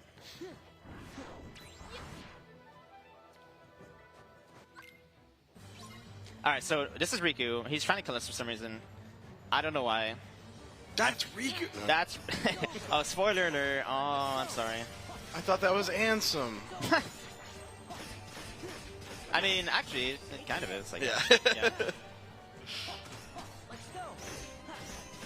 There was a video explaining the Kingdom Hearts lore that was like, they kept talking about the Keyblade versus the Keyblade, the sacred Keyblade. Yeah. And then how literally everybody is either Sora or Xehanort. Yep. There's only 2 people in the whole series. I guess you could be Goofy or Donald. Alright, so there's like Mickey, Goofy, Donald, and then everybody else is Sora, Xehanort. Yep. Yep. It's a common trope. Everyone is just one character in these games. Again, another Magnet Shuffle here. Oh, that was awkward. I don't think it's a Coney thing. Let's see. That is not the amount of damage you want to see. No, it is not. Yeah, there's a couple things alive. Ow. And they hurt a lot. Oh, you don't have do you have aerial recovery? I do, yeah. Okay. Yeah. Thankfully you get it really early on. So that fight usually to die at Trinity, but it's okay. Now we have the snipers. These guys are pretty scary. But we can handle them pretty easily. So we do a vicinity break with really precise positioning and stability where you do a circle attack. I actually need Donald to be alive. Real quick, we have $10 from Lily, $25 from Mr. Nobody, $5 from Anonymous, and then $5.20 from Emerald Keys. Zalden, more like Zaldun. No. Yeah. Thank you. Really old throwback there. Alright, so this is Storm Rider. I've fallen off of him way too many times. If you fall off, it's really bad. But imagine the difference between a fight that went well where you stayed on the whole time. Yep. When you fall off, it's just a huge difference. Exactly, yeah. So we're using Duck Flare again. We use a lot of Duck Flare after we get it, as we said. It's probably like the most busted thing in the game. I'll summon Stitch to see. Does Stitch like me today? Yes, he does. Awesome. You know, we did ask for like platforming challenges in the game. So staying on him is the platform. Oh yeah, true. I stayed on him, so we did it, hooray. Yeah. And that health bar is just evaporating. Oh yes. Donald the goat. Just like that. Let's go, Donald. That is all of the Disney World. So now we're going to go straight to Twilight Town and actually the end of the game. This run kind of flew by. Like, we're already close to the end. But it's gone really well. The only thing was that one FF fight stuff, which, I mean, it happens. But, yeah. Game hard. The game is very hard. Oh, and so you're telling me there's Final Fantasy elements in Kingdom Hearts? Because I played Kingdom Hearts 3 and I didn't see any of them. Oh no. Wondering. Yeah. Nomura was like, people don't like Kingdom Hearts. Sorry, Final Fantasy. We don't need them in KH3. Let's not get into KH3 now. I'm sure everyone has their opinions. I like the game. No, I like the game as well. Yeah. But there's... If you went into Kingdom Hearts 3 expecting it to be 2, then that's on you. I agree. That is true. It's definitely not. Like, it's not better in my opinion. No, it's not. But it's okay. I guess good. It's so much worse. Just stop comparing them in your mind and just appreciate 3 for what it is. It's a different. Exactly. Or just play 2 again. Or just argue with everyone on the internet about your opinions. I like that too. That tends to go well. All right, so. Going into the Mickey fight with Genie, we'll be using a lot of the Magnets and Master Form Genie limit. So this requires a lot of precise positioning to get it off correctly. Each limit should kill basically like that wave of Heartless. Or Nobody's, I mean. And Mickey is here, by the way. Mickey Mouse. That's the... Yeah, the Jedi. The Jedi. Little Yoda. He's like Yoda, yeah. Surprised it didn't hop on your back at any point. So the thing is that Mickey's actually generally really bad here. Because we can handle things on our own. We don't need Mickey, but he can kind of mess it up. He's been really nice so far, so this is fine. There we go. That was a really good fight. Like, trust me, that can go way worse. Yeah, I believe it. Yeah. And Mickey's still attacking. He's not okay. He's had too many Red Bulls. He's just going sicko mode over there. Yeah.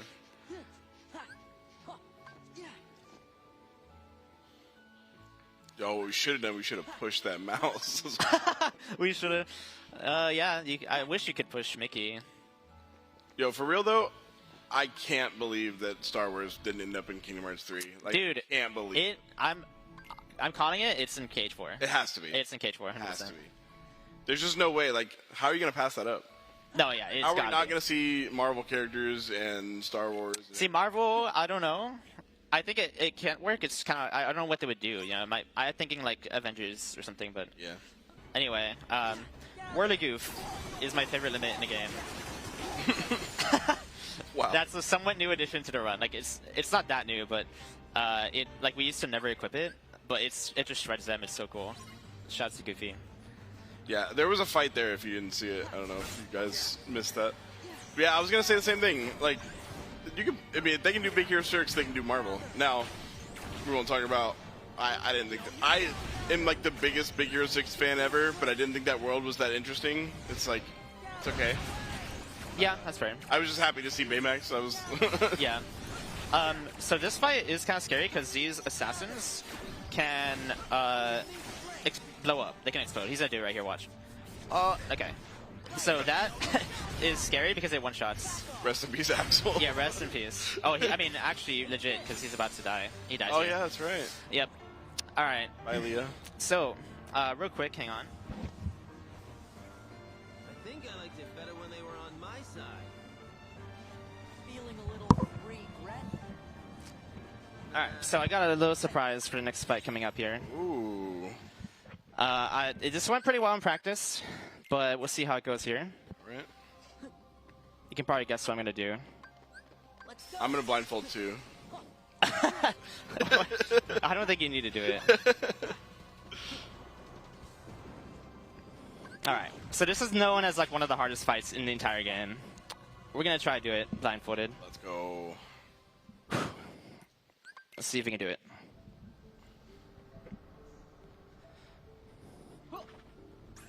Take that. Back off. Defense. It's over. Yeah. Defense. It's over. Defense. Back off. Light. It's over. Yeah. This is it. Back off. Yeah. It's over. Defense. Back off. Defense. Back off. Okay. Gather.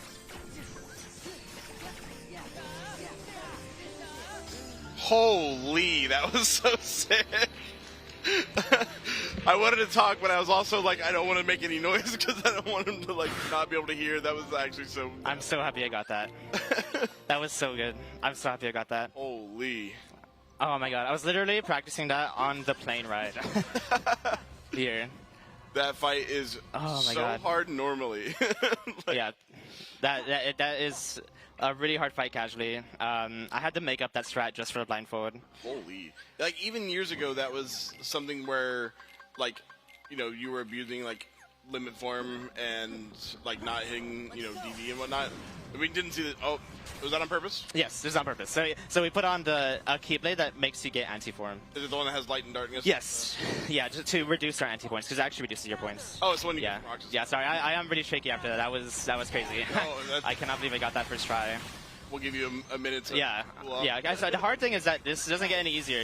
The fights coming up now are also really hard. This is basically just a boss rush world. So that was Roxas. He is like probably the hardest one. The rest of the organization have their own gimmicks, and they're also all really hard. And this fight, in my opinion, is not. It's not that it's the hardest fight in the run. It's the least fun fight in the run for me. I hate this dude. Yeah. No, this is another fight notoriously hard. This is actually such a roadblock in randos for me that I won't come here unless I have once more and second chance. Like, I just won't even bother because I won't live. Yeah, no, this fight is really tough. Thankfully, we do have once more, so if we get hit by lasers, we will survive at least at 1 HP. We'll be using a lot of Duck Flare. There's actually a lot of revenge value manip that like we're doing here also. That'll be a bit hard to explain, but basically just everything needs to go pretty perfect for us to get a DM skip. If you remember before, I mentioned that they can DM, and it loses like 30 seconds or so, and they do like a really strong attack, so you want to avoid it. Yeah, his DM will take absolutely forever, where he'll like teleport you to another like room, kind of, at least a new room layout, and you'll have to like get over to him, and it takes forever. So if you can ever avoid him, oh, that's not even. No, I mean, I forgot about the one where it's just a square in the middle and he shoots lasers and like a. Yeah. There we go. Okay. Jeez, yeah. Whew. All right. Good fight. That can go wrong really fast. At the end there, if he breaks out, he was straight to DM, and then it's really hard to survive actually after that. This is definitely a game of. Oh, you don't even have glide yet because you haven't gotten final form, right? No, we don't have. Yeah, we just have quick run. And high jump. That's basically it. Wow. Yep. This is definitely a game where the fun gets exponentially higher once you get good at the fights, because then you can avoid stuff like that where that DM is absolutely horrible, and being able to just kill the boss before he even gets into it makes it so much more bearable. Yes. I would like it so much more if I was better. Yeah, I mean, it's hard. This is hard. This is like really hard. So now moving on to Luxor. Speaking of hard, this guy is actually one of the hardest fights, just because he's the least consistent. So this is like nearly all improv, basically. You can get lucky or unlucky. If you get lucky, it's actually really easy. But if you get unlucky, it can get really difficult. The opening here is also pretty hard, too.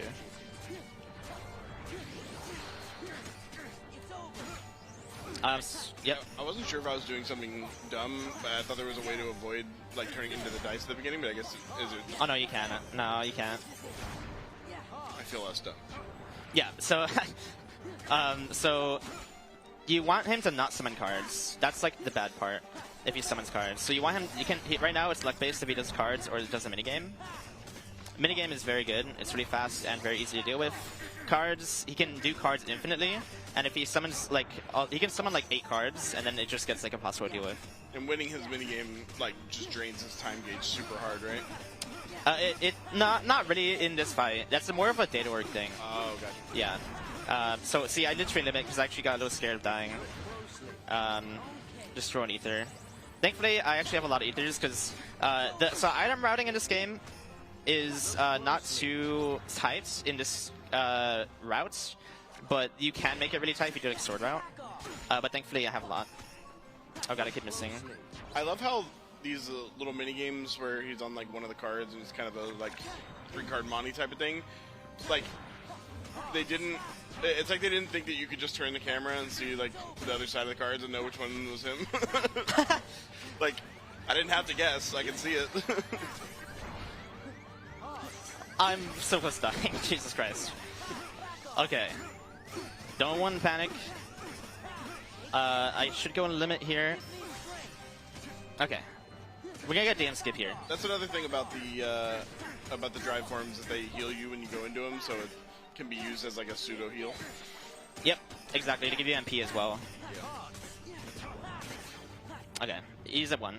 So we skip the DM though. He goes into like an entire long sequence, and then there's like a mini game too. We have to hit like circle. But yeah, that was good. We got DM skip, saves a bit of time. All right, that fight's out of the way. Now we have the guy who steals his weapon, right? I forgot his name. Syx. How dare... Wow, you forgot his name. There's so many Syx fans out there. Dude, they're all so offended. I think the only one whose name never escapes me is, well, besides like Axel, like main characters, is Marluxia, because it's Marluxia. Yeah, and Roxas. I mean, and maybe Xemnas. So yeah, Syx is actually a pretty difficult strat. We're gonna do a reflect into a duck flare, finish off the combo.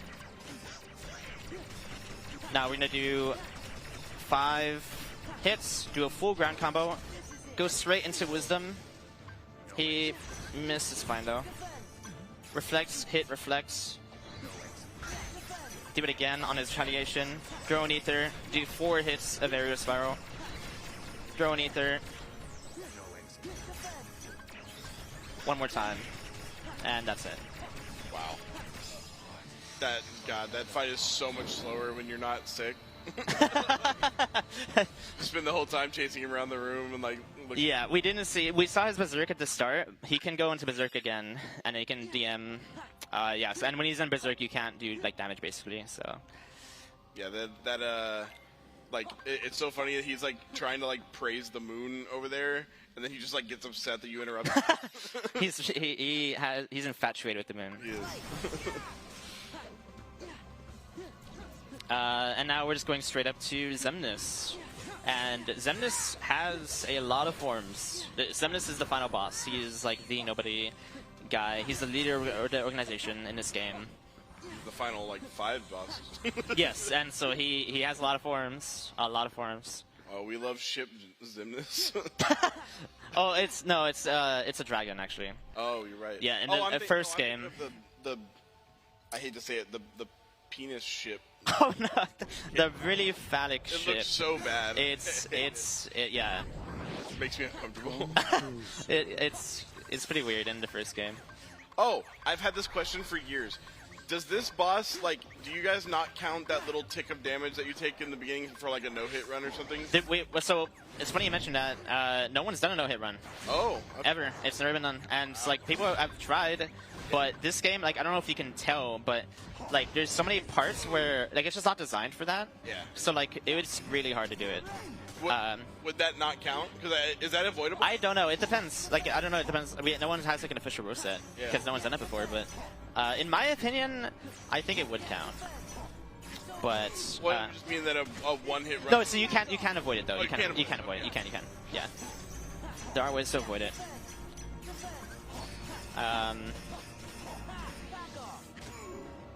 And now we're just going to do tree limit and go straight into limit form. We kind of skipped over this fight. So basically, I've been doing this combo called, we call it RSR, but it's basically reflect, slapshot, reflect. It's when you do reflect, then you do a slapshot attack, and then reflect again. And you can use it on a lot of bosses to get like multiple reflects off in the same combo. And we just do that for the whole fight. He's not like that difficult of a fight, but we want to skip the last building, because he can go to the building again, and that is like a minute.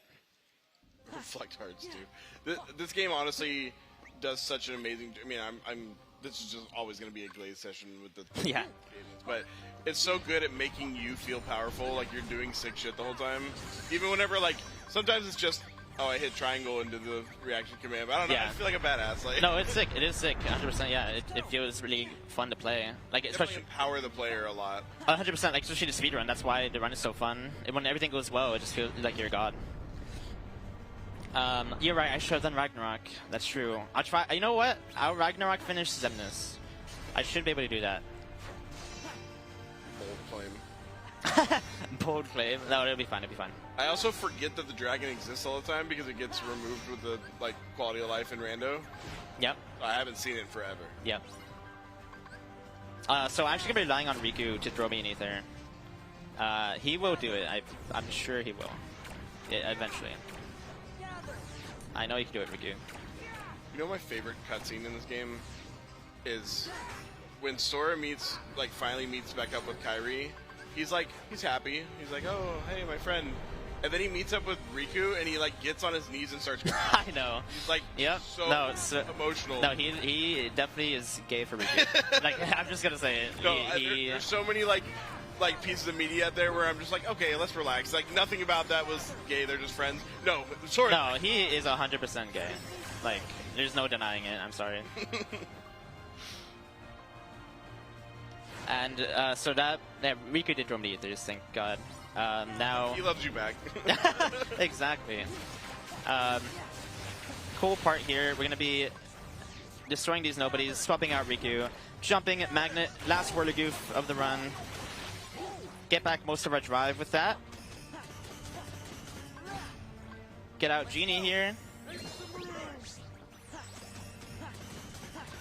Another Genie cancel right at the ends. Position our Magnet perfectly. Magnet Arcana, which is his limit. Now, we're going to throw a Magnet right here. Dismiss Genie. Do another Magnet into a Trinity limit. one last Magnet Shuffle, and the Trinity to kill the Creeper, and then deal damage to the core here. It does a lot of damage like that, right there. And now we just have to worry about the core dying, which is pretty easy because our Battle Form does a lot. Look at this. Oh, so much damage. It's so funny, like, watching you deal with all the nobodies that were behind you, because, like, this game looks so sick to somebody who doesn't understand it, and then it looks 10 times cooler whenever you do understand, like, how hard. Oh yeah, it's not like, it just gets better the more you understand about it. Now, really quick menuing here. If you look at the item menu. Okay, a lot of inputs per second there. This is one of the hardest strats. We throw an elixir, use Duck Flare before the item falls onto Sora. So it's still in the air, we use Duck Flare in the menu, and then it falls, and then we get MP back. It's a really cool strat. That was toilets in this. You think he's taking a dump on there? Yeah, he doesn't even get up from his chair. Like, that's crazy. Imagine, like, challenging somebody to a fight, and you're just like, I'm going to stay seated, though. It is, oh, hey, in Birth by Sleep, he stands up. Oh. He stands up, and he is way stronger when he stands up. We're clearly not enough of a threat for him in this game. No. Clean and perhaps also simple. I hate you. Mods.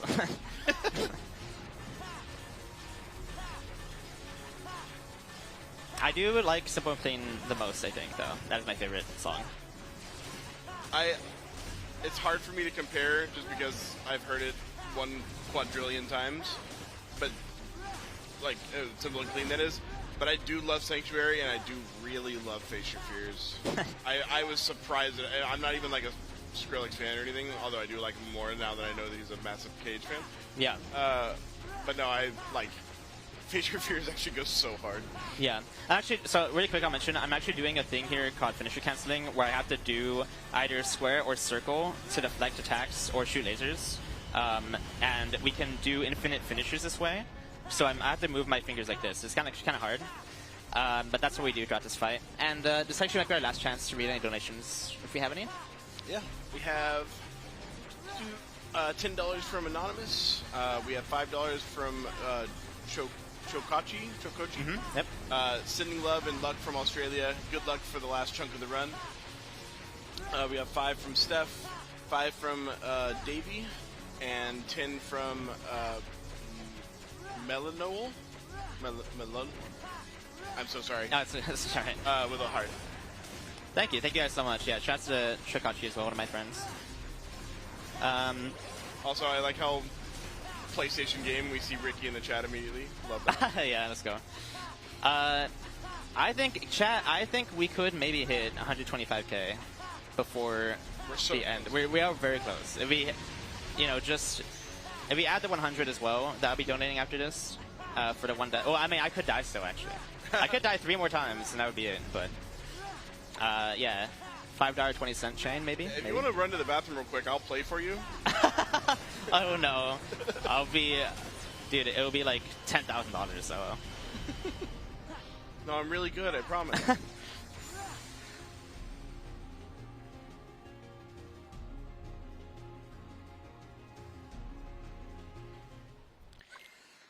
All right, 2 more fights left. Armor Zemnis 2. We find him again, but this time he is a bit stronger.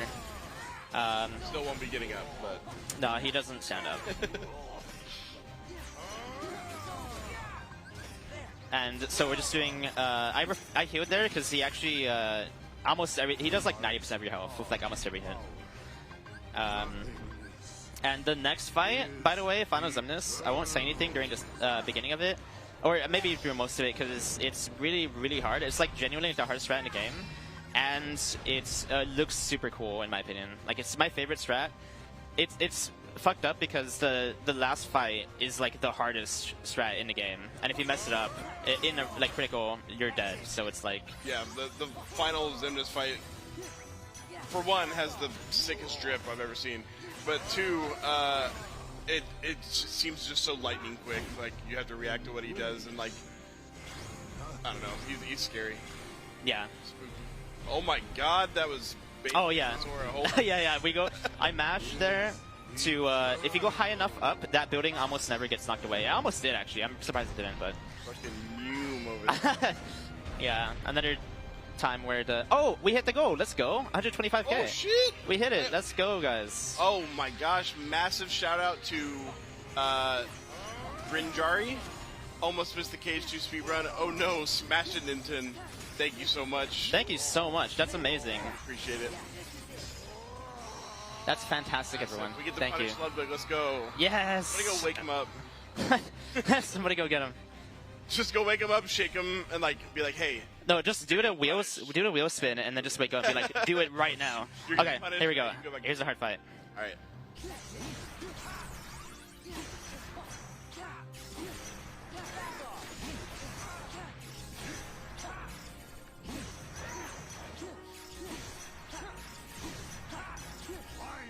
So you're not supposed to do it that way.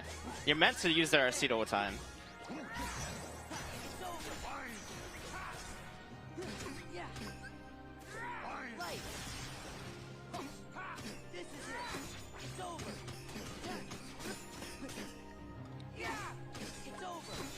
You see him avoiding the final hit of the limit form combo. Yep. So I got grabbed and didn't stay grounded, so I can't. This is how you're supposed to. Oh, not exactly. You're not meant to use your reflect during it, but this is like the more normal way of doing it, where you use the reversals. But before I was able to do ground combos during it. And trust me, it's really hard. And now we're in the laser phase. And this should be it. There we go. Yep. And this is... That's the most absolute cinema part of any video game I've ever played in my life. Yeah, this part is sick. It's pretty cool. You have to mash X and triangle to get through it. It's a lot. One button's controlling Riku, the other one's Sora, and yeah, you're just spamming 2 buttons, but God, it looks so sick. I'll make it interesting. Yes, low health. You got another hundo burning a hole in your pocket? What if Riku dies and you don't die? You died. You lose. You still. Oh, yeah, like for the yeah. Yeah. It doesn't matter. We're fine. And that is it. I just have to do one more hit on Zenith. That's when time will be. So I'll call it out. Now I'm sorry. I did say I would do limit Ragnarok. I don't have drive. I can't do it. But I'll do another swag finish. But yeah, huge shout outs to, again, Ludwig for inviting me. It really means a lot to me that I was able to come over. It's been one of the best weekends of my life. Big shout outs to the Kingdom Hearts community. I wouldn't be who I am without them. Shout outs to my partner, Haru, in Australia.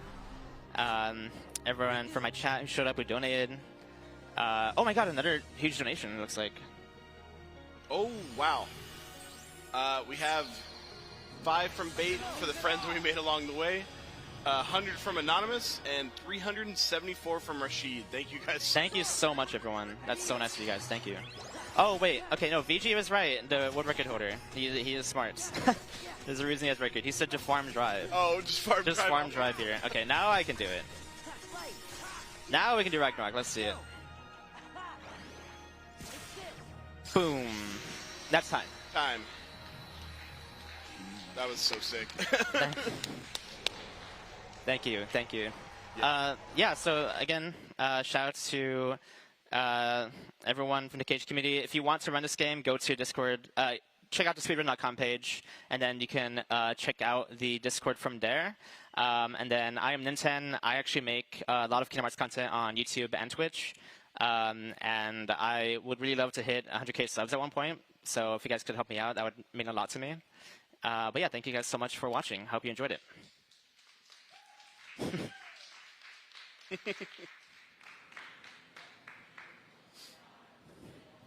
Well, I think I should sign the PC, right? Yep. Yeah. So where's the Sharpie? We can use this one here. Right there? Yeah. All right, cool. It's a fancy Sharpie.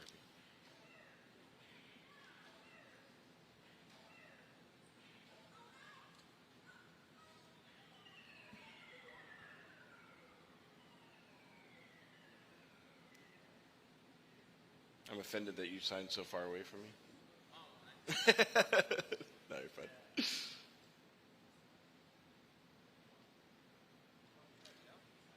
All right, and I'm hearing we need to head over to a commercial break. But when we get back, we're going to have some sick Celeste gameplay. You guys are being spoiled in the middle of the night, so stick around.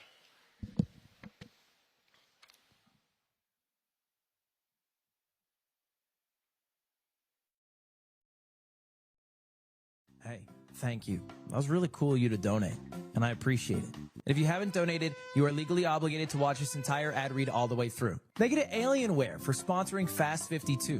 You guys don't know all the PCs we are using here are Alienware PCs. In fact, I'm using it right now to transmit this message to you. It's what we're using to run the streams, because you can really rely on their flagship Area 51 desktop series, and I bet you want one. In fact, I know you want one, which is why I have an opportunity for you.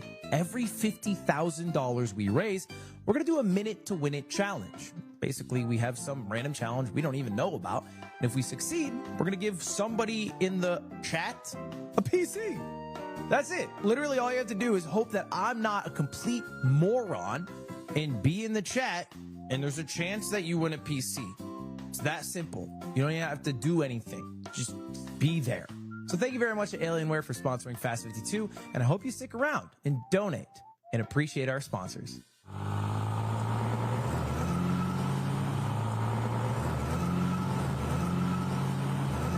Red Bull gives you wings.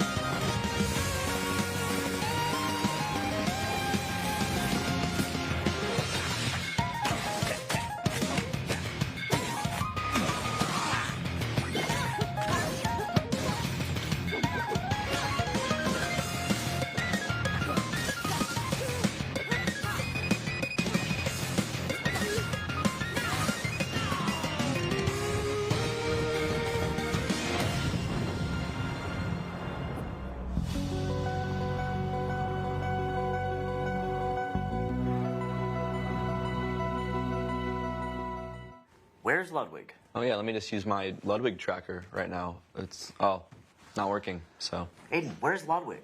I don't know. Make sure call.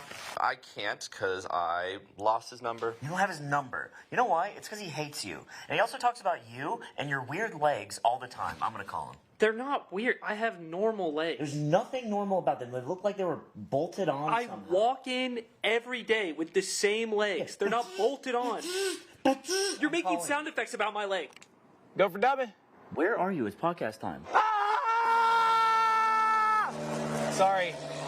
I ate something weird last night. I know that you're like on a plane or something weird.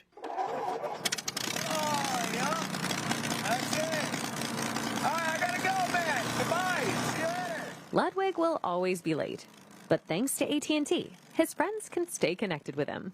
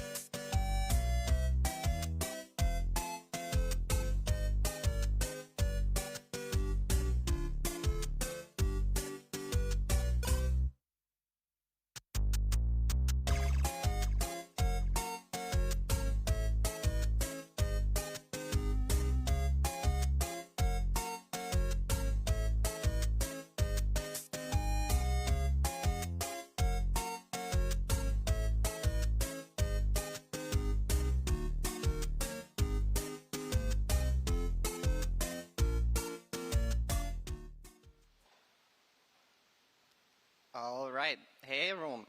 What's up? I'm Paratash. I'm going to be here running Celeste today. But not just normal vanilla Celeste, something like a little more spicy. But before I get into that, Nene, do you want to introduce yourself? Yeah, hello, I'm Nene. I was here last year with Parrot when she ran Crowd Control Any % as a race against Joe Sniffy. And this year I'm also excited for her to be able to show off this awesome chapter that she has plenty of time in. And yeah, I'm just super excited that Celeste is able to be at this event again because it's such a fun game. The community's awesome. And yeah, do you want to get into it? Sure. So, the mod that we're going to be playing is called Monica's D-Sides. You might, if you've played the original game, you might know there's the A-Sides, which are the main story chapters. Then if you find the cassette tapes, you unlock the B-Sides, which are harder versions of those. Then if you beat all those, you get the C-Sides, which are even harder versions of those. Now this is a fan-made mod asking what would be one step above that, what would be even harder. Now, you might also know about Farewell, like the ultimate final chapter in the base game that is so difficult that it doesn't even have a B or C side. And the chapter that we're going to be running today asks the question, not if, what if Farewell had a B or C side, but what if it had a D side? And that's Final Goodbye. So, before I get into this, I'm going to be donating $1 personally for every single death I have this run. That way, if I get stuck in a death loop, I can say that it's because I love charity. Yeah, and I will also join in on that. Awesome. So don't die too much. But die a good amount that it's enough for charity. So if anyone in chat also wants to join us on that, feel free. Feel free to play along. Just be warned, this chapter is hard. I will die a lot. Okay. Anyway, there's a lot more to say about this, but as the checkpoint select was pulling in a second, we have a lot of game ahead of us. So I think we'll just count us down and we'll get right into it. All right, 3, 2, 1, go. All right.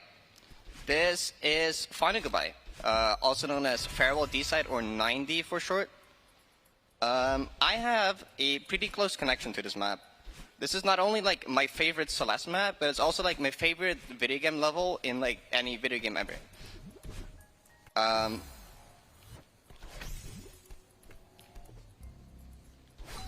It's also my most played video game level in any game ever. I have over 1,900 hours in just this map, and this is because a bit over 2 years ago I took on the quest to complete this entire map without dying a single time, which in our community is called goldening a map, though for this map in specific it's called a platinum berry. Now, this is still an ongoing project of mine, which just like about 2 months ago, I got a personal best that was about 80% through the map, and I beat the map twice with only 1 death. So it's getting there, but it's absurdly difficult. Yeah, and to mention about the Platinum Berry, so most Celeste chapters have Golden Berries, which when you collect it at the start, if you die anywhere throughout the level, you spawn back at the start of the level rather than the start of the screen. So this level has Golden Berries built into, but there's 17 of them split throughout the chapter, and the final one being even harder than Farewell Golden, which is Vanilla's hardest Golden. And it's brutal. Currently, if it got done now, it would be the hardest Deathless challenge in Celeste. And there has been some very hard modded Deathless challenges done because there's a big community there. Yeah, the Deathless scene in Celeste is very big. It's a very popular thing to like a Deathless mod of maps. Not as much to speedrun them, unfortunately. However big of a speedrun game Celeste is, there isn't that much modded speedrunning out there, which is kind of unfortunate, honestly, because it's a really cool thing. There's a lot of like cool modded maps that would be really fun to speedrun stuff, but there just isn't that much of that right now. So like, you know, if anyone feels interested by that, it's really cool. I would love to see more of that. Alright, so we should be coming up on the end of the first checkpoint here. And I believe, how many checkpoints even are there? 20-something? In this run, there's going to be 26, I think. In total, there's 27 with the Moonberry checkpoint. And yeah, there we go. Now we're entering Peaceful Solitude, which resembles Power Source in Vanilla Farewell, which is kind of like a key hub. So there's a bunch of different rooms around the hub area, and you just have to go collect the keys to unlock key doors. So here I'm going to farm a bit of money for charity, because actually retrying on the keys is faster than waiting for the animation to bubble you back. So there's like a bunch of like 4 steps throughout this run that just are faster than doing it normally. So yeah, I will be counting those as well for my donation. Now a bit of a reference for how difficult this chapter actually is. Most people on their first playthrough of this map take anywhere between 30 to 100 hours to just beat the map once. It's considered quite an achievement to even like be able to beat the map in one sitting at all. So here I'm going to be smuggling this double dash here to this other room which lets me skip this entire room. Normally you're supposed to go all the way to the left and then all the way back to the right to get a double dash, but I can just grab it from this other room. Just like that.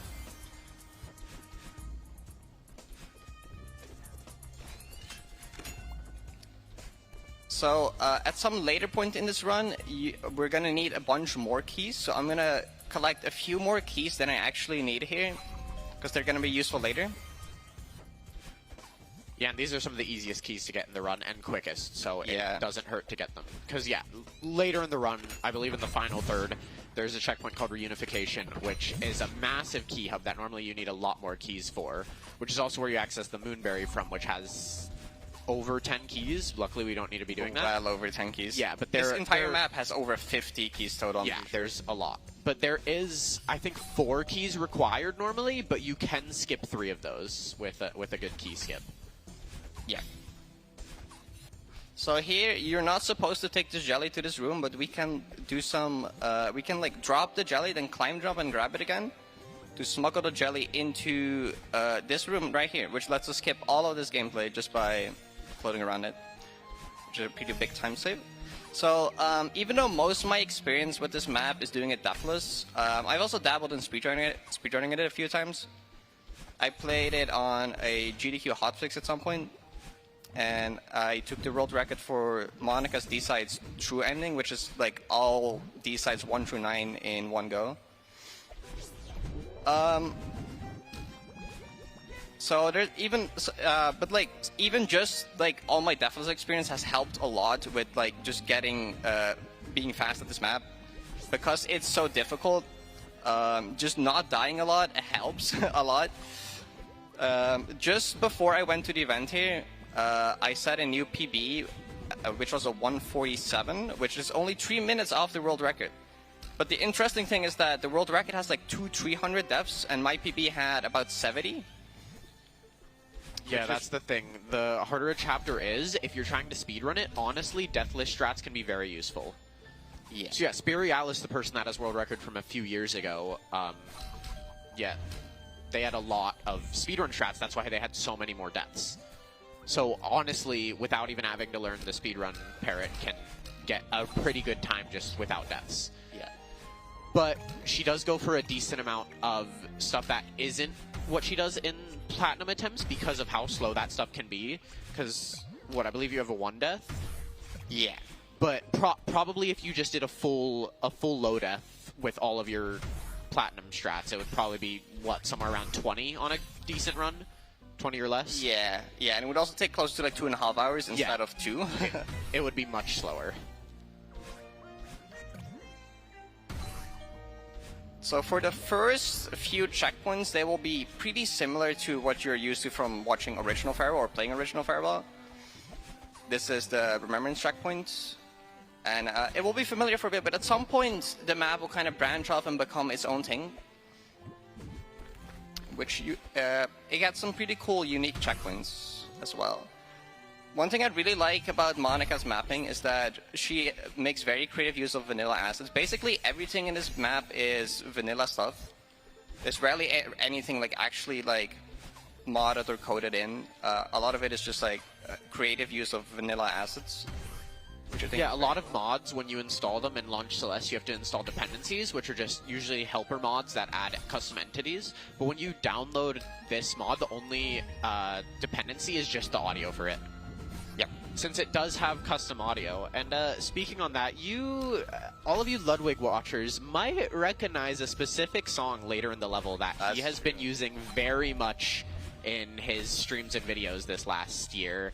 And it was actually made for this mod. So we'll see that coming up. But that's going to take a bit still. Yeah, that's a bit out still. But yeah, that's something to look forward to. Yeah, that is in the final third, which is actually the checkpoint Parrot's Platinum PB is in.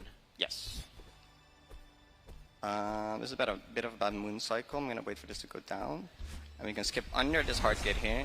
And then we have to skip under this one because that one requires 1,000 hearts, which we don't have. All right, so coming up here is an interesting skip called Camera Smuggle.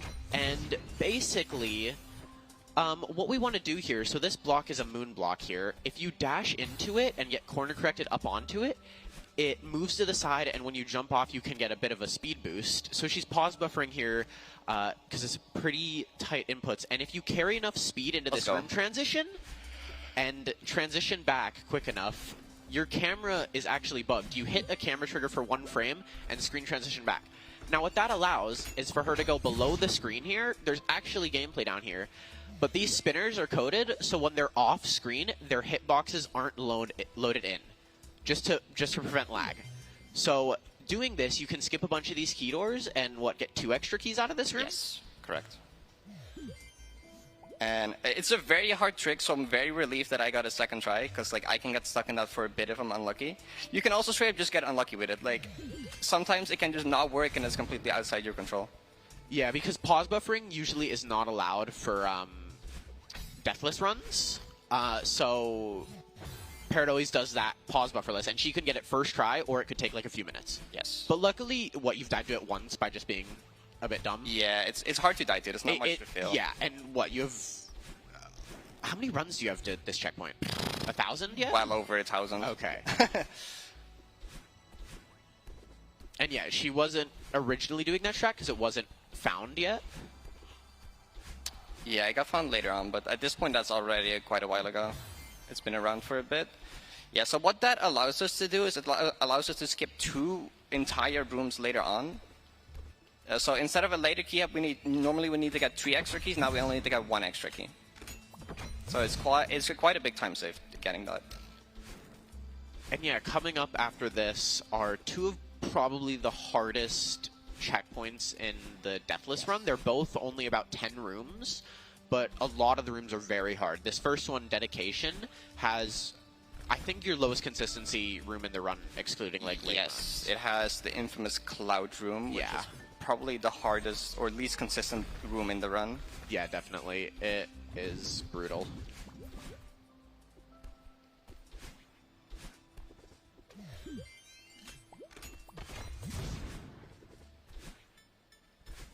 Alright, and here we are. Dedication. Right, yeah, so these next couple of checkpoints are insanely difficult.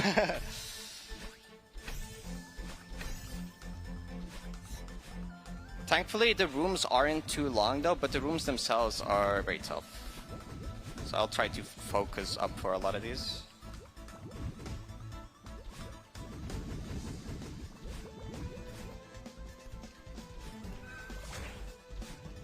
So this room, you're supposed to get these touch switches to open a thing at the end, but we can skip past that with a very precise demo dash. Which, do you want to explain that? Yeah, so basically what a demo dash is, otherwise known as a crouch dash, is... So normally, Madeline's hurt box is 9 pixels tall, but when you're crouching on the ground, it's 4 pixels, and basically what you can do is every time you dash, or like collect a dash crystal, there's 4 frames of freeze frames.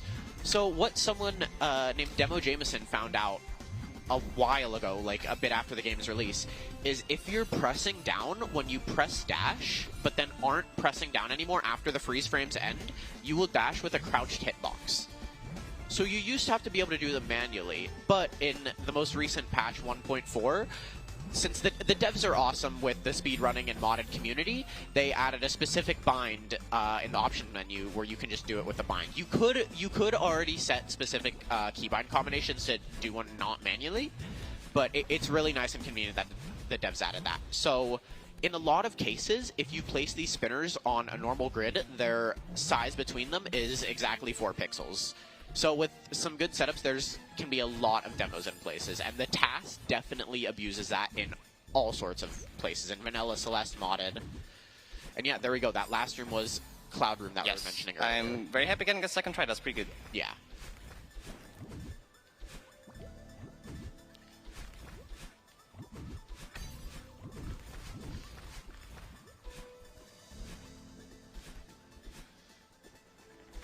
I can tell how much of chat is the Celeste community because of how many portmanteaus there are. So the modded Celeste community loves using portmanteaus, which if you don't know are basically putting two words together and just shortening it. So Cloud Room is usually just called Clume, and there's just a bunch of stupid stuff like that. There's a lot of that. Yeah.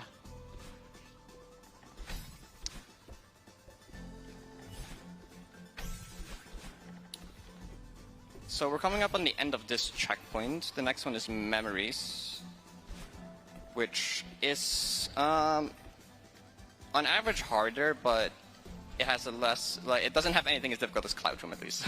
Yeah, it just has a higher average difficulty. So this is the Cycle Room. This is a room a lot of people get stuck on their first playthrough. Cycles like this are pretty tough to deal with if you don't know how to manage them. But once you have a consistent strat for these, they're not too bad. They become one of the easier rooms. They're just really tough on first playthrough. Yeah, a lot of maps or rooms with cycles as a big thing can be very rough for a first playthrough, but be surprisingly easy deathless or in a speedrun because of strats that just line up if you do the right thing. Which you'll definitely see that later on in a checkpoint called Black Karma. Yes. All right, and here we go, Memories time. So for this room, we gotta keep this double dash at the start until the end. So we gotta do this movement without dashing. Do a bit of a skip here with an upright demo.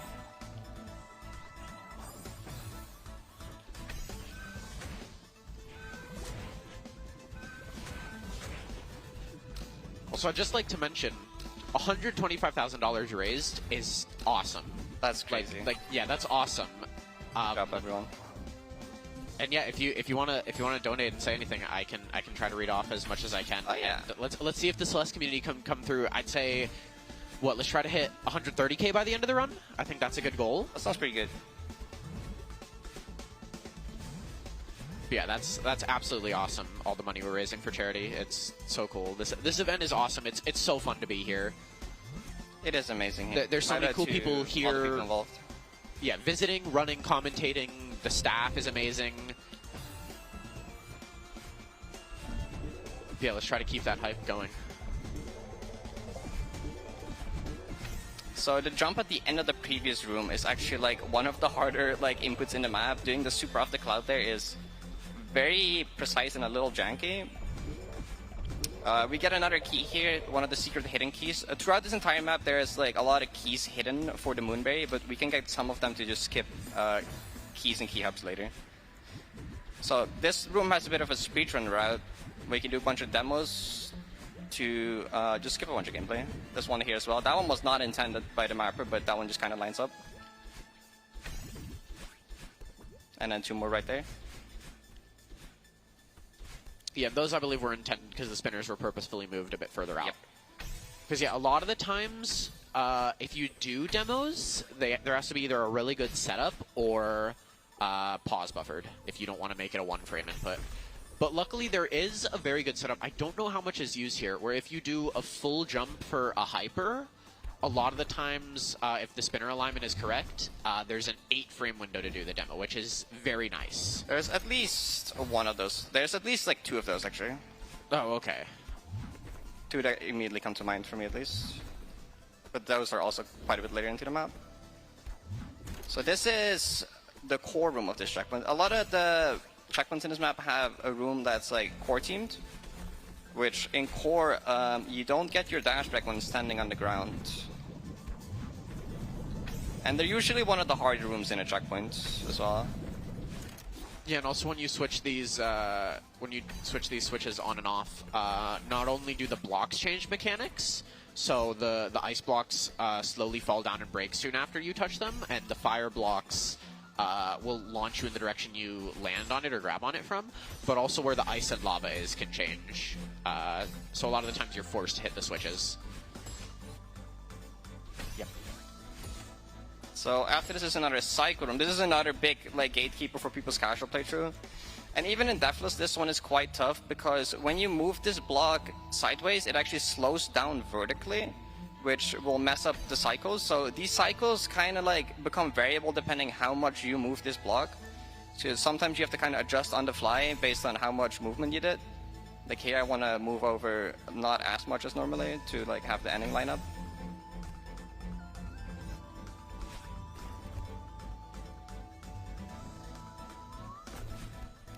Now I better see anyone from my chat spam microwave here.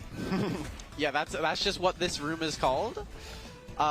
So there's actually a really cool mod called Celeste Consistency Tracker that someone prominent in the community, a streamer and player, Viddy. yeah, Viddy is awesome. He's coded some awesome stuff, and so it tracks a bunch of stats for Deathless challenges, and also you can name rooms. So Parrot has a redeem in her chat that for 20,000 you can rename one of the 322 rooms in this run.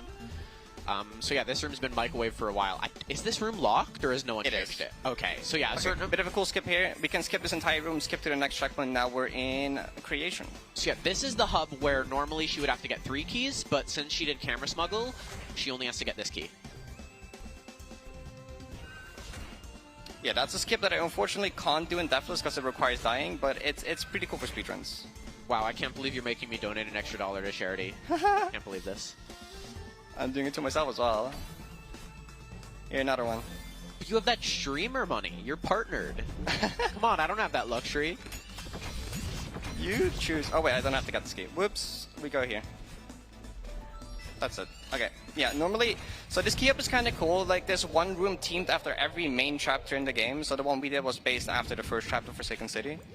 Unfortunately, we don't get to see any of the other ones, but they're pretty cool.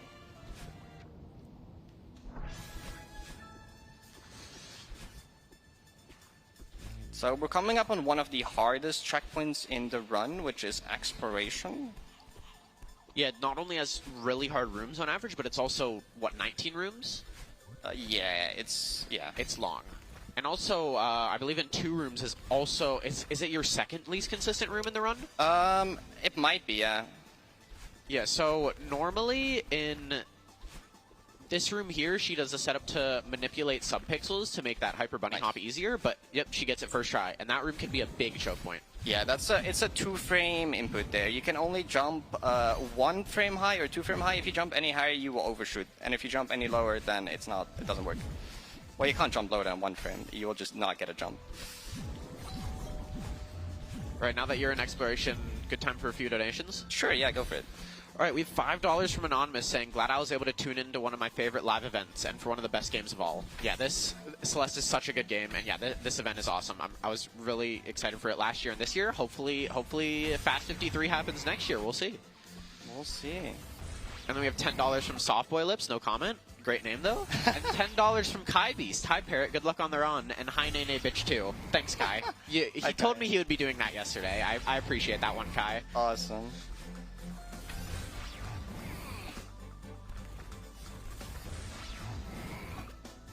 Also, do you want to explain? We saw ultras for a bit earlier. Do you want to explain what an ultra is? Yeah, so there's a lot of very funny Celeste tech. So basically, I'll just explain a few simple things first. So normally, if you just do a horizontal dash against the ground and jump, that's called a super. You get normal jump height and a bit of extra speed. Now, what you can also do is, if you do a down diagonal against the ground, or just are in a crouched hitbox and also jump during your dash, you get a hyper, like I mentioned earlier. Now, that you'll have a lower jump height, but you'll get more speed.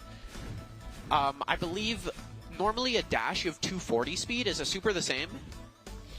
I'm not sure about But a super is something around that, and a hyper you get 325 speed. And speed is measured by pixels per 60 frames, I believe.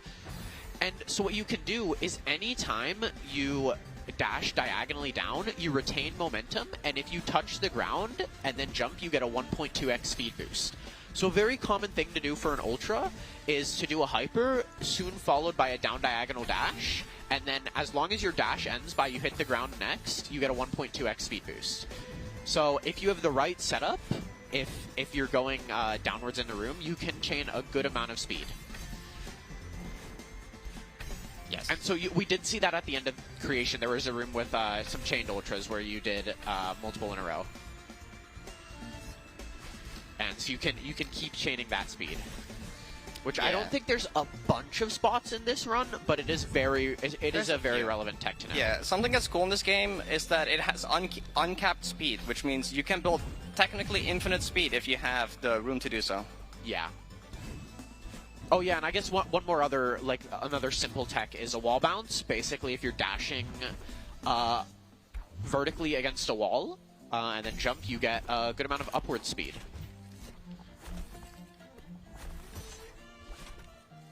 So yeah, there's also a bunch of niche techs as well, but there's so much funky stuff you can do in Celeste. Okay, this room is a bit unfortunate to die in because this is a core room, but you can actually skip the core trigger at the start and keep being able to refresh your dashes on the ground. Now, the moment you die, though, you lose this, and you can't do that anymore. So now I have to do it the intended way, which is a decent bit harder.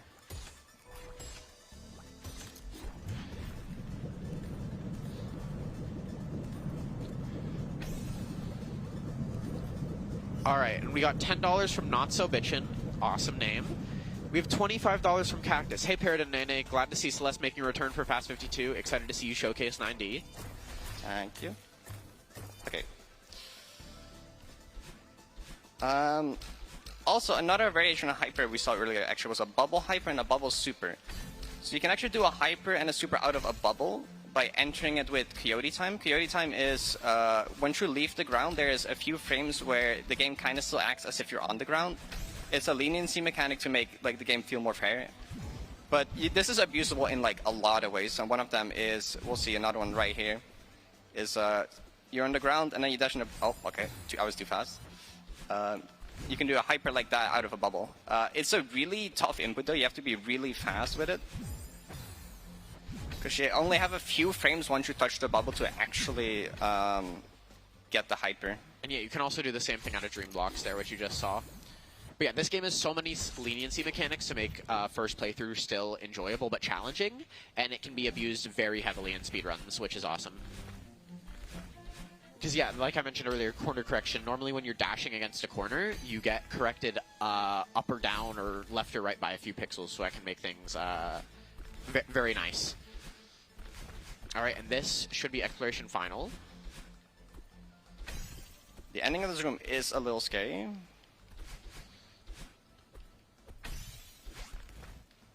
Yeah, a bit of a coin skip here. Nice.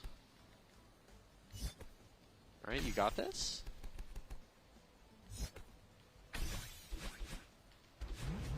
Nice. Okay. Nice. So this is where it will become a bit different from the normal farewell you use. Normally, at this point in farewell, you would have stubbornness, which is the cassette checkpoint. Now, we won't see stubbornness until a while later. First, here we get depression, which you might want to turn up your monitor's brightness if you can, because this checkpoint gets pretty dark. But no, yeah, the vibe of this checkpoint is really cool. Yeah. So this checkpoint has a lot of stamina management gameplay. We have to be very careful with how you use your stamina. This room is one of those stamina puzzles. Yeah. Alright, we have $16.16 from Vera. Not going to read the start of that. Anyway, good luck on the run, Jay, and hi, Ivy. You're here too, I guess. By the way, the donation is $24.07. Okay, Australian dollars. So, yeah, if anyone wants to get a bit of a donation trade going, any form of the number 247, it's a bit of a meme in the Celeste modded community. It's a bit hard to explain, but if we can get a 247 trade going, that'd be awesome. And speaking of which, $24.70 from Lurks. Parrot really likes failing for charity. I would know. High death count trust. Also, shout out Gay Fox shows on the entire Celeste community, except Nene, because she skipped me and Uno. Come on, Lurks. Can't believe this. This checkpoint, so at home, this checkpoint, whenever I get here, I close my curtain so I can see better. Unfortunately, the stage lights here are very bright, which makes this about 3 times as difficult. Yeah, The block there, I can like basically not see. And yeah, this used to be the point. Oh yeah, that's a very hard input. Yeah, that's like one of the hardest inputs in the map right there that I'm dying to. It's made even harder right now by it being very hard to see. Good thing that I do know the layout of all these rooms by heart, which does help. Oh yeah, definitely, because of you mentioned 1,900 hours in the map. Yeah. And you saw at the start 99,000 deaths in the map, which I think some people may have more deaths in the map. But the thing is, if she's going for platinum attempts, each attempt lasts on average probably 15 to 20 minutes. So 99,000 is a lot considering how long attempts take. And there we go, nice. Okay. Now this room, I don't think I'll be able to see anything here. Oh yeah, I can't see anything up on the big screen. It's the darkest room in the map. I feel like I'm doing it blindfolded. Okay. Okay, now this is a bit better now, so... Yeah, and a pause buffer here to do a demo there. Nice. And yeah, this used to be, like, near the start of the grind, considered a pretty far run. This is still considered a far run to get into Plat. You have, what, a bit over 100 entries here? Or I not have, quite? like, 100. I think I have just under 100 entries. Okay, I gotcha. Because, yeah, in Parrot's Discord server, we have something called Pace Pings, which also, shoutouts Vidya again for implementing that into Celeste Consistency Tracker, where you can have a bot ping certain roles depending on how far you get in an attempt. And so there's a bunch of roles to ping at certain parts of the run. And we also have an official Pace Ping. There's a Celeste Pace Ping server for all sorts of... It's mostly used for deathless runs, but also used for speedruns, where I believe Pace Ping for that is currently at the halfway point of the run. Yep. Which is the 3,000 meter section of Summit. That's a spoiler. It's fine, it's fine. They'll see it soon anyways. That's true. Alright, we have $10 for Avery. From Avery. Absolutely love to see the modded community get more recognition. For everyone even slightly interested in it, is incredibly easy to get into, and I highly recommend checking it out. Good luck, Parrot, and shoutouts Gay Fox Girls. It's true. It is very easy to get into. I highly recommend getting into modded Celeste. It's so much fun. There's also, like, if this looks difficult to you, there is modded stuff for all skill levels. There's, like, a lot of, like, very high-quality beginner level stuff as well. So don't be too intimidated. Okay, so this part, we're going to have these dark cycles here. There's these big black boxes that are going to scroll over the screen. And these are on a global cycle, which means that I have absolutely no control over them at all. And I just kind of have to improvise where they are. Oh, these aren't on room entry? Nope, these are global cycles. Okay. I'm going to go for this... Okay, yeah. Yeah, fair enough. I wanted to go for it once. Because you can just do that section blind. I've done it before, but it's pretty tough to do that without being able to see anything. And yeah, I do believe this is probably, without deaths, probably one of the parts where you would save the most time in a speedrun because of how safe you want to be here deathless. Yes, normally you don't want to risk you wait everywhere. Yeah, you don't want to risk any gameplay. But we're gonna play a bit more risky and try to go for some cool strats. Alright, we have $5 from Dark Core. Good luck on the run, Parrot, and Nene, I'm going to flip your table again. Can we... Can we not? Come on. And then we also have $24.70 from Do Re Mi Fa Sol La Ti Do. We have $10 from Silly Fiona. It's your girl, Silly Fiona. You lost the game. Hi, Ivy and Parrot. Thanks, Fiona. We have $24.70 from Eurovin. 247 is the comment. Awesome. And then we have $10 from Pounds. Hi, Parrot and Nene. Good luck on the run. And trans rights. This is very true.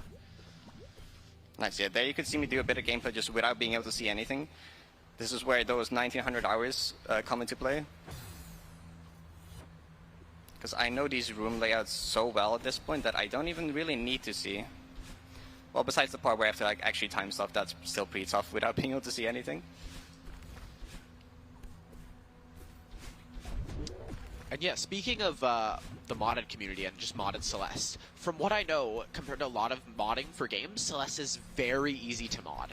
Yes. There's an amazing mod launcher called Olympus that is built really well, and you can download mods directly in that or from Game Banana, and there's so many. The modded community is just massive. It's awesome. Like anyone creates mods in Olympus. There's a built-in level editor, which I do believe the devs helped with originally when it used to be called Ahorn, and now it's called Lawn. But the modded Celeste community is amazing, and even vanilla Celeste, you can speedrun, do goldens, but to be fair, there is only so much you can do in the base game. So that's why it's so fun to get into modding, and that's why both of us are able to have, like, what, you have 8,000 hours. I have 3.5K.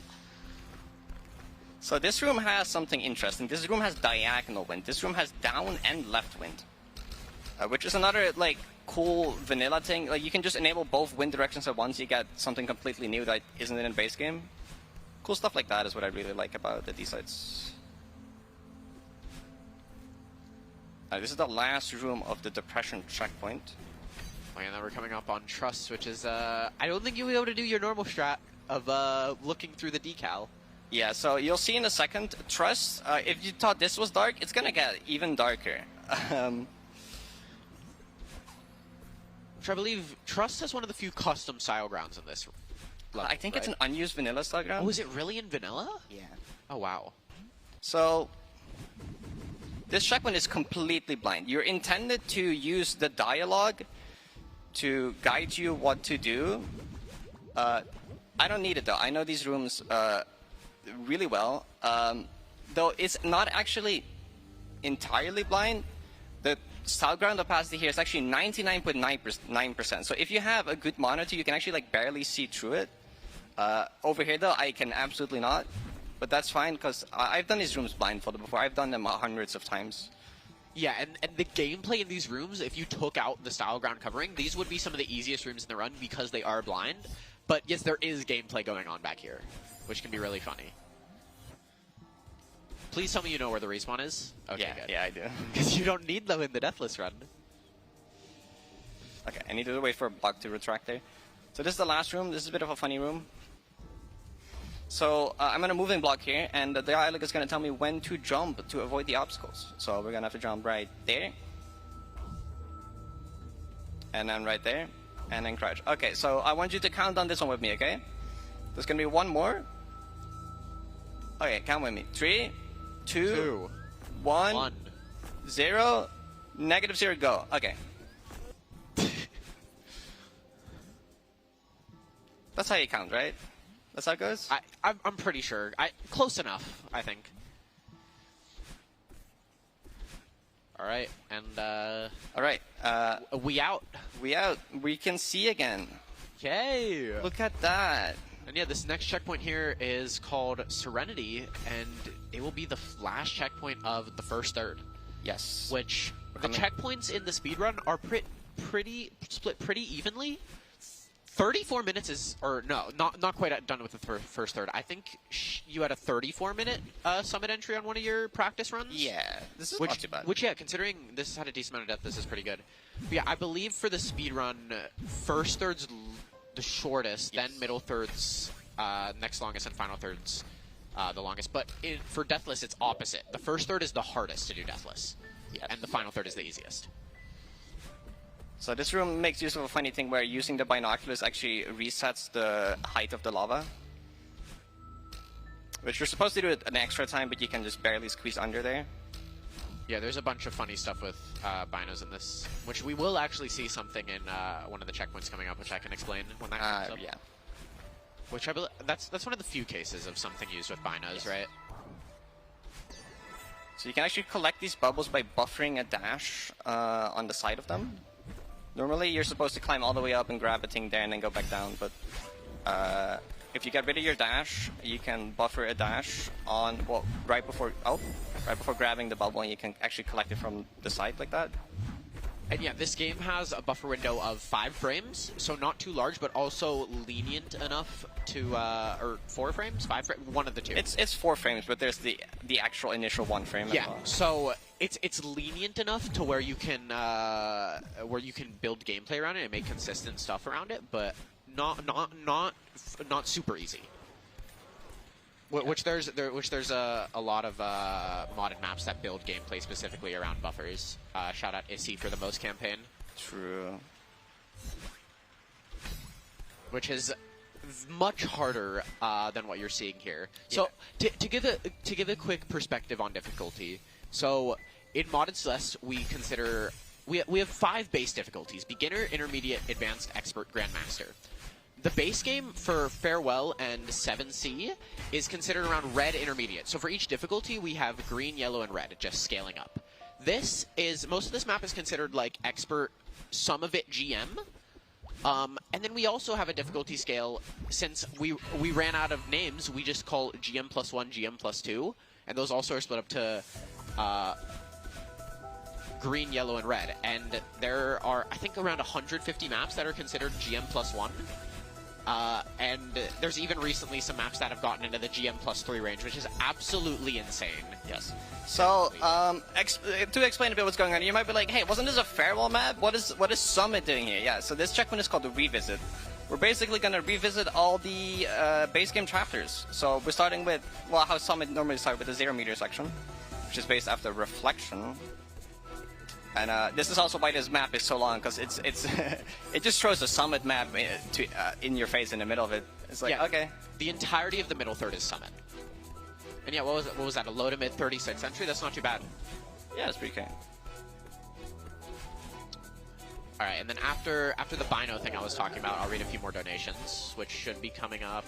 Yep, here. So like for Camera Smuggle, if spinners are loaded off screen, they don't have a hitbox. So she scrolled the camera up there and was able to just dash through the spinners there to skip that room. All right, let's see. We have $5 from Cherry Tree. Hi, Parrot. Good luck on 9D. Thank you. We have $2.47 from Ren. 247 plus bullying Nene Train. Everyone get in on it. What the fuck? Why? Chad, go for it. We have $5 from Pink the Man. We have $10 from Hezer. Don't worry, trust is free. It's true. I would never die to trust in a Duffel song. We have $10 from Amelia. Good luck on the run. D. We have $10 from Fire Shard. Good luck, Parrot and Nene. This map is really cool. People should keep watching. And also, long live Archie. This is true. $10 from Abster252. $1 from Vera. Can't believe you didn't read that. Girl who isn't the size of 90, I guess. This donation is 247 AUD. And then we have $2.47 from Lurks. Hit Roblox streamer Nene22__. How much do I need to donate for you to ask some random person at the event instead of... Why? And then we have $25 from Riley. I'm not asking someone random here to join the Celeste Creator Discord server, Lurks. I'm sorry. It's not happening. Alright, so we made it to the second section of Summit, which is 500 meters. So you might have seen that it did not count up in meters, it counted up in light years. Though, fun fact, these light years actually translate to the correct meter amount. So if you were to translate this light year number over, it would actually say 500 meters, or it would roughly translate to 500 meters. Well, no, it actually exactly translates to 500 meters. Yeah, that's a really cool detail. There's a bunch of cool details that Monica not only put in 90, but just all of the D sides, which are really cool. I made an entire video called like 17 minutes of useless 90 information. Yeah.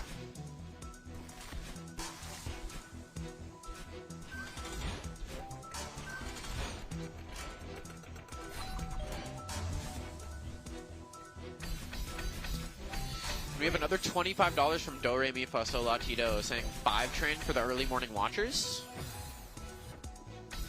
Yep, we just any sort of train, 5 train, 247 train for the Celeste community. Let's just keep raising money. Hell yeah. And yeah, so you will notice at the end of each section, the rooms end with these battling orbs, which is a reference to normal vanilla 7A or 7B. Where each checkpoint ends with a room where you're getting helped by Battlein to climb back up the summit. So yeah, this will be the final room of 500 meters and the final room of Revisit. So we will see Black Karma coming up next. And yeah, that is a bit of a tough part of this room. Yeah, normally I wait there for a very specific moon cycle, but since this is a Speedrun, I'm like, I'm just gonna go for it. Didn't quite work out, but it's fine. Alright, we have another $5 from Lurks. I want an excuse to give money. Like, come on. I think an excuse enough is that it's going to charity. I think that's a good enough reason to donate, personally.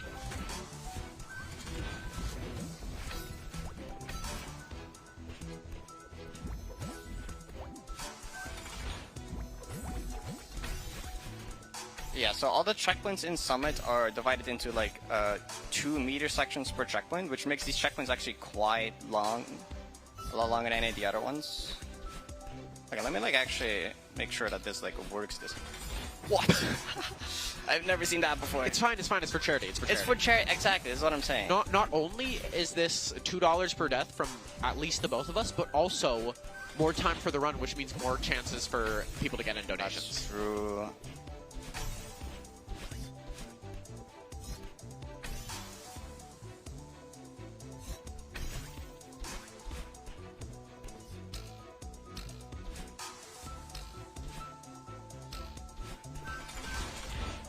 we go. Nice. Okay. So yeah, time for Black Karma, which this is the 1K section, which references Base Celeste Chapter 2. We've already seen plenty of these stream blocks. Yeah, we should probably be explaining the mechanics. Yeah. which these dream blocks, the main thing is you get your dash out of them, and you can also you get coyote frames out of them, so you can jump out of them and also do supers and hypers. Yep.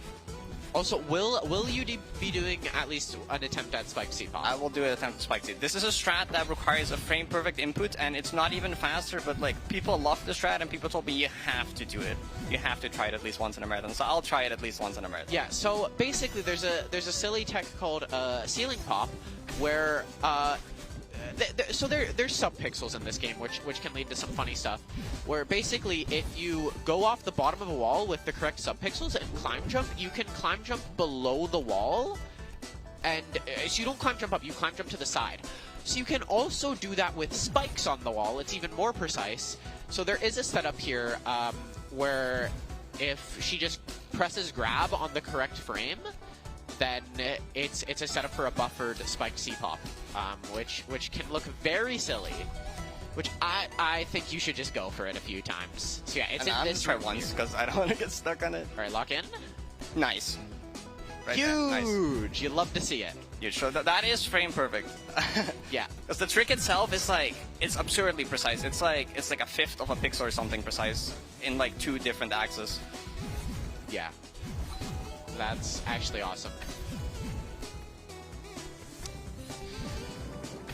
All right, we have $5 from Freddy the Cat, all aboard. Let's keep that $5 train going. And then we have $50 from Epic Gamer. Awesome. Yo. And yeah, we're getting close to 126,000 here. Let's keep it going. All right, and we're in the final room of 1,000 meters. As you can see, the battling orbs. Should we do it? There's multiple orbs in this room, right? And we skip some of them? We can skip some of them, yeah. Yeah. And then we will be seeing here in this next room, like I mentioned earlier, about cycles. So 1,500 meters for Chapter 3 has a lot of cycles with things called dust bunnies. So honestly, it would probably be one of the hardest sections to learn in your first playthrough. But with the right strats, things can get very consistent. All right, 1,500 meter time, yep. So yeah, this checkpoint is all about cycles. And we'll see our good friend Ashiro return one more time as well. Actually, will it be later still? No, I think this might be the last time we see him.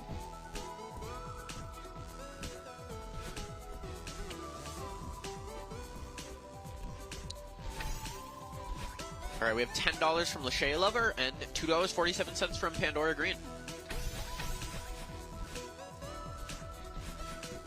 Should we explain the lore behind 2 for 7?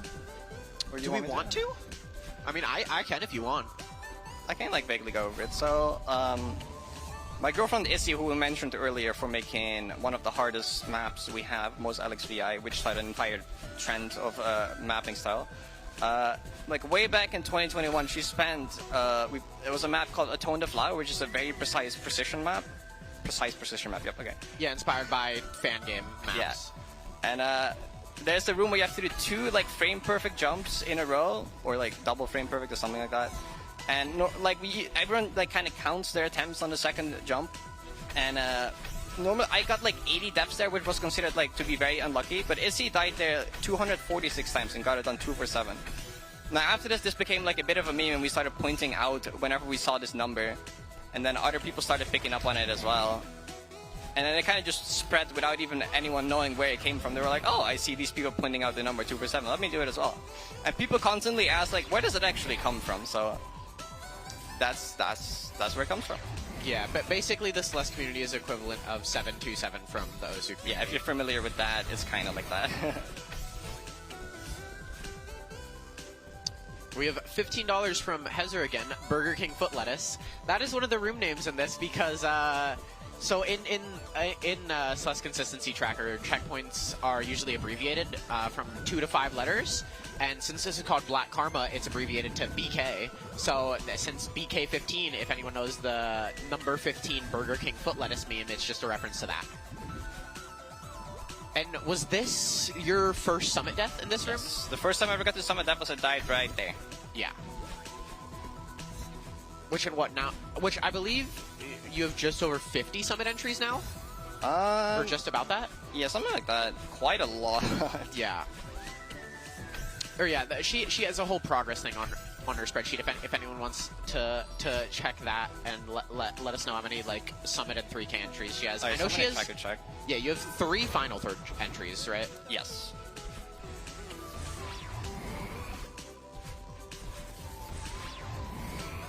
Alright, I think that's the last time we see Oshiro. So say goodbye to him. Or at least in this checkpoint. We see him in, what, True Love? Oh, true. We'll see him one more time in True Love, actually. That's true. That's true. Or we have $10 from Anonymous and another 10 from Kai. Smots Gaming inbound. Should I explain that before we get there? If you want to, yeah, sure, go for it. Alright, so Smots Gaming is the room Smots 8. Smots is the next checkpoint, Scattered Mirror of the Storm. So basically, I believe it was April 2024, Parrot, which no one knew it was her at the time, started a YouTube account called Smots Gaming, and basically just posted a completion of Smots 8, which is like a 20-second room. I think you did it normal for like the first week or so? Yeah, the original idea behind this happened in like a friend group server. It was like someone's idea. We just upload like a clip of this room without any context to a mysterious channel, like anonymously every single day, and see how long it takes for someone to find out. Yeah, and so slowly, each room completion got changed ever so slightly. So I think the first main change was it just had rising and falling lava and ice throughout the screen. And it just slowly became a big thing, and people just started finding it. Like, I think most people became aware of it in June, and it became a big thing in the Celeste community, where it was just daily uploads at, like, I think, like, 10 a.m. Pacific. Yeah, so, like, it evolved, like, way past just an edited room. We started implementing, like, memes and, like, crazy edits, and we kept this up for, like, a full year with, like, a full team of people, right, with, like, a spreadsheet managing this and everything. And it got to the point where we got cameos of like other big YouTubers like Colin from Geometry Dash, if people know him. And at some point we even got like Jamie Page to write a Vocaloid song about the room. So it was a friend group bit that got quite out of hand, but it's pretty awesome. We'll see it in a bit. Yeah, so I do believe I think early April of 2025, the channel had about 4,000 to 5,000 subscribers, maybe a bit more, and Lyra, which I know she's in, shout out to Lyra. She has a YouTube channel that was, I believe, Weekly Dose of Celeste, that no longer does Weekly Dose, but she made a great documentary video about, like, a quick video, like, explaining the lore behind Smots Gaming, which was really cool. And that boosted the channel a bunch. And then there was a 1-year anniversary video in April, and that's when it was revealed that it was actually Parrot, which she accidentally showed very early on when she was switching YouTube accounts on stream that it had Smots Gaming. But this was like a week or two in, and it had no subscribers. No one knew about the channel yet. So that was very funny. And so yeah, now there's no longer daily uploads on the channel. It's more anyone can submit, but it's more high effort stuff. It's kind of become a Silver Gunner style channel where it's fan submissions. Yeah, exactly. And yeah, like Parrot mentioned, is I believe a month or two ago, they commissioned a song from Jamie Page, which is an awesome Vocaloid artist, called Some More of That Song, which is Smots, and that song is awesome. Go give it some attention. That song is so good, and the music video that Lyra worked on as well, that awesome as well. So the next room is actually Smots 7, so it's the one after this one. Yep. So chat, get your Smots Gaming ready. Get your Smots Gaming ready. It's funny, if we look at chat activity during a stream where it's a far run, like obviously chat slowly gets more and more active because of pace pings, but there's a massive spike in this room. I think on the True Love run, this had the biggest spike besides when she died. Me getting to this room is consistently the highest chat activity I see on my stream. So yeah, this is Smots Gaming. Shout out to Smots Gaming. Yep, and chat sure is going. Holy. And yeah, there we go. That's Smots Gaming for you. So yeah, normally it ends with grabbing onto that first block at the start of this room. And yet we're actually, there are people So I bet a lot of you know of the website WPlace, which is like a global canvas where you can place a pixel every 30 seconds. So there's actually a big project right now going on where it started off as just making Smots 8 in WPlace, and that got finished in like a few days or a week. And now we're taking a bit of a break to make some art for some more of that song. Which is really cool. That canvas is like 2.4 million pixels. And after that, I believe we're going to try to make the rest of this entire checkpoint, which is going to be a massive project. And that is all at around Mount Celeste on Vancouver Island in British Columbia. There's so much Celeste art there. Awesome. Like we have a full resolution 1920 by 1080 of a thumbnail that Parrot commissioned for when she gets 90 Platinum, which looks amazing. Shout out to Fuamo. They do a lot of cool art for the Celeste community. Shout out to Fuamo. It looks absolutely insane. If you've seen the end screens in Strawberry Jam, which is like the biggest Celeste mod, they did all that artwork as well. Yeah. All right, and real quick, I'll get a few more donations. And $100 from 910. Thank you so much for having me. Excited for the rest of the runs. Donating the 100 I promised for the Death in My Run. Yeah, that was shout outs to 910 for doing that Kingdom Hearts run. That was awesome to see what I could have. We have $1 from Bello, free Palestine and trans rights. This is very true. $2.47 from Lit Tao. Go play in Mod Celeste. It's like infinite banger content. Also, shout outs to Gay Fox Girls. It's true. We have $5 from Anonymous. We have $24.70 from Eurovin, Smots Gaming. $5 from Anonymous, Smots Gaming. And $2.47 from Angry Birds Blanket. Parrot is the one who got me into Modded Celeste about a year ago, so I had to donate for this run. Shoutouts to the entire community, and especially the Code Modding Seed for making such awesome content. That's awesome. Yeah, that's awesome. The Celeste modded scene is just absolutely amazing. So many nice people. So yeah, it's awesome. So this is the final room of the 2,000 meter section. After this, we're heading into Temple. Also, actually, Smots is one of the hardest checkpoints in the map and the run. It's also one of the longest because it's the entire 2,000 meter section and the entire 2,500 Temple section. Yeah, because there's not like a bunch of very hard rooms, right? It's just long. It's long. There's pretty tough rooms as well, but it's also long. Yeah. Yeah, I believe maybe room count as well, but at least time-wise, it's the longest checkpoint. Yeah, by a good amount. I think it might be the longest room count, so it's like 30 rooms. Yeah, because Smots 30 is the final for the Deathless run, and I don't even know. Does any other? I think Bottomless gets to like 20 or something. Bottomless is pretty long as well, yeah. But I don't think it hits 30. Alright, we do a bit of a skip there to skip having to use the orb. But yeah, there's a few alternate paths to go here, right? Yeah, but we will be going. I don't know if it's at least the fastest way, but the safest way for the Deathless run, because that's just what she knows. I would think so. Normally, in the Deathless run, I get 4 keys throughout Summit. Though for this run, I will only need 1 because there is a key skip in Reunification we can do.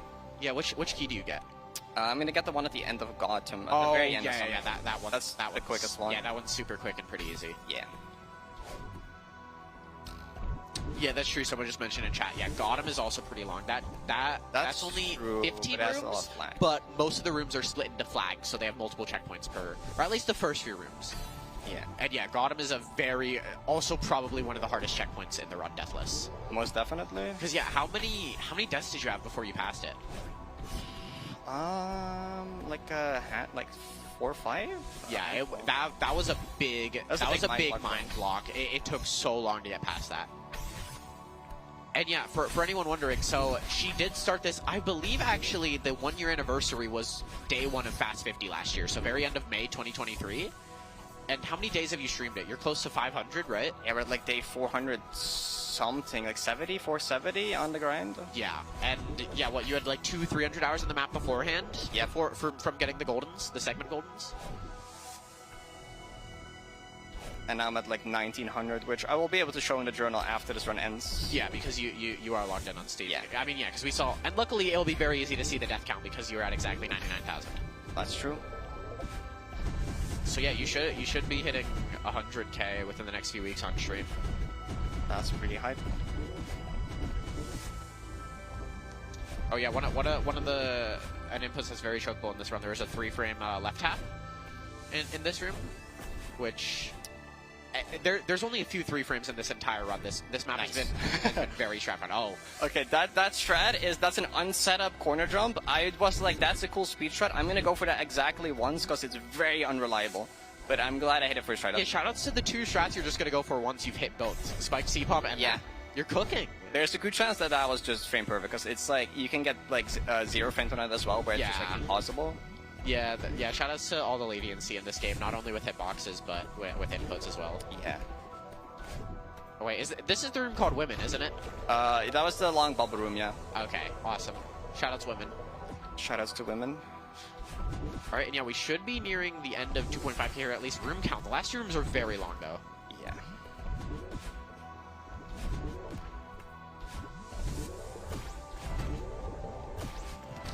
We have $2 from Lyra. Smots Gaming. Hi, Nana, you're doing great. It was daily dose of Celeste, not weekly dose, by the way. Okay, that's right.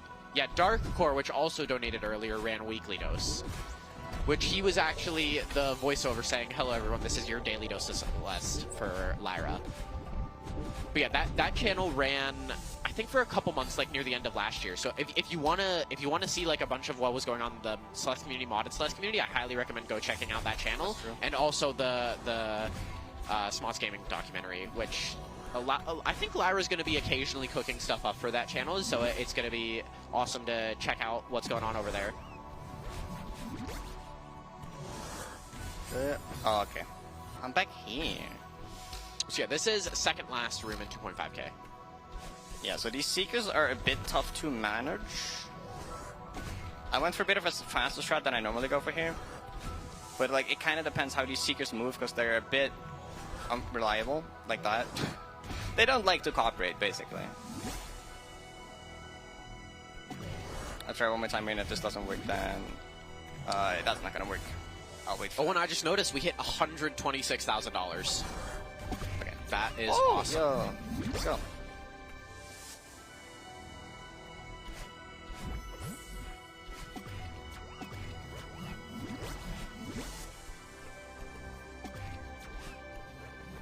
So here the Seekers are just like put inside these Seeker barriers, which normally are barriers that they can't go through.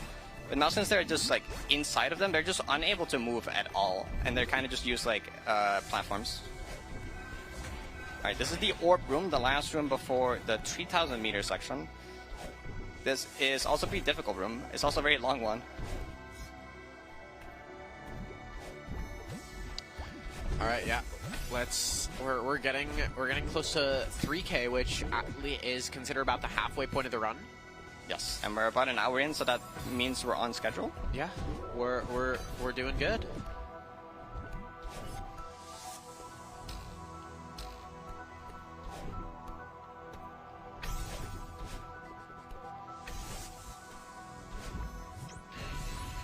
So that's not the end. There's more. Monica really likes her long orb rooms. 7D, which is the Summit D set, also has a really long temple orb room. Yeah, and also there's a switch over to the left there, which he normally hits in the Deathless run, which allows you to go right there. But luckily, we can just do a demo here. This is a 2-frame input. Yeah, 2 frames. So obviously, you don't want to do it in the Deathless run, but should just take a few tries. There we go. All right, and now we are in the 3,000 meter section, Sunrise running. And now this is the point where it gets pace pinged in the official pace ping server, which usually, I feel like when she's around this point, she averages like 200 viewers, like normally. I think around this point, you jump up to close to 1,000. Yeah. Because almost everyone in the modded scene knows about this grind.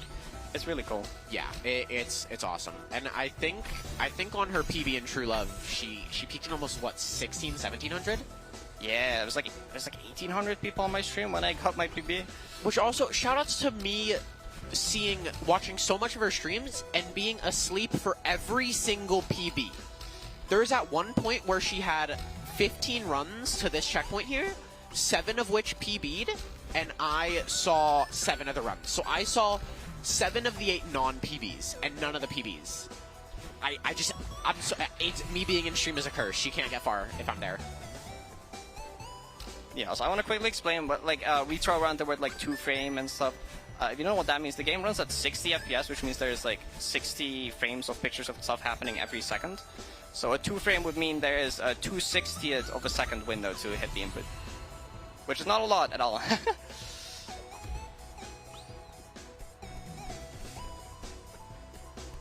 So here you're supposed to take the double dash up, but thankfully we don't need it because you can kind of just make it up without. Also, yeah, you might have noticed that the flags it went up to 75, which is quite a bit higher than you see in a vanilla game. Most people, when they play this map for the first time, are like shocked to see like 75. Yeah, this map is long. It's a lot of gameplay. Yeah, in 7A 3,000 meters has 30 flags, and 7B is 20. So more than both of those combined, and most of the flags are longer than those on average as well. But we will not see all of them in 3,000 meters. They do continue. Yes. All right, we have $5 from Fatty Daddy, and then we have $5 from Anonymous, and another $5 from Anonymous. Let's keep the $5 train going. Yeah, let's do it. And yeah, this is also a pretty hard checkpoint in the run. It's only 5 rooms, but as you can see, we're still in what, room 2? So shout out to that flag that you just don't have to play. You can just skip all of it. There's just a hidden, it's just a hidden gap in the spinners there. You can just like completely bypass it. And we have $5 from Barbara. Also, I haven't really talked about my skin mod that I'm using. This was a custom skin mod that I got made for me for my birthday. And the main reason I'm using it here is because I'm used to with like all the visual cues to use the skin mod. It is also speedrun legal. There's a document with all the mods that are legal for modded speedrunning, and this one is on there. Yeah, luckily for modded speedruns, you're allowed to have skin mods. For vanilla, you are not because you have to run on base game. You can't have any mods enabled for vanilla.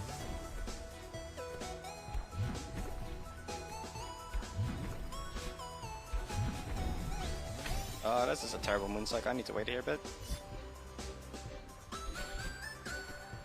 So normally you're also supposed to take that double dash, but you kind of just can do a reverse hyper like that and skip past.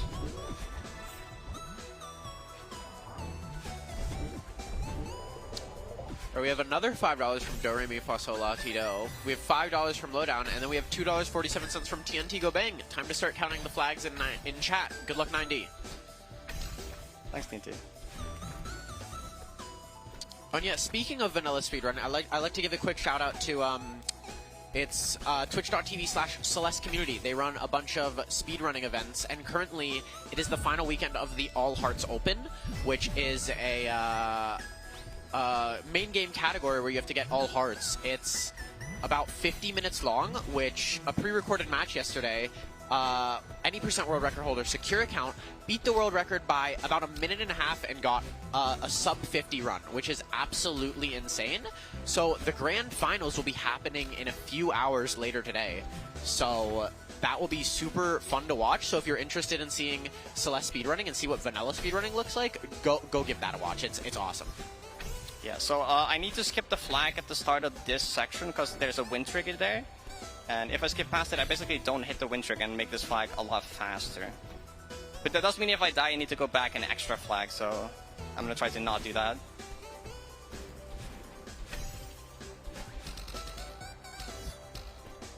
We have $5 from Ella. Just wanted to say hi, :3. Good luck with the run, oomps. Hi, Ella. Hi, thank you. We have $5 from Drew No Barrymore. Shout out to the dude with the tie in the crowd. Yeah. And then we have another $5 from Anonymous. All right, got him. Normally Summit ends at 3K, but this map decided to be a bit silly, and we got core as well. Yeah, this checkpoint is hard. This is the final checkpoint of the middle third for Summit. We also go back to not getting our dash back on the ground, so we got to be a bit more careful with how I use my dashes, because I only get new ones when there's dash crystals, basically.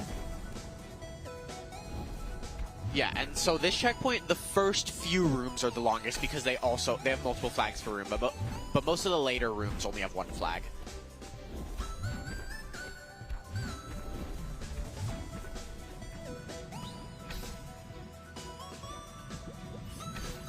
Oh. Okay. Yeah, we smuggled a dash crystal there so we can skip one of the conveyors, which is a small time save if you get a first try. Which unfortunately I didn't, but that's fine. And yeah, so like Parrot mentioned, with a lot of core gameplay, you don't get your dash back on the ground. You only get it back from screen transitions or dash crystals.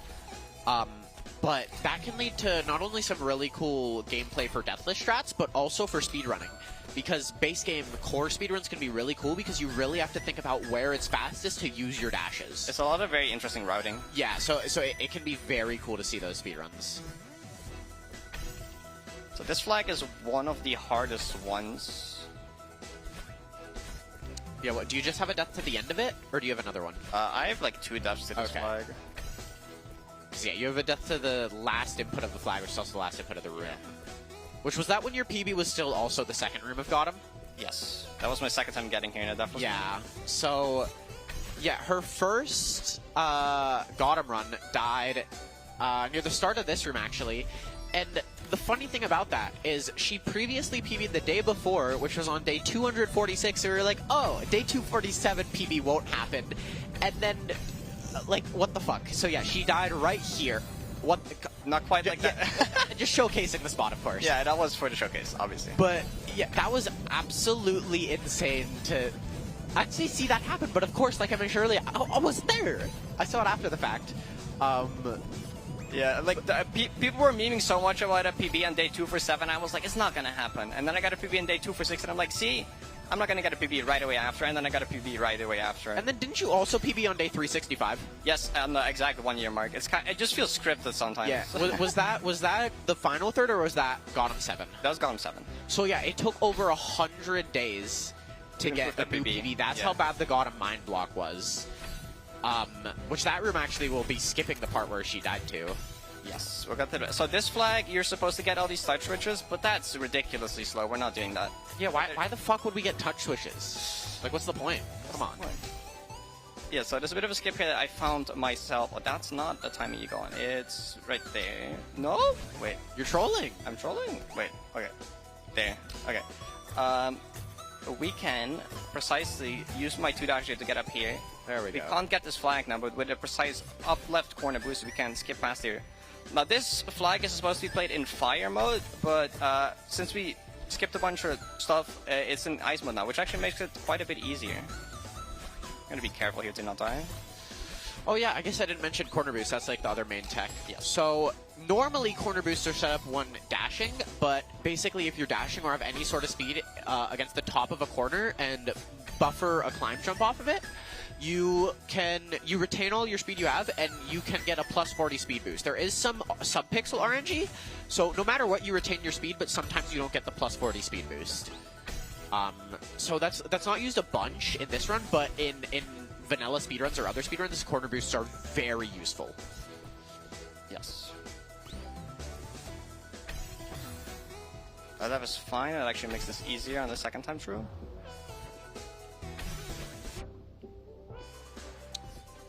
So shout out to the audio design in this game, by the way. It's really good. Like the way that the audio kind of muffles when you're underwater is a really cool detail. Yeah, shout out to Kevin Regami for doing the sound design for the game. They also did the sound design for Tunic, if you've played that game. Yeah. Power Up Audio's done some cool stuff, which also shout outs to we saw some.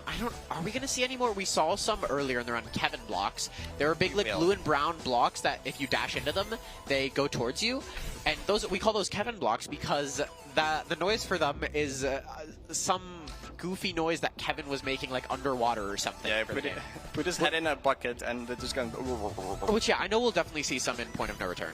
Yeah, also True Love. Okay, I gotcha. Okay, yeah, so the checkpoint for this section is like way out, so we don't get it.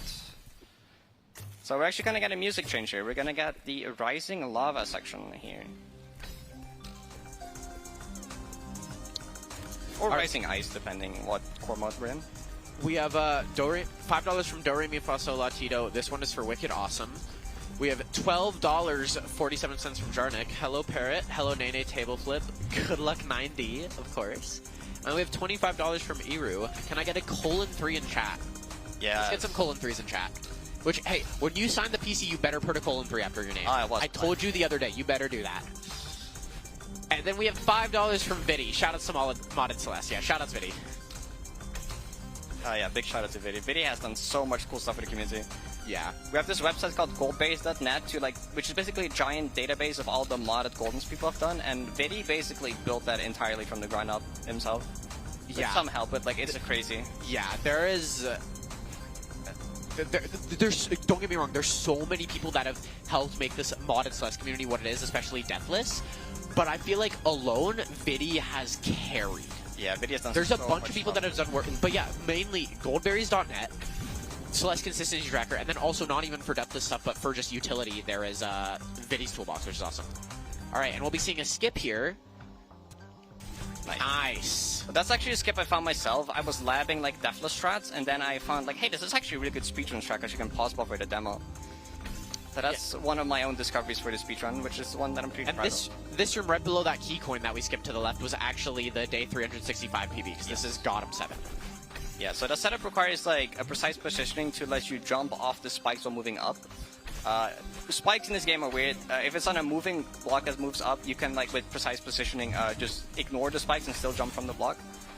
And then that kind of just sets up the right height to do a frame perfect demo afterwards and skip a whole section of that flag.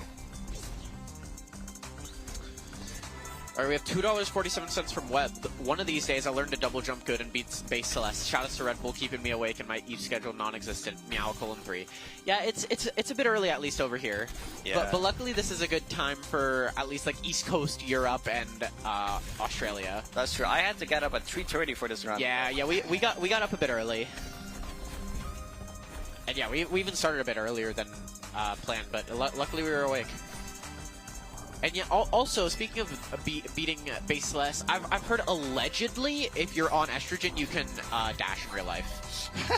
Don't quote me on that. This is just allegedly what I've heard, alright?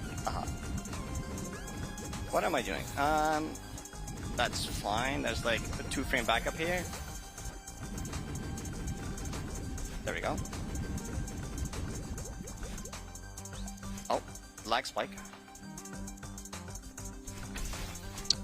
Is this Gotham 14? Yep.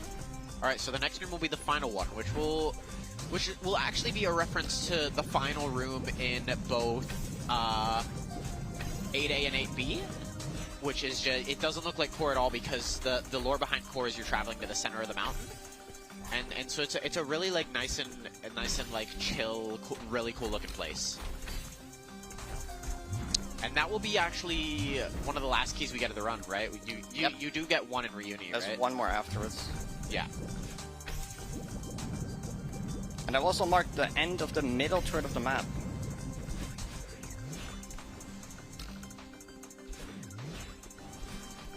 That's a good first try to get. That's a long room. Alright. Space room. And yeah, we won't actually see the key because it's off screen. Because yeah, this room has a mechanic where if you fall down the screen, you just teleport up to the top. Yeah, that's screen wrap. So yeah, we actually abuse that because there's a hidden key off of the screen that you can't see right here. There we go.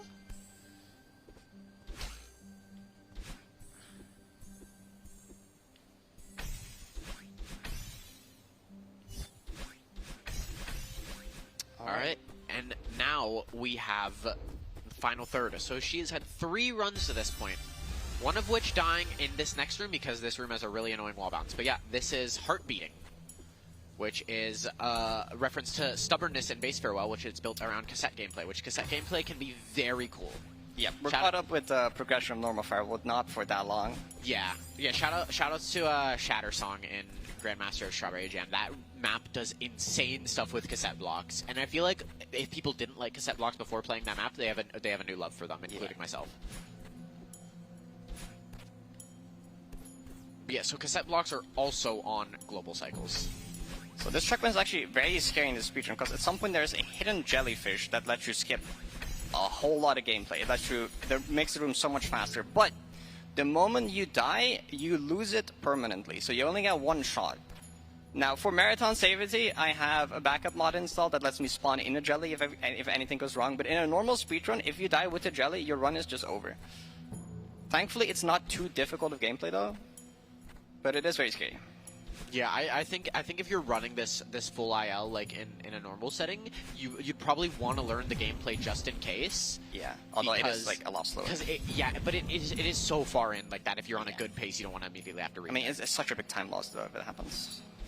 Oh yeah, and we did actually see a spiked corner boost off that block. Shoutouts to you randomly found that, right? Yes, I found it by accident. It requires a very specific room entry when the cassette block just moves, which bugs out the cassette block and puts it 1 pixel higher than it normally is, which lines up that strat. It's really cool. Yeah, so you will see as cassette blocks go in and out, they raise up a pixel and then back down a pixel. So you can actually abuse that by if you just stand in a cassette block through the entire cycle, the whole block just stays up a pixel. And she does actually abuse this in the run, but unfortunately I don't think we're doing that. Yeah, it takes like 2 slow. minutes. It's like a 2-minute strat where you can do the room in like 10 seconds. Not a speedrun strat, but a good deathless strat. It's a lot safer. Yeah, shout out to Long Elevator. Alright, and here is the jelly. Gonna be going around getting this hidden jelly. Yeah, Hopefully carrying it to the end of Realization, which is the next checkpoint, which is also cassette gameplay. Yeah, I'm gonna focus up for this section. Alright, lock in. Though unfortunately this cycle does not line up on entry. Yeah, so the moment I die, jelly is just gone. But we preferably want to keep it all the way until the end of the checkpoint, or the end of the next checkpoint even. You also shoutouts Petunia, that's what we named this jelly. That's the name of the jellyfish, yeah. Thank you, Petunia.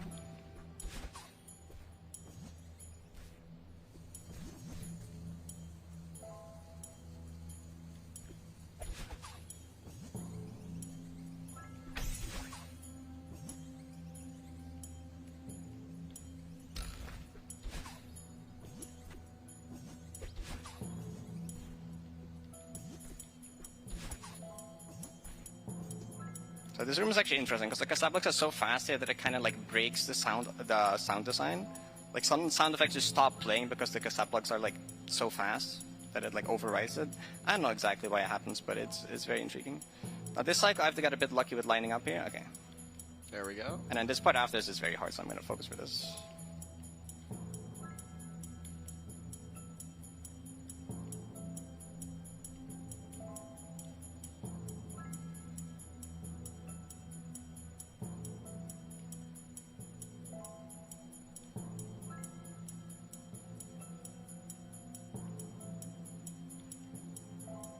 Okay, that's really good. Nice.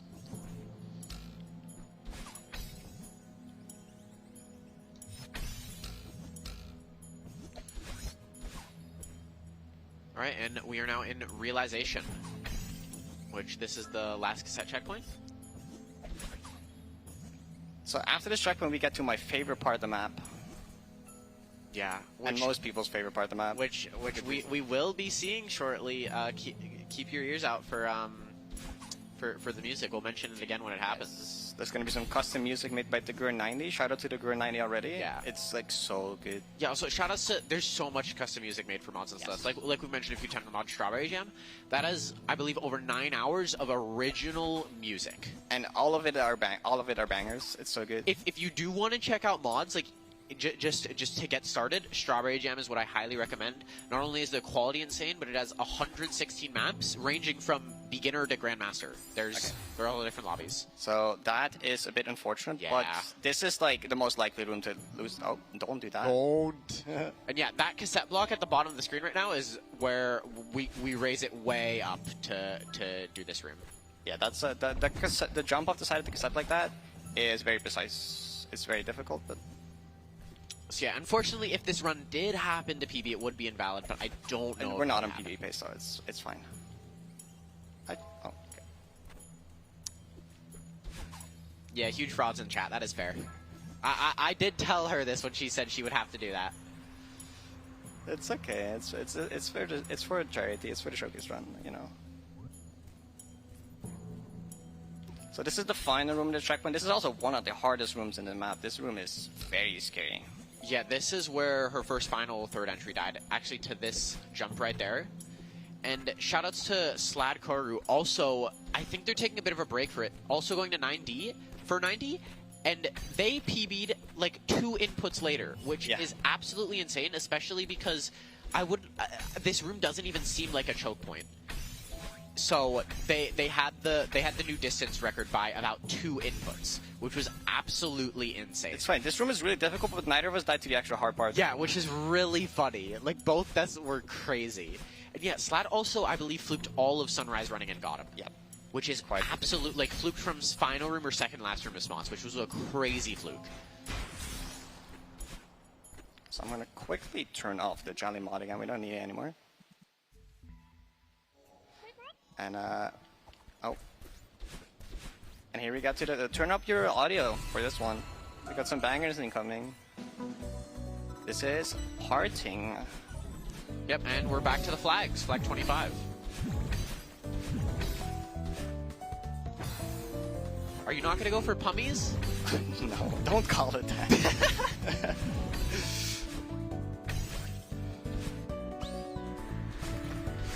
Alright, so there's actually a really big strat in this checkpoint. There is a flag that is taken from Old 70, and since 70 is a summit map, it requires 2 dashes, so it actually gives you like the pink double dash here for a single flag.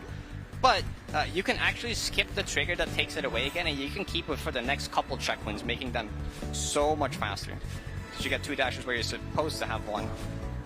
Which actually happens in this flag right here.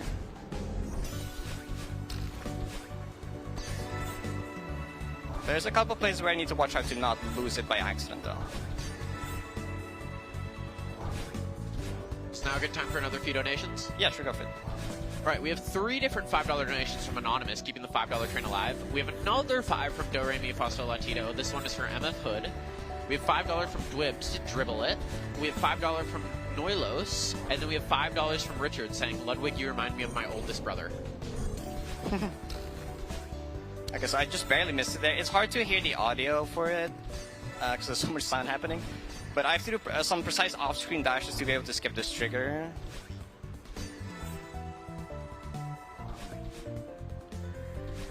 Yeah, okay, I got it, cool.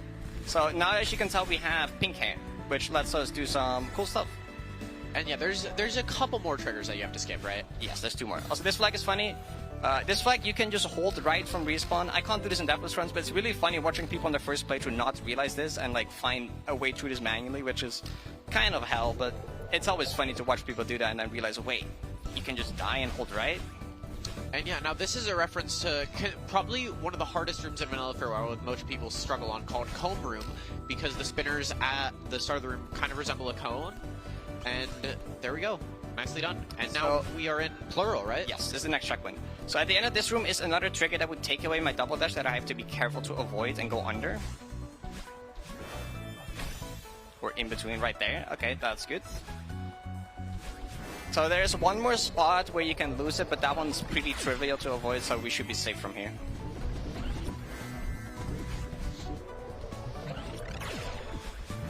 So this checkpoint has a Balin fight. So we're gonna be fighting Balin throughout these next couple rooms.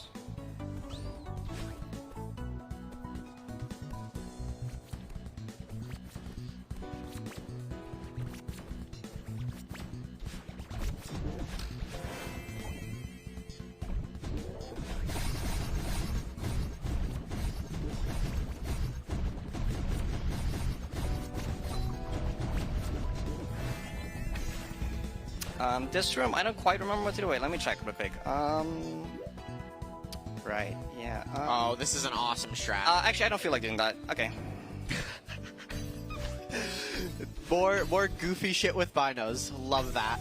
Yeah, so it turns out that having Balin balls in the same room as a binocular kind of breaks how the binoculars work.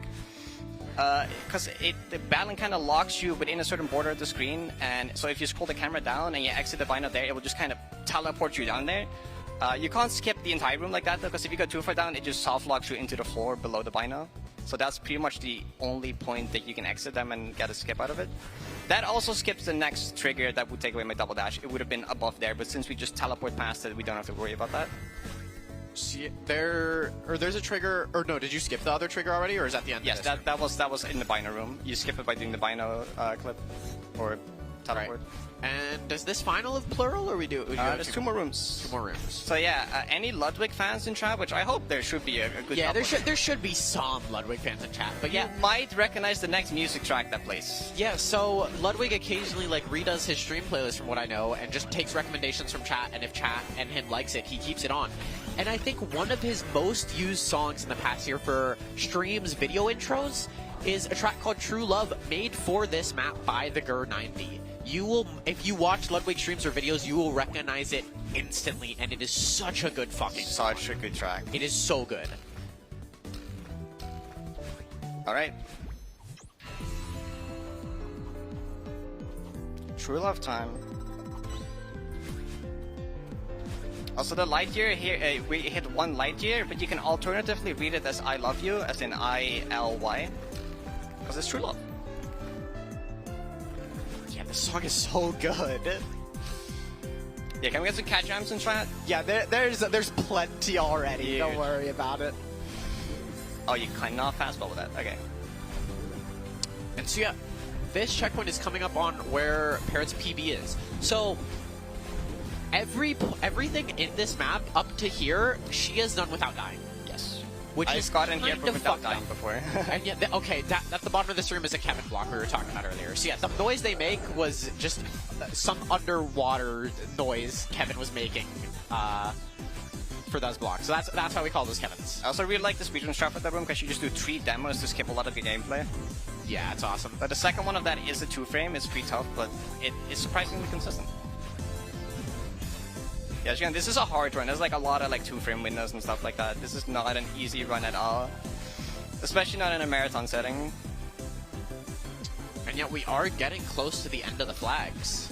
So this is a flag that I'm sure everyone enjoyed on their first playthrough of this map. Oh yeah, this seems brutal on your first playthrough. So yeah, this is the last time we see Oshiro. The snowballs come at you in the room, and then, oh look, we have a bunch of random key coins with a Seeker in the room as well. How fun! Luckily, this can be pretty trivial with some strats, and yeah, just go up to this. Trivial, but I mean, compared to how it would be without any strats.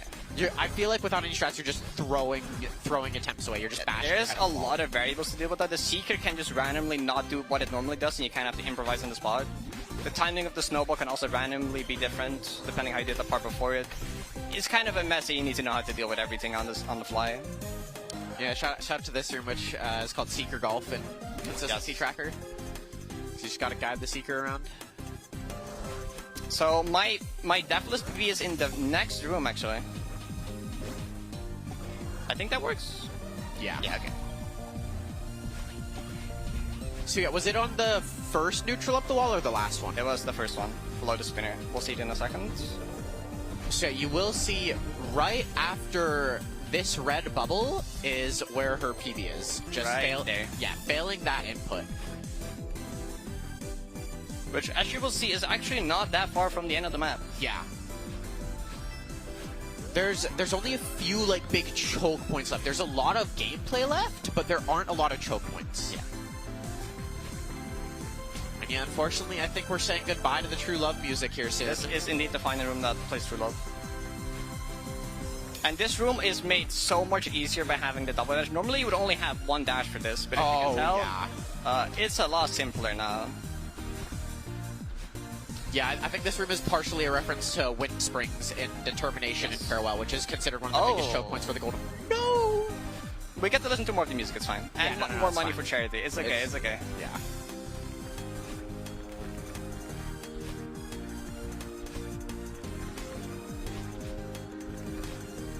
And so yeah, we're coming up on what the end of the GDQ hotfix run was. Yes. So she actually hasn't been able to showcase any of this on any sort of marathon stream. Yep, and my favorite gameplay of the map is the very ending. We're coming up on the most fun checkpoint to play, in my opinion. Or the most fun checkpoints to play, in my opinion. I'll be a little more careful this time.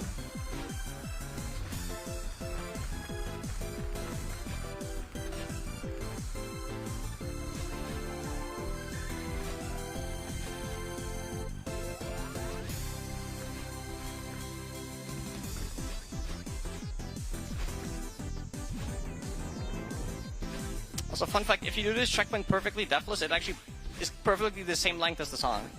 The music perfectly starts looping again at the end of the section if you do Deathless, which is awesome. Can we get some trans rights in chat? Trans rights. Can we get some trans rights? All right. Okay, so we're coming up on the final stretch of the run now. But first we have the puzzle checkpoint called Reunification. Normally this is a large puzzle. I see a lot of trans rights in chat. That makes me very happy. But since we smuggled the double dash from way earlier, we can basically skip most of this puzzle. Yeah, and we will only need, because you need 4 keys throughout the checkpoint normally, right? Yes. And yeah, since we have one already, or no, do you need 5 since you already have one? You need 5, yeah. Yeah, so we need to use this one, and then we just get 1 more key, because we will be skipping 3 key doors. So normally you would have to do a lot of puzzle, get a double dash, do more puzzle, get the jellyfish. Since we already have the double dash, we can just get the jelly immediately and leave.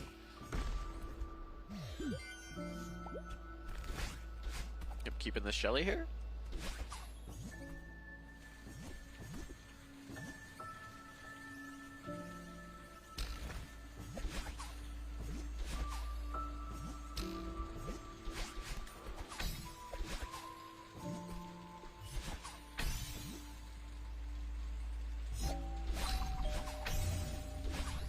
And that is it already. Okay, so I do have to be careful with how I use this next key, because if I mess it up, it's kind of bad. Yeah, will be a couple minute time loss because okay, there we go. She will have to return now. So that's the only one we need to open, because we can kind of just make our way around this and not need any of the other keys. Nice. Nice. So yeah, normally what we have here is an intentional return to map by Monica, because there's no way of getting up to this block upcoming, but there is a specific speedrun route here that she built in that if you retry on the screen transition, it puts you up there anyways. Do not buffer the pause. I will not do that. Okay, there we go. There we go. And now we can definitely up here. So yeah, since you can't return to map or retry in the platinum run, there are actually platinum blocks that will let you get up there. Alright, and this is the recon section. If you play Original Feral, you know that it ends with this section with the power boxes and the bird. This is the equivalent of this map's version of that, and it's some of my favorite gameplay in the entirety of Celeste. You'll see in a bit, the way these rooms flow together is so satisfying. And yeah, I do believe right next to the power box at the start, that was the last segment golden we will be seeing.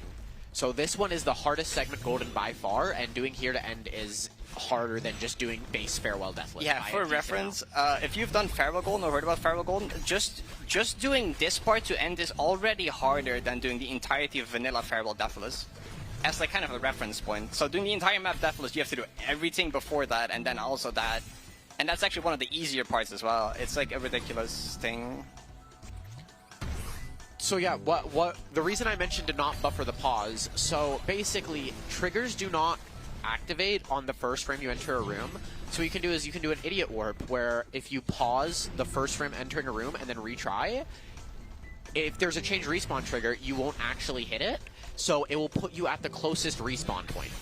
And basically, she accidentally did this on stream practicing this week, and it just keeps you in that bottom hole, and there's no way of getting up. Yeah, it basically immediately invalidates your run because you have to return to map to get there. Yeah, exactly. But then I did a run after that, and I got a crazy PB, so it was fine in the end. And that strat is actually used in Strawberry Jam speedruns a lot to skip entire rooms where you just pause and retry in the first frame and it puts you at the end of the room instead. There's none of that in this map, but it can make for some pretty funny skips in other instances of modded Celeste speedruns. There's one in Chapter 2D in this campaign as well.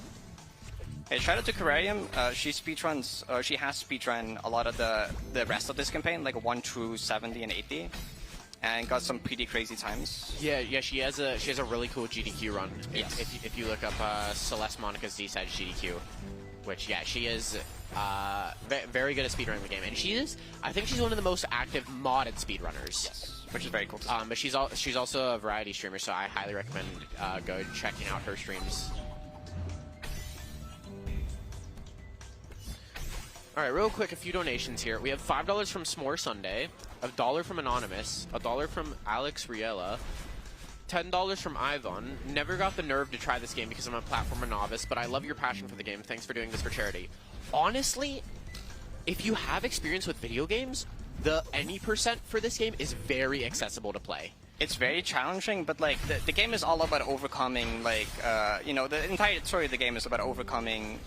Like Madeline wants to climb the mountain to prove something to herself, and like the game is very supportive and like be proud of your death count. It means you're learning, and like it's very much meant to challenge you, but like in a way that's like reasonable, right? Yeah, exactly. Because also most all the A sides in the base game have postcards before you enter them, and I believe the one in 3A says something along the lines of "Be proud of your death count. The more you die, the more you learn." You die so much in a first playthrough of this game. Like it is expected to die a bunch. Yeah, don't be embarrassed if your deaths are in the thousands. That's normal. Yeah. All right, and then we have $5 from G, and we have $52.47 from Kelvu Ships. $52 for Fast52. Love the streams, Parrot. Hope you're having fun at the event. I'm having so much fun. Yeah, I'm having a blast here. This event is awesome.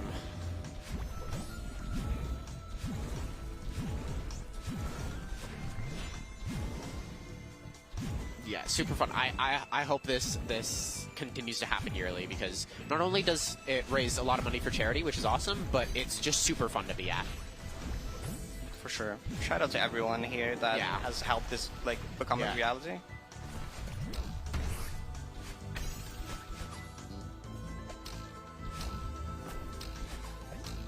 So here you can start to see like how the rooms kind of flow into each other. There's no like breakpoints between the rooms where you like rest on some floor and not even entire side. Like the rooms are kind of like one. This entire checkpoint is kind of like one continuous room almost, and it's so satisfying to do Deathless all in one go. Like here's where you just go into the bird choice into the next screen, right into gameplay immediately. All right, and then we have another 5 from Kelvu Ships. I donated the $52.47. Anyways, good luck, have fun. $52 for Fast 52. And then we have another 5 from Do Re Mi Fa Sol La Ti Do. This one is for Aiden. Absolutely carrying the $5 train. Huge. Shout out to all the donations from them.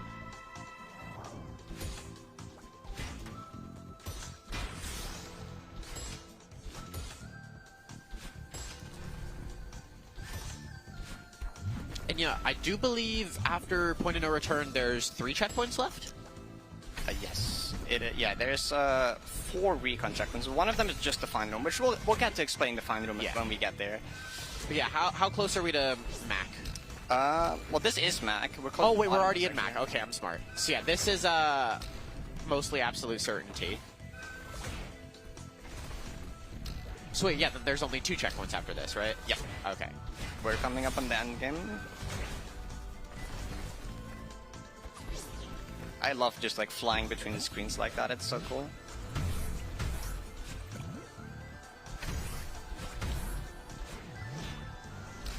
Oh, and we have $52 from Marie S, which I do believe that is my mom donating. Aww. Shout out to my mom.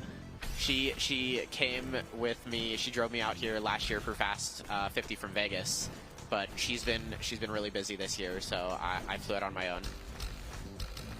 Yeah, shout out to her for being super supportive of me for everything I do.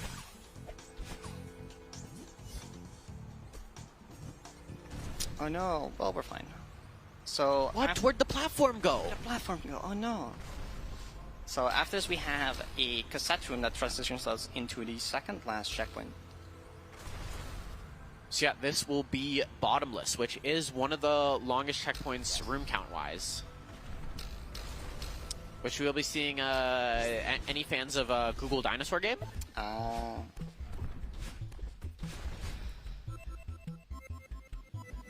forgot how slow the cassette is in this room. Yeah. The music sounds so weird. Like cassette music, I swear, cassette music sounds normal when it's going fast.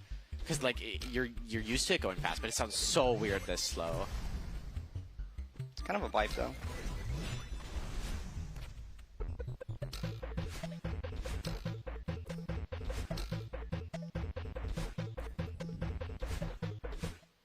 All right. All right, bottomless time. It's bottomless time.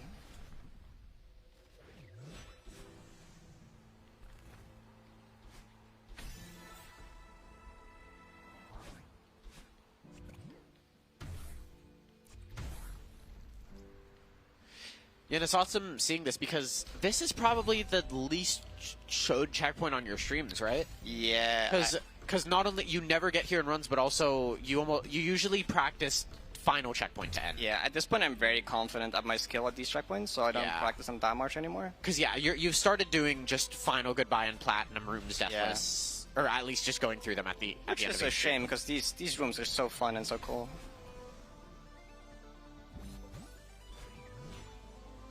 Also, I love, like, the music. Like, this track, like, a lot of the Farewell music I've heard so many times that it's become a little stale. This track, though, called Farewell, has never gotten tired to me. Yeah. Does this play in, does this start in Recon, or does this just play in Farewell for base game? This is, like, halfway through Recon. Like, this music kind of, like, slowly progresses the further you get. Oh, gotcha, yeah.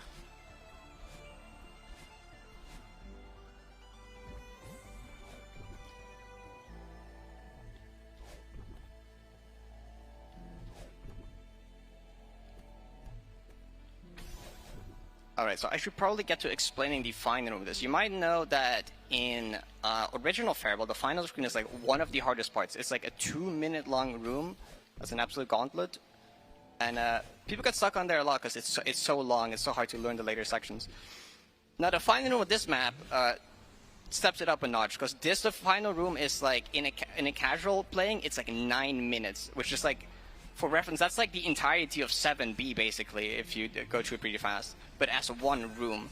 Now, this is terrifying for a marathon setting, obviously, because if I die at the end of it, that's like, well, it's more like a 7-minute time loss at that point. But thankfully, the room does get easier as it goes. The hardest part is by far at the beginning, and then it progressively gets easier. So hopefully, I won't get any late deaths there. I have, in practice, done the room 10 times in a row, which in fact took 90 minutes. Yeah, luckily the first minute is the hardest. Yeah. So hopefully when she does end up getting there with the platinum, if she passes the first minute or so, should be a win. Yeah. Surely. Also, hopefully here today, it will be the same. Yeah. There is a couple scary points throughout the first 3 minutes, though. Yeah, and then a cool thing about this map, so Farewell Golden actually has something called a Golden Room. Basically, there's no way of getting there in Vanilla Celeste besides the Golden. You can use debug mode to find it, like, way off on the map. But basically, if you carry the Golden throughout the entire level, there's a short little room. It's pretty easy to sight read. But this is a common thing people started doing in modded maps. So what Monica did is, for the final segment Golden, she made Golden rooms, which luckily there's Golden detaches at the start, so you can practice them and die in the run, and then go collect the Golden at the start and play through the room. So this will actually be in the platinum rooms as well, but there is also one extra platinum room. Yep. That's like an homage to like all the D sides. So yeah, if we have time, we might be able to show off those platinum rooms, which could be really cool. So this is the final segment before the final room of the map. This part, it takes away your dash. It's just like kind of running and jumping. It's kind of like the Impossible game or John Dash or the Google Dinosaur game, as people often refer to this. It's pretty chill gameplay-wise, so if there's some donations, this would be a great time.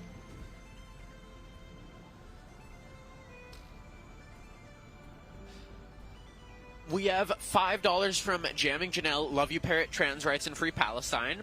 Hell yeah. We have $5 from Divey. And then we have another 5 from Do Re Mi Fa Sol La Ti Do. Wicked Awesome changed their name, so this one is for Wicked Spooky.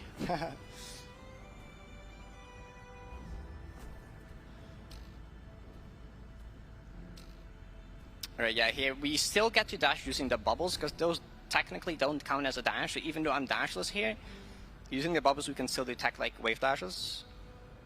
So this is the Google Dinosaur room.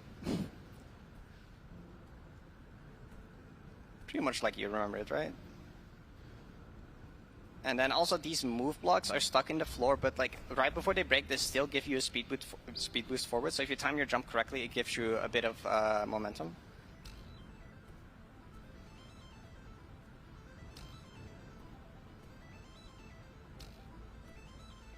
Now, once I get to the final room, I will try to not talk too much, because I really don't want to die there. But it is quite a spectacle to watch, so I hope you enjoy watching it. We're still like a handful of rooms out, though. And here we get to the best part of the music. The climax of the song is so good.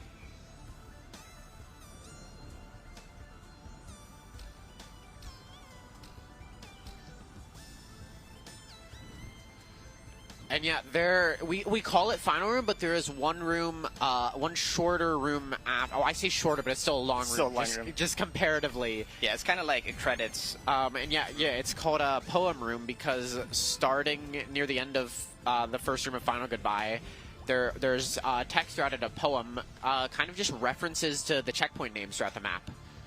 It's really cool.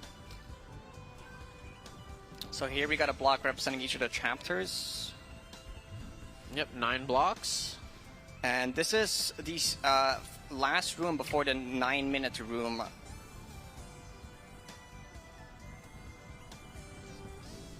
And actually, the beginning of that room is one of the hardest parts of the entire map, which is like kind of diabolical to put so far at the end, especially for a Deathless run.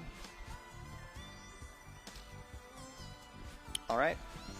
Wish me luck, chat. Alright, good luck. That's fair, that's a hard input. That input is not possible. That's probably the most expected death to have in a platinum attempt.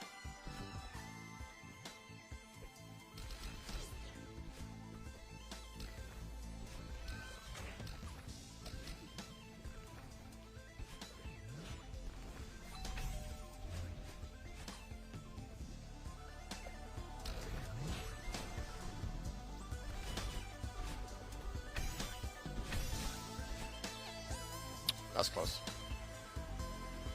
Alright, that is past the hardest part of the room. There's still some really scary stuff. Yeah, there's definitely some scary stuff, but the hardest section is past.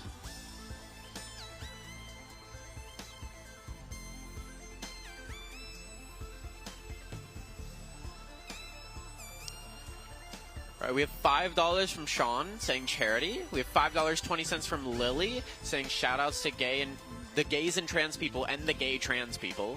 This is true. We have $5 from Freddy the Cat saying gameplay looks incredible. And we have $5 from Strands of Ivy saying this Nene is pissing me off. I'm the real Ivy. There's like 4 Ivies that are active in the modded Celeste community. It can be confusing.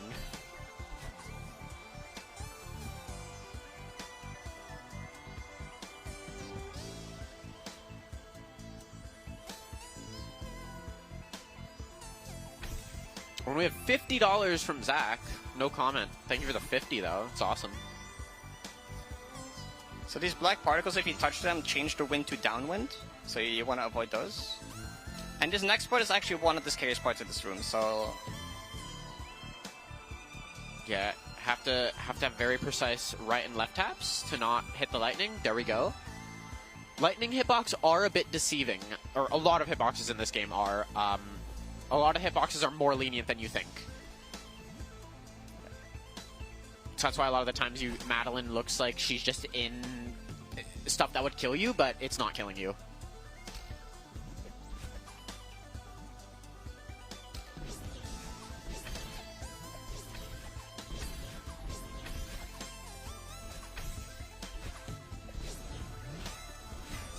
Alright, we're at post box now. That's about a third. That's only about a third of this room. Wait, but the box is the end of the room, right?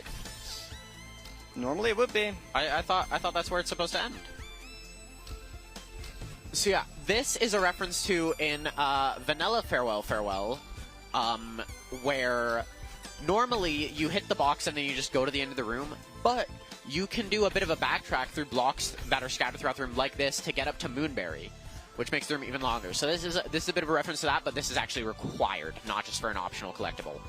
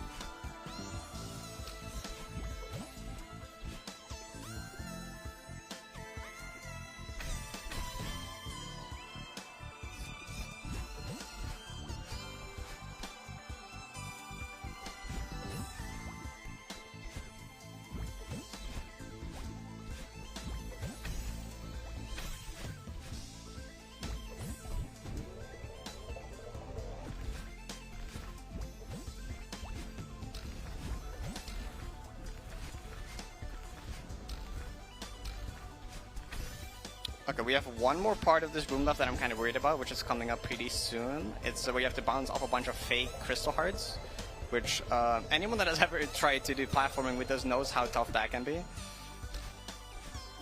Yeah, if anyone's played Belated Valentine's Day in the Strawberry Jam Advanced lobby, that level can be brutal.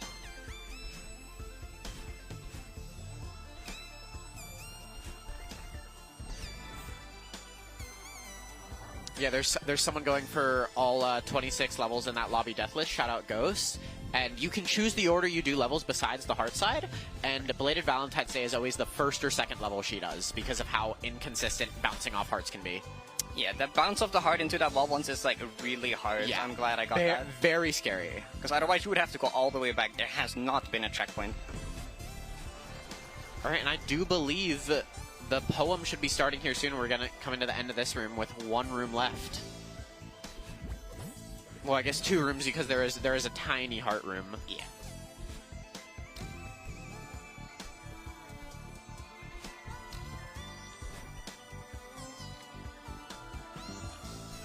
We have $25 from Neon Isn't Real. W Stream Free Palestine. I want that cube. We have $5 from Cats on Luna saying :3, and $5 from Fawn saying trans rights free Palestine. Or yeah, so we do see some text around here. You might have noticed. Yeah, Curiosity is the checkpoint where camera smuggles in. We saw Glimpse of Freedom already. And I think I missed the first 2. Yeah, so up next will be something about dedication. Yep, unrelenting dedication. Memories should be up next after that. But yeah, the poem is super cool. It's an awesome detail. Haunting memories, creation. Oh, lag there, that's scary.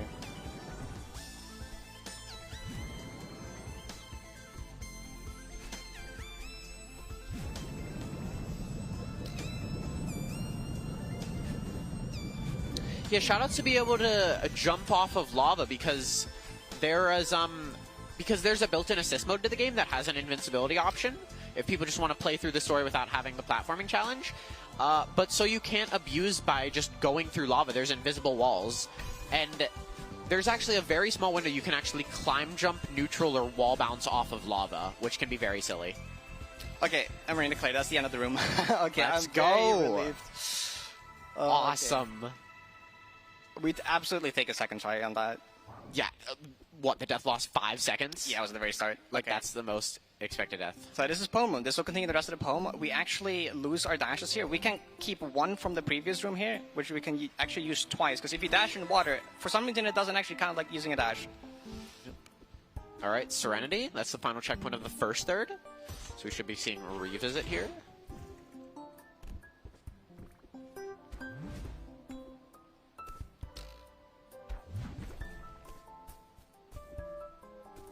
Yep, to revisit the world once again. How did Monica integrate Black Karma into the poem? The summit checkpoints are not present. It skips from revisit to heart beating. Oh, interesting. Okay. Also, here we get a piano rendition of True Love, which is one of my favorite video game tracks of all time. It's so beautiful.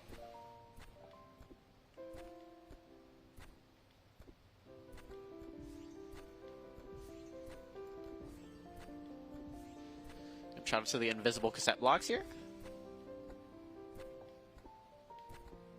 All right, there we go.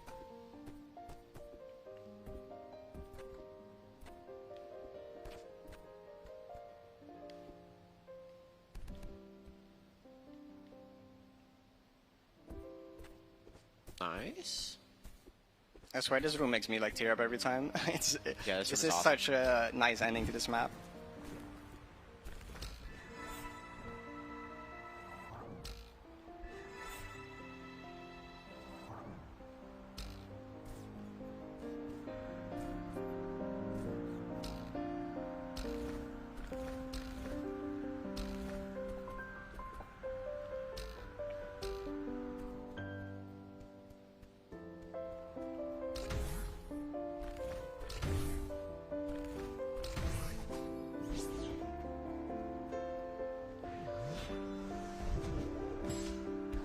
Hey, that's not supposed to happen. No! Oh, there's respawns. Okay. Yeah, there's respawns in this. Don't worry, don't worry. I was about to say, oh, bye 3 minutes or something. This room is chill like that. I think it's because I have fastball, but actually I didn't know that changed it. I think you should do that in the plat. I should absolutely not do that in the plat. Well, that would be a super fun death, don't you think?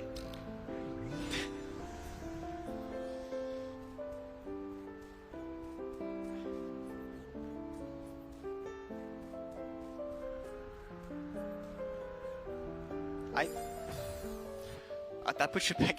Oh no. I zoned out for a second. This might be a good time to do shoutouts actually, since this is just going to be a little auto scroll until the end. I want to shout out the Celeste community for being like a really awesome place. I want to also shout out the modded Celeste scene. It's so much fun. Please give modded Celeste a chance. It's awesome. There's like high quality stuff for all skill levels. I highly recommend getting into it. I also want to shout out my parents who are watching from home. Hi. And my girlfriend Izzy. Love you. What else do we have? Yeah, shout out to the charity, of course. And Ludwig for inviting me here. Being able to show off this map here in the big stage is like genuinely a dream come true. I'm so happy to be here. And yeah, we're coming up on the end right here. Yes, one final room, and time will be when the timer in the top left stops about 2 seconds after the heart collect. We can jump a bunch to make it a bit faster. Every time you jump, you save, is it 1 or 2 frames? It's like a little bit. Something like that, yeah. Alright, going just to get a double dash crystal here so we can dash into the heart. Yeah, because you don't actually have a dash here to grab the heart. Just a little bit of a mini puzzle to get it. And that's gonna be time. Awesome. Sub 2 hours? That's pretty good. We take those. Sub 2 hours on a marathon setting is absolutely awesome. Yeah, this is such a difficult run. This map is hard. Yeah. Yeah, what, only you and Spirialis have sub Yeah, there's only 2 people that have sub 2s, and one of them is myself. And then, yeah, I think someone has sub 2 on old 90. So how much money is that for charity? That is $92 from both of us. All right, perfect. All right, where can you find me? I stream daily over on twitch.tv/parrot_dash. I do runs of this like most days of the week, so if you want to watch me try and do this map completely deathless, which I am getting pretty close to, go check out my stream. I also upload over on YouTube. I upload a bunch of modded Celeste content there. I also upload occasional progress reports on my progress in this map, which one should actually be coming out pretty soon after I get home from this trip. And yeah, I think that's about it for me. Do you want to say anything before we leave it off? Yeah, I'll give a few shoutouts, but should probably come over and sign the PC. That's in the true. Meantime. But yeah, like I said earlier, shoutouts to my mom and dad for being super supportive of everything I do, letting me come out here. This was super fun to do. Again, shoutouts to the Celeste community. Shoutouts to Parrot for letting me come along and commentate this run. That was awesome to be a part of. And I'm also a Celeste streamer. You can find me on twitch.tv/nene22__. And I usually stream modded Celeste content, occasionally other games. Like I've been streaming Silksong recently, obviously, because it's an awesome game. And yeah, that should be it. Thank you to all the runners, everyone donating, everyone putting this on this event. It's really fun, and I hope it happens next year.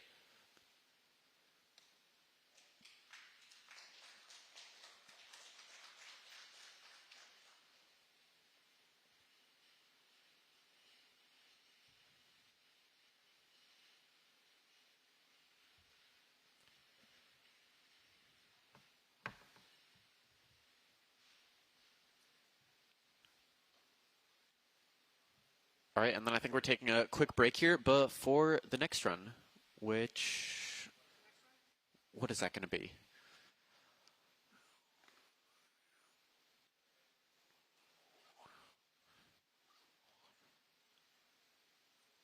Okay, yeah, the next run will be Banter Avant Radio, so stay tuned for that after the break. And thank you for everyone for donating yet again.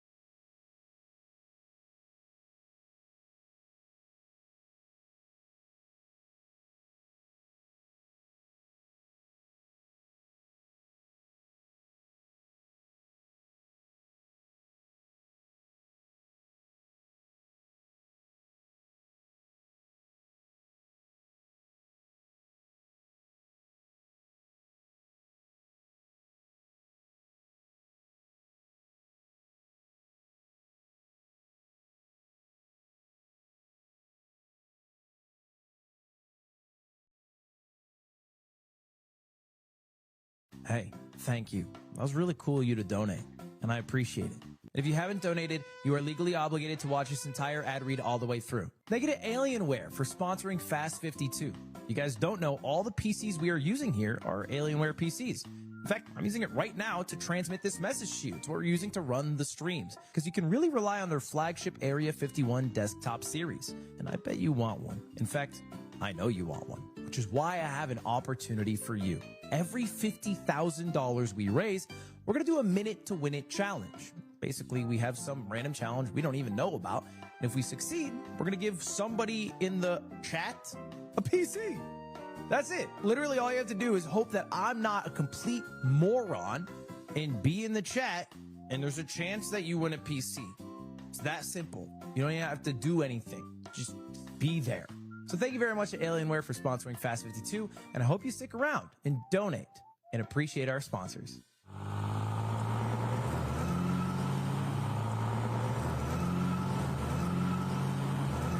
RedBull gives you wings. Which Ethermancer are you? The strategist. I already have fire, earth, and wind elements covered, so rebirthing a monster with water would round out my team nicely. I'm gonna go with Jotun. The green whore. Oh god, oh jeez, oh this is bad. No. The duelist. And for my next attack, my Cherufe uses Ignite, dealing damage and applying 2 burns. But due to its ability Enkindled Ether, the enemy receives additional damage and 3 more burn in exchange for 1 Fire Ether.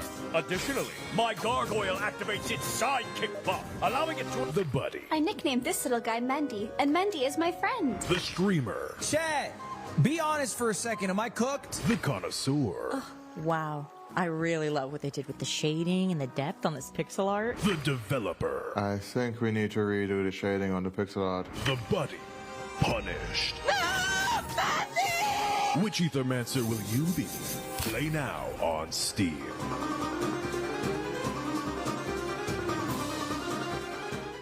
Where's Ludwig? Where's Ludwig? That's what you sound like. Aiden, where's Ludwig? I don't know. Next your call. I can't because I lost his number. You don't have his number. You know why? It's because he hates you. And he also talks about you and your weird legs all the time. I'm going to call him. My legs don't look weird. I have normal legs. Yo, go for dubbing. Where are you? It's podcast time. I'm in the parking lot right now, actually. I see your car. It's a white RAV4 license plate XL. Stop. Shut up. Also, you're not close, and how do you know my license plate number? Did you drive your Vespa? Ludwig will always be late, but thanks to AT&T, his friends can stay connected with him. I think you're done, man. I think we can continue the show without you.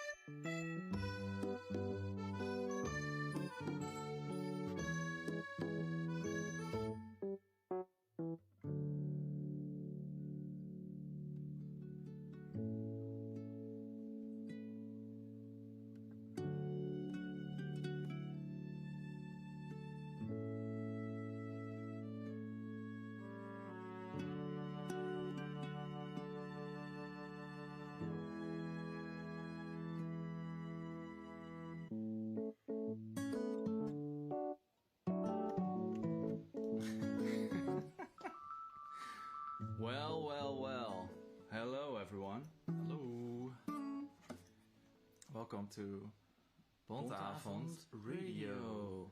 Fast 52 edition. Yeah, this one's gonna be fast, people. Yeah, as you've seen in the last few days. How's everyone been doing?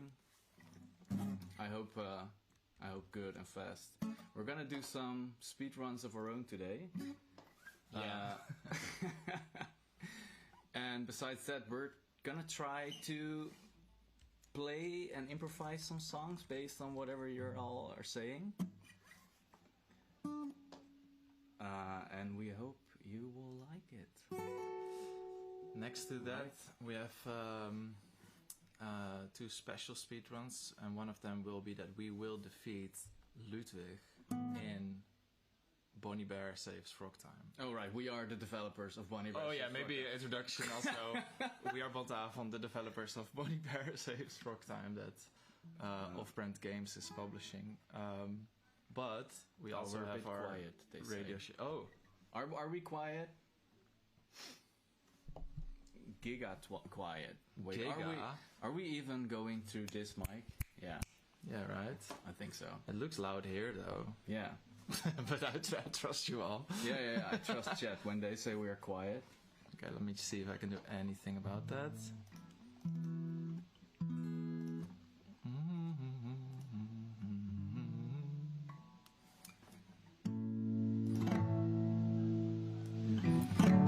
And what about now? Wait, this is super loud, right?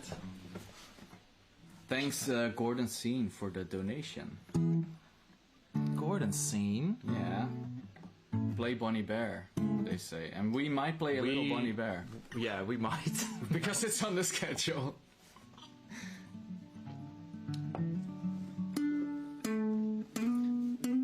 So, let's just play a song for Gordon Scene because he donated.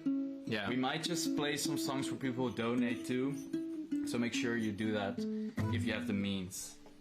I just feel like, I don't know, warming up with a little improv song for Gordon Scene. Yeah, definitely. I'm always in for a song for Gordon Scene. Yeah. Okay, Gordon Scene. And please, okay, everyone is still saying that we are quiet. I don't know why that is. Because we're in red here. Yeah. That's super weird. And you're not going through your laptop mic. I mean... No, yeah, it's definitely this mic. Really weird. And it's in the red, yeah. Loud? Someone says it's loud.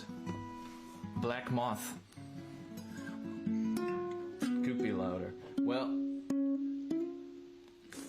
We will play the Rick Speck song for sure. Yeah. Yeah, let's just... We might just try play the Rick Speck song, actually. What about Gordon Scene? Oh, you're right. Sorry, I'm all over the place. Gordon Scene. 2, 3, 4.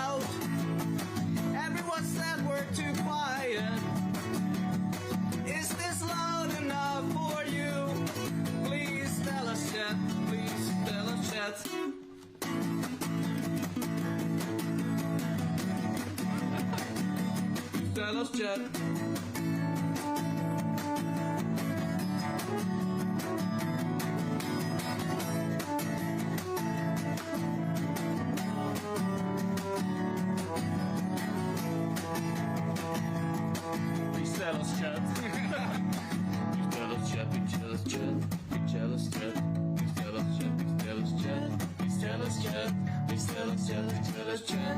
Please tell us chat. Please tell us chat. Please tell us chat. Are we loud enough? Chat. Please tell us chat. Please tell us chat. Chat. Please tell us chat. Are we loud enough? Chat. Please tell us chat. Please tell us chat. Please tell us chat. Is it too loud?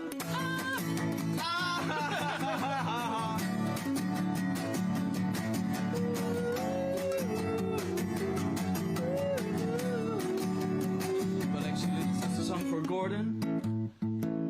Thanks so much for donating. Gordon scene. What have you seen? I have seen a Gordon scene. I've seen everything, especially Gordon donating to this stream.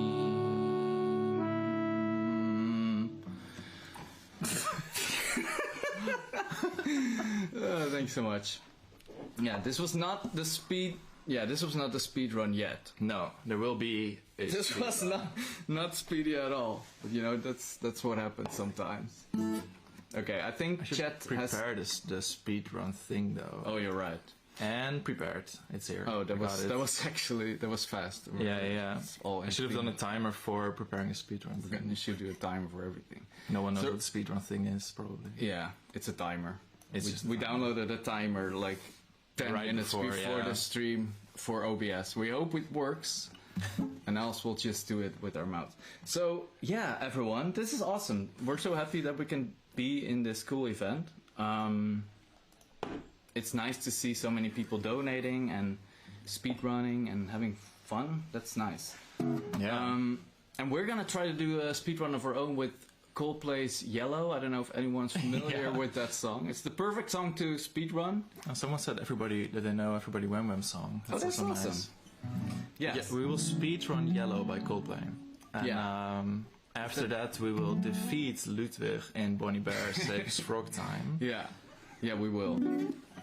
We definitely will. It will be any percent Yellow by Coldplay. Yeah. What's the? Oh, that's a speedrun thing. Oh man, I'm not prepared at all. First time speedrunners, yeah. Yeah, so right now the world record for Yellow Coldplay is around a minute or so. What is it, 50 I think seconds? 3 minutes, it's by Coldplay. It's 3 minutes by Coldplay. So we're gonna try to beat that. Yeah, it'll be a challenge because we have not. I don't think many people dare to do the Yellow speedrun. It's a bit tricky, but we're gonna try. But should we do? We would do maybe a little bit of Rick Spec. Yeah. And then we might go on to warm up, and then we're warmed up maybe to do Yellow by Coldplay speedrun. Any percent. Yeah, you're right. Okay, so the Rick Spec. I keep forgetting how to play this song, but you know. Yeah.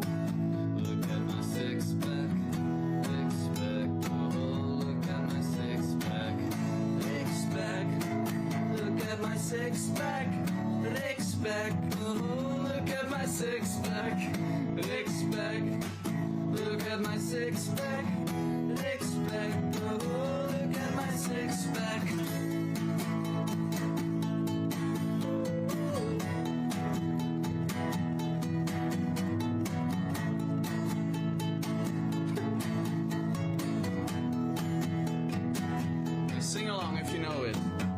Rick Spec, look at my six pack. Rick Spec, oh look at my six pack. Rick Spec, look at my six pack. Rick Spec, oh look at my six pack. Rick Spec, look at my six pack. Rick Spec, oh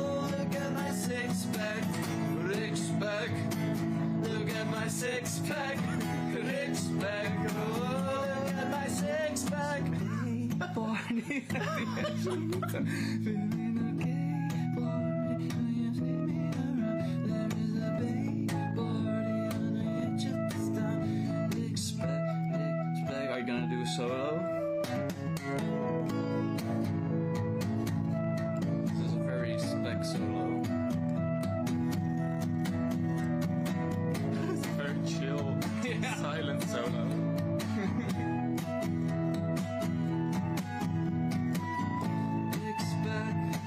Look at my Twitch chat. Expect, oh, look at my Twitch chat. Expect, look at my Twitch chat. Expect, oh, look at my six pack. Expect, oh, look at my six pack. Oh, look at my six pack. Look at my six pack. Oh, expect, oh, look at my six pack.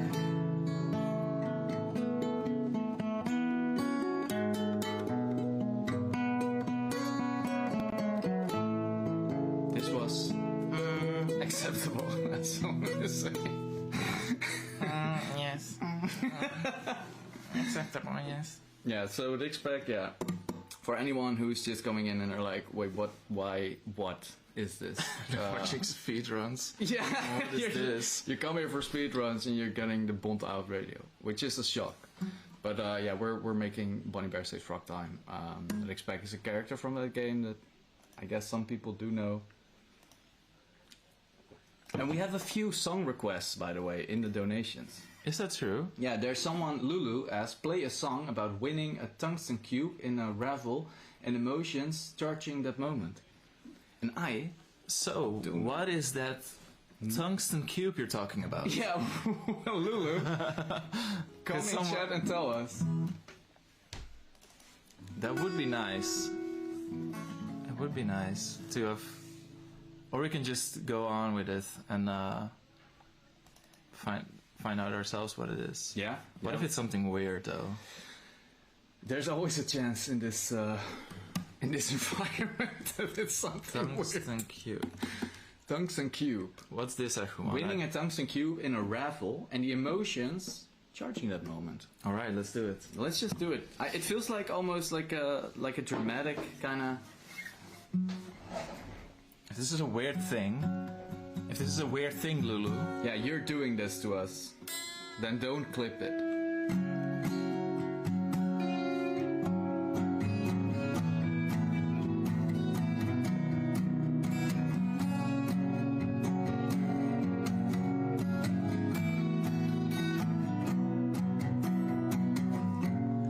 Feeling emotional. Oh.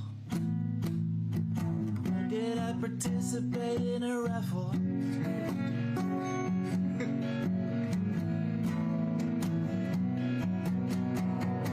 Emotional. I'm rethinking all my choices now. Oh, why did I get my hands on this tungsten cube? Oh, what is in a tungsten cube? I need a tungsten cube. I need it from you. I need a tungsten cube. The cube. Feeling emotional. I'm feeling emotion. I'm feeling all the feelings in my head and toes.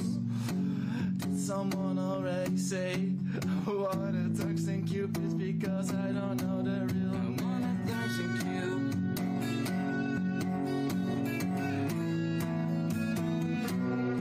Or is it a scam by that man? I need a tungsten cube. I need a tungsten cube from you. I need a tungsten cube. I need a tungsten cube from you. From you.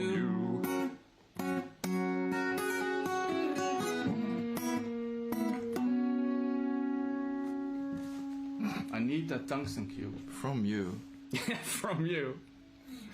Okay, I just got a message on Discord from David. Oh. Cube's nickname is Cubert.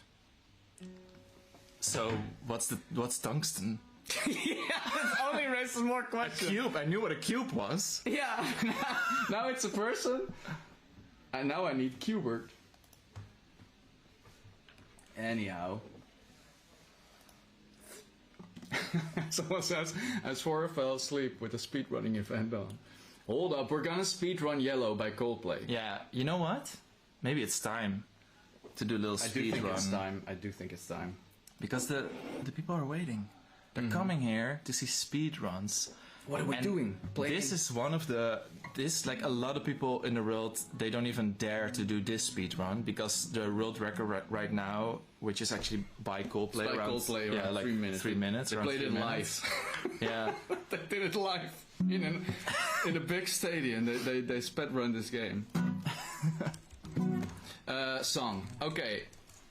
And we will show you the lyrics so you can sing along, people. Yeah, also so because we need the... Because we have not practiced this. We need the chords and stuff, so... Yeah. Oh man, this could only go so yeah, very well.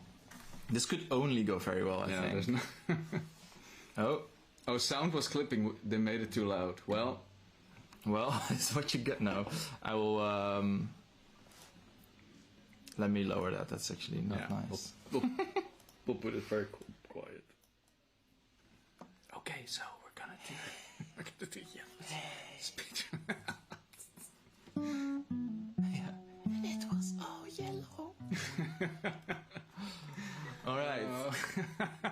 Why are you doing this? Okay. So speedrunning for charity. Yeah. So. Again, everyone, this is a very serious speedrun. World record 3 minutes by Coldplay. We will do it in world record breaking times right now. Yeah. And 3 minutes is hard to beat, we know. But let's make it official actually. Yeah. You know what, Mark? I don't have that timer on this scene. You can copy it. Okay, I can copy it. I can copy here. Let's do this officially. We do it officially. Officially. You guys give me Flight of the Concorde vibes. I have never seen that because I feel like it's a TV show, right? No, I think that's also like they did tours as a band. Oh, it's a band. Oh, that's awesome. But I think also like TV stuff, right? Like sketches or something. Oh yeah. I also didn't really see. Okay, people, we're gonna try to beat this. Like, we're gonna try to beat Coldplay in Yellow. We will beat Coldplay in Yellow. And I think it's around 3 minutes for them. I don't have the exact time, but we're gonna try to do it under 3 minutes. And here's the timer, everyone. Sort of. Yeah, that's a timer. That's a timer, right? It's not. It's a real timer. Okay, then. I will also have to scroll a bit. 0 deaths, 100%. Any percent. Yes. Oh, any percent. Yeah. Okay. I don't know what that means. That's right. Just. We'll just. Okay. Are you gonna scroll? I will scroll and play everything and start the timer. And Coldplay's run wasn't very optimized. Yeah, but they knew the song inside out, so that made it like we have. It's 3 minutes is gonna be hard to beat. It's gonna be hard. Like I think it should be doable. Under 30 seconds. I don't know. we can try. Under 30 seconds, right? Yeah. So okay. Wait, Let's count down. Let me just make sure if I start this. Yeah. Yeah, it will actually start. Okay. That didn't count. That didn't. Yeah. Oh, the color changed for some reason. All right. Okay. And we're back. Wait, it's still. Why is it? Just made it dark. Just make it dark. So this looks good. Okay. I am ready. But let's just gonna try. Yeah. All right. Oh god. Okay. Yellow. Coldplay. Speedrun. Oh god. 3, 2, 1. Did it work? It starts. Go.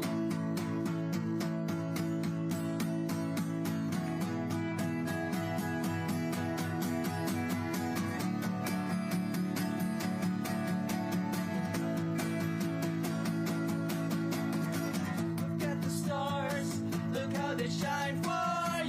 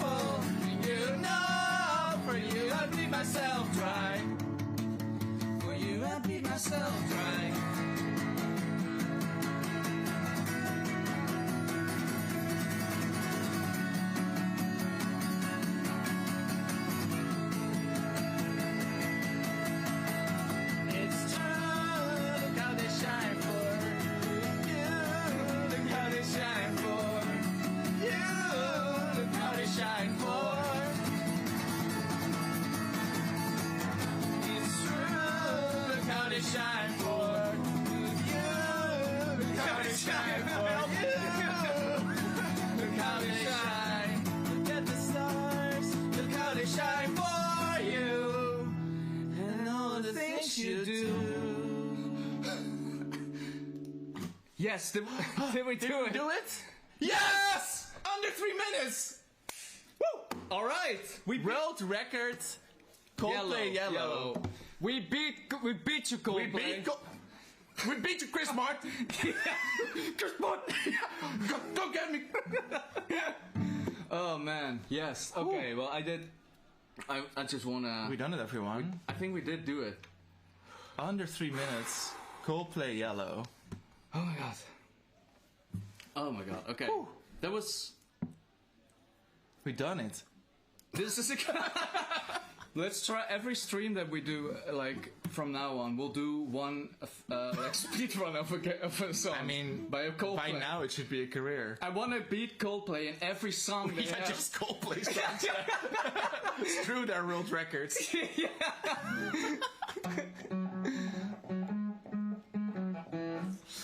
All right. Thanks everyone. Oh my god. I think maybe we should go on to the next part of our schedule.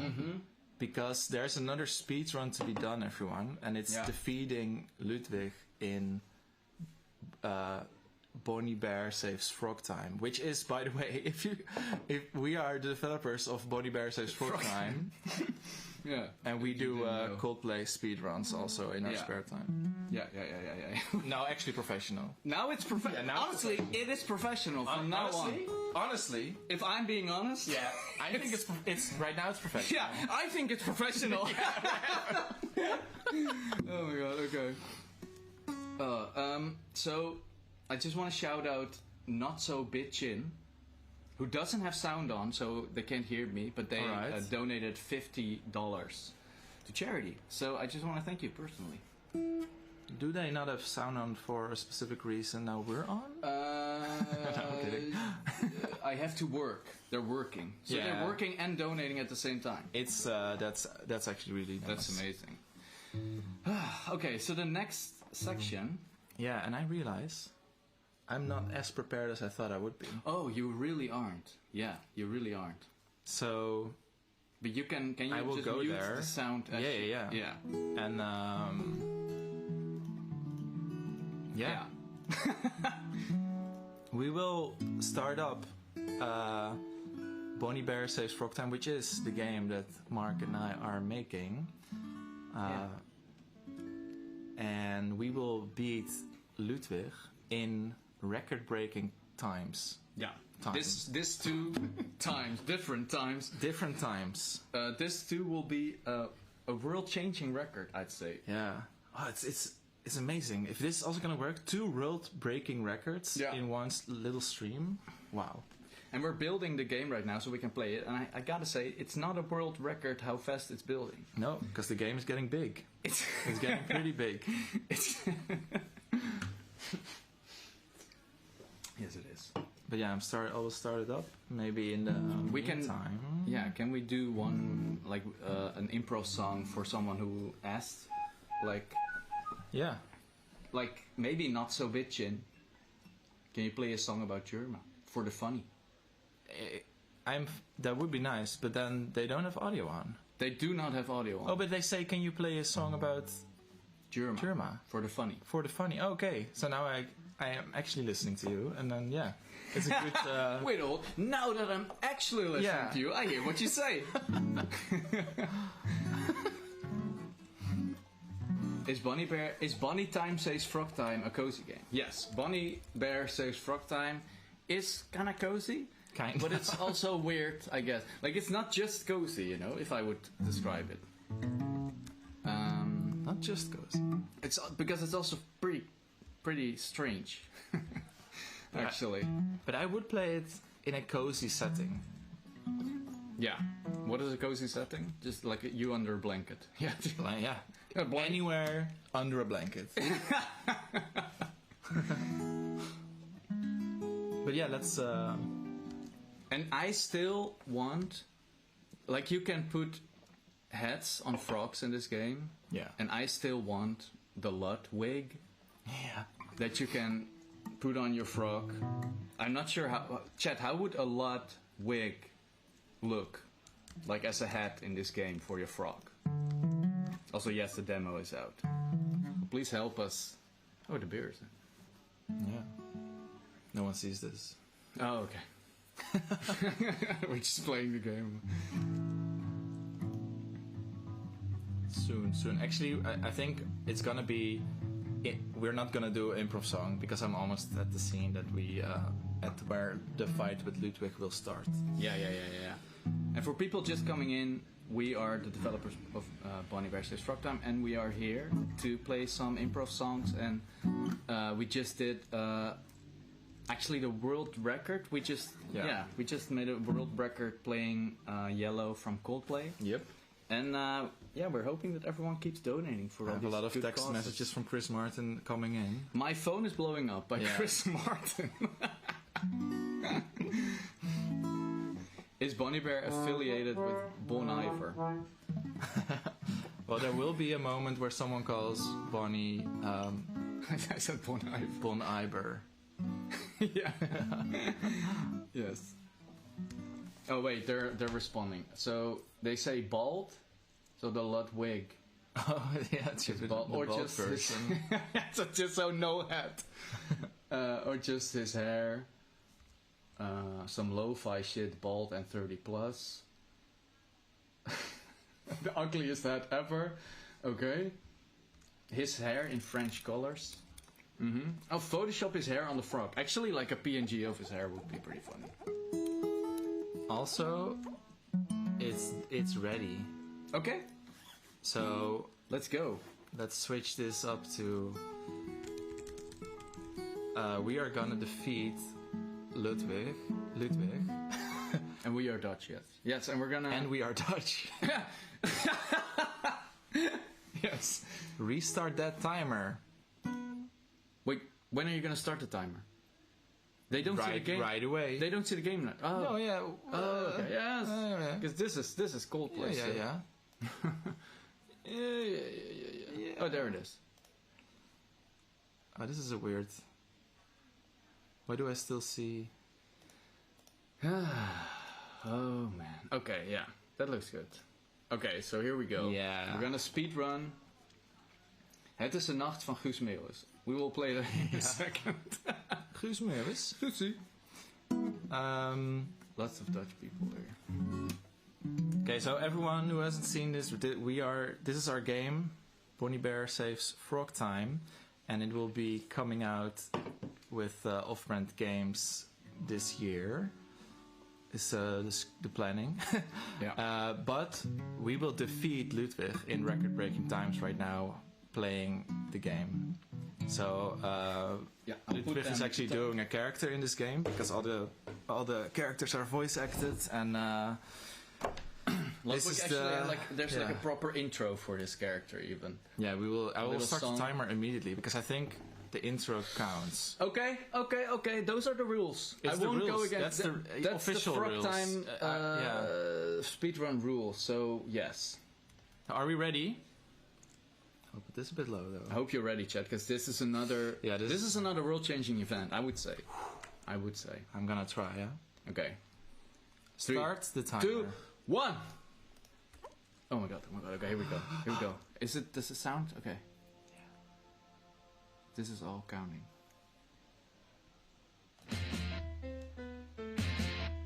Okay. Oh, okay. Here we go.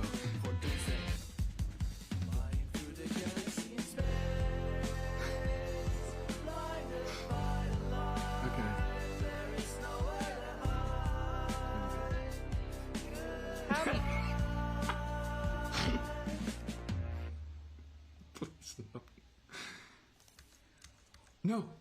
No! Is the game crashing? No! No, please! Don't tell me this is true. The timer's going. Oh, we're never gonna make it! Oh my god, that was so underwhelming. You won't even hear his voice now. Why is this even happening? World first. the game breaks right. I can't believe this. Why? Well, you've seen it here first, everyone. You've seen it here first. Speedrunning, crashing the game. Instead of beating Ludwig speedrun, he beat us. Oh man, yeah, Ludwig won. He won. He won again. Oh man. Damn. Oh, I'm so sorry. Oh, I'm just checking if I can somehow. Let us just speedrun fix the game. Speedrun fix the game. I can just share the code. We will speedrun fix it. You might as well. Timer's still going. This all counts. Yeah. This all counts. This all counts as the first try to speedrun this game. Alright. We just go on. You're right. Yeah. Oh man. Let's go. Where's...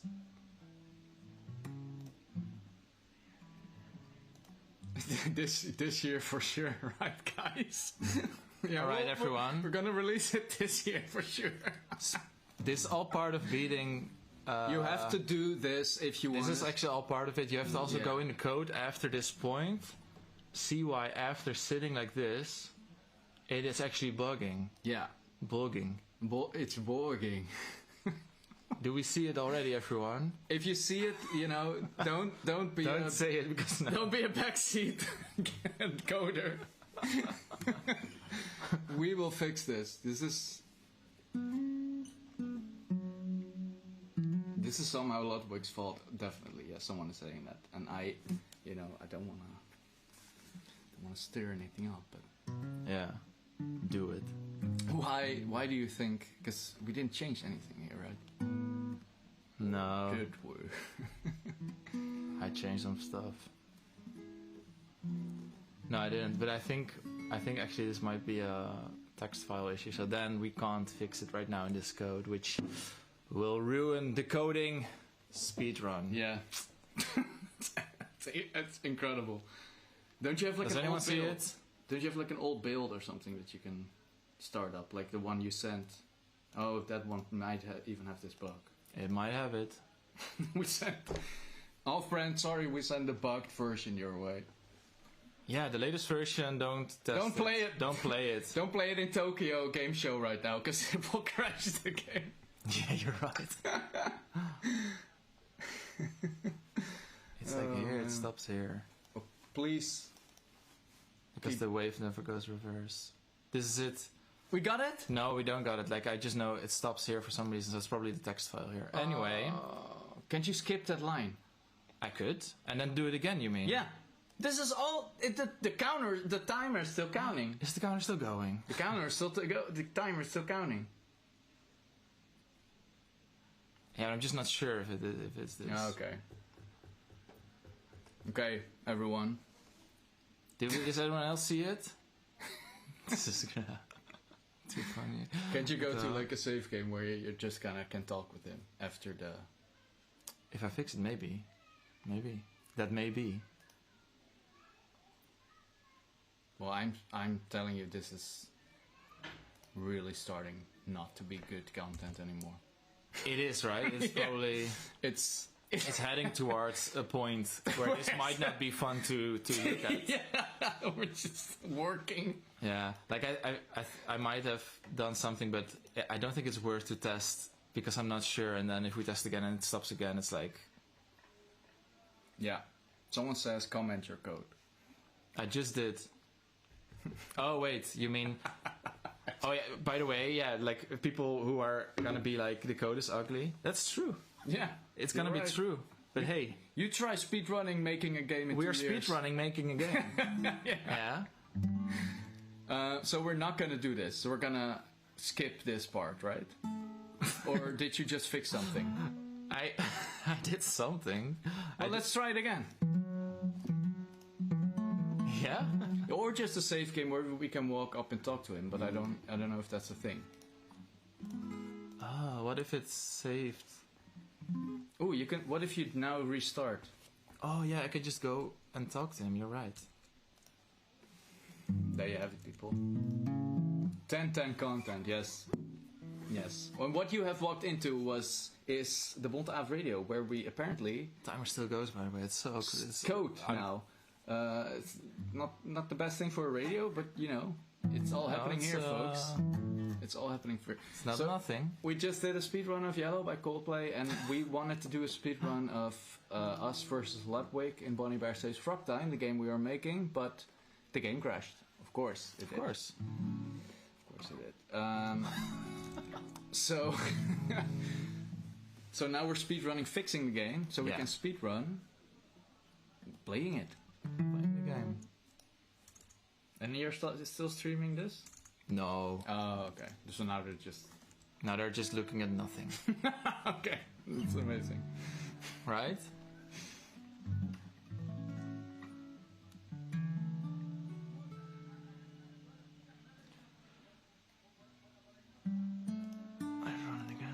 Okay, we're gonna try again.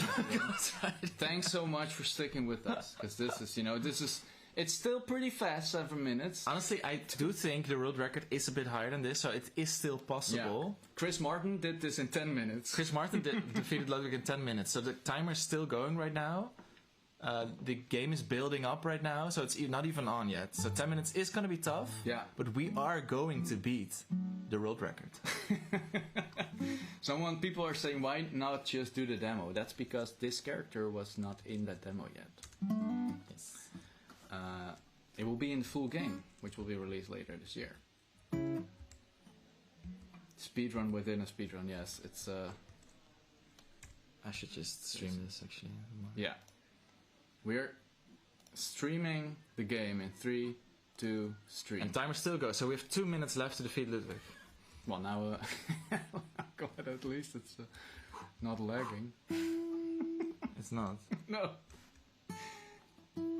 Okay, climb with stars. Alright.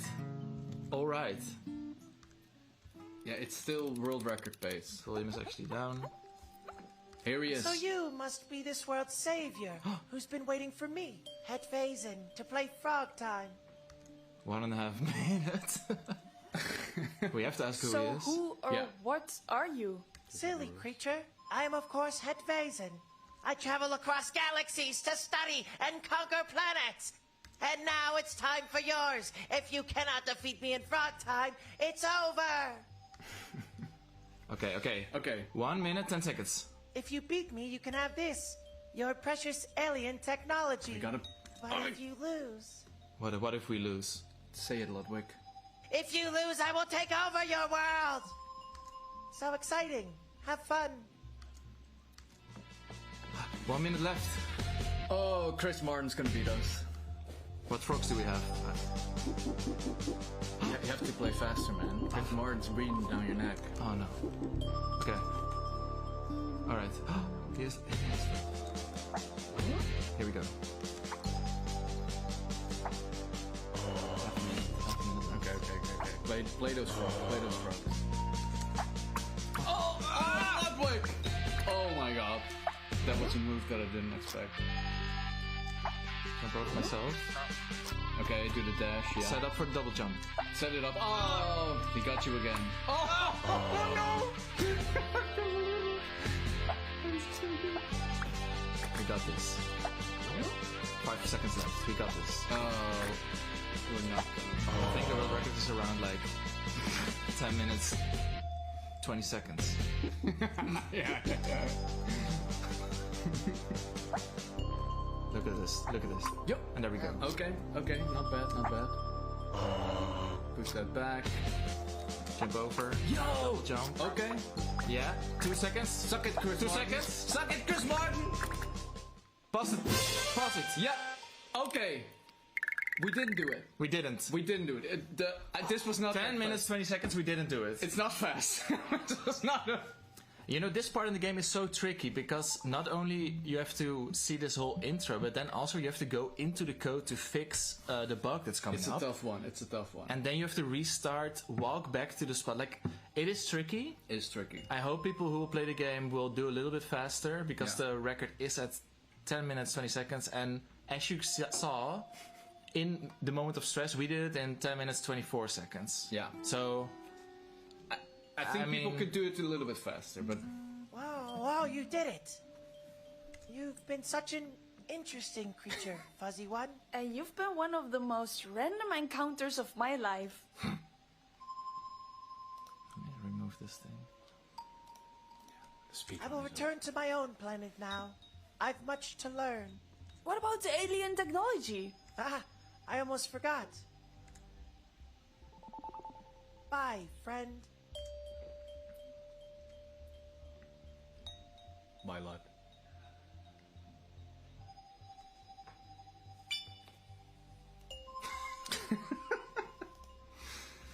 Oh man. Sorry we did it, everyone. Sorry if we disappointed y'all. We tried. We did try. At least we did, And we got close, though. I'm sorry, I know we didn't get the world record, but You're 10 right. minutes, 24 seconds. 4 seconds difference. Can happen. Mistakes can happen. We did the Coldplay speedrun. We nailed it. Yellow, yeah. No, yeah. Sure. You want to ride the high, but sometimes it's fine also to have a mediocre outcome. Yeah. Anyway, everyone, I wonder, do we only have 5 minutes left or not? I think we should probably get out of here in 6 minutes. So let's speedrun this 6 minutes. Improv song or something. Yeah, or yeah. unless someone has like a specific thing they want. Yeah, say what you want us to sing about now and we'll Say do what it. you want! Now or never. Or later in a stream by Bonteavond. Sure. At Bonteavond Or on anytime. Twitch. You can just, you know. Yeah, just say it Just whenever. say it whenever, honestly. Okay. There's a bit of a delay on the chat, so we'll see it come in any second now.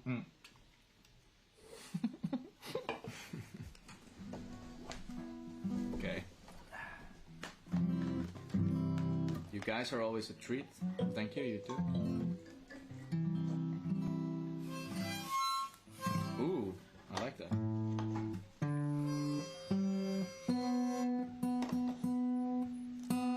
Oh god.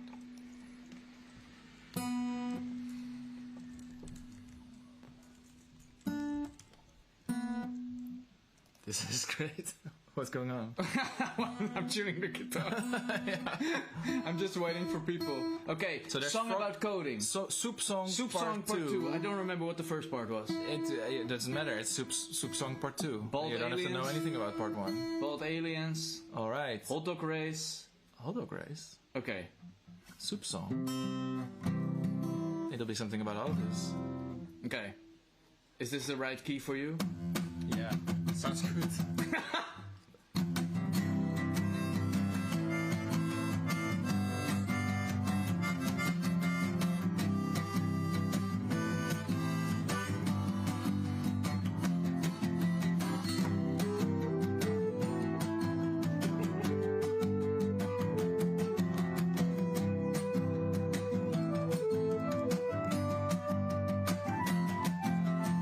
What's your favorite soup? I would like a groentesoup.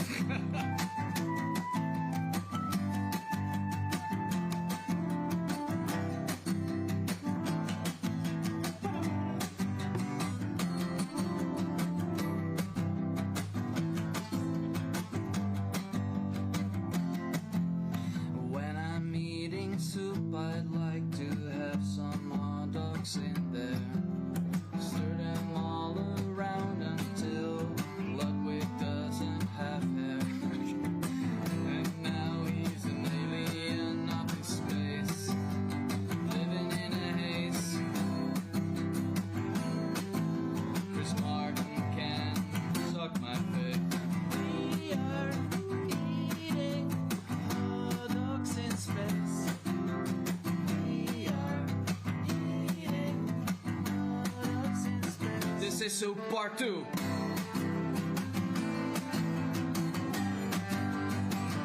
This part's for you.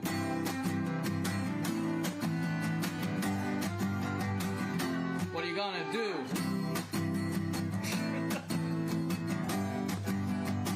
Soup Part 2. Yo!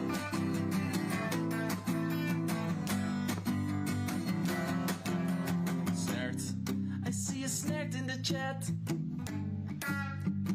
Is that even something in other languages too? I don't think so. So it's probably a Dutch person. Hello. I'm sorry. Connor, I'm sorry. Connor, I'm sorry. Connor, I'm sorry. I have gone to space. I'm sorry. Connor, I'm sorry. Connor, I'm sorry. I have gone to space, space, space. I have gone to space, space, space. Yes, I have gone to space, space, space. Yes, I have gone to space, space, space. I have gone to space, space, space. All dogs in space. This speed run is not a race. It's not a race at all.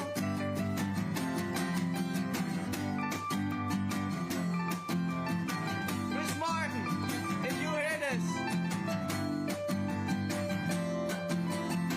we beat you in yellow. We beat you in yellow, now we're in space. We beat you in yellow. This is not a race. But it was. But it was.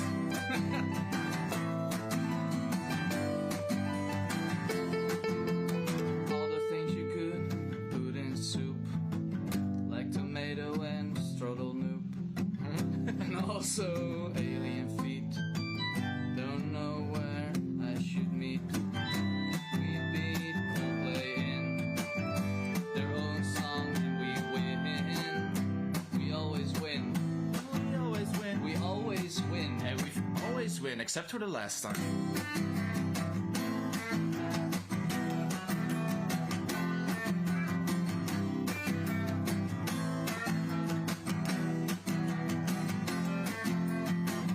And now it's time to say goodbye.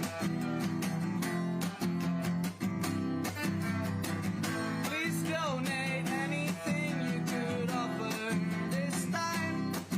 Now it's time to say goodbye. Now it's time to say goodbye.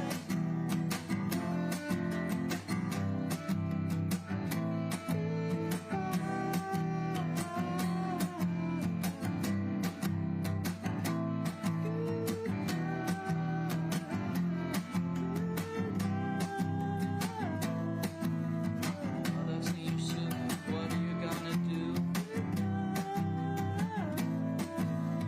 Ludwig in space, this is not a race. Something about your mouth, I don't know what. But that donator doesn't have a sound on, because they're at work.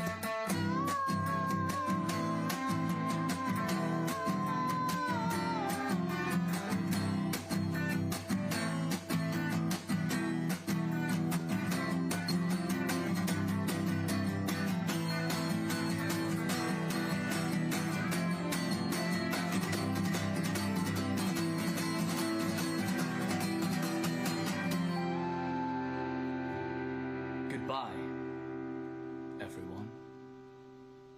But are we actually? Should we actually? we should probably let them know that we're gonna tell production that we're quitting. Oh, I said when should we stop?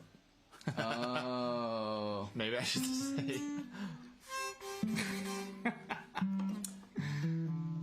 Yeah.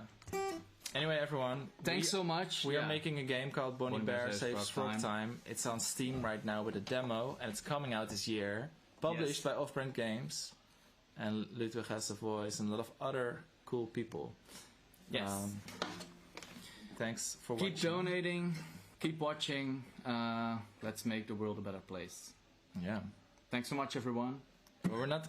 I don't think I can just click stop, right? I don't know, but we can just try to keep saying goodbye until production shuts us out. I don't know how this works. Yeah. So, oh wait, someone is. Nope. Can someone speak?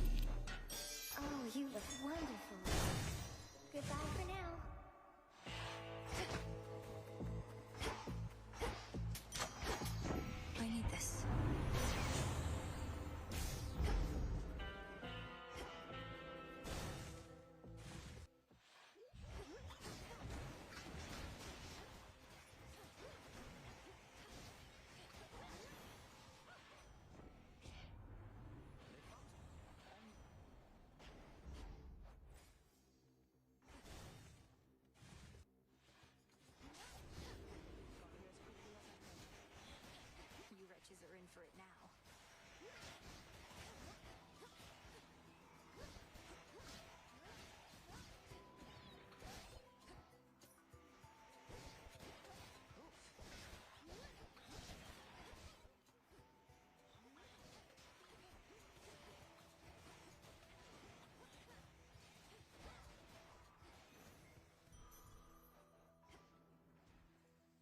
Good being in the... No place to practice. Or he'd... Very well. Till we meet again.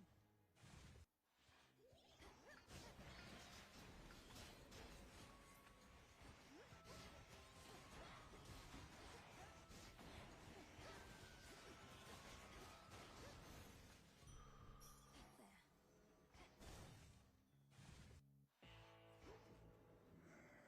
Olympus, I accept this message.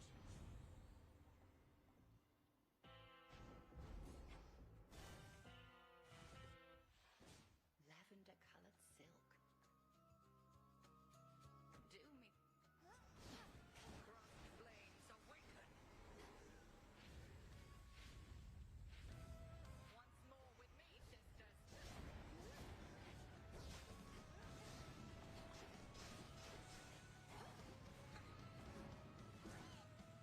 Unpleasant, isn't it?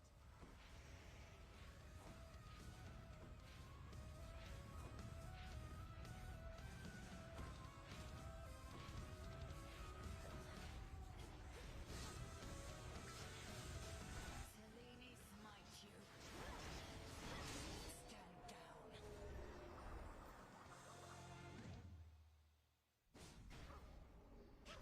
Oh. There you are.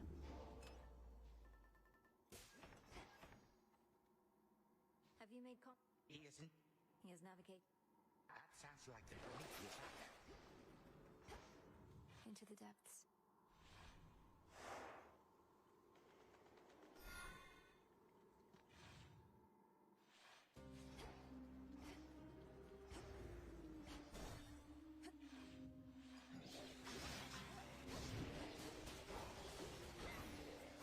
Good find.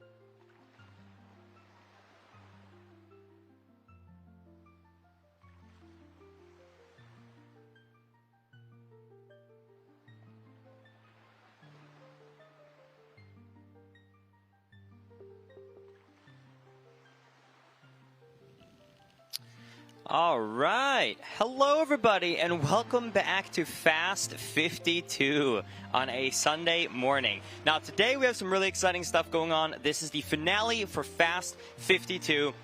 I'm going to be starting it off with Wind Waker. Then after that, we got Hades and then Super Mario 64. Now, starting off, Wind Waker, right? Classic Zelda game. A lot of people have fond memories of this, and it has changed a lot in the past couple of years. Basically, since 2013, and for the last 12 years, there has constantly been new glitches to this game. Last year, I was here performing this run for the All Dungeons category. So I showed everybody how fast you could be Wind Waker, completing every single dungeon. This year, I'm going to show you how fast you can do it with 0 dungeons. This, my friends, is the any percent speedrun. So, without further ado, there's going to be a lot to explain. Have your notepads out. This is going to be a lot to explain, but we'll get through it together, Chad. So, let's start this in 3, 2, 1, go! And we are off. Now, Wind Waker, right? Structured. It's structured like a typical 3D Zelda games these days, which means that you start off the game and you have a long, and I mean a long intersection of the game, right? It takes about 30 minutes, even for a speedrunner, to get through all of the content. Because you have to, you know, go to Grandma, go to another cutscene, go and see the pirates, go to Forsaken Fortress. It takes forever, and we do not want to do that. So somehow, we need to figure out a way to leave Outset Island early and basically break the order of this game. Unfortunately, I don't have any items. So that's where we started to look into the glitch known as a super swim. If you ever watched a Wind Waker speedrun, you will know that we love our super swims. Unfortunately, that requires the use of the Wind Waker, which we don't have. But if you started to look into the principles of how the speedrun and actually the glitch itself works, the fundamental basic is that we're using an exploit similarly to Super Mario 64. Now, if you ever watch a Mario 64 speedrun, you will know of backwards long jumps. You basically do backwards long jumps on a staircase, clip into it, and you can get really fast speed. And that works because they forgot to put a speed cap for how fast you can go backwards. Because let's be honest, who would ever try and go backwards in a video game? Well, I will. So we realized that every single time you swim in the water, you gain some speed. Every single time you turn around, you get a little bit of negative speed, because the game wants to slow you down. Well, here lays the exploit. If you can turn around more times a second than frames you are swimming, then you can technically perform a super swim. There's just one problem. This game runs at 30 frames per second. So who would possibly be crazy enough to try and minimum move an analog stick 15 times a second? I would. So, if you're able to flick this analog stick minimum 15 times a second, then you can start moving back and forth over and over again, and you're going to be gaining negative speed more than you're going to positive speed. Now, I'm a little bit sorry for my voice getting a little bit crazy like this, but I'm doing all the comment by myself, and it's really hard to tense up like this and move my arm as quickly enough as I need to, because I need to average about 19 times per second. It's going to be 1 second.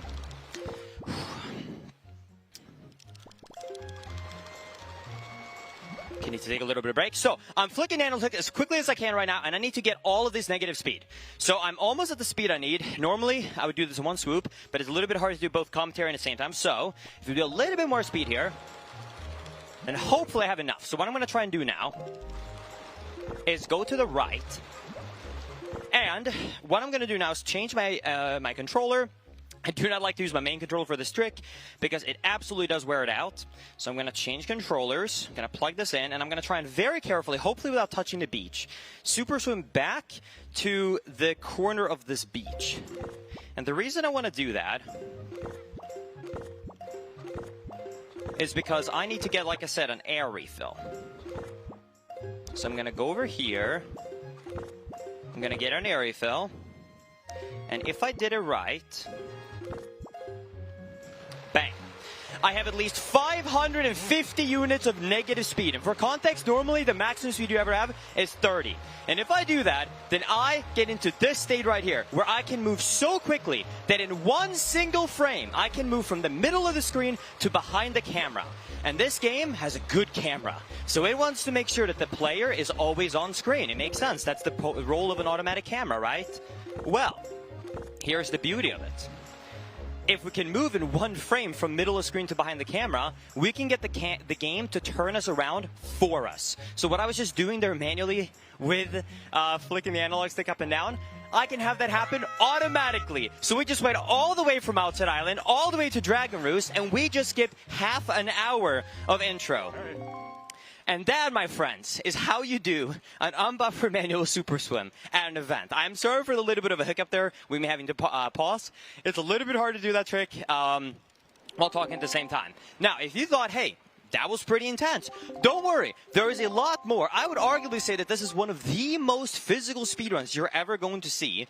Probably up there with about a Guitar Hero type of run. If you've ever seen a top-level runner, actually, last night, one of the Giga Chats themselves of Guitar Hero and Clone Heroes was here. If you watched him and how fast he was going, trust me, it's pretty much the Guitar Hero of Zelda games, and you're going to see why as we continue to do these glitches. That being said, you're probably noticing now that I'm at Dragon Roost and I'm talking to nothing. Well, right here is King of Red Lions, and I'm supposed to be talking to King of Red Lions. However, I might have broken the game a little bit. So he is invisible, but the cutscene does still work. So I am able to talk to him, and he's able to give me the Wind Waker, and now I can finally start to get through the game. So due to the fact that I got the Wind Waker, I can now thankfully do that glitch I just did automatically. Now, storage, Wind Waker, and this whole game. Let's do one thing at a time, because there's going to be so much to explain, chat, okay? Trust me, we're going to have a 50-minute class, okay? I hope you guys are ready, okay? I hope you guys sign up for this. Either way, so here it is. Here is storage, and here is super swimming. So let's do one thing at a time, right? Let's make sure you really understand the basics of super swimming before we get further into this class. So you can see that you can see Link's face, and it is flicking around right now, and the screen is moving. What is happening right now is that I'm doing the exact same thing you were just seeing. However, now, it's like I said, automatic. So I'm not having to do it physically by moving the analog stick up and down. Link is turning around. And the way this works is through something called camera lock. So I'm going to give you the super quick demonstration, right? Imagine that you're playing Zelda and you're playing an instrument, okay? The game developer says, I want you to look at Link's back, okay? He doesn't want it to look at this. It wants you to look at the camera. So no matter where you're facing, when you take out an instrument, bang, Link turns around. Always. Same thing in Ocarina of Time. Same thing in, you know, even Spirit Tracks with its flute. You know, the game wants you to look at the camera. So it is programmed that no matter what, when you have an instrument out, Link has to face the camera. But with the storage glitch I just did, I'm able to control Link in the Wind Waker mode, which normally wouldn't happen, because normally I'm going to take out the Wind Waker, right? I can't move. But because I'm able to move, I'm able to walk around, but have this camera lock property, where the camera has to face me. So by just going into the water and holding up an analog stick, he will start turning around every single frame, and I can perform a super swim, which is just so cool, by the way. Can I say as a side note that it's just so cool? I love this game. Anyways. We are now at Forsaken Fortress, and you might be a little bit confused. What just happened? Yes, so road warping is basically a thing in Wind Waker, in case you didn't know. So the game developers, this is a GameCube game, they needed to save some memory, right? So what's happening here? Well, there's an enemy in this game called a Moblin. It's in plenty of Zelda games. And in this game, Forsaken Fortress has not just Moblins, but guards. So to save the memory and not create a duplicate, one is a guard and one is an enemy, the game developers had a really smart idea. What if we set a little nice flag in the game where we check if the player has a sword? If he does, he acts as an enemy. And if he doesn't have a sword, he acts as a guard. Because the only place a player would ever meet a Moblin with a lantern without a sword would be in Forsaken Fortress 1 at the start of the game. Right? Well, that's when we take an exploit of it, because once we found out as a community, we were able to be like, hey, what if we just go to the overworld, go to one of those enemies, and yes, it actually does basically run warp you into the jail cell of Forsaken Fortress 1, which is very convenient, because if you play this game, you will know that this is where you end up getting your sword back. And we have to get a sword for this game. It is a Zelda speedrun after all, right? So I have to make it here. Now, there's been a lot to explain, and there's a lot more to go. So you remember that super swim glitch I just talked about? Well, we're about to see the second effect of that. So the way I was able to do that is through storage. Now, I need to slow down, because otherwise this game is not going to make any sense. So, okay? Right now, I can't play the game. If I perform storage, which is done by climbing up a ledge, taking out the Wind Waker, and then you cancel the Wind Waker 3 frames before you land, you get this. Do you see how I'm still in the Wind Waker mode? But the HUD went away. If I press B a second time, the game will remember that I have stored being in a playable state because I canceled it twice. So the next time the game tries to take away any of my effects, which includes taking out the Wind Waker, or in this case a chest, I can keep control over Link. So in a simplified way, what storage lets me do is be in a playable state when the game should take control. That's really all you need to understand if you don't want to get into the technicals. Well, why would I want to do that, right? Why would I care so much about playing instead of opening up a chest? Well, the game developers put a lot of really interesting mechanics into the animations of this game. So by maintaining the collision that the game applies during an opening chest animation, I can do this. So I can walk up the walls, I can walk up the pillar, and I can get to the very, very end of Forsaken Fortress all in one go, in one swoop, just like that. And it's really interesting if you think about it. So the reason why the game developers is trying to do all of these secret techniques is to make everything work in game. Because this is not like a new video game where, you know, you're basically watching a cutscene. Let's be real. That's what new games are, right? So this game, everything is almost ran in engine. The only exception is the credits. So you know when you open up a chest, you get the do-do-do-do-do-do-do-do-do-do-do-do-do-do-do-do, right? Well, Link actually bends into the chest, he picks up the item, and he gets out, right? So to be able to perform that animation, you know, it would be a problem if you're having to deal with a chest animation, right? Because the chest is a big object, and Link's, you know, like Link is an object. So the game developers had a really smart workaround. Let's shrink Link's hitbox so that it's super small. Let him climb into the chest, play the animation, and then once it finishes, we'll give him the collision back. And once that happens, the game keeps running like normal. The casual would never know that anything happened, and we're good to go. But since we're able to do that storage glitch, we can keep control in a state where we normally would lose control. Once again, that's what storage is all about. I'm able to maintain this beautiful collision check, this beautiful shrink hitbox, and I can just climb up the walls. And now, we're at the end of Forsaken Fortress. I can pick up the sword, which is just here if you go to the start, and then we can take down the enemy, and that is all of Forsaken Fortress, already taken care of. Yeah, that's it. Now, you might be thinking, oh my god, this is so overwhelming. Don't worry, there's way more. But a lot of what the speedrun is using the storage glitch in multiple different situations. So as long as you understand the fundamentals of how storage works, you will get along just fine going through this speedrun. Since we have a little bit of time during this cutscene, I can just give you the easy example that I always like to give. Always imagine, right, that when you're playing the game, you're at a state 0. Whenever you lose control, talk to an NPC. Wind Waker, opening up a chest. The game adds 1. You are in state 1. And anytime you cancel a state and you end one, you finish opening up a chest. You press B to cancel the Wind Waker. The game does -1. Super simple math, right? A super simple example, right? 0, take something out. 1, finish the text box. 0 again. But due to that glitch I did that I could cancel the Wind Waker twice, we went to 1, and then 0, and then -1. And the game remembers we're at -1. We stored this. So anytime that the game tries to change this again, we'll be put back to 0 instead of 1. That's the way that I always like to do as an example. If it still doesn't make sense to you, then just enjoy the show. There's no need to be as technical as I am, okay? I just like to nerd out about video games that I love. Speaking of which, it's in the middle of the morning here, okay? We're all tired, okay? I got 4 hours of sleep 2 days in a row. That being said, we're still doing this, and I got some donations up to read right here. Thank you, Didi, for the $92.47 donation, saying $92 for 92 deaths in the Celeste run, as promised. Of course, I have to add 47 cents at the end because of the beautiful 247.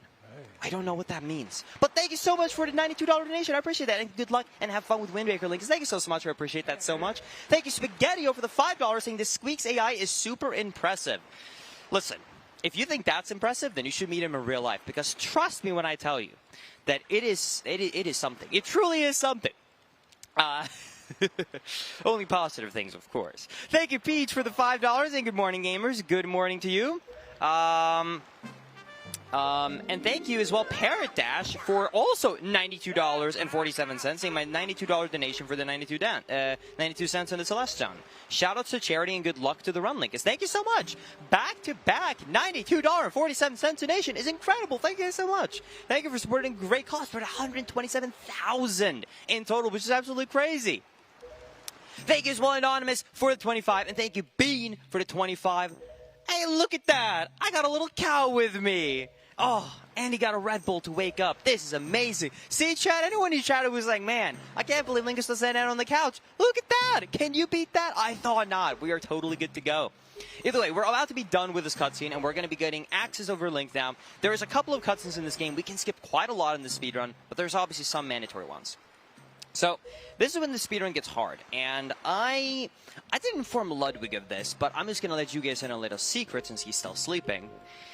This is a very scary run to do in a marathon. This newest route, I tried to find a backup strat, and I found out that the fastest safety route would have lost me 7 minutes. So instead, we're doing the hardest route, we're doing the newest route, and if I mess up, then we're just taking minutes of time loss each time. So we're basically just assuming everything goes perfect. So let's just do everything perfect, right? That's basically what we're having to do. I didn't want to, freak anyone out or anything like that, but that's pretty much what we're having to do. I got 2 backup saves, but they are really slow if we have to use them. So at least the run is not first try or it's over. It's more like first try or you lose 2 to 3 minutes kind of a thing. So we're good. Either way, now we are picking up our final item on Windfall. We just got through the cutscene, and we got one more thing. We got our beautiful little tingle here, and I do need this because this is still the generation when Nintendo was fun and was trying a lot of accessories. This is pre-Amiibo. So, instead of selling us a $40, $50 Amiibo each time, they said, let's just use the player, connect their Game Boy Advanced to their GameCube. And that's what I'm going to do. So this right here is essential to making the run work. And that item right there is the Tingle Tuner. And that lets me connect my Game Boy Advanced to my Nintendo Wii/GameCube, and we can get through with the speedrun. So, very important to talk to Tingle. This run would not be possible without it, and it is actually also one of my favorite stories of all time of Wind Waker, and what kind of opened up this new route and what allowed us to completely change the game and the route again after all of this time, despite this game being out for so long, which is so cool. Anyways, we're done with cutscenes, so time to get into the glitches. Now, this first glitch is, it's frame perfect, and it is all based upon feeling. There's not like a visual cue, so we'll see if I can get this first try. But either way, we're going to go out here. I'm also, you know what? Let me make a little bit of a safety save. You know what? No one's going to notice. Don't tell anyone, chat.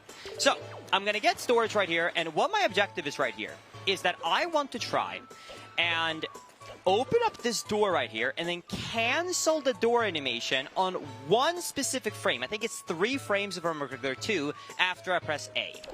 So we're going to try and do this. And I got it. So, do you remember earlier how I mentioned that if you open up a chest, it shrinks Link's hitbox? Well, here's a fun fact for you. When a door opens in this game, it's only the visual model that moves, not the collision. So the game internally gives you no clip. I am not kidding you. It turns off collision checks in front of you. That's how doors works in this game. So if I'm able to cancel the door on the correct frame, I can maintain the collision that it applied when the door was opening. So I officially have turned off all forward collision checks in the game. So I'm going to now do a bunch of shenanigans right here while I have this active. What you just need to know is right now I'm basically setting up a super swim where I'm able to super swim and I'm able to skip a cutscene in the middle of it. It's overly technical, and I've been explaining things this whole time, so if it's over technical, trust me, we don't have to get into the details. But all you need to know right now is I can super swim, I have my glitch collision active, and I can skip cutscenes. So we're going to super swim all the way from Windfall down to Forest Haven. Now, on the way, I have to get an air refill as well, which is very scary.